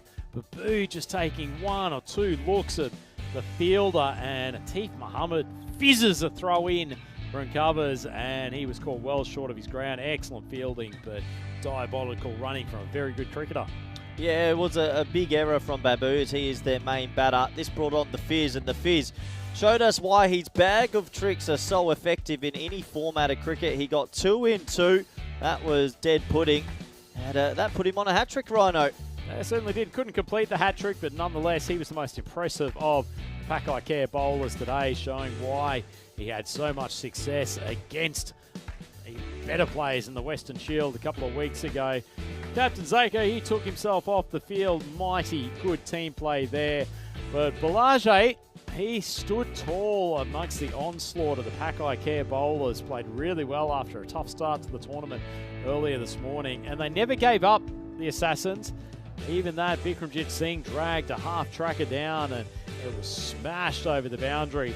But he soon had his revenge, a nice Yorker, and Balaje, unfortunately, big step out to leg, and he was back to the pavilion. And not big celebrations from the Pakai Care boys. They feel like they've got this one under control, but a brave effort from the Assassins with the bat, and they've certainly done themselves proud against a pretty good bowling outfit. Yeah, absolutely. Not being fully bowled out is a win in itself. Let's have a quick look at the scorecard, shall we? And yeah, it was tough sailing. We knew it would be tough for the team that was sent in to bat, but credit to the number 3 there, Balage. He gets himself into the 30s. That's something that he'll be able to tell his grandkids about in many years to come. And Zanko, I think, actually should be accredited to. The captain being pretty selfless there and making sure Vincent got a hit. Yep, certainly did. Nigel Vincent looked pretty comfortable out there for his 9 off 10, but they just couldn't find the boundary with regularity, and to be expected against a very, very good bowling attack. Muhammad Atif, the pick of them, with his 2 for 8. Unlucky not to get a hat-trick.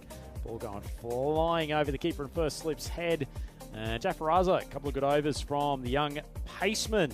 Yeah, but it was very impressive from the young paceman, and of course, the Fizz Atif, they did their job. So 67 on the board. Will the weather hold up long enough for them to get the runs? We'll find out in a little over 10 minutes. Do join us back for the all-exciting run chase. Thank you. Let's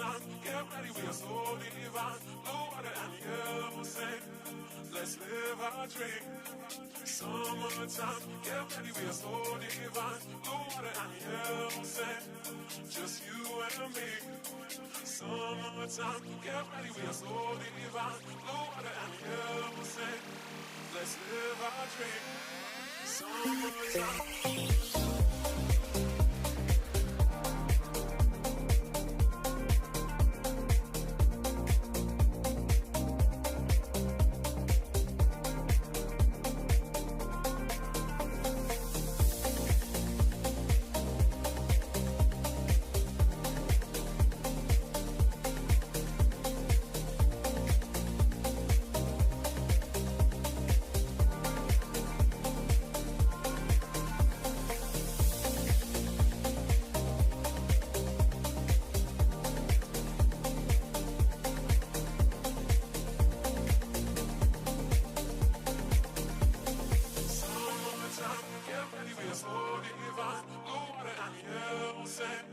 Just you and me. Summertime, get ready, we are so divine. Blue water and yellow sand, let's live our dream. Summertime, get ready, we are so divine. Blue water and yellow sand, just you and me. Summertime, get ready, we are so divine. Blue water and yellow sand, let's live our dream. Summertime.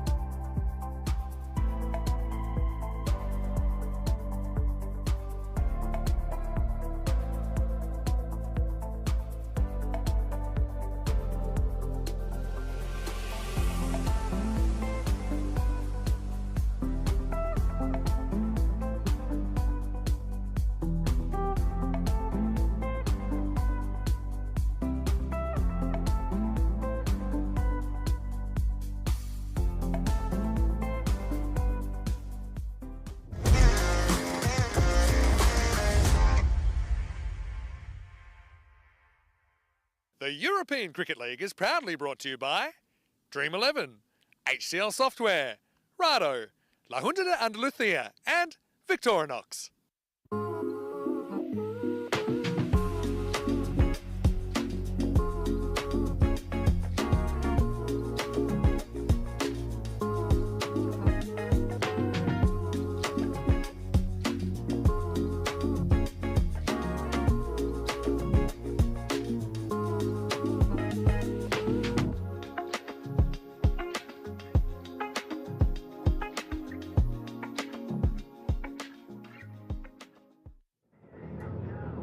Hello and welcome back to the Kartama Oval. It's the nighttime fixture between Zagreb Assassins of Croatia taking on Pakaiker Badalona of Spain.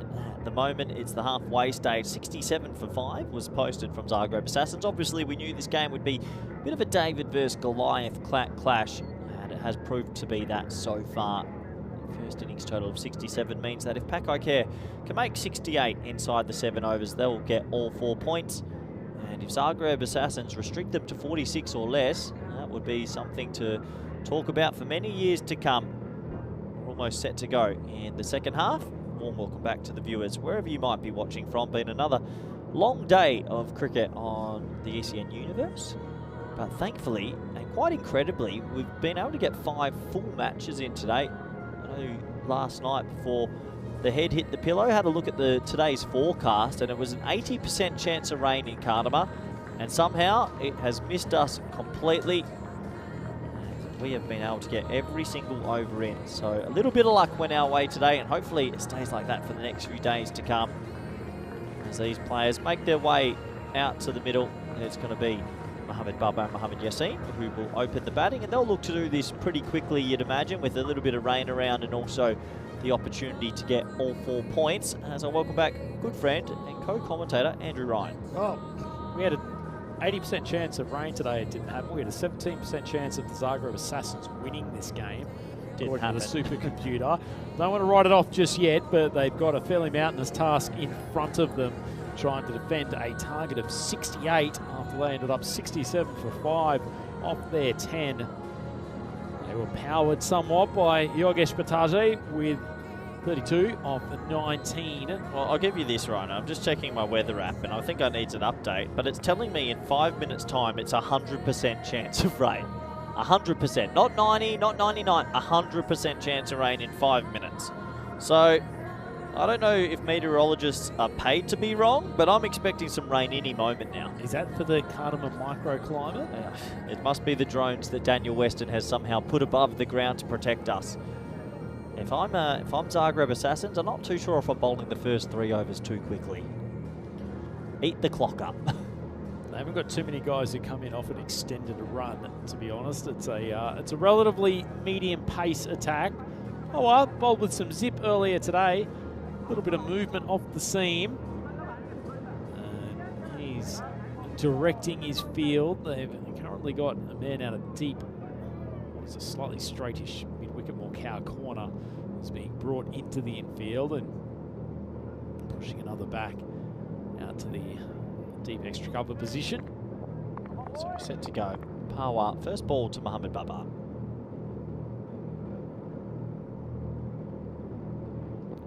Swings and misses, but it's called wide.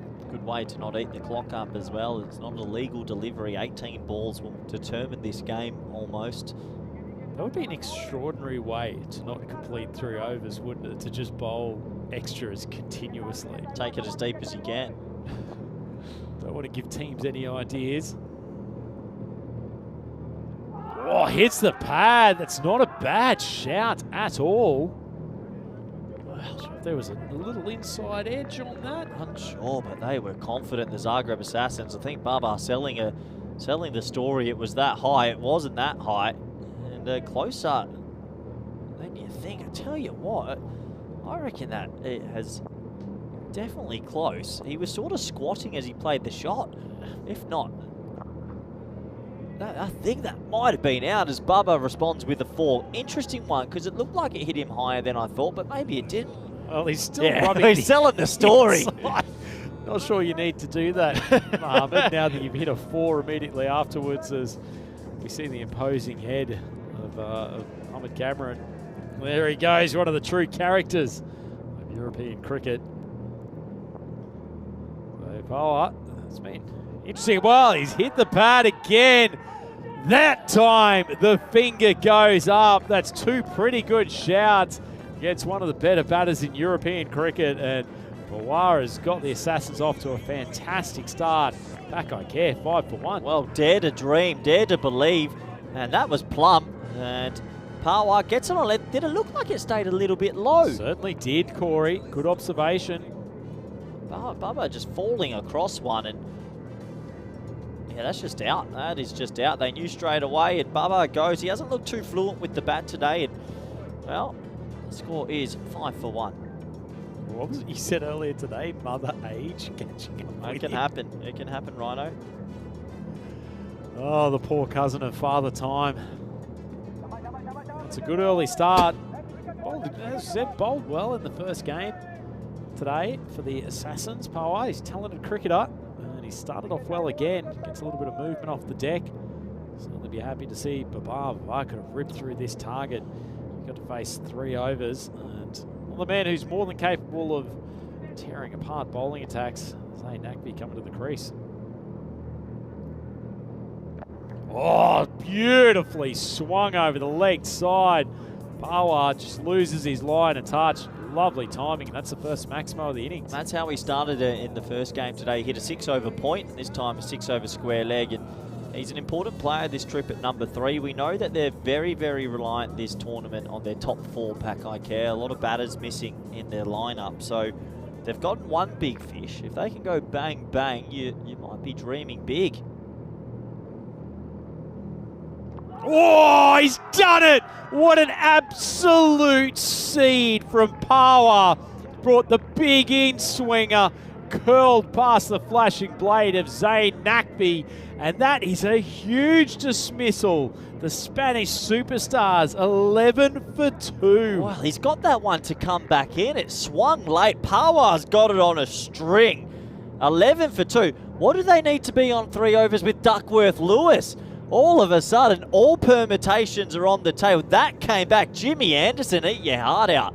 That is one of the seeds of the tournament. Sensational stuff from Pawar. Oh, you've got to enjoy that. That's come back a gigantic amount. That is a seed. Tell you what, hasn't the proverbial cat amongst the pigeons been thrown down? Pradesh Pawar, 2 wickets in his opening over. Get me a Duckworth-Lewis sheet right now. Could you imagine the scenes? Well, I've mentioned to you with batters from the middle to lower order, Bikramjeet Singh, who I've not seen too much of previously. He's played some ECS cricket for Paco, but he's got a big role to play at 4. Mohamed Yassine hasn't faced a ball yet. Seeing the carnage. That is a cracking opening over from Pawar. 2 for 11, and keep in mind he had such a good shout against Babar at the opening stages too. This is a tremendous start for the Assassins.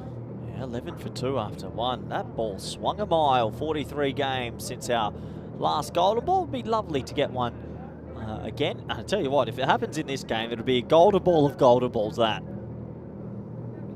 I was going to say stranger things have happened. I'm not sure they have. No, this would be up there. Mohamed Yassine facing now. Now, Yassine's a little bit more technical compared to some of the pack I care other batters who look to on drive and touch the ball more than show too much power. But that was really a lot of late movement.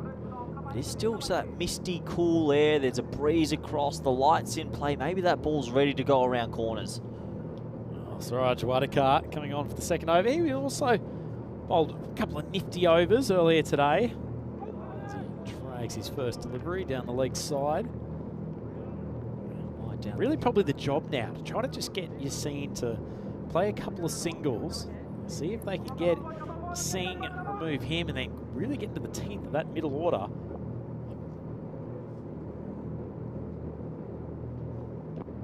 Hit on the pad, probably just swinging down the leg side. But nice ball, still a bit of movement. They've got that pace where it's just going in the air a bit right now. It's got a bit of cross breeze too. Yeah, it's a bit of cross breeze. It's gotten a bit cooler. And they're getting late swing. That one's going down the leg side. But they're just getting that ball to go around a little bit at the moment. Create a few nerves for Yassine. He's an experienced customer, but you see curl in the air. He's just tried to cut that late. Look at the activity from the bowler. He's refusing to let any of the 2 or 3 fielders within the vicinity get near that ball. Well, the supercomputer's gone into hiding because it doesn't know what to predict right now. The ball is zipping around just a bit. They've got a fragile middle and lower order this time, Pack. Okay, you add 2 wickets on the board. Uh-oh. Big swing out of the leg side. Has he got it? He's taken the most extraordinary catch you might ever see. Yassine has hit an absolute bullet out to deep mid-wicket. And that is an unbelievable grab from Pradesh Power. Not only is he knocked over 2 of the best batters in the team, he's just taken the grab of the tournament. He's just knocked himself out and he's getting a back rub for his trouble. Touch him, boys. Touch him because he is God right now. Yassine has mullered that ball, Rhino. How has he caught that? Unbelievable stuff. You can see he's taken it on the 3rd grab. The hands have gone up. That's unbelievable stuff, Corey. Oh, and he's just getting a back pat for his trouble. The boys just want to touch him. I want to touch him. Yassine goes for a globe. And can you believe it? The Zagreb Assassins have them 12 for 3. Corey, the supercomputer, you do not doubt it. It said 17% at the start of this game. We thought it was crazy, but you would never have envisioned that the top 3 of Pack I Care would be back in the sheds, 9 balls into their innings. What a cat. That was, he hammered that. He hit that so hard, it was flat, and in this little night sky with the low-lying lights, it's never easy. Mohammed Cameron comes out with the bat at 5, and they're going to need to rely on players that don't usually make too many runs for Pack I Care, coming out at 6, 7, and 8. Game on! Oh, this is getting tasty. Short ball, what a letdown after you've just had all the momentum in the previous ball. I'll tell you what, doesn't that next time, undoubtedly, Pradesh Power is going to have to come back to bowl the 3rd. Doesn't that become a big over? Rhino, I just love seeing just the little club cricketer take hangers, and I've seen a couple in the last week. It is spectacular. Pushes outside off stump. That was actually in the air for a little while. Well, they're twitchy because listed at number 6 and 7 is Muhammad Achif, Jafar Raza, Asad Abbas. We're talking about players. It's a huge tail for Pack I Care this time round. This partnership has genuine pressure. Tell you what, losing that big 3 at the top, that is just unfathomable. It's pushed out to the offside, still no run. Tell you what do they need to be on at the end of 3? What's the DLS? Imagine the reins open in 7 balls time. Let's hope Maximo's watching us. He can send through a message. Bar looking pretty nervous. What a catch. Sheds. What a catch. So last ball of the over. Outside off stump, flashes outside off. It's a diving effort down there on the boundary, but unfortunately for the Zagreb Assassins, goes over 4 of 4. Much needed runs for Pack I Care. They're 17 on the ball with 3 wickets down after 2. This is the beauty of the format. Any team on any night can show you what can happen.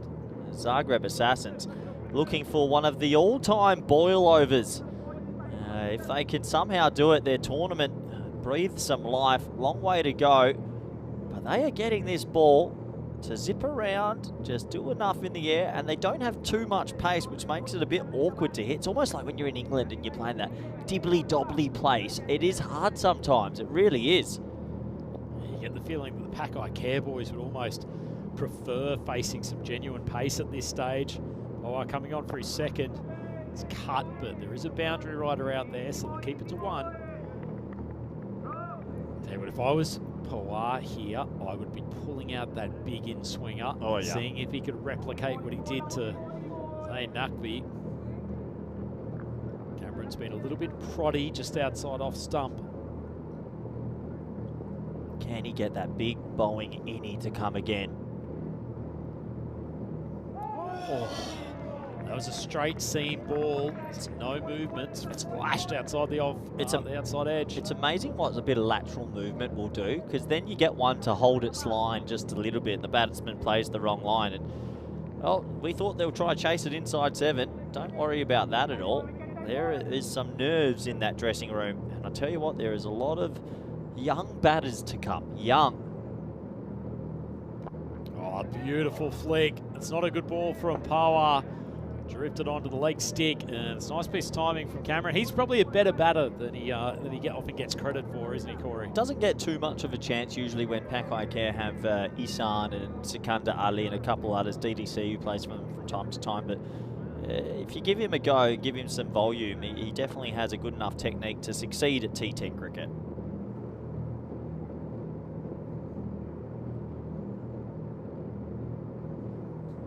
Big step up. Tell you what, that was not that far from the outside edge again. He's got that one to go away. He's genuinely getting it to go both ways, which is quite remarkable. A bit of Jimmy Anderson for the Zagreb Assassins. That one swung late and it went away, not in. Still a long way to go to this target. 46 off 44, so it's just over a run a ball, but it's the wicket columns that are the most concerning. Outside edge just flashed past again, so 3 times he's managed to beat the bat. We haven't seen the big innie come out. If he bowls the big inning here at Castlesham, he's the greatest bowler I've ever seen.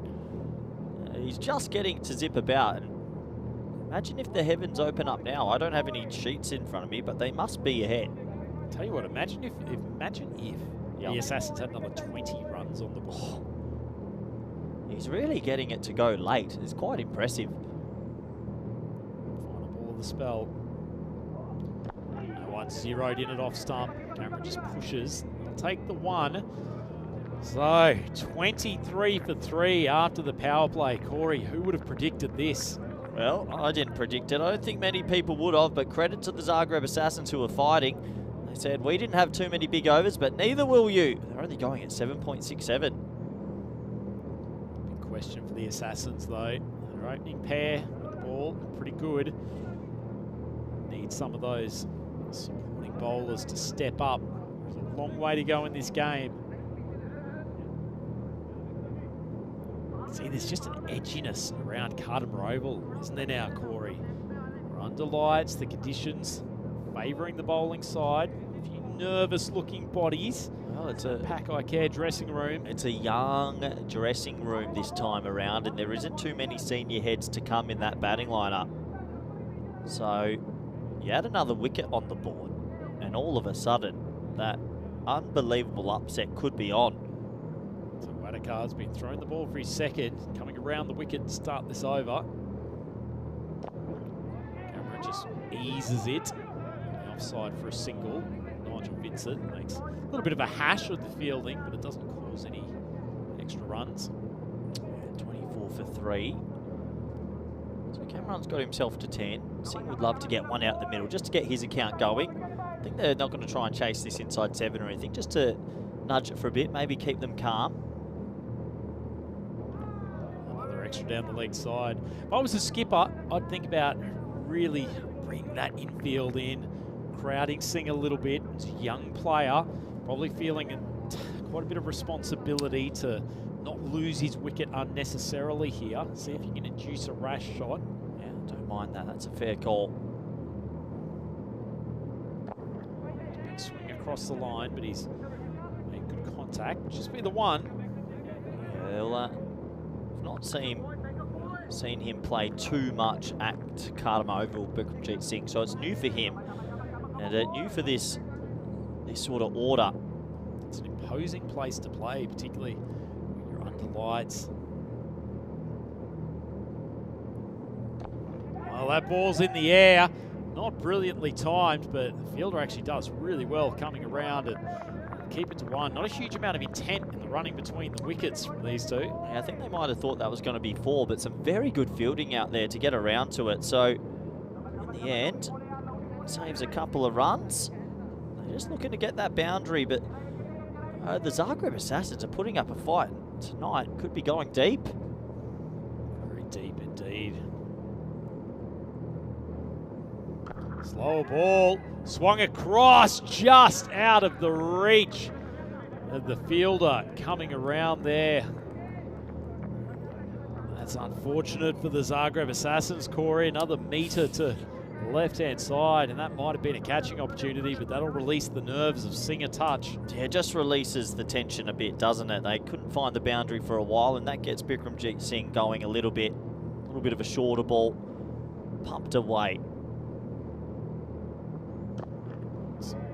Push through the offside, should just be the one. This is what I've been saying though. I think that these teams in this group, this is an eye-opener that the other three teams needed to see, because there is a lot more fragility in the batting lineup this time for Pakai Care than we're used to. We're used to seeing them go gun-ho with a top 8 that can all hit sixes. It's not there this time.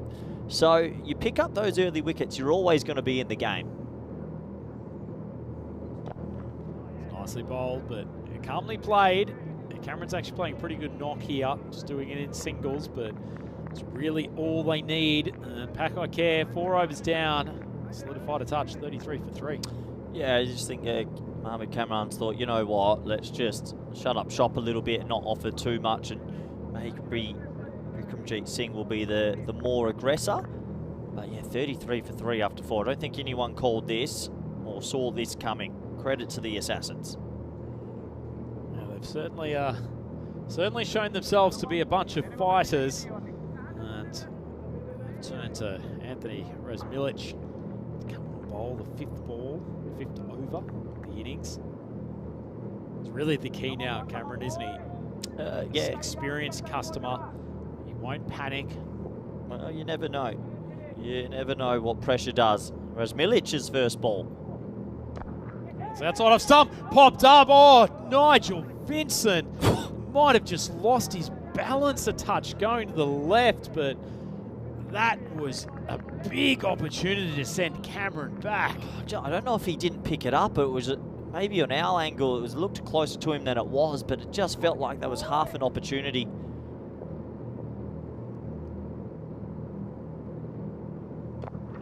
Razmilic, the little outswingers, just proving difficult to get away here. It does feel like one of those scenarios where they would prefer the ball coming on than this sort of pace with a bit of movement in the air. And, well, a little bit of a smile there, but there'll be nervous smiles if you ask me. He's gone for that wide of off-stump line just a bit too aggressively on that occasion. Proving difficult to get away, taking pace off the ball. Canny decision from the captain, veteran Zanko. He's an experienced cricketer, marshalling his troops well. Oh, they rued the fact they didn't hit 100 here, Rhino. A good full ball right in the block hole. Driven for 1. Just holding on, just doing what they need to do. 1 wicket. 1 wicket, bring one of the youngsters out here. He could yip up a little bit. Credit to the Zagreb said no one could have seen this coming. That's nightmare stuff, isn't it? Just a floaty ball outside off stump, and Cameron gets away again. Desperation dive. He saved that. It's an exceptional piece of work in the field. Oh, they're going to have to double check it. It's a 10 out of 10 effort. I'm not too sure he reined it back in. Maybe he did. Let's have a closer look. Gutsy stuff from Sarun Das. Oh, it's close. I reckon he's pretty close to saving that. Have a look here. Oh, I don't know. That view's good, but it's very tough to tell. I'll have to slow this one up a lot more.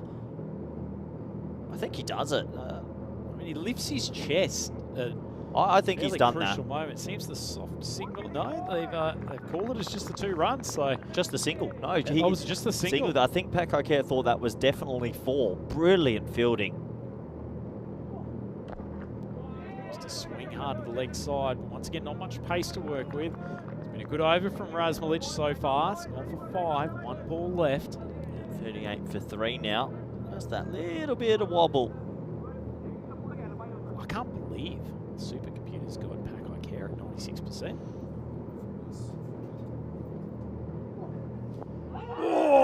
Oh, not that far away. Decent appeal from Raz Milic. Tell you what, if that have had the late outswing that he's got on the rest of the deliveries, might have been mighty close, but in the end, Paco Care, 5 overs gone, and the Spanish superstars, 38 for 3. Well, welcome up to the Dream Box, where we spoke about upsets, and we've seen some huge ones on the network. If the Zagreb Assassins are to pull off the best last 5 overs, this would be maybe number 1, because we don't see low scores defended much anymore. No, it's extraordinary against such a well-credentialed team.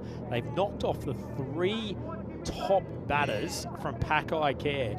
They're now into the middle order, and as we said, Corey, it's probably only 1 or 2 more wickets, and you start getting into a panicky, inexperienced lower order. This could really turn out to be a thriller, and who would have picked it? I think 1 more wicket, this game's alive, because, yeah, we're talking about some youngsters that have probably not batted at Kartama Oval before, and under lights, it's a totally different thing when you're batting under lights here. So, credit to Zagreb, 1 more wicket, Rhino, and we could be on for one of the greatest finishes ever. Yep, absolutely. Oh, struck him in front, that's gone! Finger goes up, and Magdalenic strikes first ball. Vikramjit Singh has looked uncomfortable for his stay at the crease, and that's another huge scalp. Paco Care, 38 for 4. Well, it's full, it's straight, and he falls across himself, and now we do get into some players that are not known to bat at Kartama. They have a very thin top order, Paco Care. That's Plum. It doesn't matter if he's batting out of his crease. He falls across a ball and just looked awkward. Absolutely plumb. Absolutely plumb. And he'll have to go back to the sheds. Should be falling across at bowlers bowling at that speed. And Vikramjit Singh, not a great innings, 9 off 9. Big credit to Zagreb. They've just got this ball just doing these little things in the air at the moment. So it's just incredible stuff, Corey. That's exactly what they needed coming back after the break at 5 overs. Magdalenic bowling stump to stump. And it brings Asad Abbas to the crease. Cameron stuck at the non-striker's end. Oh, big strike and a powerful one. What a way to enter the game. Abbas Maximo. Well, we were talking about an inexperienced sort of lower order that haven't batted at Kartama before. That is a shot and a half first rock. Over extra cover, he pumps it away for 6, and, well, any boundary steadies some nerves. They've still got to do something massive here, as I said, but what a shot from a bus first ball. It takes it down to 24 to win off 28. Oh, inside edge has just missed leg stump. Good response from Magdalenic. Well, that's the thing. I think Cameron's probably going to try and bat through, nudge the singles, but maybe these younger fellas, the younger generation, they're brave, and they're just going to go at it. Certainly are. Abbas, he's not going to get tied down. It's been a good over so far. Aaron goes for the big swing. Tight call on that wide line. Magdalenic thought he'd got another dot ball. No, just outside the wide line. Only just, though. There's the freeze frame. Tight. Floated on to the stumps, full toss. And he's dropped. That could be the game. Unfortunately, Raz Milic coming in from the boundary, sprinted to the ball that probably would have carried comfortably to him. Could have had Cameron out, and as it is, that ball has rolled away for a boundary. That could be the moment, Corey. It's a big full toss, and his eyes lit up, but he clothed it. He didn't get it out the middle of the bat. And in the end, it's a dropped catch. And those boundaries really sort of stemmed the tide a bit. 40s. That's drilled again to the outfield. He's taken another screamer. Oh, what a catch, Rhino. He's come charging in. He's dived forward. He's done a cartwheel, and he's taken a 10 out. And what is going on tonight? Power has somehow become the world's greatest fielder in this contest. And after Raz Milic has dropped a relatively gettable chance on the other side of the field, Cameron gets another full toss. hits it, probably would have booked a boundary, but as it is, Power's taken a sensational grab. What athleticism. Hey, Jonty Rhodes is lurking at deep cover. Look at that, the boys are fizzed up. Zagreb Assassins are fielding like a team possessed. He hit it well. There's a deep extra cover, but to dive forward and catch that underlights, what a catch. Unbelievable. Hasn't he had a game? Power. He's taken a couple of wickets, a few of the biggest names in the tournament. Well, he's taken probably the 2 grabs of the tournament. This is how thin they are. Mohamed Atif, who's usually a number 11's out there in batting. He's not a traditional batsman at all, and they are still a bit twitchy. 51 for 5 after 6. Oh, we come back to it, Corey.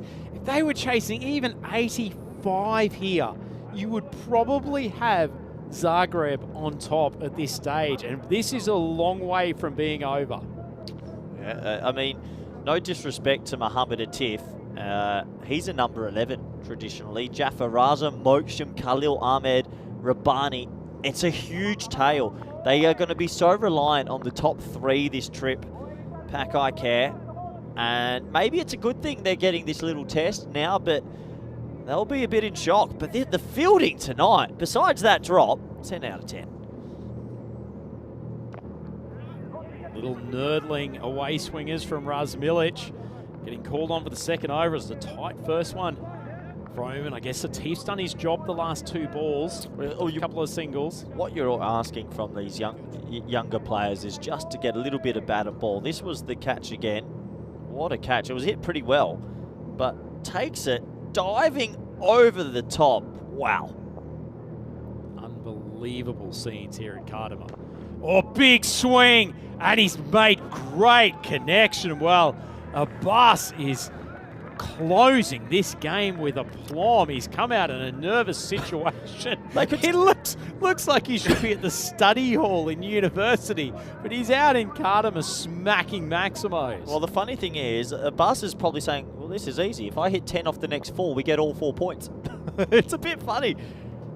Well, he might have the opportunity. Full toss. And they've taken it! And finally, Magdalenic has completed the catch out there. The man who did damage in the last over with the ball. It's a good grab running to his right. The eyes lit up from Abbas. He could have almost finished the game there and then. But as it is, 6 wickets down. Well, 6 wickets down, and that dressing room probably thinking the youngsters need to get the last 10 runs. And never easy as a youngster. And I tell you what, he's not out there just yet. And they could get, if they don't get out there now, he's in trouble. The helmet's not on. He's running out of time. Oh, they're going to get penalty runs here for sure. Just looking up at the dressing room, and this is 100% going to be penalty runs. The youngster's forgotten his helmet. Well, this is interesting because this is going to be 5 penalty runs. I do not think he's going to make it there in 60 seconds. If I'm the fielding team here, it won't count if his gloves aren't on. Just watching. He's dropped a glove. He's dropped the glove. He's dropped a glove. Here we go. This is going to be 5 penalty runs. Oh, he's not ready. 100% 5 penalty runs. Maybe even timed out. Oh, this is why when you've got a lot of youngsters. How could you not be ready, Corey? They've lost so many wickets so far. Well, he's still not ready. Is this 90 seconds? Is this out? I'll tell you what, there's a spot. The wicket keeper's doing him a big favour here, sorting him out in under pressure conditions. I think he's out. I actually think he's out. He might be sent out. He's going to be out. By Joe Foster just saying, calm things down, taking your time. 5 penalty runs or out. Here we go. Well, is that 90 seconds? This could be. Well, I didn't see a signal, but is that 5 penalty runs? It is. So they're chasing 73 now, not 68. It's been given.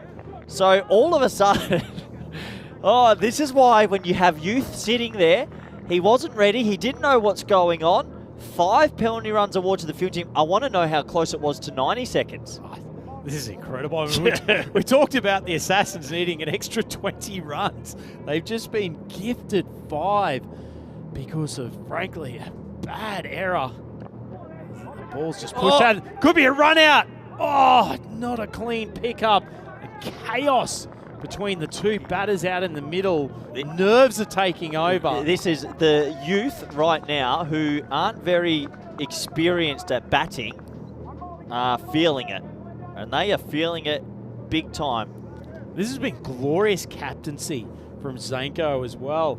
He's kept his two medium paces on, just taking the speed off the ball.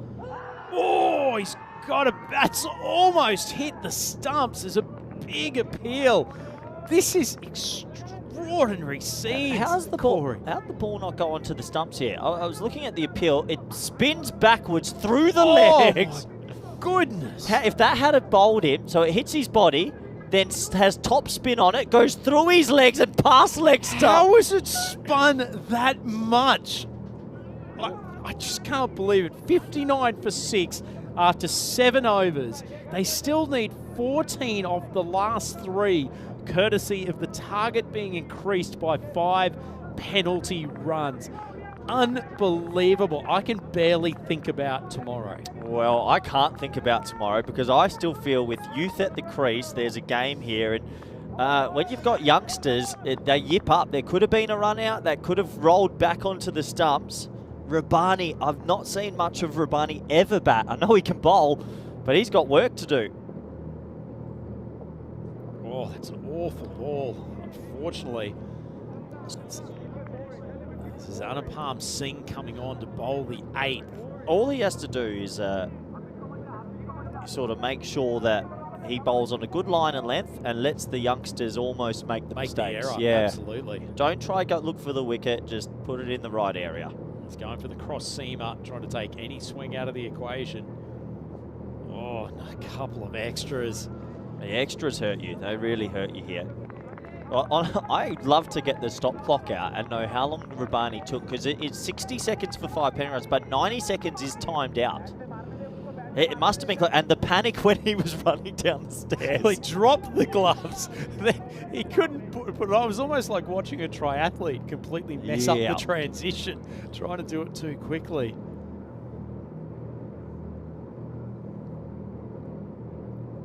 Well, Anupam Singh finally gets one on target. And tell you what, if you wanted an exhibition of Rabani being a bowler more than a batter, I think that shot is pretty good evidence. I think that's the shot of the tail ender. This was the panic, and it's the helmet, the thing, and that was why I was saying time.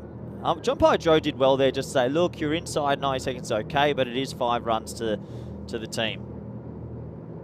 So, Rabani on strike.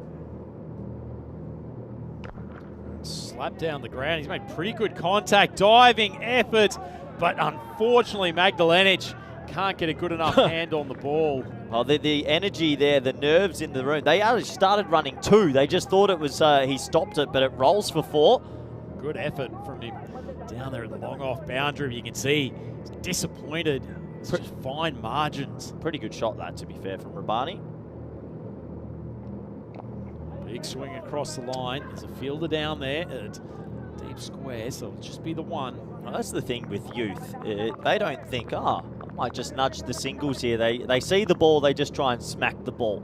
So 66 for 6, all the 6s. It's 7 to go. A Tiff, look, I have seen a Tiff every now and then hit one really well, but he isn't really known for his batting at all. Standing deep in the crease. Not a great ball. Dragged around for just the single. Yeah, not a great ball. If you bowl that to a top order batsman, I think that one's put into the shrubs. But you bowl it to a lower order batter, it just hurries them up a bit, getting it high on the bat. Really hasn't challenged the batters in this over, has he, seeing after an excellent job from the medium paces in the previous couple of overs. Well, a 6 will do it. That's how close we are now. After all the fun of all this. Oh, he has gone and launched a big one, and it's cleared the boundary by a metre. Corey Rutgers has preempted it, and what a finish to an outstanding contest. I don't think the youngsters out there even realised, because it was panic set in, but they end up winning it with 2.1, and that's why the exuberance of youth, they don't truly know what's going on, and in the end, there was penalty runs, there was stress, and you can see that's a nervous smile. I look at Rabani. Rabani's eyes right now, I don't think he knows what's going on. I'm not sure he had the required rate in his head as he was taking some pretty hefty swings during that over. But it's a subdued and a relieved Pack-Eye Care camp as they have dodged a bullet from the Zagreb Assassins in this late night game. Corey, that turned out to be an absolute cracker. It was pretty fun to commentate, actually. Two of the better catches you'll ever see. One of the better balls you'll see to Zayn Nakvi. And just some spirited display from Zagreb Assassins. And then we got to finish with sort of the chaos of Rabani running down the steps, dropping his gloves 3 times. He really was stressed. But credit to the young man. He ended up hitting a 4 straight there, Rhino, and then he clipped one away for 6, and he hits the winning runs and just makes them relax a little bit more. Just a little bit. There were plenty of nerves in that camp, I can tell you that much. That was an incredible defense of a really mediocre total. Rabani probably sitting there thinking, oh, well, I got my score up because I had the extra penalty runs to chase. There was a bus as well, Innings. He came out, he smacked 2 6s and then got out to the full toss, but yeah, just a funny old game. I think that's the thing with the opposition teams watching this. Pack-Eye Care, we know they're a good team overall, but they're very thin with batting this trip. If you get the top 3, nerves will set in.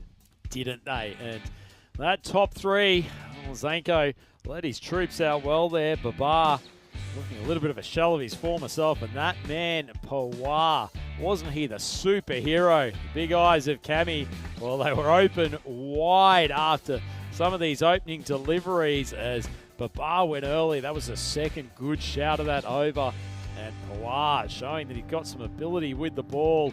They were laughing for a little bit, but after the top 3 were dismissed, it was a different story, and that was an absolute peach. Oh, he got it to come back a long way, a real long way. It's a perfect delivery, and that wasn't the last we'll see of this man. So that was 2 down, and then Yassine smacks one, and he takes an absolute hanger. 3 attempts, holds on, goes down with a mild concussion, and that was the top 3 all out. Well, you could not have done much more with the ball and in the field than that man, Prish Pawar, did for the Zagreb Assassins. But the boys in the middle overs actually did a really good job as well. Alan Magdalenic came up and used his medium paces with a little bit of swing to cause some chaos. He was fired up, and then there was some continual peppering of the boundaries, but it also led to wickets. And in general, the catching was very good, although this one probably turned out to be a big drop in the end. It sort of did. It was 4, and then Cammy smacks a cover drive, and the man again takes that. Under these lights, that is a really good catch. He bowled an unbelievable ball. He takes 2 special catches, and we thought, not again. Then Rabani, he panics. He's not out there after this wicket. This one goes for caught at deep square. And we thought, okay, game on. And then poor old Rabani never thought in his world that he'd be batting. He gets 5 penalty runs. Yeah, and those extra 5 runs could have presented a really tough challenge, as it was the biggest challenge for Rabani. Getting his gloves on, and quite rightly, the Zagreb Assassins saying, where's our penalty runs, umpire? Well, they got them, but in the end, a couple of big strikes from Rabani.